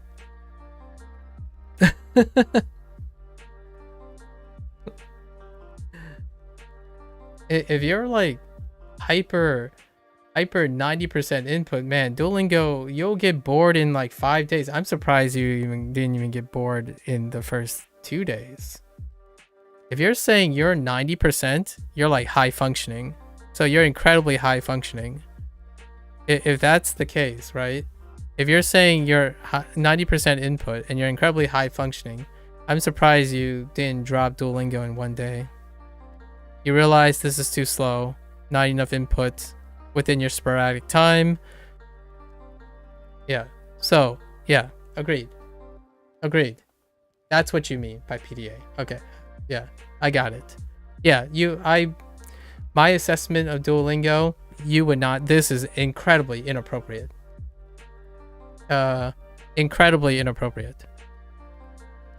I don't. I read a little bit about the other one, but Bushu is not like Renshu, right? In 2 words, all-inclusive Anki. Oh yeah, that's fair enough. Yeah, that's good enough. So you get all their volume stimulation. Yeah. That's fair. The people, okay, here's my two, I want to talk about sample size. Sampling. When you say that there are other people that resonate with you, I actually agree with you. But they are actually the vocal minority. And to me, my observations so far, this is cursory, it's anecdotal. Like I can't sample like 8 billion people all the time and whatnot, but it's a vocal minority, and most of these people are incredibly high functioning. So when they're talking about Duolingo, right? When they're talking about Duolingo, it's terrible. It's terrible for high functioning people. Like I kid you not. Like the design language of Duolingo is for moderated individuals who I described as the 80-20, where 80% is relaxation, as in like it's a form of complacency. It tends to be a nice place, and then 20% is devoted to input and learning. And these people are very happy and probably quite successful in their lives. You can maintain this. However, if you are flipped, like me, for example, you know all too well Duolingo's deficiencies. However, what I just spent the last 3 hours talking about is that since I have to do a task, and my task is to understand why Duolingo is popular, but also garner divisiveness among a vocal minority, which happens to be very high functioning people, what is it that it doesn't do? And I usually come up with strategies that are not dependent on the tool. So whether Duolingo works or not, I will compensate by finding input while using Duolingo that satisfies my input needs. That's kind of the idea. That's the challenge. The challenge for me is to engage myself in something that doesn't cater to me. And then the idea of that commentary is to help people know that if you're high functioning, this is terrible. Like if you're relying on the tool to provide the input, like the stimuli you need, like the hyper stimuli, like, oh yeah, if my brain is on, I need 100. It's on a lot. This stuff is gonna bore you to death. Like, I've literally had someone come up to me and say, yeah, I used it for 30 minutes and it got boring. Off to ChatGPT I go. Right?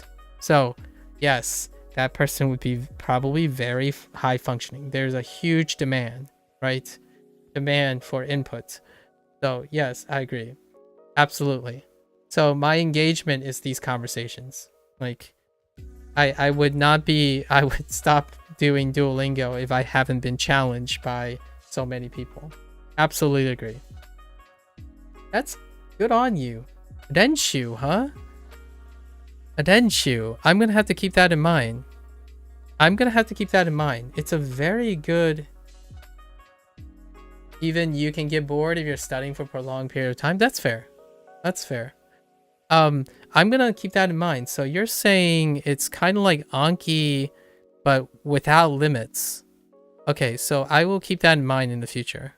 That I can also suggest Denshu as maybe even as a step up. So if someone's getting like, feeling like it's restrictive, if Anki is restrictive, perhaps I will consider them suggesting a Denshu.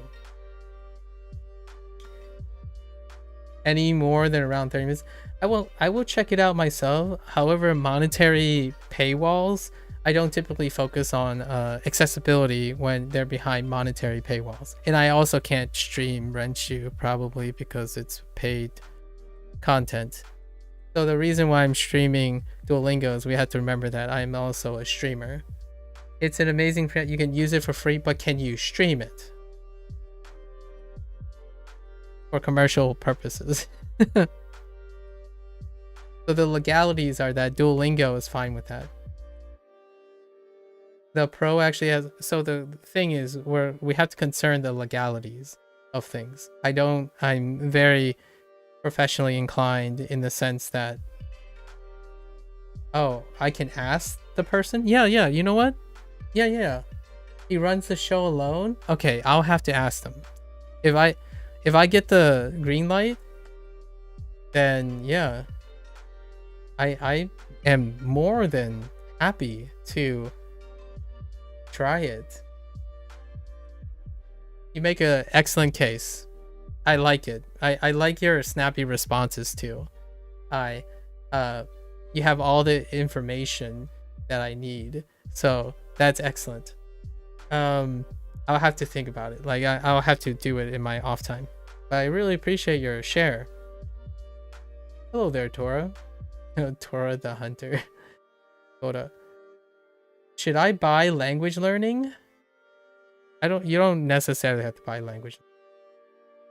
I'm here to find the most accessible and the most pragmatic accessible thing and then turn it into something useful. And Denshu has 1 year free. I guess I could try it for 1 year. I just need a go ahead. Do I know what Tora means in Japanese? No, I don't.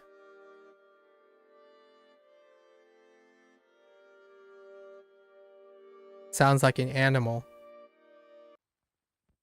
Denshu closed to 20 years old as a forum bot, gradually expanded its general learning app and grew its user base rapidly within the past 3 years by itself. Impressive. Very impressive. Very impressive. How does Bushu relate to... a lot of times I hear Denshu in the same conversation as Bushu. Do their devs have some... Are they colleagues? Do they know each other in terms of the language space? Like the developers of both? Like the main people who maintain those? Do they know each other? Yeah, Bushu. I've seen a ton of people use it, but it's not at all related. Like, do the developers know each other? I'm not asking if they're like technologically related or something. More like I'm sure developers of like Japanese learning apps might be aware of each other. They might have contacts, but I wouldn't be sure. Okay. Interesting. Yeah.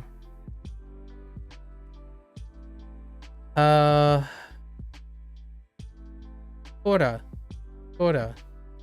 It sounds like an animal. Tora the hunter. It sounds like an animal.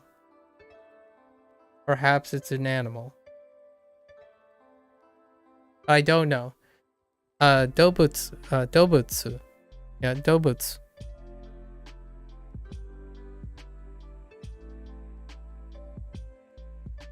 Okay. Stagey no. It means tiger? Well, there you go. Nice. I only know Ryon. Ryon is the only thing that Duo has introduced that's remotely close to a tiger. Ryon. And Zo. Zo, Neko, Inu, Hamster, Chameleon. That's about it, actually. Did I already touch on it? The fact that Renshu is independent and the owner is active on Discord is a huge reason why you like the app. That's excellent. Yeah, indie dev. Not bad, not bad. Sounds like a labor of love situation. Oh, you don't speak any Japanese though? Oh, okay. That's fair. Are you interested in speaking any Japanese in the future?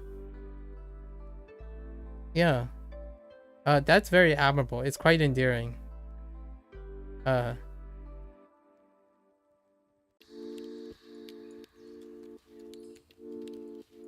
How do I discern your name?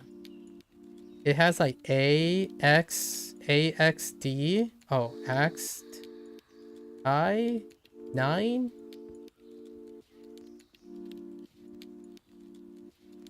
Dake hanasemasu. Dake hanasemasu. Hanashimasu. Hanashimasu.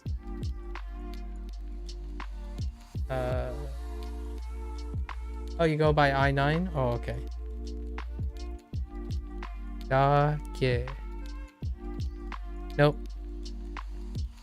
Something about talking. Something about speaking.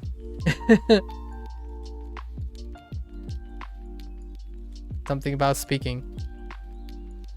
Nah, you pick up another language to learn. Okay, you pick up other languages to learn. I actually have no interest to learn Japanese. Fair enough. So what brings you over here? What are your interests?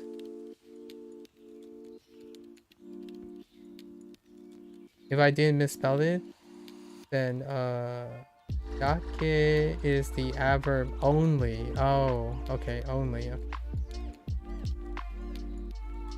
That looks so familiar, but I don't know what it is anymore.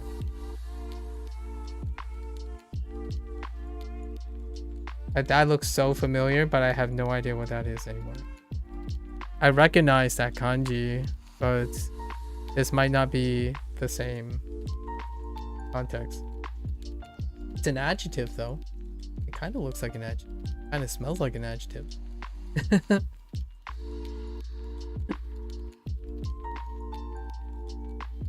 Okay, we're gonna sit in front. We should sit in front of the stage. Moving right along. I do have to complete these. We'll slowly move along here. Doko ni suwaritai desu ka? Suwaritai desu ka? Mannaka no seki wa dou desu ka? No. How about this middle seat?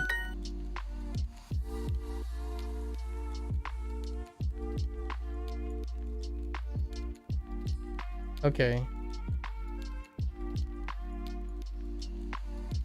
You picked up Italian and almost no one learns it on Twitch.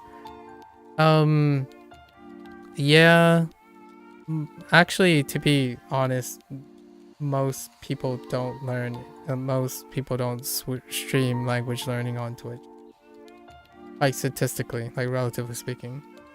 I would be very surprised if you have a collection of any things, really, around the clock. Yeah, it's very understandable. Italian, huh? Nice. I don't know what that says, I9. I know hanashi seimasu is a conjugation of to see or speak, and little, not much. Oh.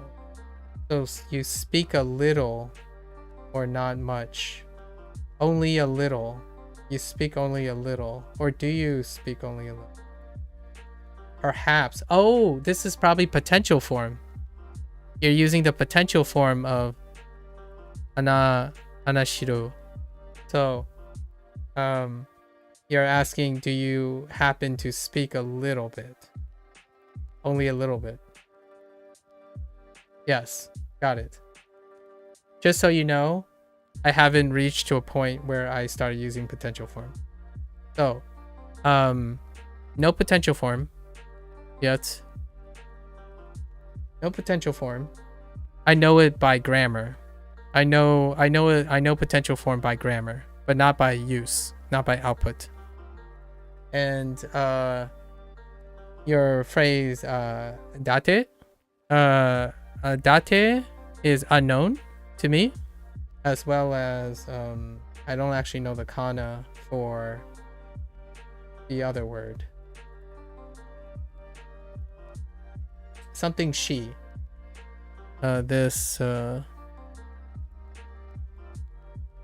This thing. Which is you said little, not my. Oh, skoshi. Actually, I do know shikoshi. Shikoshi. I don't know the kanji. This is skoshi. Yeah. So a little bit. Yeah, skoshi. That's where I've seen it before. Other people use this kanji already, but I don't have the kanji for skoshi.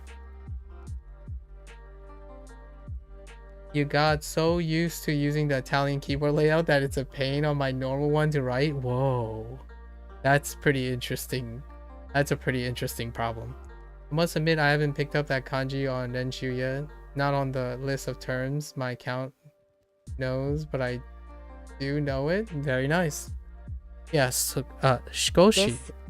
Skoshi. I'm familiar with the kana though.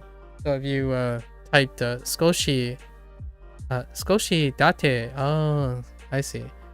Skoshi date anashi seimasu. Anashi seimasu. Fair enough. Progress is tracked in terms over here. Ah, okay.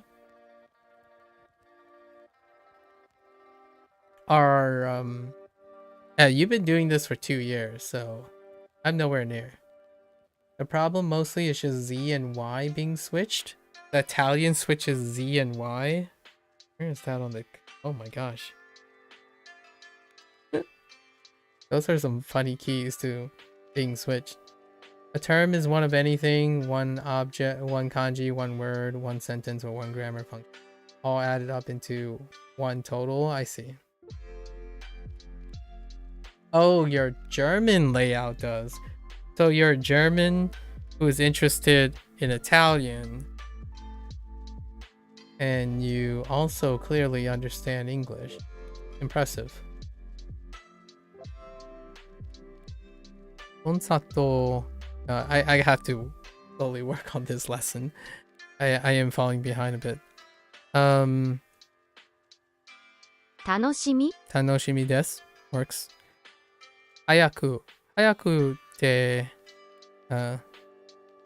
Hayaku... Dekaketaimasu. Yeah. I have to head out. I have to head out quickly.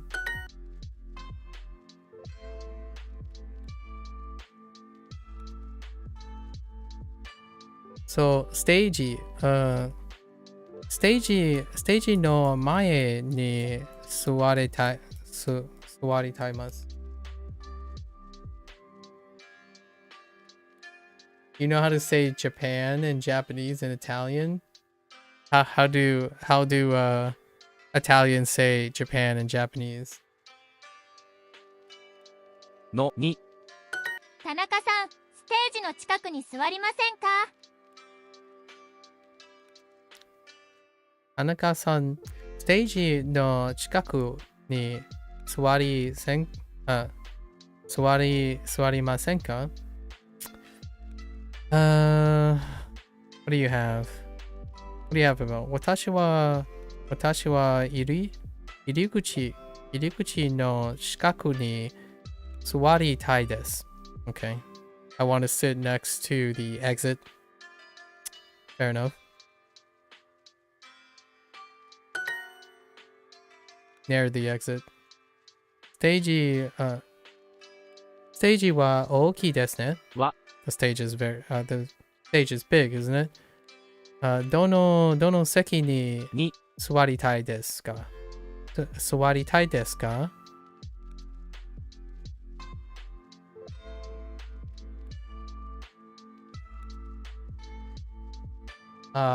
？Giappone. I don't know if you I can't pronounce Italian, so I'm gonna say Giappone and Japanese. Japonese? Yes? I don't know if they pronounce the E at the end. Maybe Japon and Japonese? Japonese? Japon and Japonese? I don't actually know how G's work in Italian now.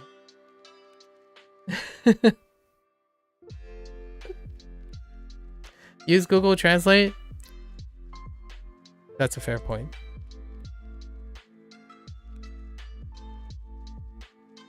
Okay.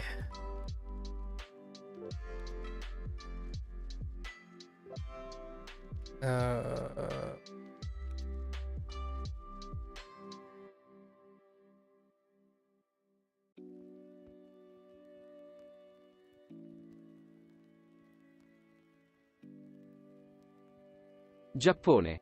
Oh, Giappone. Fair enough. Japanese. Giapponese. Giapponese. Giapponese. Giapponese. Japanese. Okay. Fair enough. The G sounds is changed because of you.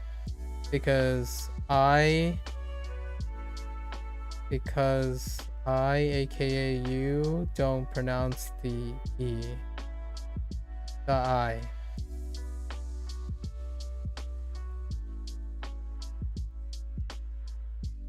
Okay. Kanji are head even though I feel like they're not.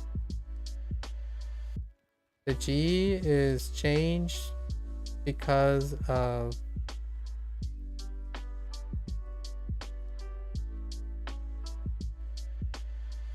the I, aka you, don't pronounce the I.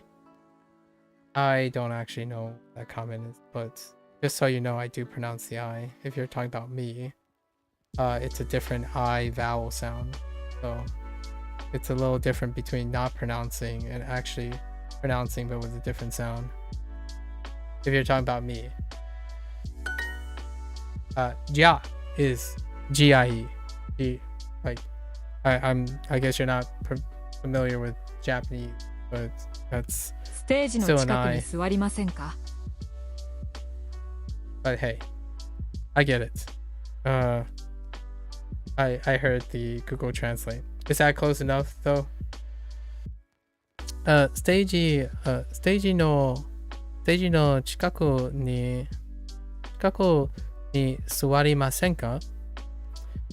私は真ん中の席に座りたいです。座りたいです。真ん中の席はどうですか？真ん中の席はどうですか？ How about the middle seat? 花さん、入り口の近くに座りませんか？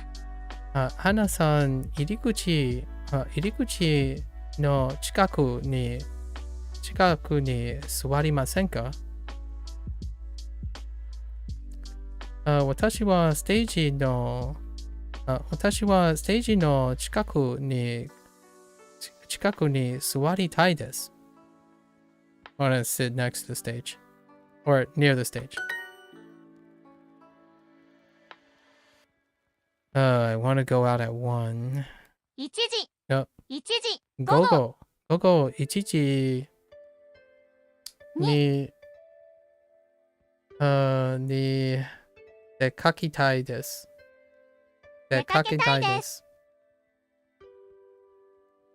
Something's missing. Oh. 私。 Sure. I guess. 私は Trying to be more specific, I suppose. In the Italian, the G and C sounds changes where there's either an A, E, or I, or any other letter after G or C. Fair enough. That sounds like Italian nuance.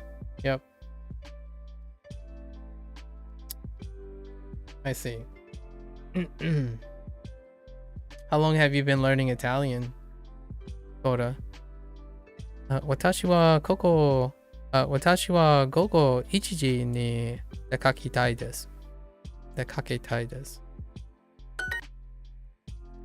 want to go out around 4 o'clock. 4時頃出かけたいです。Keep saying 出かけたいです。When there's no E or I after it's a K sound. Alright.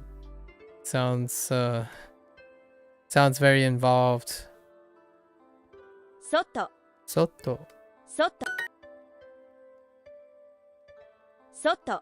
早くお手洗いに行きましょう。早くお手洗いに行きましょう。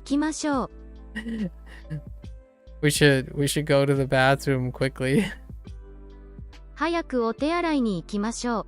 早くお手洗いに行きましょう。5 months. Oh, that's dedication. Do you plan on visiting Italy? What are you learning? What interests you about Italian? Koda? Outside the building. So. Soto. No, wait. No. 建物の外。新しいアルバムの歌が聴きたいです。新しいアル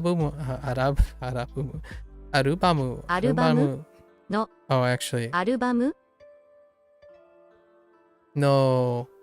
歌が欲しいです。新しいアルバムの歌が聴きたいです。Oh, 聞きたいです。Of course. 聞きたいです。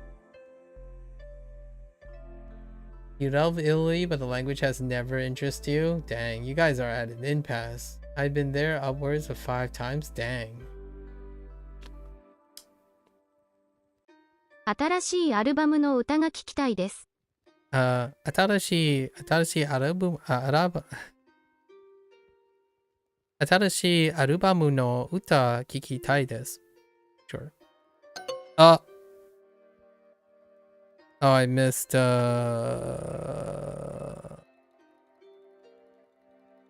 particle.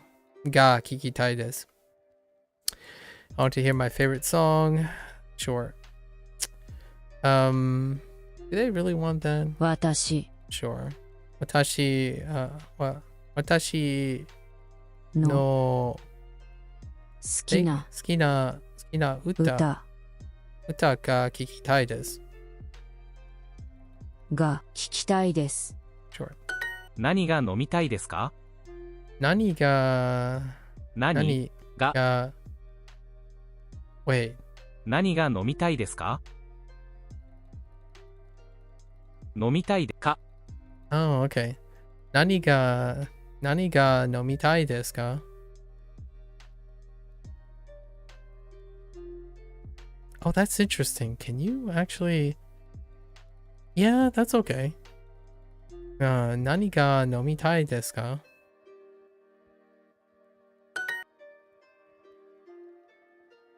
新しいアルバムの歌が行きたいたいで。ですす。日本語を That looks like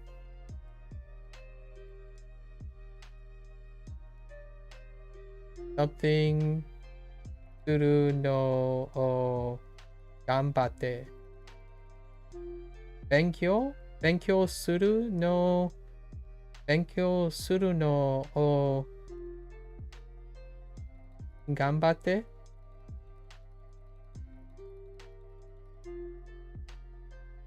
Keep up the good work studying Spanish? Spanish, Japanese. Nice. Yep. I only know the kanji for actually I know none of those kanji. However,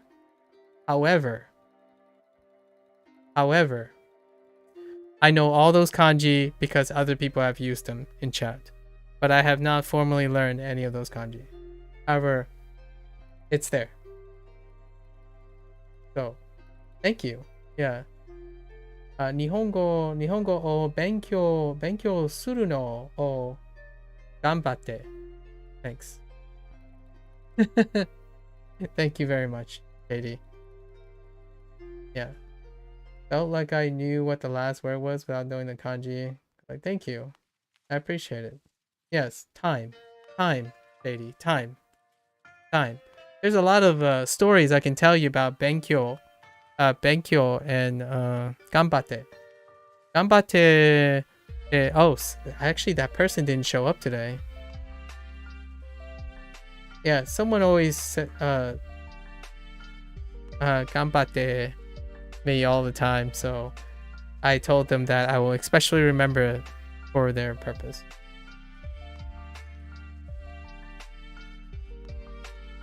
Yeah, the normalization. Yep. Yeah. No as normalization. Yeah. 人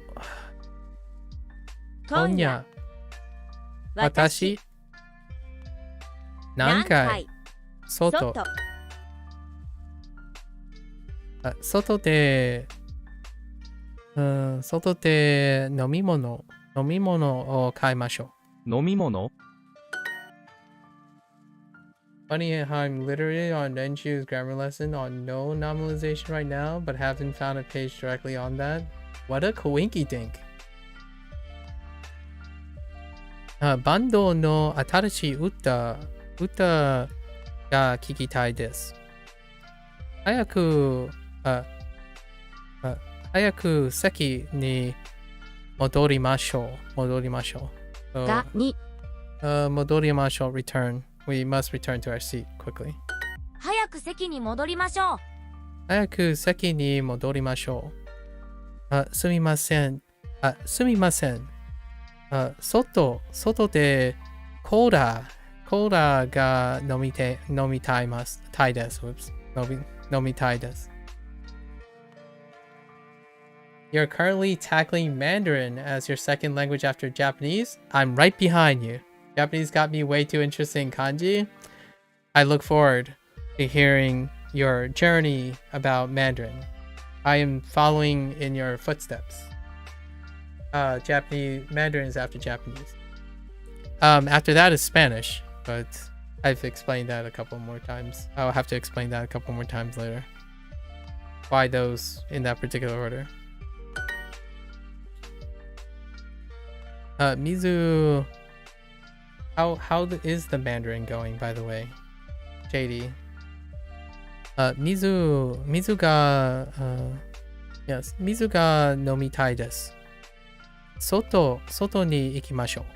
Fair enough. がに Erika-san, 早く席に戻りましょう。 It's gonna be a while though before I start Mandarin. Although I'm going from something that is most alien to me, that's still present in my life, to something that is most present in my life and least alien to me.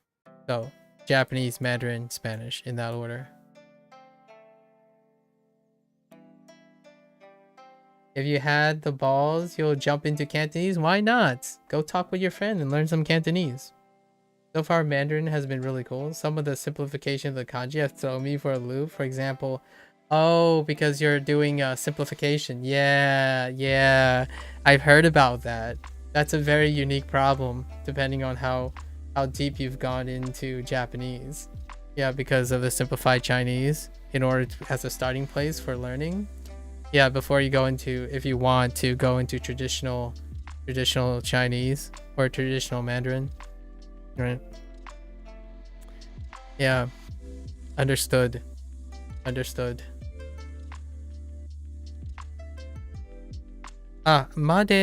Wait. What do you say? Danielu-san. 早く席に戻りましょう。まで、あと、外でコーラ、yeah. But I want to drink outside. I want to... 私の好きな歌が聞きたいです。私の好きな歌が聞きたいです。Okay, sure. I want to hear my favorite song. 席に戻りますか？席に戻りますか？ Okay. Oh. We are returning to the seats. That's phrasing. Oh yeah, no worries. I'm illiterate in Mandarin. Yeah, I'm illiterate in Mandarin, so you can go and educate me if you feel like every once in a while. You can always suggest a word you're listening to. I will hear it. I could like Google Translate it and I can probably say something about it. I started using this phrase. I'm probably gonna get flack for this, but I'm an immersion baby when it comes to Mandarin or things related to Mandarin and Cantonese. Immersion baby. Purely illiterate. Whoops. Oh, I forgot. It's RU. 席に戻りましょうか。席に戻りましょうか。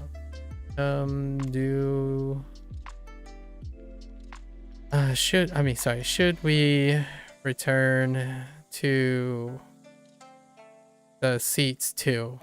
No. Should we return? Should I return to the seats too? Wait, what? Oh, sorry, not to. Should I return to seats? Can I use? Oh man, you can use both. Actually, but this is more reasonable. Oh yeah, using a method called Mandarin Blueprint to learn, and it's really creative. Quite expensive, but it's been worth it. I see. I think if I had to try Mandarin earlier in my Japanese studies, I would have messed up both languages quite a bit. That's an interesting thought. I'll most definitely tell you how that feels. 新しいアルバムの歌が聞きたいです。At some point soon. 新しいアルバムの歌が聞きたいです。How did it make you feel when you at the katakana mapo tofu and then heard mapo tofu in Mandarin, in Chinese?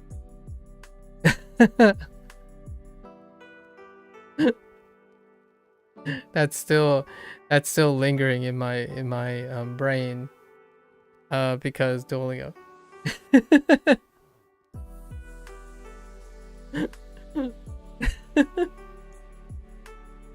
It's one of the food items that they introduced. I'm like, mabo tofu. I can't. It's hard for me to do it. Instead of mapo tofu. My partner is Japanese, so we can speak. Oh, that's awesome. That's so cute. Oh, it's one of your favorite meals? That's my go-to meal when I have to host. If I have to host, I would go out, buy some nice ingredients, and make a fancy mapo tofu. In English, I would say mapo tofu instead. Right. Or mapo dao. Mapo dao would be what I would say to my parents. Because I speak Fujianese. So hearing the Mandarin at the Japanese is really strange. I thought it was Japanese thing before he told me it was a Chinese dish. Fair enough. Fair enough. Yeah. Speaking of one, here's one that I catch myself saying a lot. Ramen. Ramen. See, I just said it. I just did it again. I have a habit of saying ramen, not ramen. Ramen is ramen, right? Ramen. But mian is Mandarin. Mian is noodles. So from time to time, I would catch myself saying ramen. You know, like chow mian and no mian, that kind of thing. Mian or mian. Mian would be Fujianese. Mian. No mian. Chow mian. Lots of mians. All your nudes. All your nudes. Yeah, the Chinese pronunciation is much more like the Korean. Yeah. What is it? Namyan? Namyan? Yeah, it has like an extra, it has an extra syllable in it. It has like an extra syllable, like a more pronounced syllable. They're both technically two syllables, but it's a little bit more pronounced. Japanese get lazy with stuff. It varies. Yeah. Yeah, Namyan. Yep. Or whatever would be the, yeah. Yep. 新しいアルバムの歌が聴きたいです。新しいアルバムの新しい wait 新しいアルバムの歌が聴きたいです。Okay, oh yeah, I messed this up. 聴きたいです。I does. Sure. あ、席に戻りますか? What I screwed up here? Oh. Oh. Are we returning to the seats? Are you? Dude. Dude. Dude. Dude. I formally object. I formally object. Okay. あ、席に戻りますか?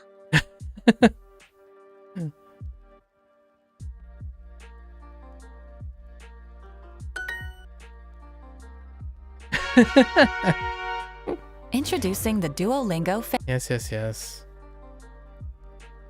Yes, indeed. The dualism. Japanese people who abbreviate everything instantly, I noticed. We started going to Trader Joe's and it immediately becomes Torejo.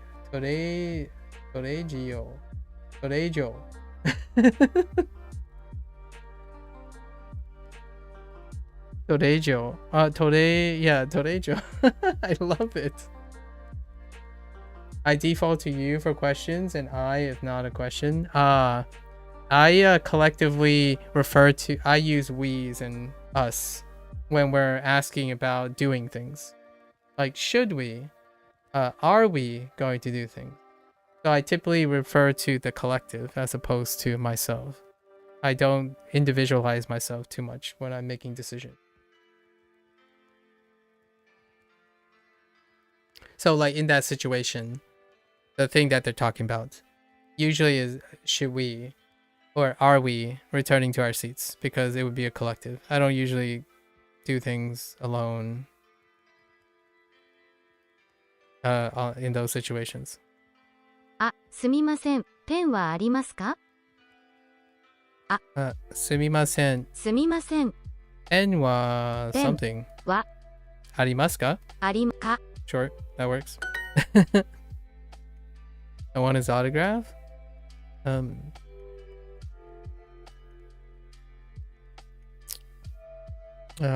Signが欲しいです。が欲しいです。Fair enough. ケンさん、どこに並びますか？ I love Torejo. I like that. Torejo is so good.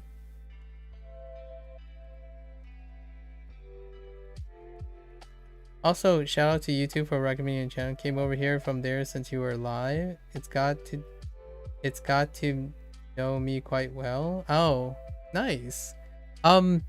Yeah, I love learning Mandarin, like from other people for the time being, or like connecting all my languages together. So definitely feel free to tell me some interesting things between Japanese and Mandarin.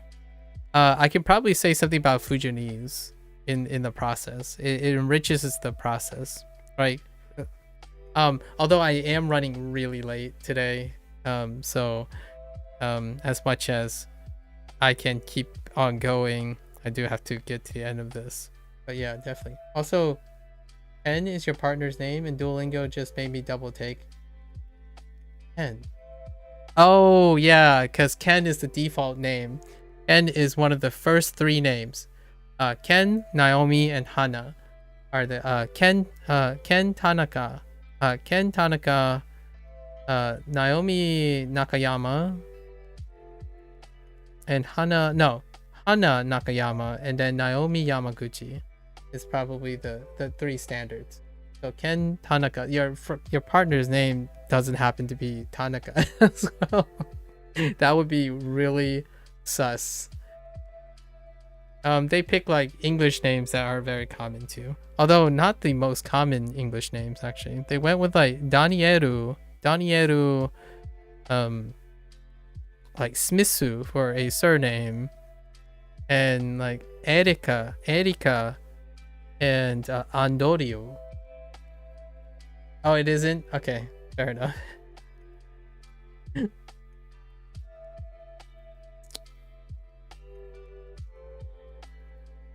So how do you feel about Dianhua, and Dianhua? How I would say was Dianhua, but how do you feel about that? I feel like there's so many things I want to ask you, but I'm probably gonna have the same experiences when I start learning Mandarin. All the same, very similar experiences, but there's so many like fun little tiny overlaps that I already notice as I'm learning Japanese because of my Chinese background. Ken さん、どこに並びますか？ Ken-san, naru? Wait. Oh. 並びます。並びます。Wait. Ken さん、どこに並びますか？どこケンさん、どこに並びますか？並びます。並びます。並びます。並びますか？か。Where do we line up? 並びますか? And I missed something. Did I miss ni? Alright, now I gotta get more hearts because I've been being too laxed. Alright, I do gotta finish this. For me, it's interesting since it's like, oh, this is Japanese with spice when it comes to the pronunciation. The other way is like, oh, this is watered down Chinese. Hamster. Fair enough. That's pretty funny. So your partner is Japanese, and are you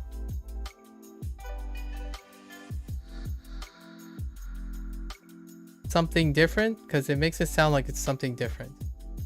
But Mandarin grammar has been so much easier than Japanese since it's much closer to English. Oh, that's interesting. You're a super white American? Oh, you're like one of those couple. I watch a lot of couples. Oh, you're British? I watch a lot of interracial couples. And it's usually like English is the bridging language. So I absolutely find it incredibly endearing. I find it incredibly endearing because the common language is helpful to me. At the same time, I get a chance to kind of take in the context of the other language in the with English as a facilitator. Oh, that's awesome. Dude, having exclusive rights to a Japanese speaking partner, that's incredibly adorable. You went to Japan for work in 2019 and met him then. Then here we are, 4.5 years married and living. Oh, that's so cute. I have so many questions for your partner. Because your partner is a transplant. So I have so many questions for your partner. I'm an ABC. So since you are given away that you're in the United States, I'm an ABC. So I'm an American-born Chinese. And both my parents are from Fujian.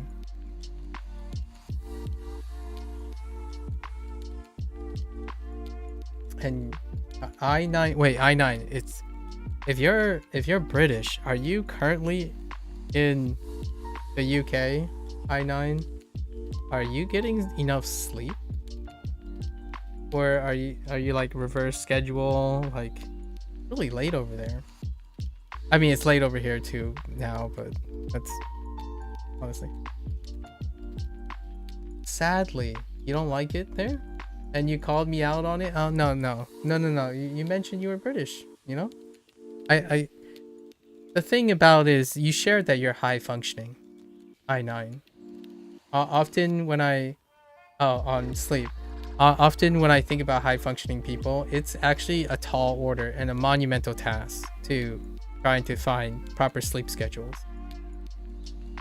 So yeah, I'm kind of curious. Why do you say UK sadly? Is UK not stimulating enough for you? Or do you desire to be somewhere else?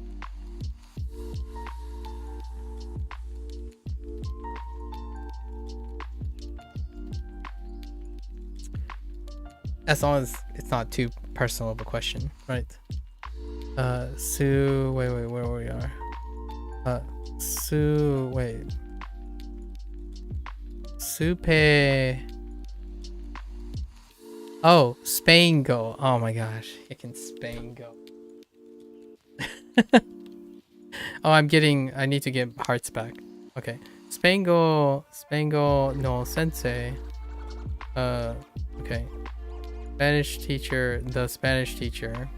language teacher. Spango no sensei wa totemo yasashii desu. Okay. It's very, very nice. Sure. Okay, sure. Napkin. Menu. Menu. Napkin. No one saw that. ビールを3つと餃子を7つください。Okay.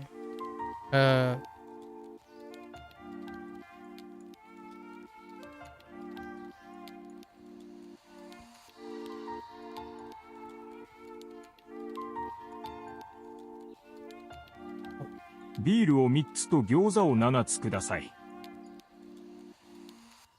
What we got? Three beers, seven dumplings.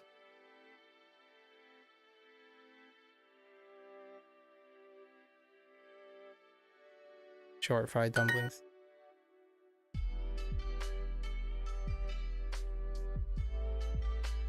Yeah, you rather move to okay. You rather move to Japan? I see. Is that something you can do? Is something you can work towards? スペイン語の授業はどうですか？スペイン語の授業はどうですか? How is the Spain class? この something napkin はカレーです。Sure, color. 本屋はどこですか? I heard 本屋はどこですか? Not for a long time. You're trying to think of your next trip outside of a return? Outside of a return to Japan? Maybe Taiwan or something like that? Ooh.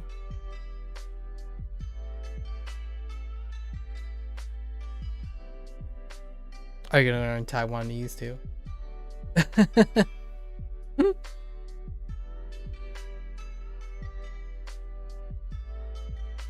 You can kind of get away with cross association, but that's kind of a really tough ask.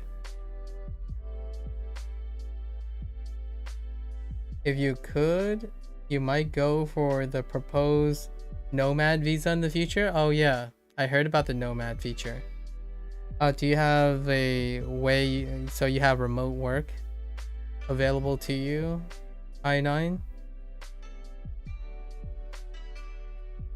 Japan is great, though can be quite isolating and sad if you can't speak the language. As a tourist, it's fine, but living there definitely adds a bit more of you, at least in your opinion. It's a very reasonable opinion. Are frequency lists even helpful to learn things? Are frequency lists even helpful to... Oh, interesting. I haven't tackled frequency lists, Gabriel. I have thought about it on using frequency lists. In fact, I even think G-Show prioritizes based on frequency whenever you look up stuff, right? That's an interesting question.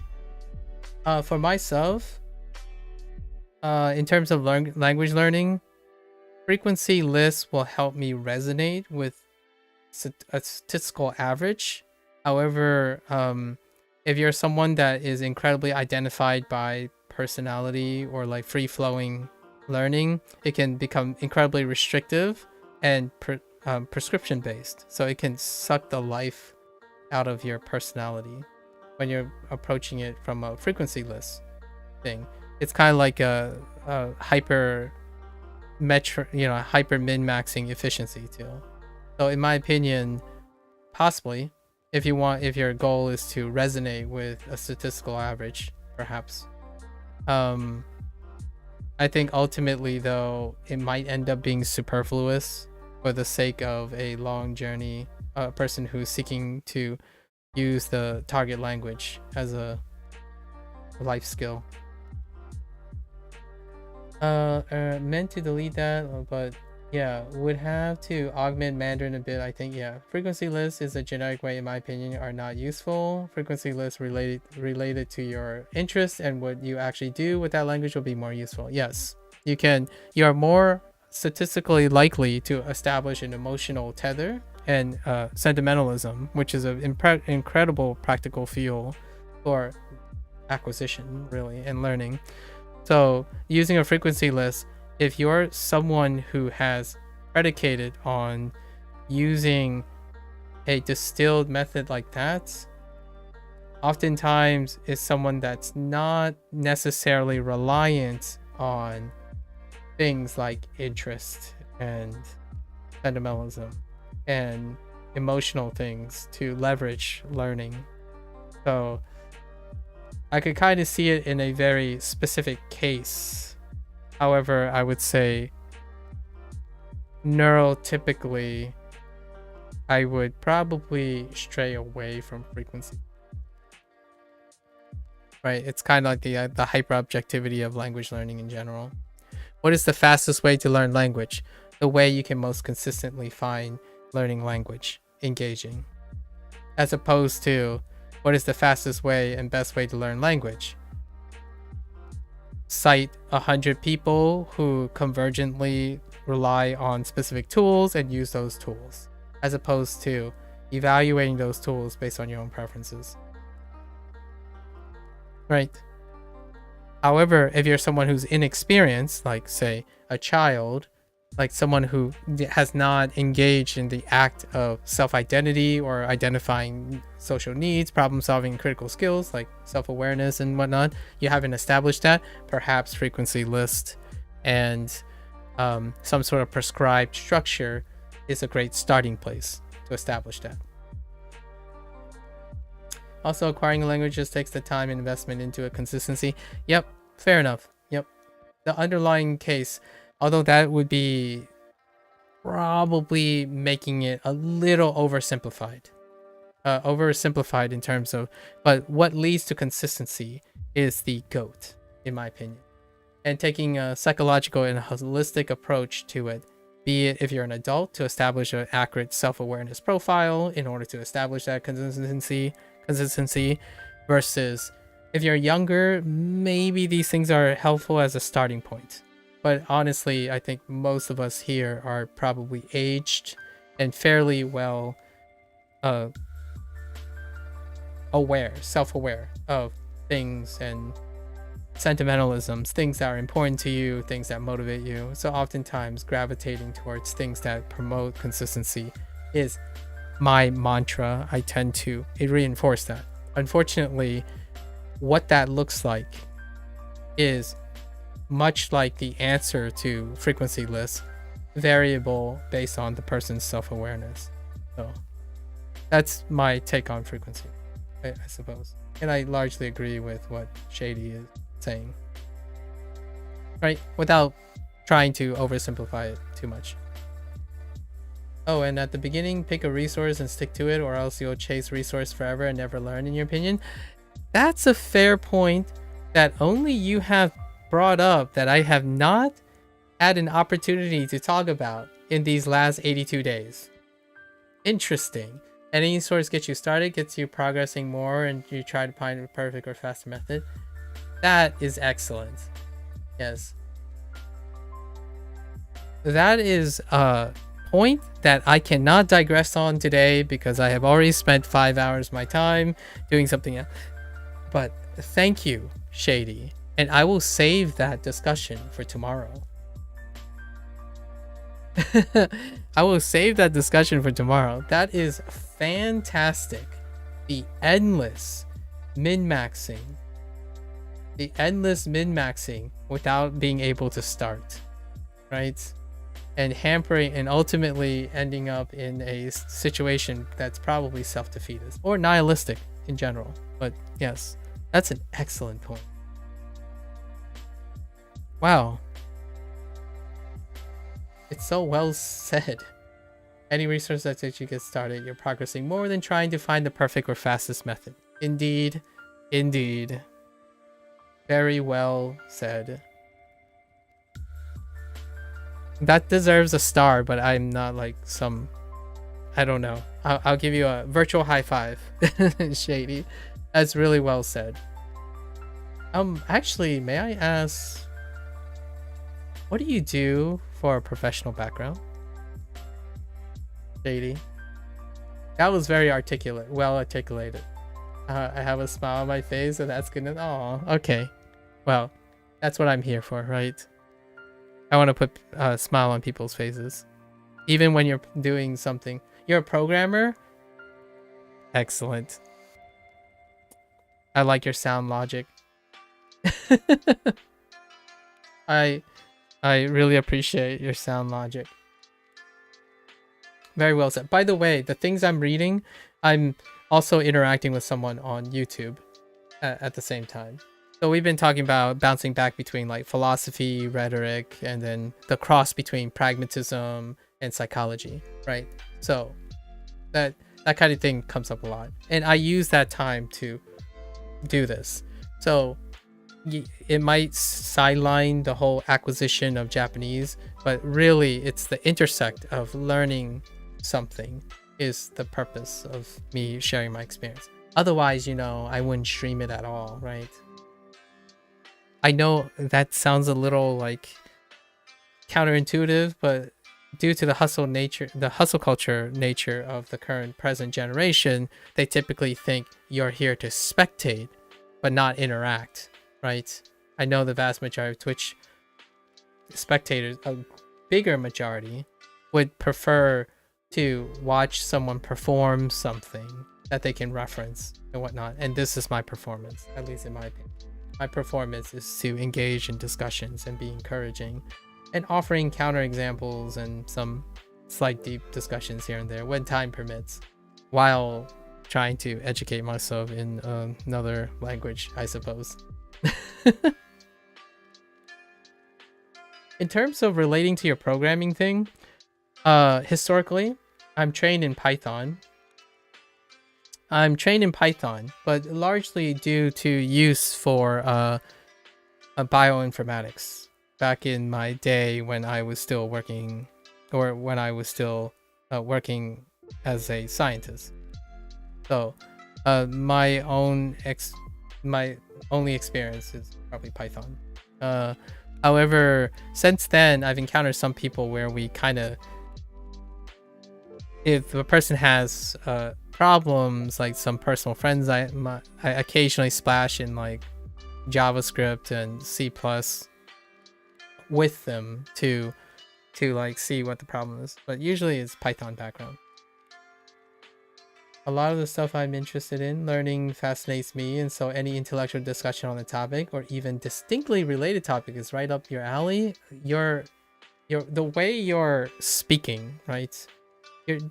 Simply your word choices, and also, by the way, it's a very telltale sign when you still use punctuations, capitalizations, and you do kind of end certain clauses on prepositional phrases. I like the casualness or prepositions, but the way you type is very indicative of someone who is of a certain mindset. Python is a great language. You use JavaScript and TypeScript primarily to your day-to-day. I see. Recently I've become acquainted, a good friend of a younger person who is also seeking a degree in computer science, and they were talking about they were choosing between like C++, or like going in from C to C++ or JavaScript. So they're currently enrolled in a class for JavaScript at the moment, and I introduced them to Python as a way of a primer, just as an exercise, because I believe Python is very useful in the sense that, much like Duolingo, it'd be an interesting primer that I could use, that I have some experience in. And then we both like kind of tackled JavaScript together as a form of encouragement. Now he's far more competent, obviously. Your spacebar is the enter key. What is your enter button? What does your enter key do? I9.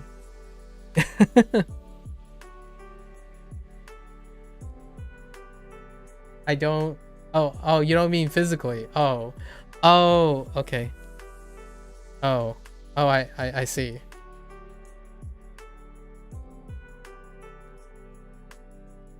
You don't happen to mentor or instruct anyone, JD, do you? Are you in a position of mentorship, or? Because the way you talk about learning and your interest in learning, are you in a position in which you offer advice or consultation for those who, are you in a position to offer advice a lot of times?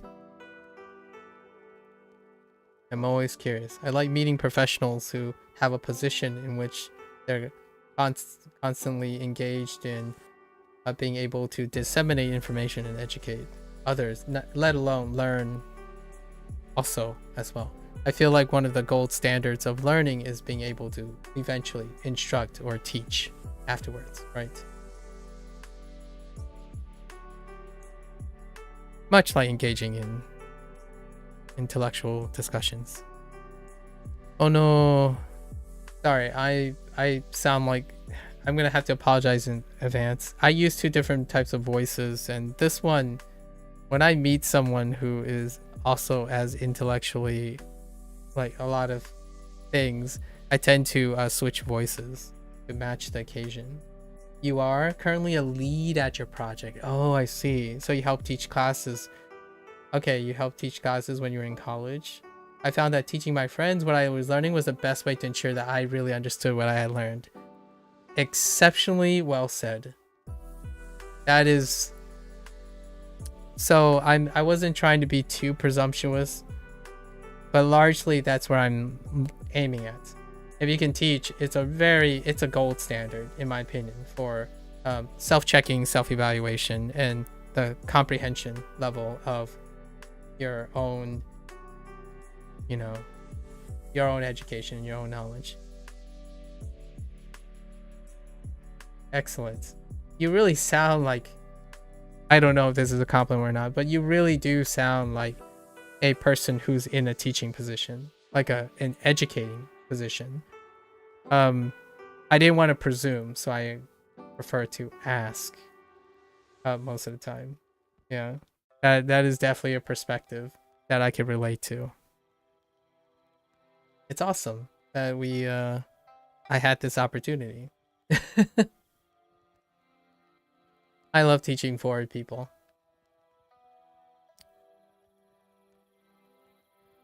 And everyone else. It's just I resonate a lot with people who are teaching forward. However, other people are very extraordinary. It's just I don't have the same feelings. But I can tell you now, though, worrying about teaching something does have its trade-offs. Well, that's a discussion for another time, I suppose. You make compromises. So what am I doing? Kono, I clicked on Geimu. Kono Geimu wa totemo musukashii desu. Yeah, that works. ラーメンを2つと餃子を7つください。Okay. メニュー、ラーメン Ramen, how much did you want? お、2つ 2つ, that works. 餃子と餃子7つ? Yeah, sure. Wait, did I hear 餃子? 餃子 餃子7つ7つを No, 7つください。ラーメンを2つと餃子を7つください。Sure. With that note, it's probably late for you now, Shady, right? It's definitely late for I-9, and I hope you're sleeping well. If I can find enough time, I want to do free courses and such online to teach people programming and system design. I would like to lower the barriers for others achieving their goals. That requires a lot more time to put together than it seems at first glance, though. I can assure you, you are preaching to the choir here, Shady. Yeah, it's 6:30 a.m. That's what I figured, taking into account the... Oh, you're in Nevada. Okay. Okay. Fair enough. Pacific Standard Time. Yeah, I can assure you, you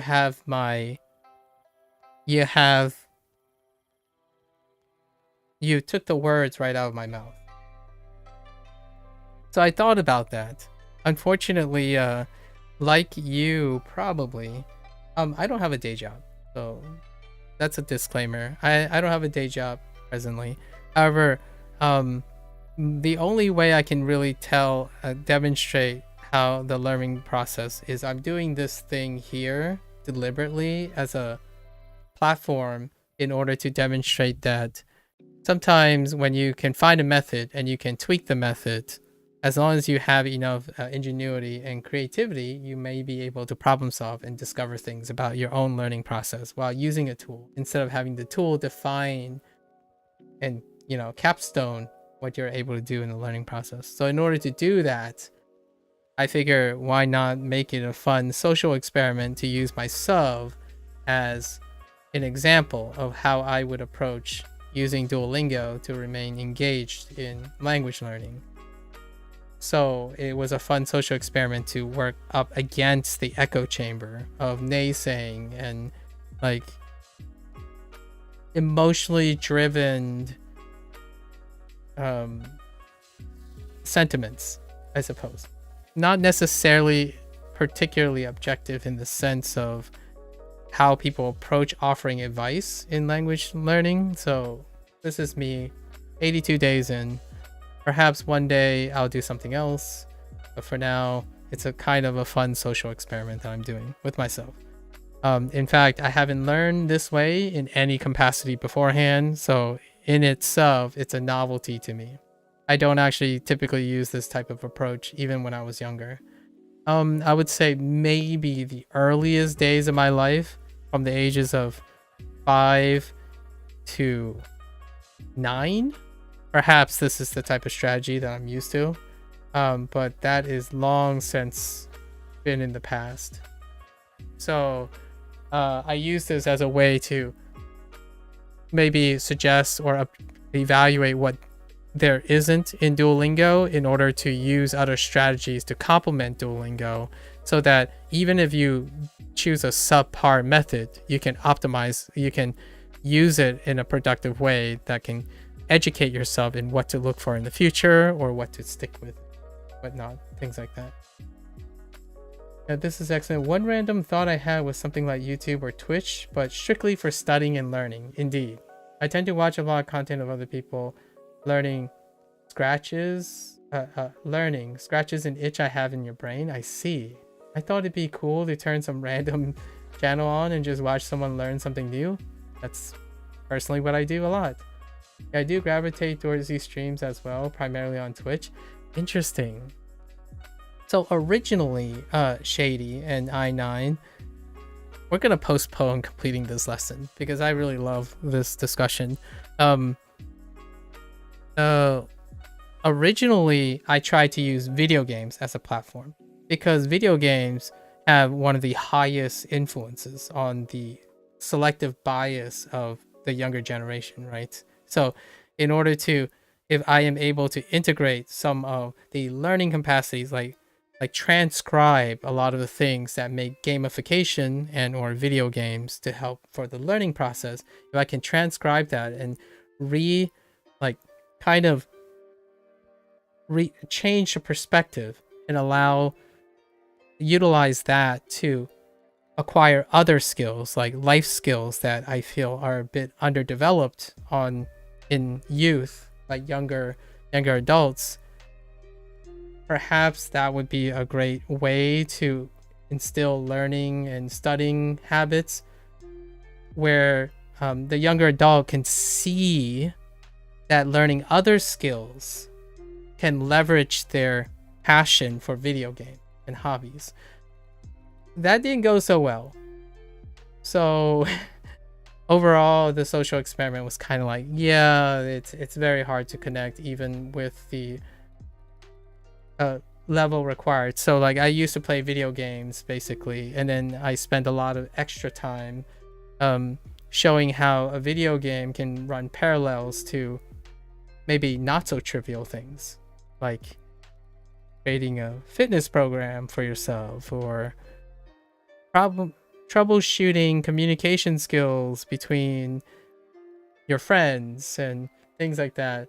And it didn't really quite work. But recently though, doing this, it's a step closer to a stronger gated pre-selection for people who are already in the mindset of studying and learning, right? So the gates have been quite lowered and it attracts less of a closed off audience. I tried a lot with video games actually. And naturally Duolingo caught my attention because it is a platform that attempted to show up on Twitch, right? Use it as a platform to bridge the gap between the gamification, the popular influence of gamification, and something like language learning. So here I am, 82 days into this journey. Meanwhile, I still juggle a little bit of gaming, but usually the gaming is used to spark interest, not so much a mechanical thing, right? Perhaps one day. Yeah, I tried. I usually talk about people's mental health. Like, I'm a mental health person. I run towards people who have non-sustainable lifestyles at a time. Not so much a teacher anymore. It was nice to be able to see flourishing college students and helping college students that are just starting their journey. However, nowadays, a bigger audience like YouTube and Twitch, when you're able to have spare time to do certain things like increase the accessibility of what like Shady is referring to, that's awesome. And I always appreciate when I encounter other individuals who have some sort of aspiration for that, and or individuals who participate in doing that already, which is to lower the barrier. I like your use of the word barrier. Yes. Improve the accessibility. Honestly, engaging in a learning experience can affect a lot of other things that you would learn about, right? Especially about yourself. So you'd be surprised how much trying to encourage oneself to continue learning can set yourself up for a mindset that makes you almost bulletproof to all the potential unforeseen circumstances and skills that are required in someone's life. The difficulty there makes sense. People who come in to watch someone on Duolingo are already of a specific mindset, as you alluded to, whereas with games it's really hard to attract a specific audience. Yeah. That being said, some genre games will lend themselves better to filtering out certain predispositions. Absolutely. So usually most of my games deal with heavily cultured driven creative process, not mechanically forward focused, where you talk about like skills, competitive things, right? Especially mechanically focused things. So a lot of times I use things like creative games, visual novel games, storytelling games, things that deal with cultural dissonance, cultural diversity, and also deck builders. I'm a fan of puzzle games and deck builders and circuit logic. So there are plenty of platforms of indie games that are incredibly, how you say, niche, self-sustaining niche-like, especially puzzle games with an aspect of narration that deals with particular topics that can be illustrated or presented as a video game concept, like management and stuff. You're all about mechanics. That's understandable. I9. You're high-functioning people tend to require a lot of stimulation, and a lot of stimulation can be offered in high complex mechanical situations. Less like pretty much lots of high mechanical stuff. Alternatively, you can also do like one of your favorite games of all time is The Witness. I'm familiar with Witness. Have you played Talos Principle? JD, if you're a fan of The Witness, Talos Principle. Exceptional. A more lower casual aspect of Witness, probably Portal. I imagine Portal 1 and 2 is on the list. But Talos Principle 2 recently came out. Witness is also, there's Abduction, right? From a game design standpoint, I think it's absolutely brilliant, and a lot of its approaches can be applied to things outside of just video games. Absolutely. I actually think lots of puzzle games can do that too. Have you played a game called A Monster's Expedition? It's a Sokoban game, so a box pushing game. There's a indie group called Dreadneck and Friends, and they make the classic type of thing. Speaking of Japanese, right? Sokoban.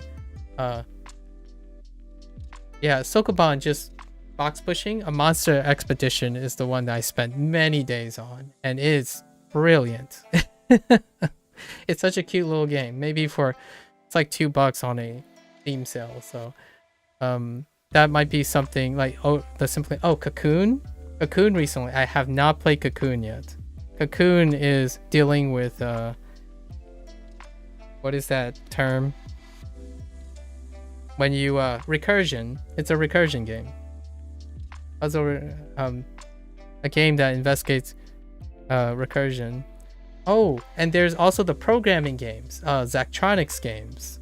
I don't know if you've ever played Zachtronics games. It's legitimately coding, but approachable from a intuitive standpoint. Anything made by Zachary something. I got his last name.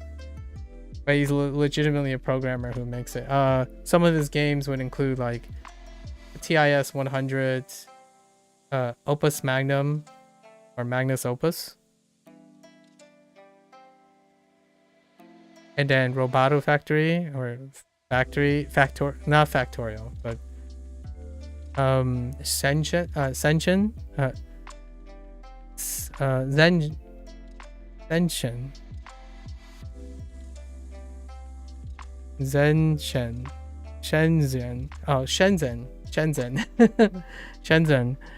Shenzhen IO. The trailer for Cocoon broke my mind when I first saw it. It's on my list. Oh, okay. Oh, and then you have played Shenzhen. Yeah, Shenzhen IO. Okay. We're already of the same like mind. No, enough said. Right? Enough said. We I can tell that there are too many coincidences, obviously. So, you are I can very much resonate with the many things that go on that interest you. Like, I already list so many of them, right? I like video games. It's kind of hard to get people to learn from video games, unfortunately. Perhaps you could be the one, Shady. I tried for a while. I tried for 4 years. Like 5-ish years at this point. Nothing really shout out that I could hang on to. So it's not without trying.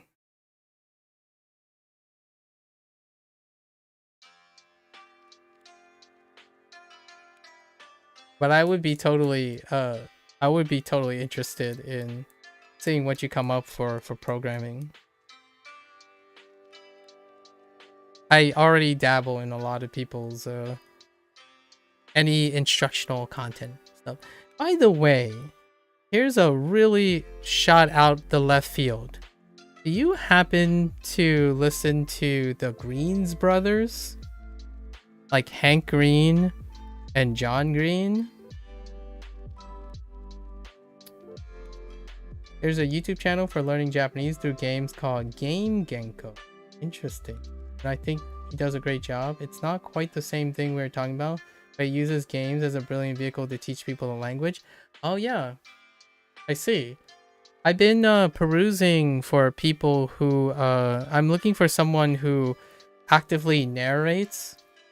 You're a huge fan of the Green Brothers? Okay. Shady, listen. We have too many converging interests, so naturally probably a lot of things I'm gonna say is probably you can probably guess some of the things that I do as well, because these are very converging topics. So like what I mean is the association between like these things, if you're on YouTube and you're on a platform, likely these are converging. Also these things are converging. Yeah, I am a huge fan of the Green Brothers, especially when they talk about certain things. It's okay to disagree with my the dishes, please. The dishes.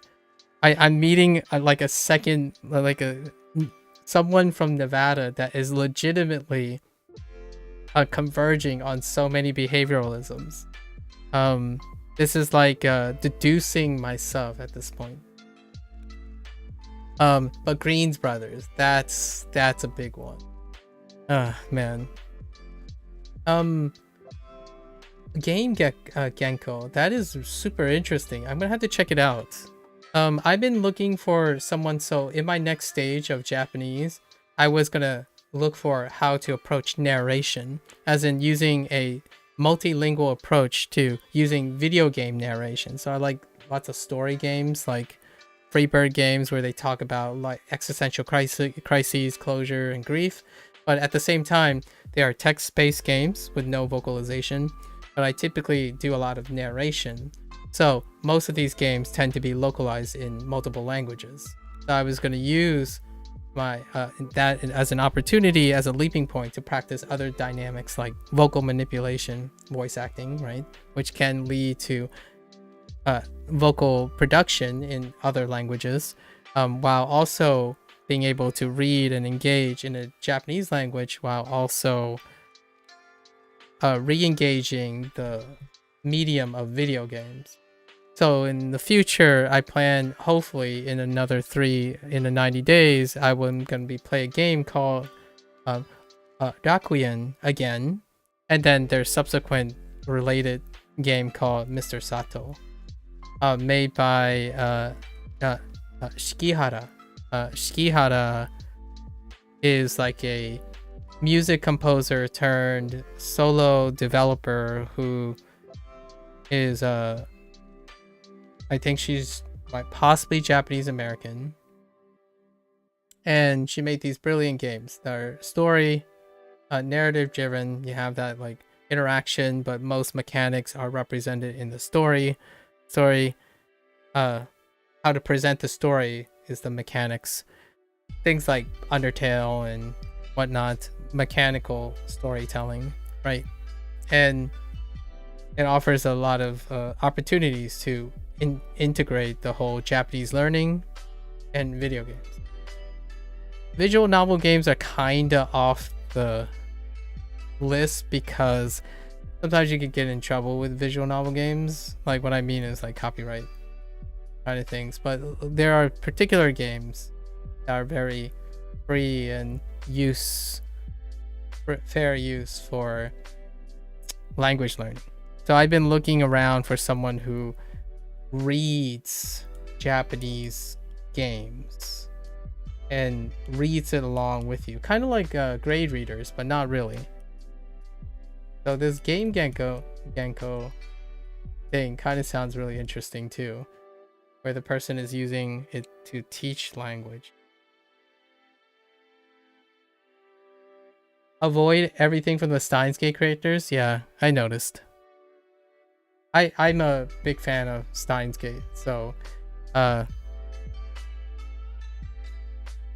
am very well aware, even though I'm not competent in Japanese, right? By the way, my professional background is in science, so as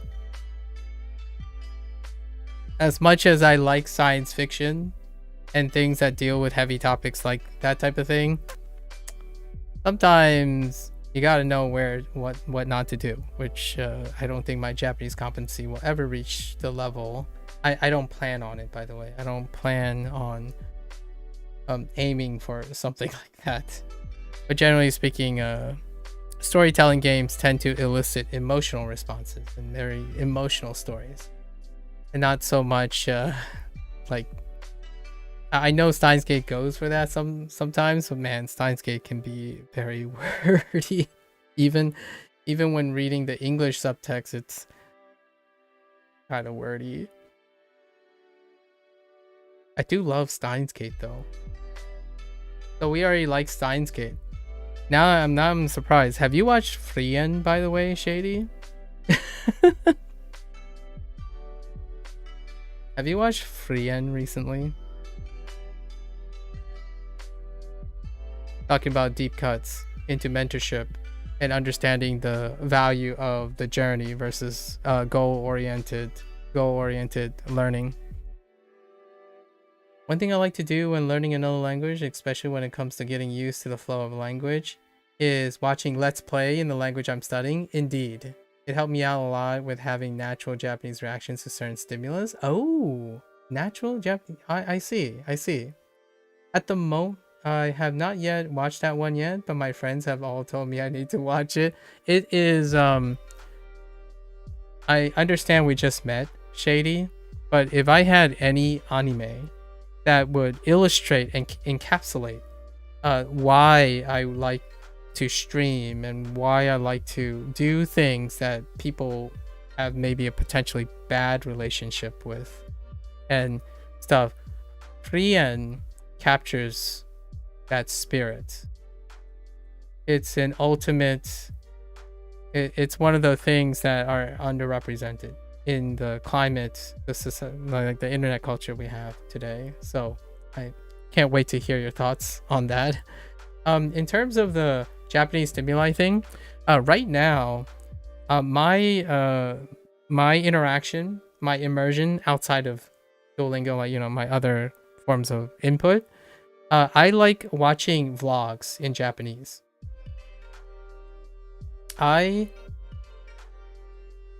do you type out that anime? Oh, Frien? Let me... There you go.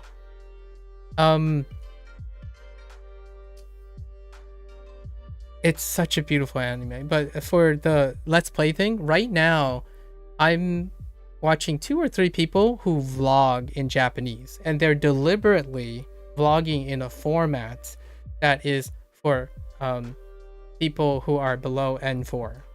So this person like goes around and tells you like, oh, hey, today I'm going to go around Osaka and ask what they do on the weekends.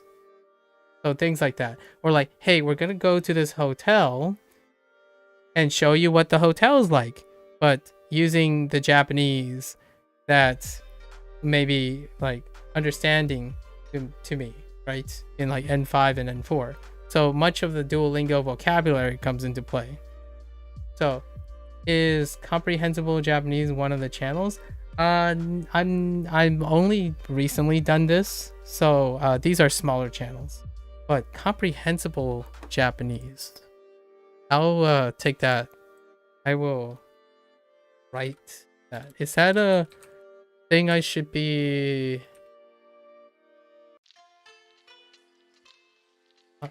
Is that should be something that I should consider? Comprehensible Japanese. Oh, interesting. Oh, it's about this size too. It's a guy named Shun. He's a vlogger mostly, but I've been looking at Japanese vlogs towards casual people. It's a YouTube channel dedicated to... Oh, okay. I will keep this here. Oh, interesting. Oh, it's so quaint. It's so quaint. I'll keep this tab open. I'll look at it. I'll look at it after this. Someone else suggested Yu. I don't know if you're familiar with Yu. Apparently, quite a popular Spotify podcaster that speaks in Japanese. Their YouTube video is a little bit their YouTube channel is a little bit overwhelming for me at the moment. So maybe slightly beyond my comprehension. But I can see their attraction. It's a podcast lean towards Japanese listening, right? And then I use Gray Readers. Gray Readers is the other thing. If I don't want to watch something, perhaps, or listen to something at the point. But yeah, vlogs are great for learning as well. Still trying to figure out the right way to search for Mandarin vlogs, but someday. That can be really tough, right? Because we also have to keep in mind there's like a cultural pre-selection for it's not the same for Japanese, I don't think, but speaking from experience, it's actually quite difficult to find those who vlog in Mandarin per se. There's another good podcast called Nihongo Kon Tepe. Tepe. That is good for... Okay. Hold up. Let me write this down.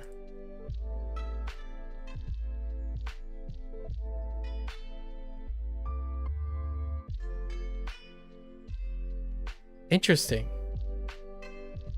Oh, interesting. Oh, interesting. Okay.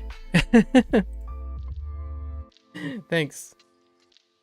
Excellent. All right, not to overwhelm myself, I really appreciate the candor. I would be interested to know what you end up finding out about Mandarin vlogs. By the way, I'm Fujianese, and let's just say the internet has non-existent outside of like really deep Chinese hosted sites for exposure to a dialect of Mandarin. And even more so, I think Mandarin requires maybe you accessing things like Bilibili and stuff, as opposed to like using the accessible forums, like accessible platforms like YouTube and whatnot. You're probably more successful going to like Bilibili, but that also requires you to be able to read Mandarin, because those sites, well, you can still get away with English, like using the, I don't know if Google has transcribed all those things, like translate all those things. Anyways, that's how I felt when I'm looking for Chinese things, which is largely a side thing that I do a lot of times, is I'm not learning Japanese in a void. I don't tend to learn language in a void. I would love to know what type of Mandarin vlogs you end up, or Mandarin content you end up discovering. Which, by the way, why Mandarin? Like, you did mention that your kanji, like your Japanese exploration, led you to interest, but is there anything else particularly about Mandarin?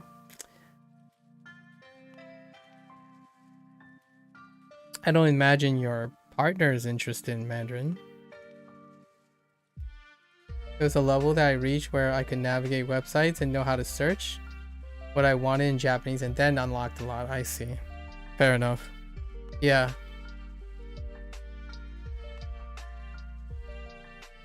That's understandable. You should get your partner to learn Mandarin with you. Sorry. I love the idea of a significant couples, right? Learning things together. It's an incredibly endearing and romantic image. You don't have a lot of that sometimes. 誰は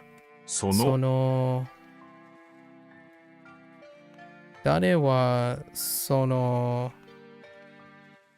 俳優ですか? Oh, whoops. It's the other way around. 難しいゲーム? Wait, wouldn't Japanese be considered a dialect of Mandarin?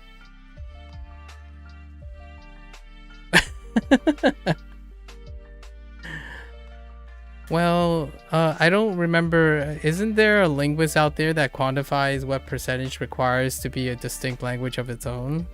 I imagine Japanese have components, enough percentage of components that aren't inherited. Someone said some percentages the other day, just to throw a ballpark. I was told that like 50% Chinese, and then there's like an impact of 10% of English, American English, right? At the same time, like 40% is a lot.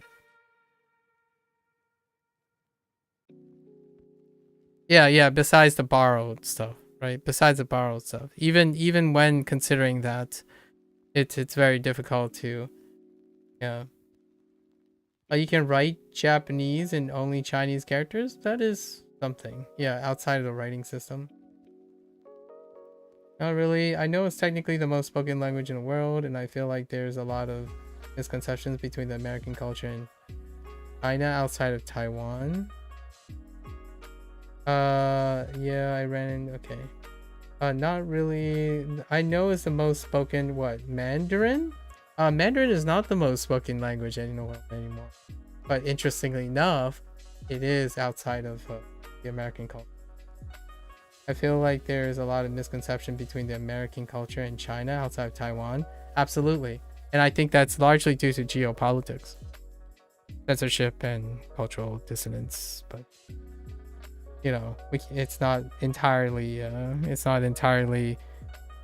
it's one of those, like, you can't confirm nor deny what the accuracy and fidelity of information when it goes through two geopolitically dissonant governments, right?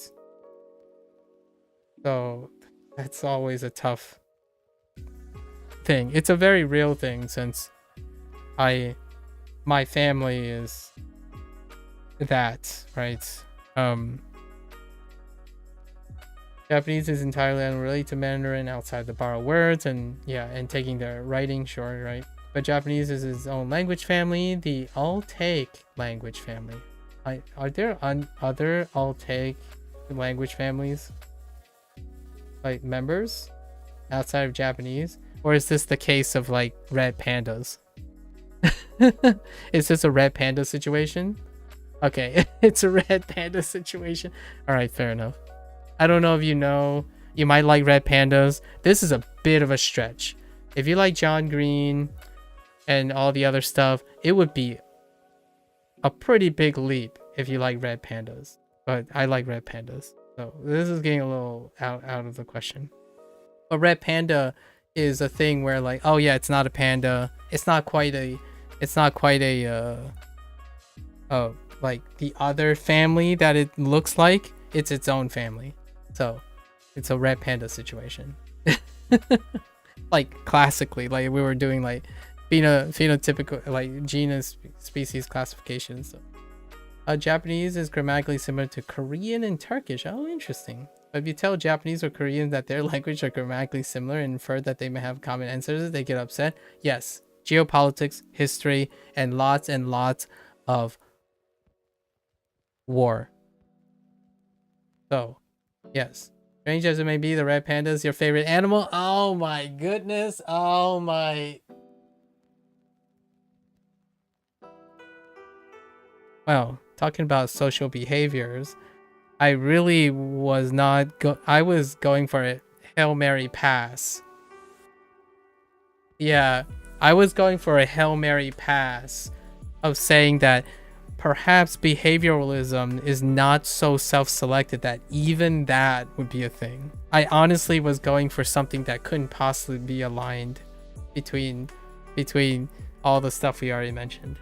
But alright, well, apparently clearly we know each other way more than I could have possibly imagined. But yes, these are sentimental gifts, and I really like the red panda, and honestly, symbolically what it stands for.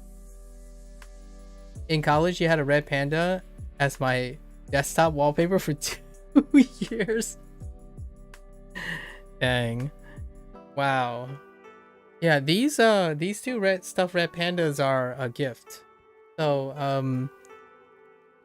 I long story. I'll keep the story a little bit short. I have a best friend who used to be my sister's best friend, or who is my sister's best friend, who now are both of our best friends. She thought it was a great idea to donate to the local zoo. I don't remember which zoo it is. And when you donate to the zoo in someone's name, you can get red panda for it. Well, it was for Christmas. I'm pretty sure it was for either my birthday or Christmas. Now my memory is slipping. I think it's for Christmas.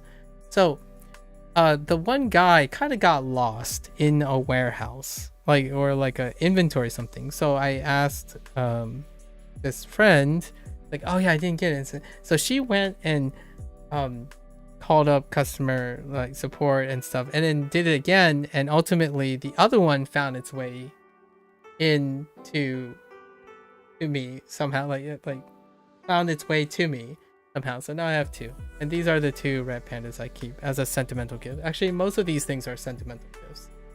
I typically try to live a minimalistic lifestyle. I have this very poor, long story short, I have this very poor ability to manage materials, so I try to stay as minimalistic as I can, but I do keep knickknacks and sentimentalism that brightens my life a little bit, and all of these are products of that. I don't know, tell me you collect things and stuff, right? The first one was simply for a partner to be. Yes, it was meant to be. Waiting for a partner, indeed. So help me. If do you hoard things? I know this is gonna be a really big leap, and it's so weird direct, but do you collect things? Are you a hoarder? Like, do you have a tendency to, if you needed to start collecting something, would you be compulsory to collect things? You've collected some stuff, but mostly only kept sentimental things now. Yes, fair enough. Exactly. Your partner collects a lot of stuff though. Yeah. You see, I can imagine. I love other people who collect things, but for myself, I collect the sentimental things. However, if I started to collect things, it can get out of control. Yeah, okay. When you were young, you held on to way too many things. I stopped collecting things and stuff because I couldn't part with it. I actually have somewhere upstairs, I have like 30 pounds or like 30 to 50 pounds of textbooks that I couldn't part ways with. Like, I went to college, you know, you're supposed to a lot of people resell their textbooks and whatnot. I kept them. So after some point, I noticed that it's probably not the most healthy thing for myself. So it feels compulsory. So nowadays, I only keep sentimental gifts and try to cut down on the whole collecting thing. I do love how other people manages it though. So I was kind of curious. Oh man, I still can't believe you like red pandas. That's shocking. That's very shocking. There's no evidence that you would see a thumbnail or anything regarding red pandas. Sounds like your garage, a ton of books in there, and that I never look at. Indeed. I actually had this one course where they asked to buy the book. So I got the book, but then I ended up never using it. And I still kept the book. Like, I think the professor was excellent. Like, so excellent that they were meticulous on making sure you need to know. Like, I was engaged enough that I ended up not really using the book. But I didn't depart with the book either. It was like a keepsake for the marking that I don't know, taken that course or something. Which, by the way,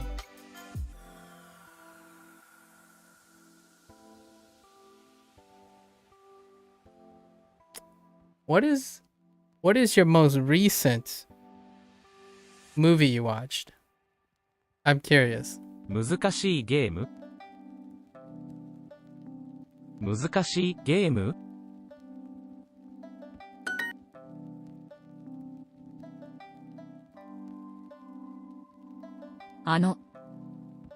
？Or book. You have a few books from college, but many of them I consider the graveyard of Japanese textbooks that I'll never use again. Chasing perfection rather than studying for way too long. Ooh, that's a deep cut. Chasing perfection rather than studying for way too long. Wow. That hits very different.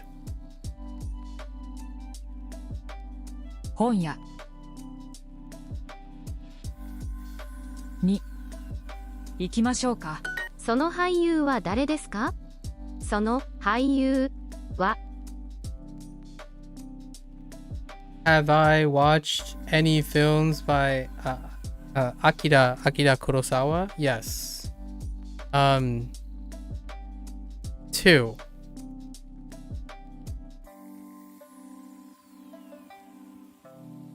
Nowadays, I consume more referential things to Akira Kurosawa.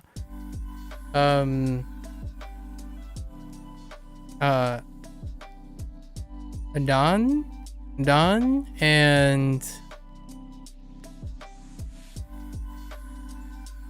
oh, actually 3. Rashomon and Yojimbo. Oh, and 7 Samurai. Of course, 7 Samurai.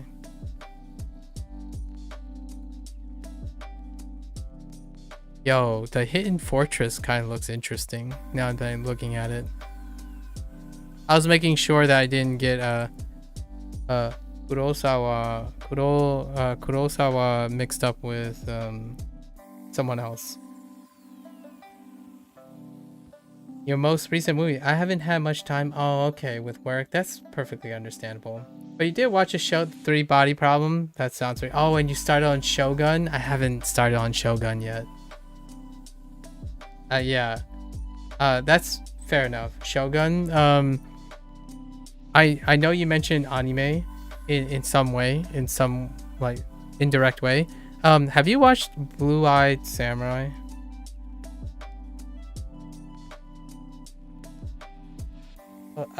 Of recent years, like last year, Blue-Eyed Samurai. Now that is a multi East meets West production right there. That it I hope that Shogun also captures that. Yeah, Blue-Eyed Samurai was exceptional. And it's a wonderful it's a really cute, I don't know if you looked into the writers of that. It's a wonderful blend. Like you can definitely see the collaborative nature between the wife and husband team behind Blue-Eyed Samurai. So excellent. You know. Yeah. Ooh, the reason why I brought up Blue-Eyed Samurai is because someone, Waylon, asked me if I watched an Akira Kurosawa film. Blue-Eyed Samurai it's one of those many times that it's a referential thing to Kurosawa. So, man, it was nice, especially that one episode that deliberately references Akira Kurosawa. Man, sorry. その俳優は誰ですか? Had to make mention that. その俳優は誰ですか? 誰ですか? 誰ですか? Fair enough.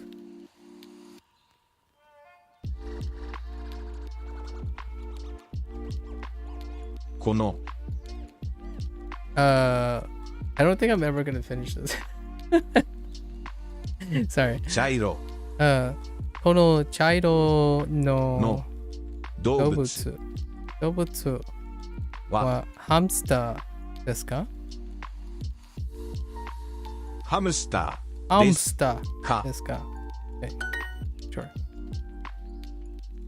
Okay.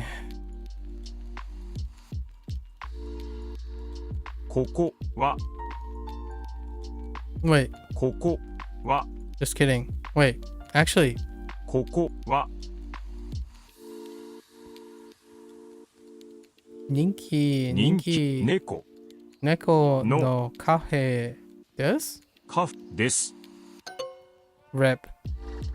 Oh, let me guess. Ninki no neko. Oh, yeah, fair enough.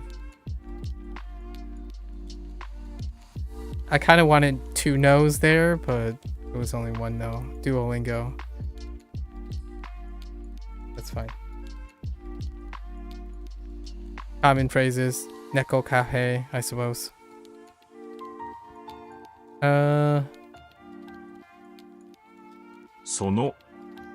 Wait. その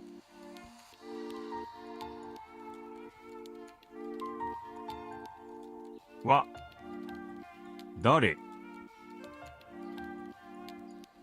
ですか俳優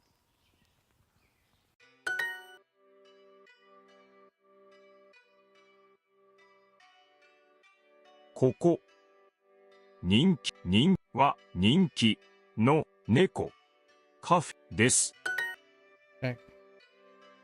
Alright, I'm gonna make 1 attempt at... Oh, wait. I have 2 hearts, okay.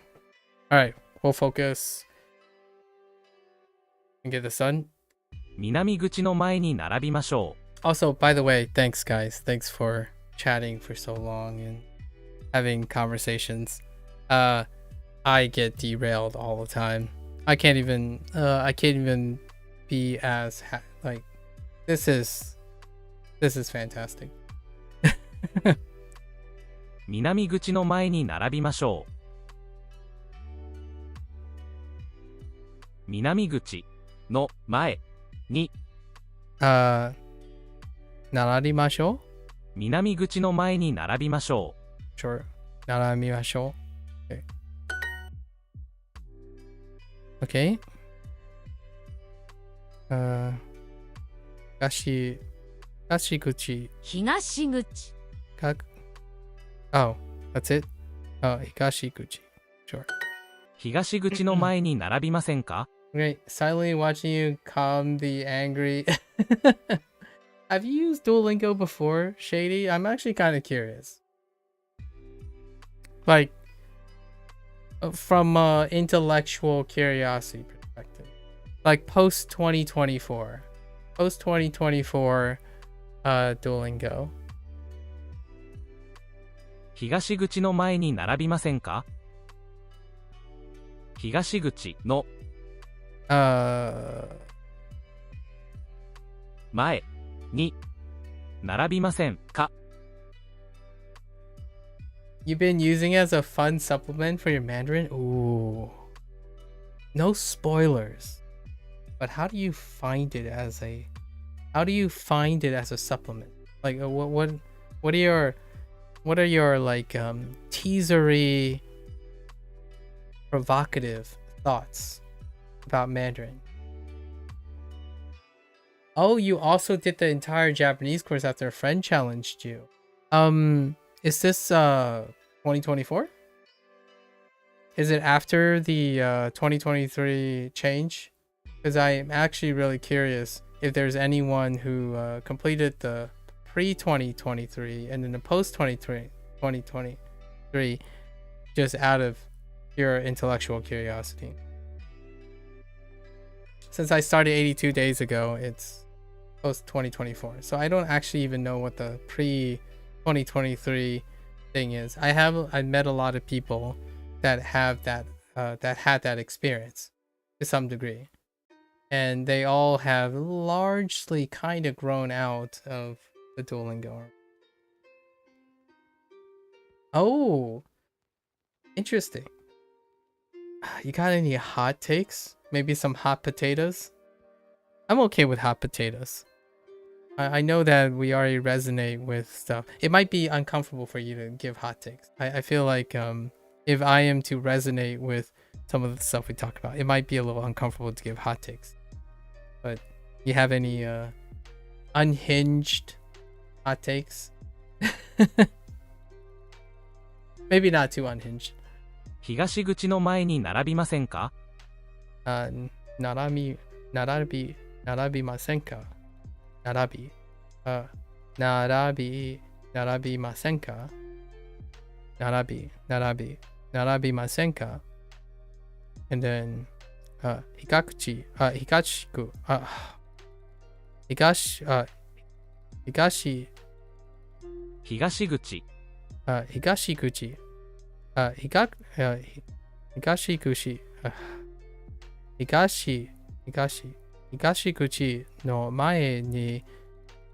ませんか並びませんか I keep adding an extra syllable. I think the story features of Duolingo is underrated. I think it does a bad job of explaining grammar effectively, but I also don't think that it is at all.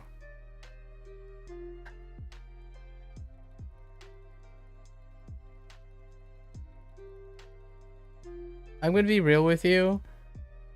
I honestly think you just took the words out of my mouth.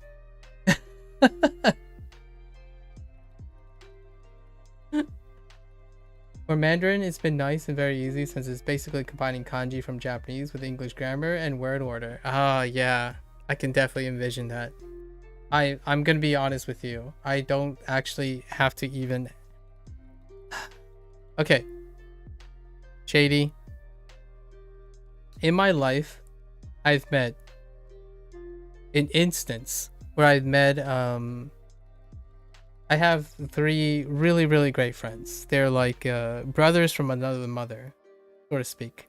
When we met in college, it's almost as though we don't have to explicitly ever communicate our sentiments and our thoughts, right? And oftentimes, it's pretty shocking.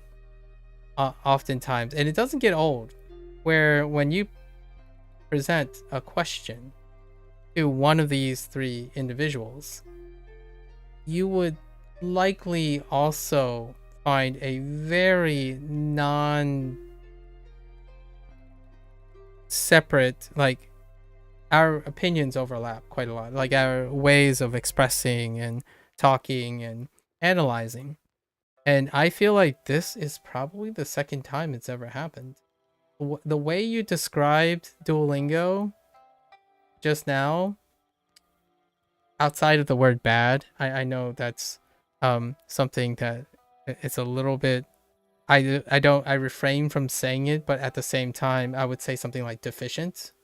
Duolingo is deficient at explaining grammar, but it's not the intended goal, right? So not only did you deflate and contextualize what constitutes as bad, but at the same time account for its intent. That was so close to some of the many things that I'm talking about. And the story thing, I didn't even get to the story features, but from whatever I've seen in the story features, I can't wait. It takes so long to get to the story features. Like I won't even get to the story features for another, the pace that I go is 3 days a unit. So it's gonna be a while.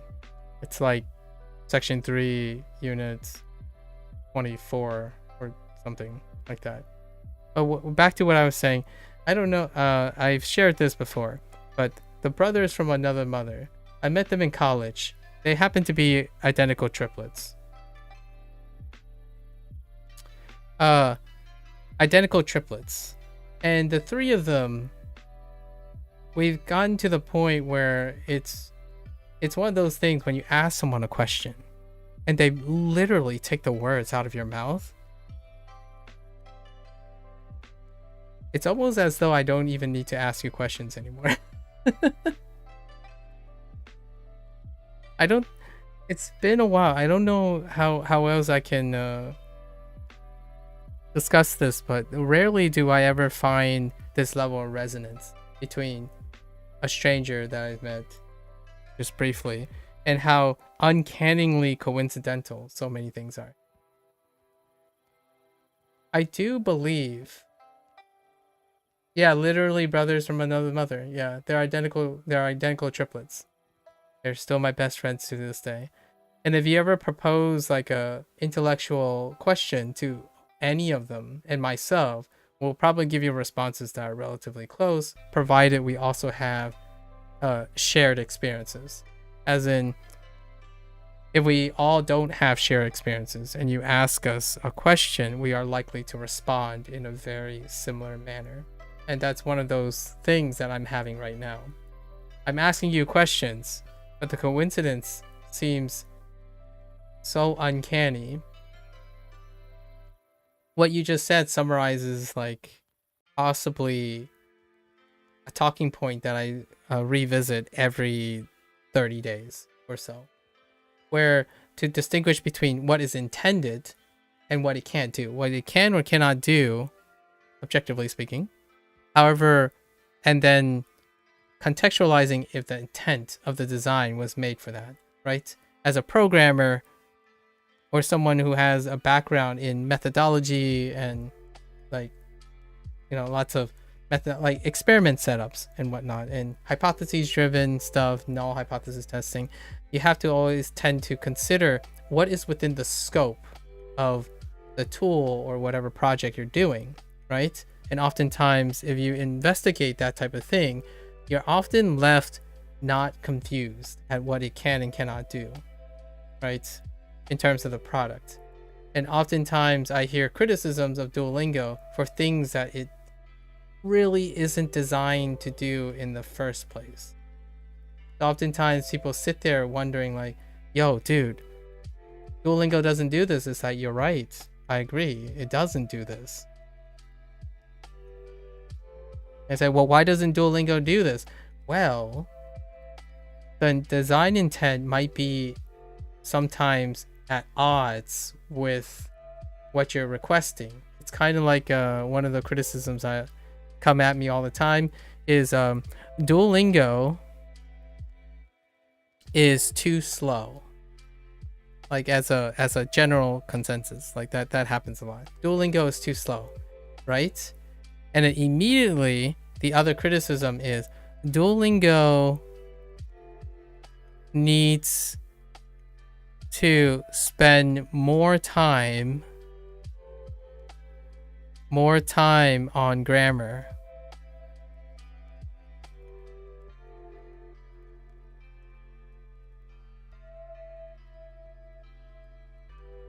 So, do you want Duolingo to be faster?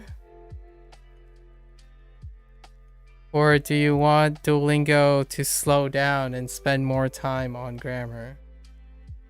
You see what I mean by this?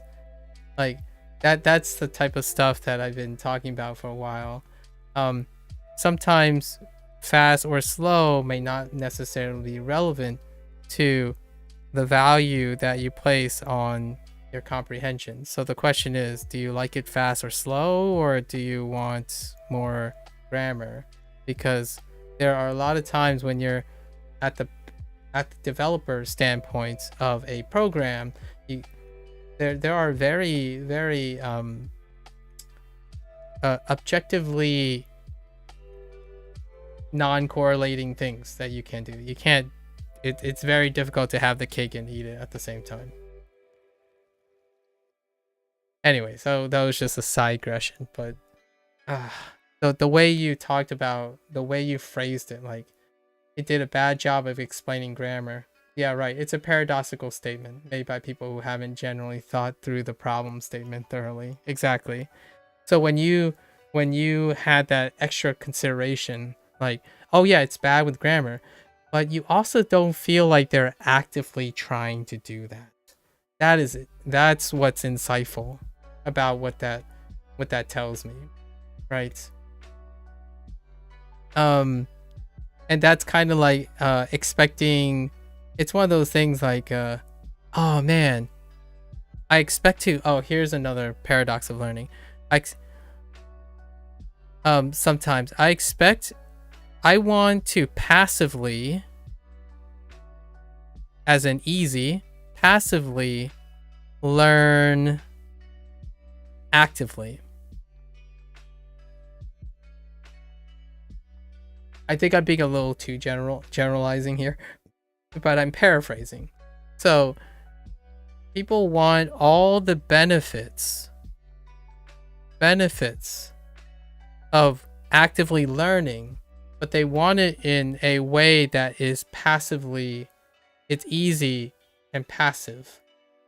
So that's still a somewhat paradoxical request when it comes to understanding how learning process works in any scope of imagination, right? Like any type of understanding, even a superficial understanding of human condition and learning.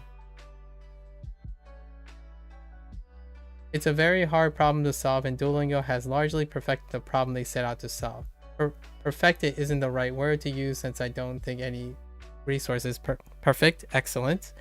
But it's the closest word I can use to formulate my thoughts this late. That's absolutely, I'm on board. I understand. Like, to me, I don't know if you were here earlier. I talked about this in a similar way that you said. Duolingo is not only not, I'm sorry for the double negatives too, because it's a little bit late too. Duolingo is not only not good, is what lots of people do, like not good, right? Not good. So Duolingo is not just good at what it does or designed to do, it's so good at what it does, the unforeseen consequence of what it does well came with side effects. And I was expounding upon the concept of complacency. Complacency and its role in how it hinders, how it supports consistency, right? It supports consistency. However, when you become complacent, you also start becoming more and more passive in the process. And what is very passive is a habit. Right?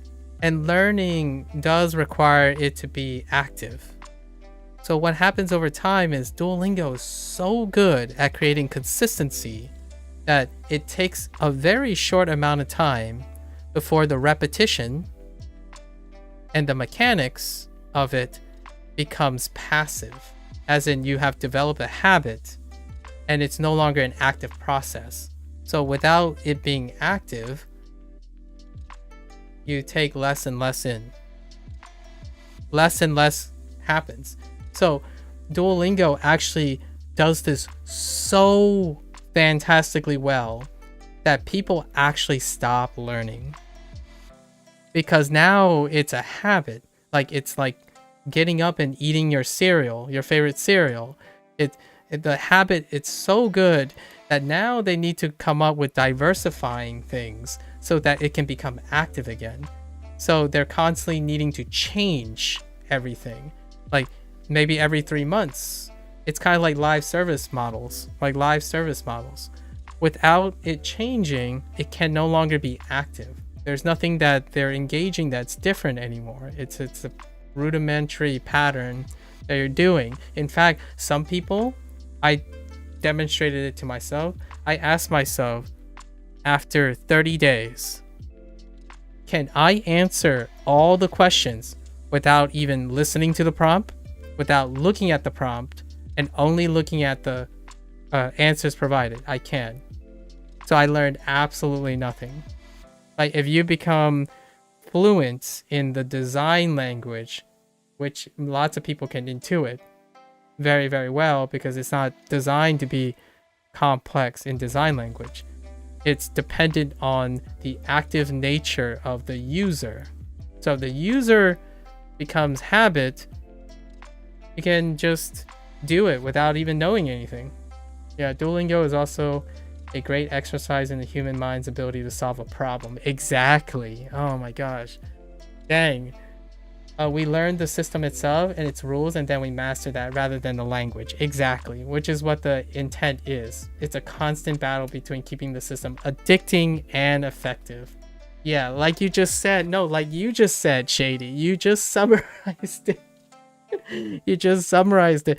It's why video games get completed and then get revisited when dissonance happens. Like way down the line, when a video game becomes no longer familiar, it becomes engaging again.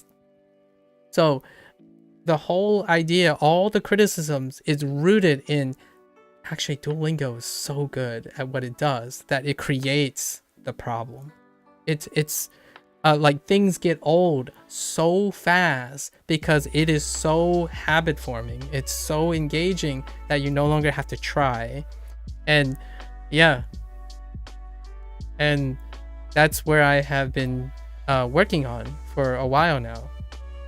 So how do I make Duolingo more engaging? That's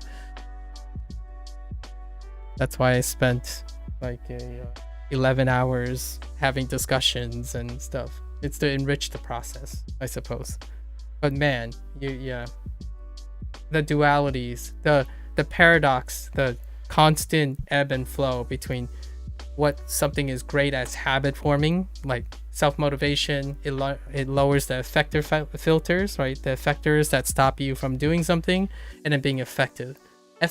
Efficacious requires an active input of effort. And if something is incredibly also addicting and consistent forming, things that are consistent tends to be less and less effortless because over time consistency removes that effort. You become so efficient. It's one of the brilliant things about humans. What Duolingo does really well is catharsis. It provides a lot of catharsis. It provides great review because it only is there to remind you of what you probably know as well, right? It's one of the exception. It's meditative. So if you ever want to like meditate really well, this is the type of thing you're looking for. Things that removes all of that need for input effort. But when you're actively learning, you have to somehow engage in that it's supposed to be slightly stressful, but positive stress. We're talking about like, dopamine induced stress, not cortisol induced stress. Things that tackle that, and it's crazy. So I'm glad we're on the same page. But I honestly think I don't even need to lead you. We probably have similar thoughts already. Thanks for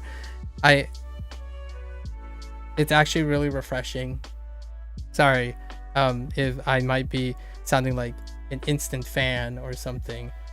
I would totally love to see your approaches to programming and whatnot in the future. I think you have something that can reflect a lot of what I'm saying. My 82 days I don't think there's a single person that was able to capture the same sentiments that I have when it comes to analyzing the design language and the intent of Duolingo's design, and then its integration and interface as a learning product, both psychologically and pragmatically.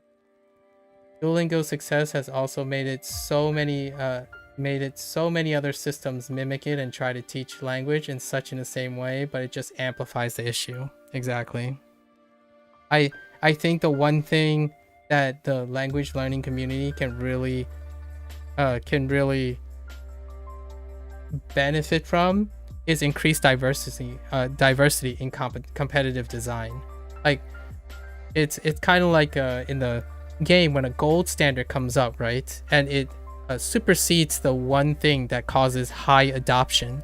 That high adoption tends to form the necessity to maintain its popularity. Like, for example, pop music. Pop music often deals with the accessibility of a thing. So if you excel so hard at the accessibility, it becomes ubiquitous. And because of the pragmatic use of business models and whatnot, it deflates the quality of downstream objectives if you can acquire adoption, right? And Duolingo has succeeded so well that it is hard to compete with it if your next competition if it's not Duolingo, it's TikTok, right?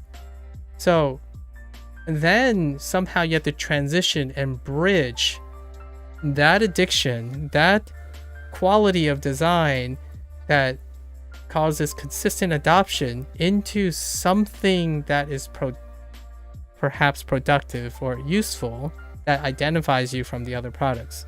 And now it's one of those things. You have a product that has a very consistent trend that lines up with whatever the current behavioral demands of the current situation, like kind of like FromSoft games with Souls games, right? If you capture that thing, then without competition, the trend will continue until it produces an exaggerated amplification of any drawbacks or things that it has, and it's hard to overcome.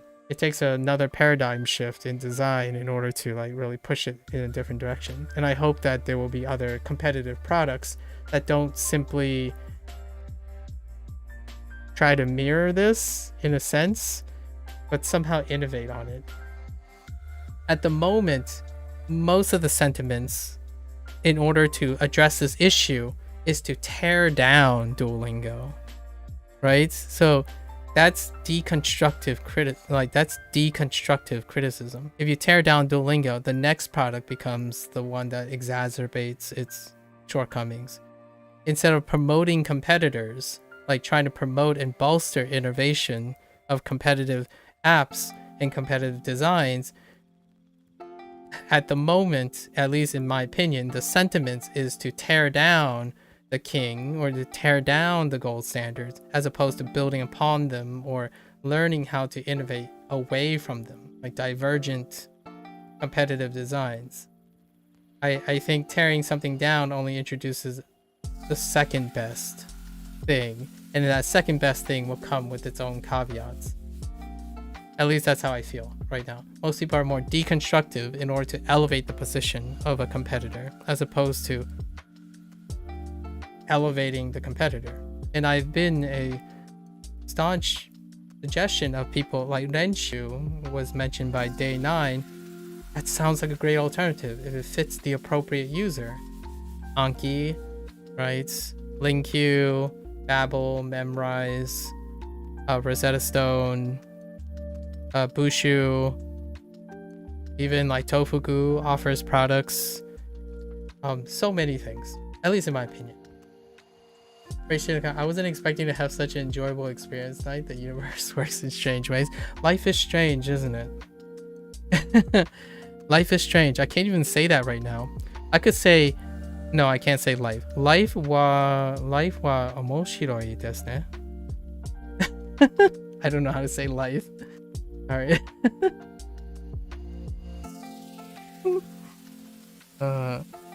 Life wa omoshiroi desu ne. How do you say life?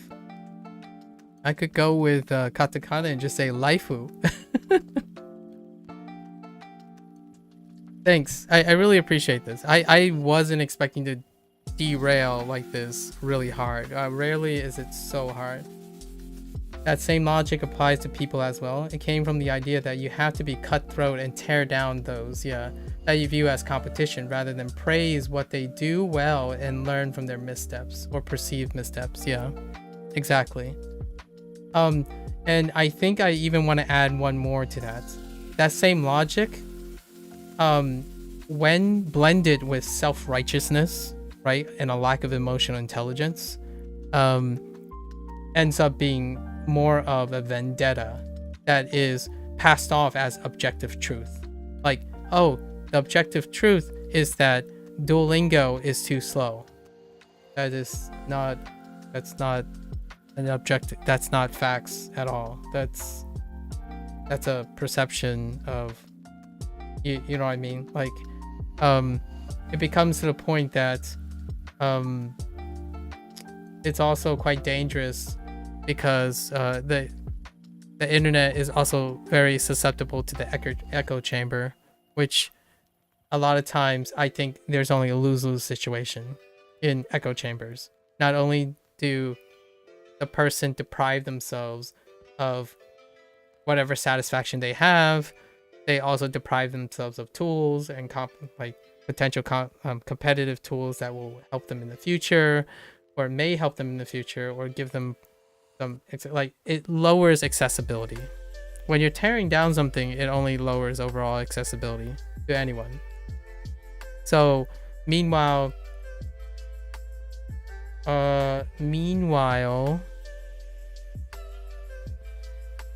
when you care about language learning, in my opinion, language learners are suggesting that for the betterment of emotional language learners, for the betterment of language learning is to reduce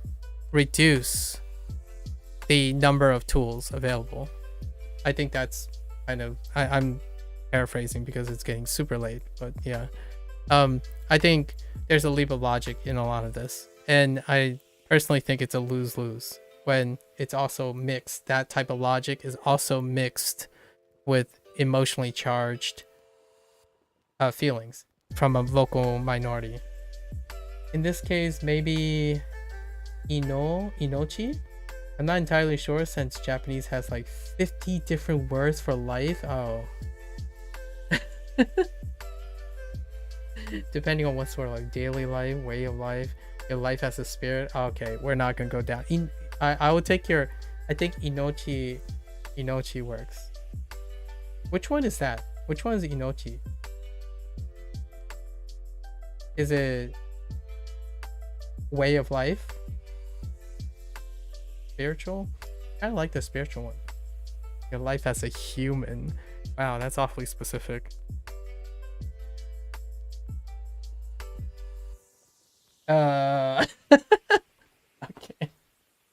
That's fair. That's fair. We're fine. We're fine. Ah. すみません。Pen. Also, by the way, I really appreciate this. I'm also kind of hyper aware of time, and it's also a weekday, right? It's also a weekday, so definitely do not feel obligated to expend any time that would take yourself away from your workday. I do have to make it clear that I don't actually have a daily occupation at the moment, so I don't actually have schedule commitments outside of whatever this is. So hopefully I'm not taking you away from your time. Like fate and life. Oh, that works. I like it. I like it. I think it works, yeah, since we're talking about, yeah, a sort of fate. Yeah, fate encounter. I've been doing this for... I've been like interacting in this way. Very obviously interacting with this way for probably over 5 or 6 years. But at the same time, the last time I've had this resonance with another person, even given all these years, was 18 years ago. 18 years ago when I met the friends that I mentioned. When it comes to the level of resonance, as in mannerisms, speaking, it's not to say that this is like the only way to have friends or something. It's just, it's very uncommon to have this like of serendipitous encounter, especially given the circumstances. We're on Twitch. I'm using Duolingo. Somehow we both like red pandas. Like there is a lot of weirdness going on here that even I wouldn't say, as someone who focuses on lots of behavioralism, like corollary behavioralism and pre-selection and choices and much like that. I still think it's an incredibly hard to believe coincidences. So that's kind of why I don't know how to process this right now. I don't usually often find myself speechless when hearing the comments of someone, especially when you are restricted to typing in general. That's... Are you sure you're not ChatGPT? Imagine my... I mean, it's a very real, funny situation, right? Imagine if you've been online for so long that someone had done a machine model of your diction. So then you naturally use that diction to mirror someone and have a conversation with them. I think that's a nightmare scenario, but honestly, after seeing like some of the stuff, it's a little kind of creepy. But I don't know how much you know. I mean, you're in programming, so I'm more than probably tugging on some nightmare scenarios in the back of your hypothetical mind regarding the accelerated pace in which one can at least superficially, if not pretty in depth, mirror someone's mannerisms to like mirror in this type of encounter, to be like talking to yourself as opposed to someone else. I agree. I tune into a lot of streams, but I tend to get bored or lurk, then bail after a bit since the conversation hits a natural breaking point after a while. Ours has somehow managed to avoid that breaking point so far. Honestly though, I am ceremoniously attempting to break the point, only because I have a higher concern for how much time I'm taking from you, as opposed to concern with my completion of the lesson. I don't know if you probably can read the subtext. I feel like you can probably read the subtext at this point, because you seem like a similarly perceptive person, that I'm probably using... If you called me out on trying to use an excuse for completing my lesson as a way to not pull more longer discussions, that you're probably very on the point. Yeah, and large language models. Oh, large language models, man. は ありますか I have these little concerns. So here's a thought. ペンはありません。 This guy has been looking for his pen for quite some time, waiting for his pen. Yeah. So, what you call it? I do have one caveat that I'm gonna avoid in the future. My friends and I, right? These friends that I'm talking about, there's a time when you kind of like just run out of things to say to each other because of a high level of resonance. Oftentimes you get to this like complacent manner in which you do the thing where, oh yeah, that's a good idea, maybe we should do it sometime, and it never happens. Like, oh yeah, I knew I was waiting for you, but you were waiting for me, but we were waiting for each other. We're okay. Like, we're very agreeable people. So it's one of those things. And so I worry if you go too far, you just run out of things to say. It's like, hey, have you seen this? I know what you're going to say. Yes. Like, okay.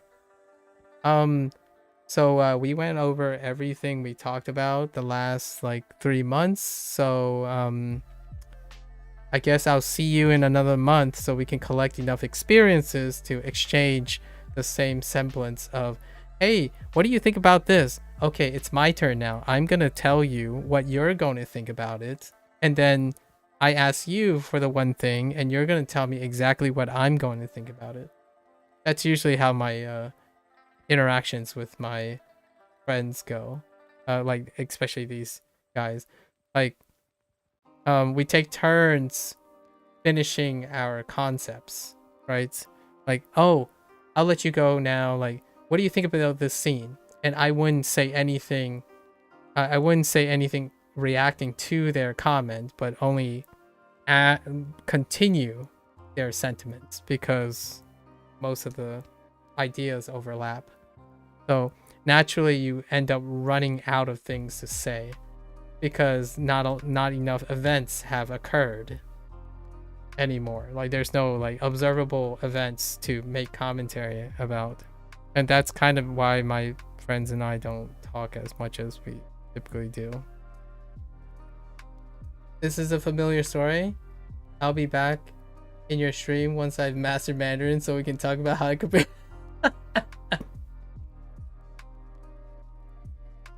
Not before I master Mandarin, and then we can both share. No, I'm just kidding. How do you feel about your Japanese? ペンはありません。ペンは Speaking of the word master, I've always felt that I don't feel very comfortable ever saying like I've mastered anything. How do you feel about the word master? とペンはありません。 Wait. Not ペンはありません。 Okay. I think I'm probably gonna end the thing today here somewhere. 東口 I've always been really apprehensive. I'm happy with it, but I still study it every day. の前 Oh, that's my sentiments indeed. に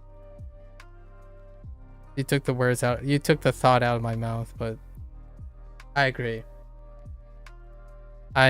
If someone asked me, they asked me this question already. How do you feel? How do you feel about your progress? Right? I had this question a couple times, and my answer generally says, the short answer is happy. The long answer is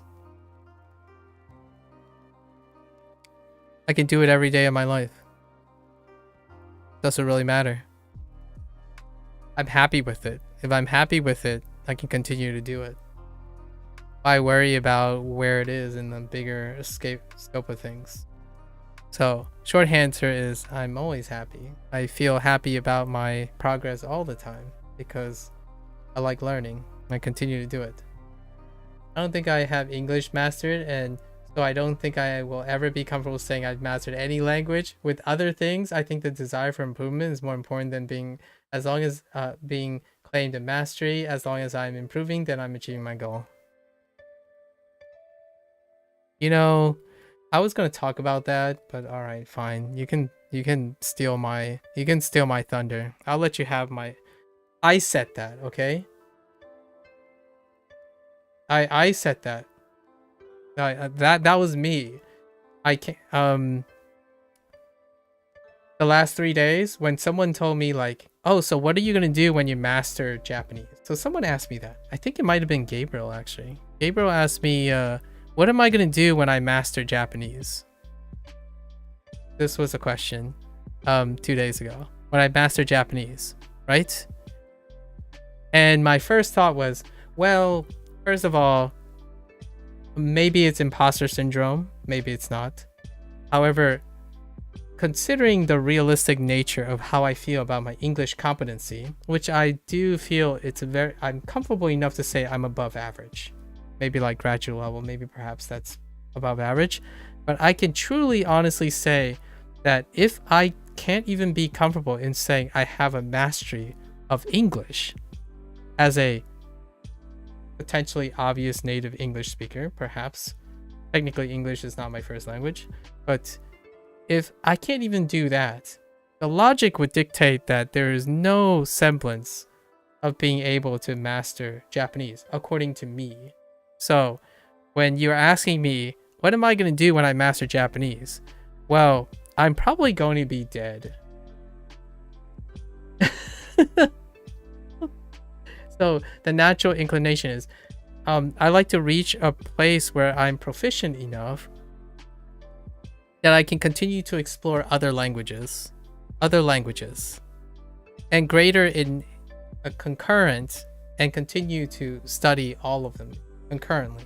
So my understanding of Japanese bolsters my understanding and appreciation for English, while it bolsters Mandarin, and so on.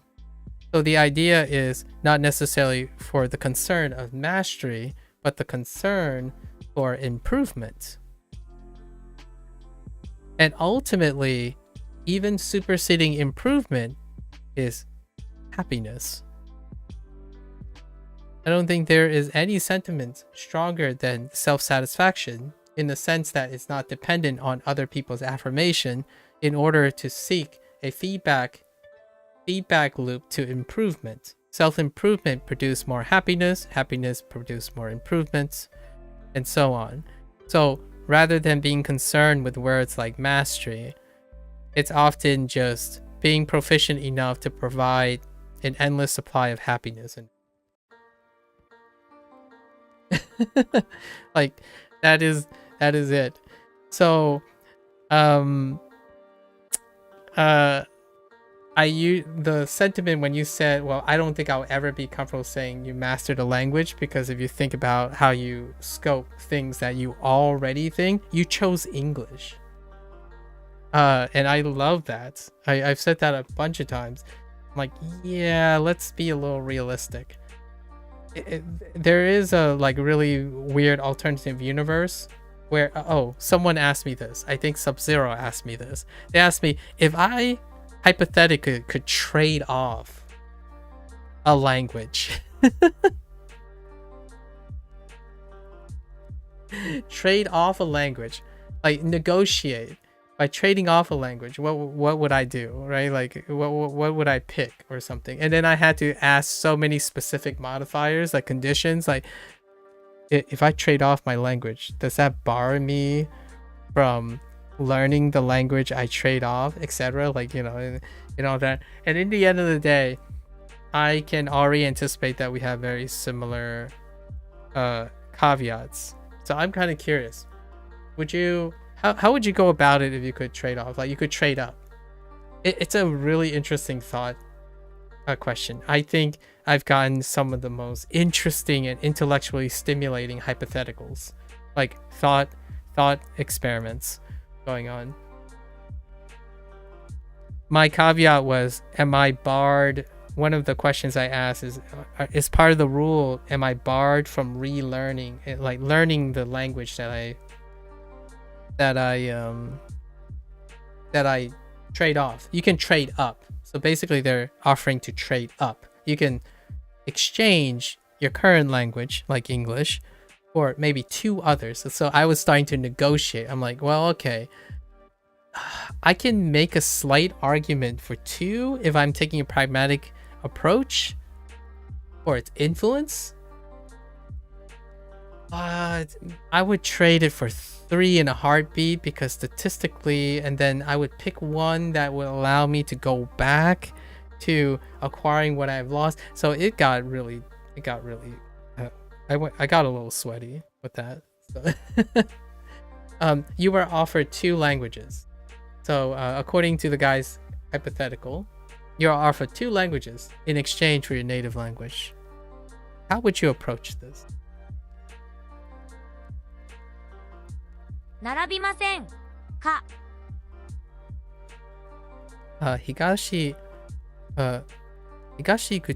東口の雨に雨の前の前に並びませんか？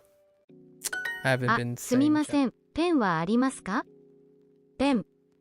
That kept me all up all evening, by the way. I actually continued to think about that hypothetical. すみません、ペンはありますか?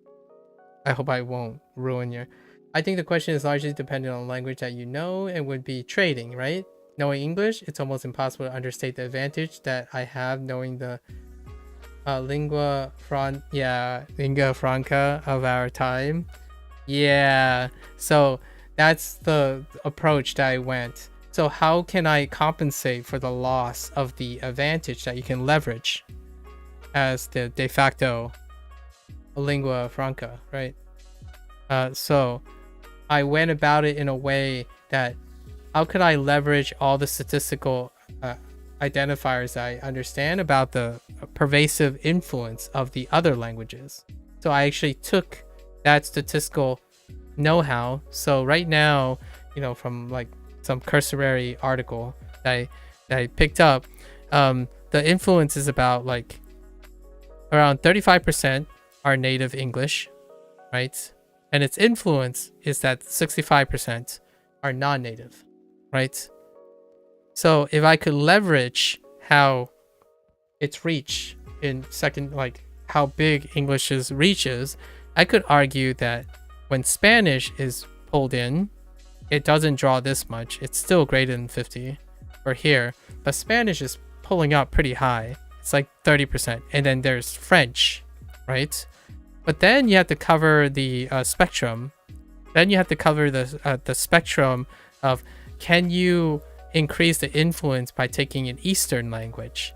So then I ended up coming with the idea that, okay, I'll pick a Eastern language that has the most influence by an arbitrary metric, which I was using natives versus non-natives, and I picked a Western and Eastern language in order to encapsulate the flexibility of accessing the other related languages in order to recapitulate and still take advantage of the loss of the leverage of the main language being my English, being my name language, in order to maximize influence, right? Maximize influence, which both serves as a psychological advantage for my case, and as well as a pragmatic standpoint. So trying to maximize psychological applications and pragmatic applications, both like society-wise and whatnot. What do you have? So it also ties into your living situation. Oh, that's fair. I'm still in the United States. Oh, I already asked that too. So the person said you cannot transport yourself. So then I had to make a rationale for Spanish. Yeah, that is correct. I already asked that question as well. I asked him, does that also give me a free airplane ticket to relocation, and does that somehow uproot my life? If so, trading isn't that useful for you? Yeah, if I could relocate to anywhere else and have established life in that country, then that will also heavily skew the decision. Absolutely. And on top of that, if I can transplant my life somehow and still in your current race. Exactly. So in this case, I've already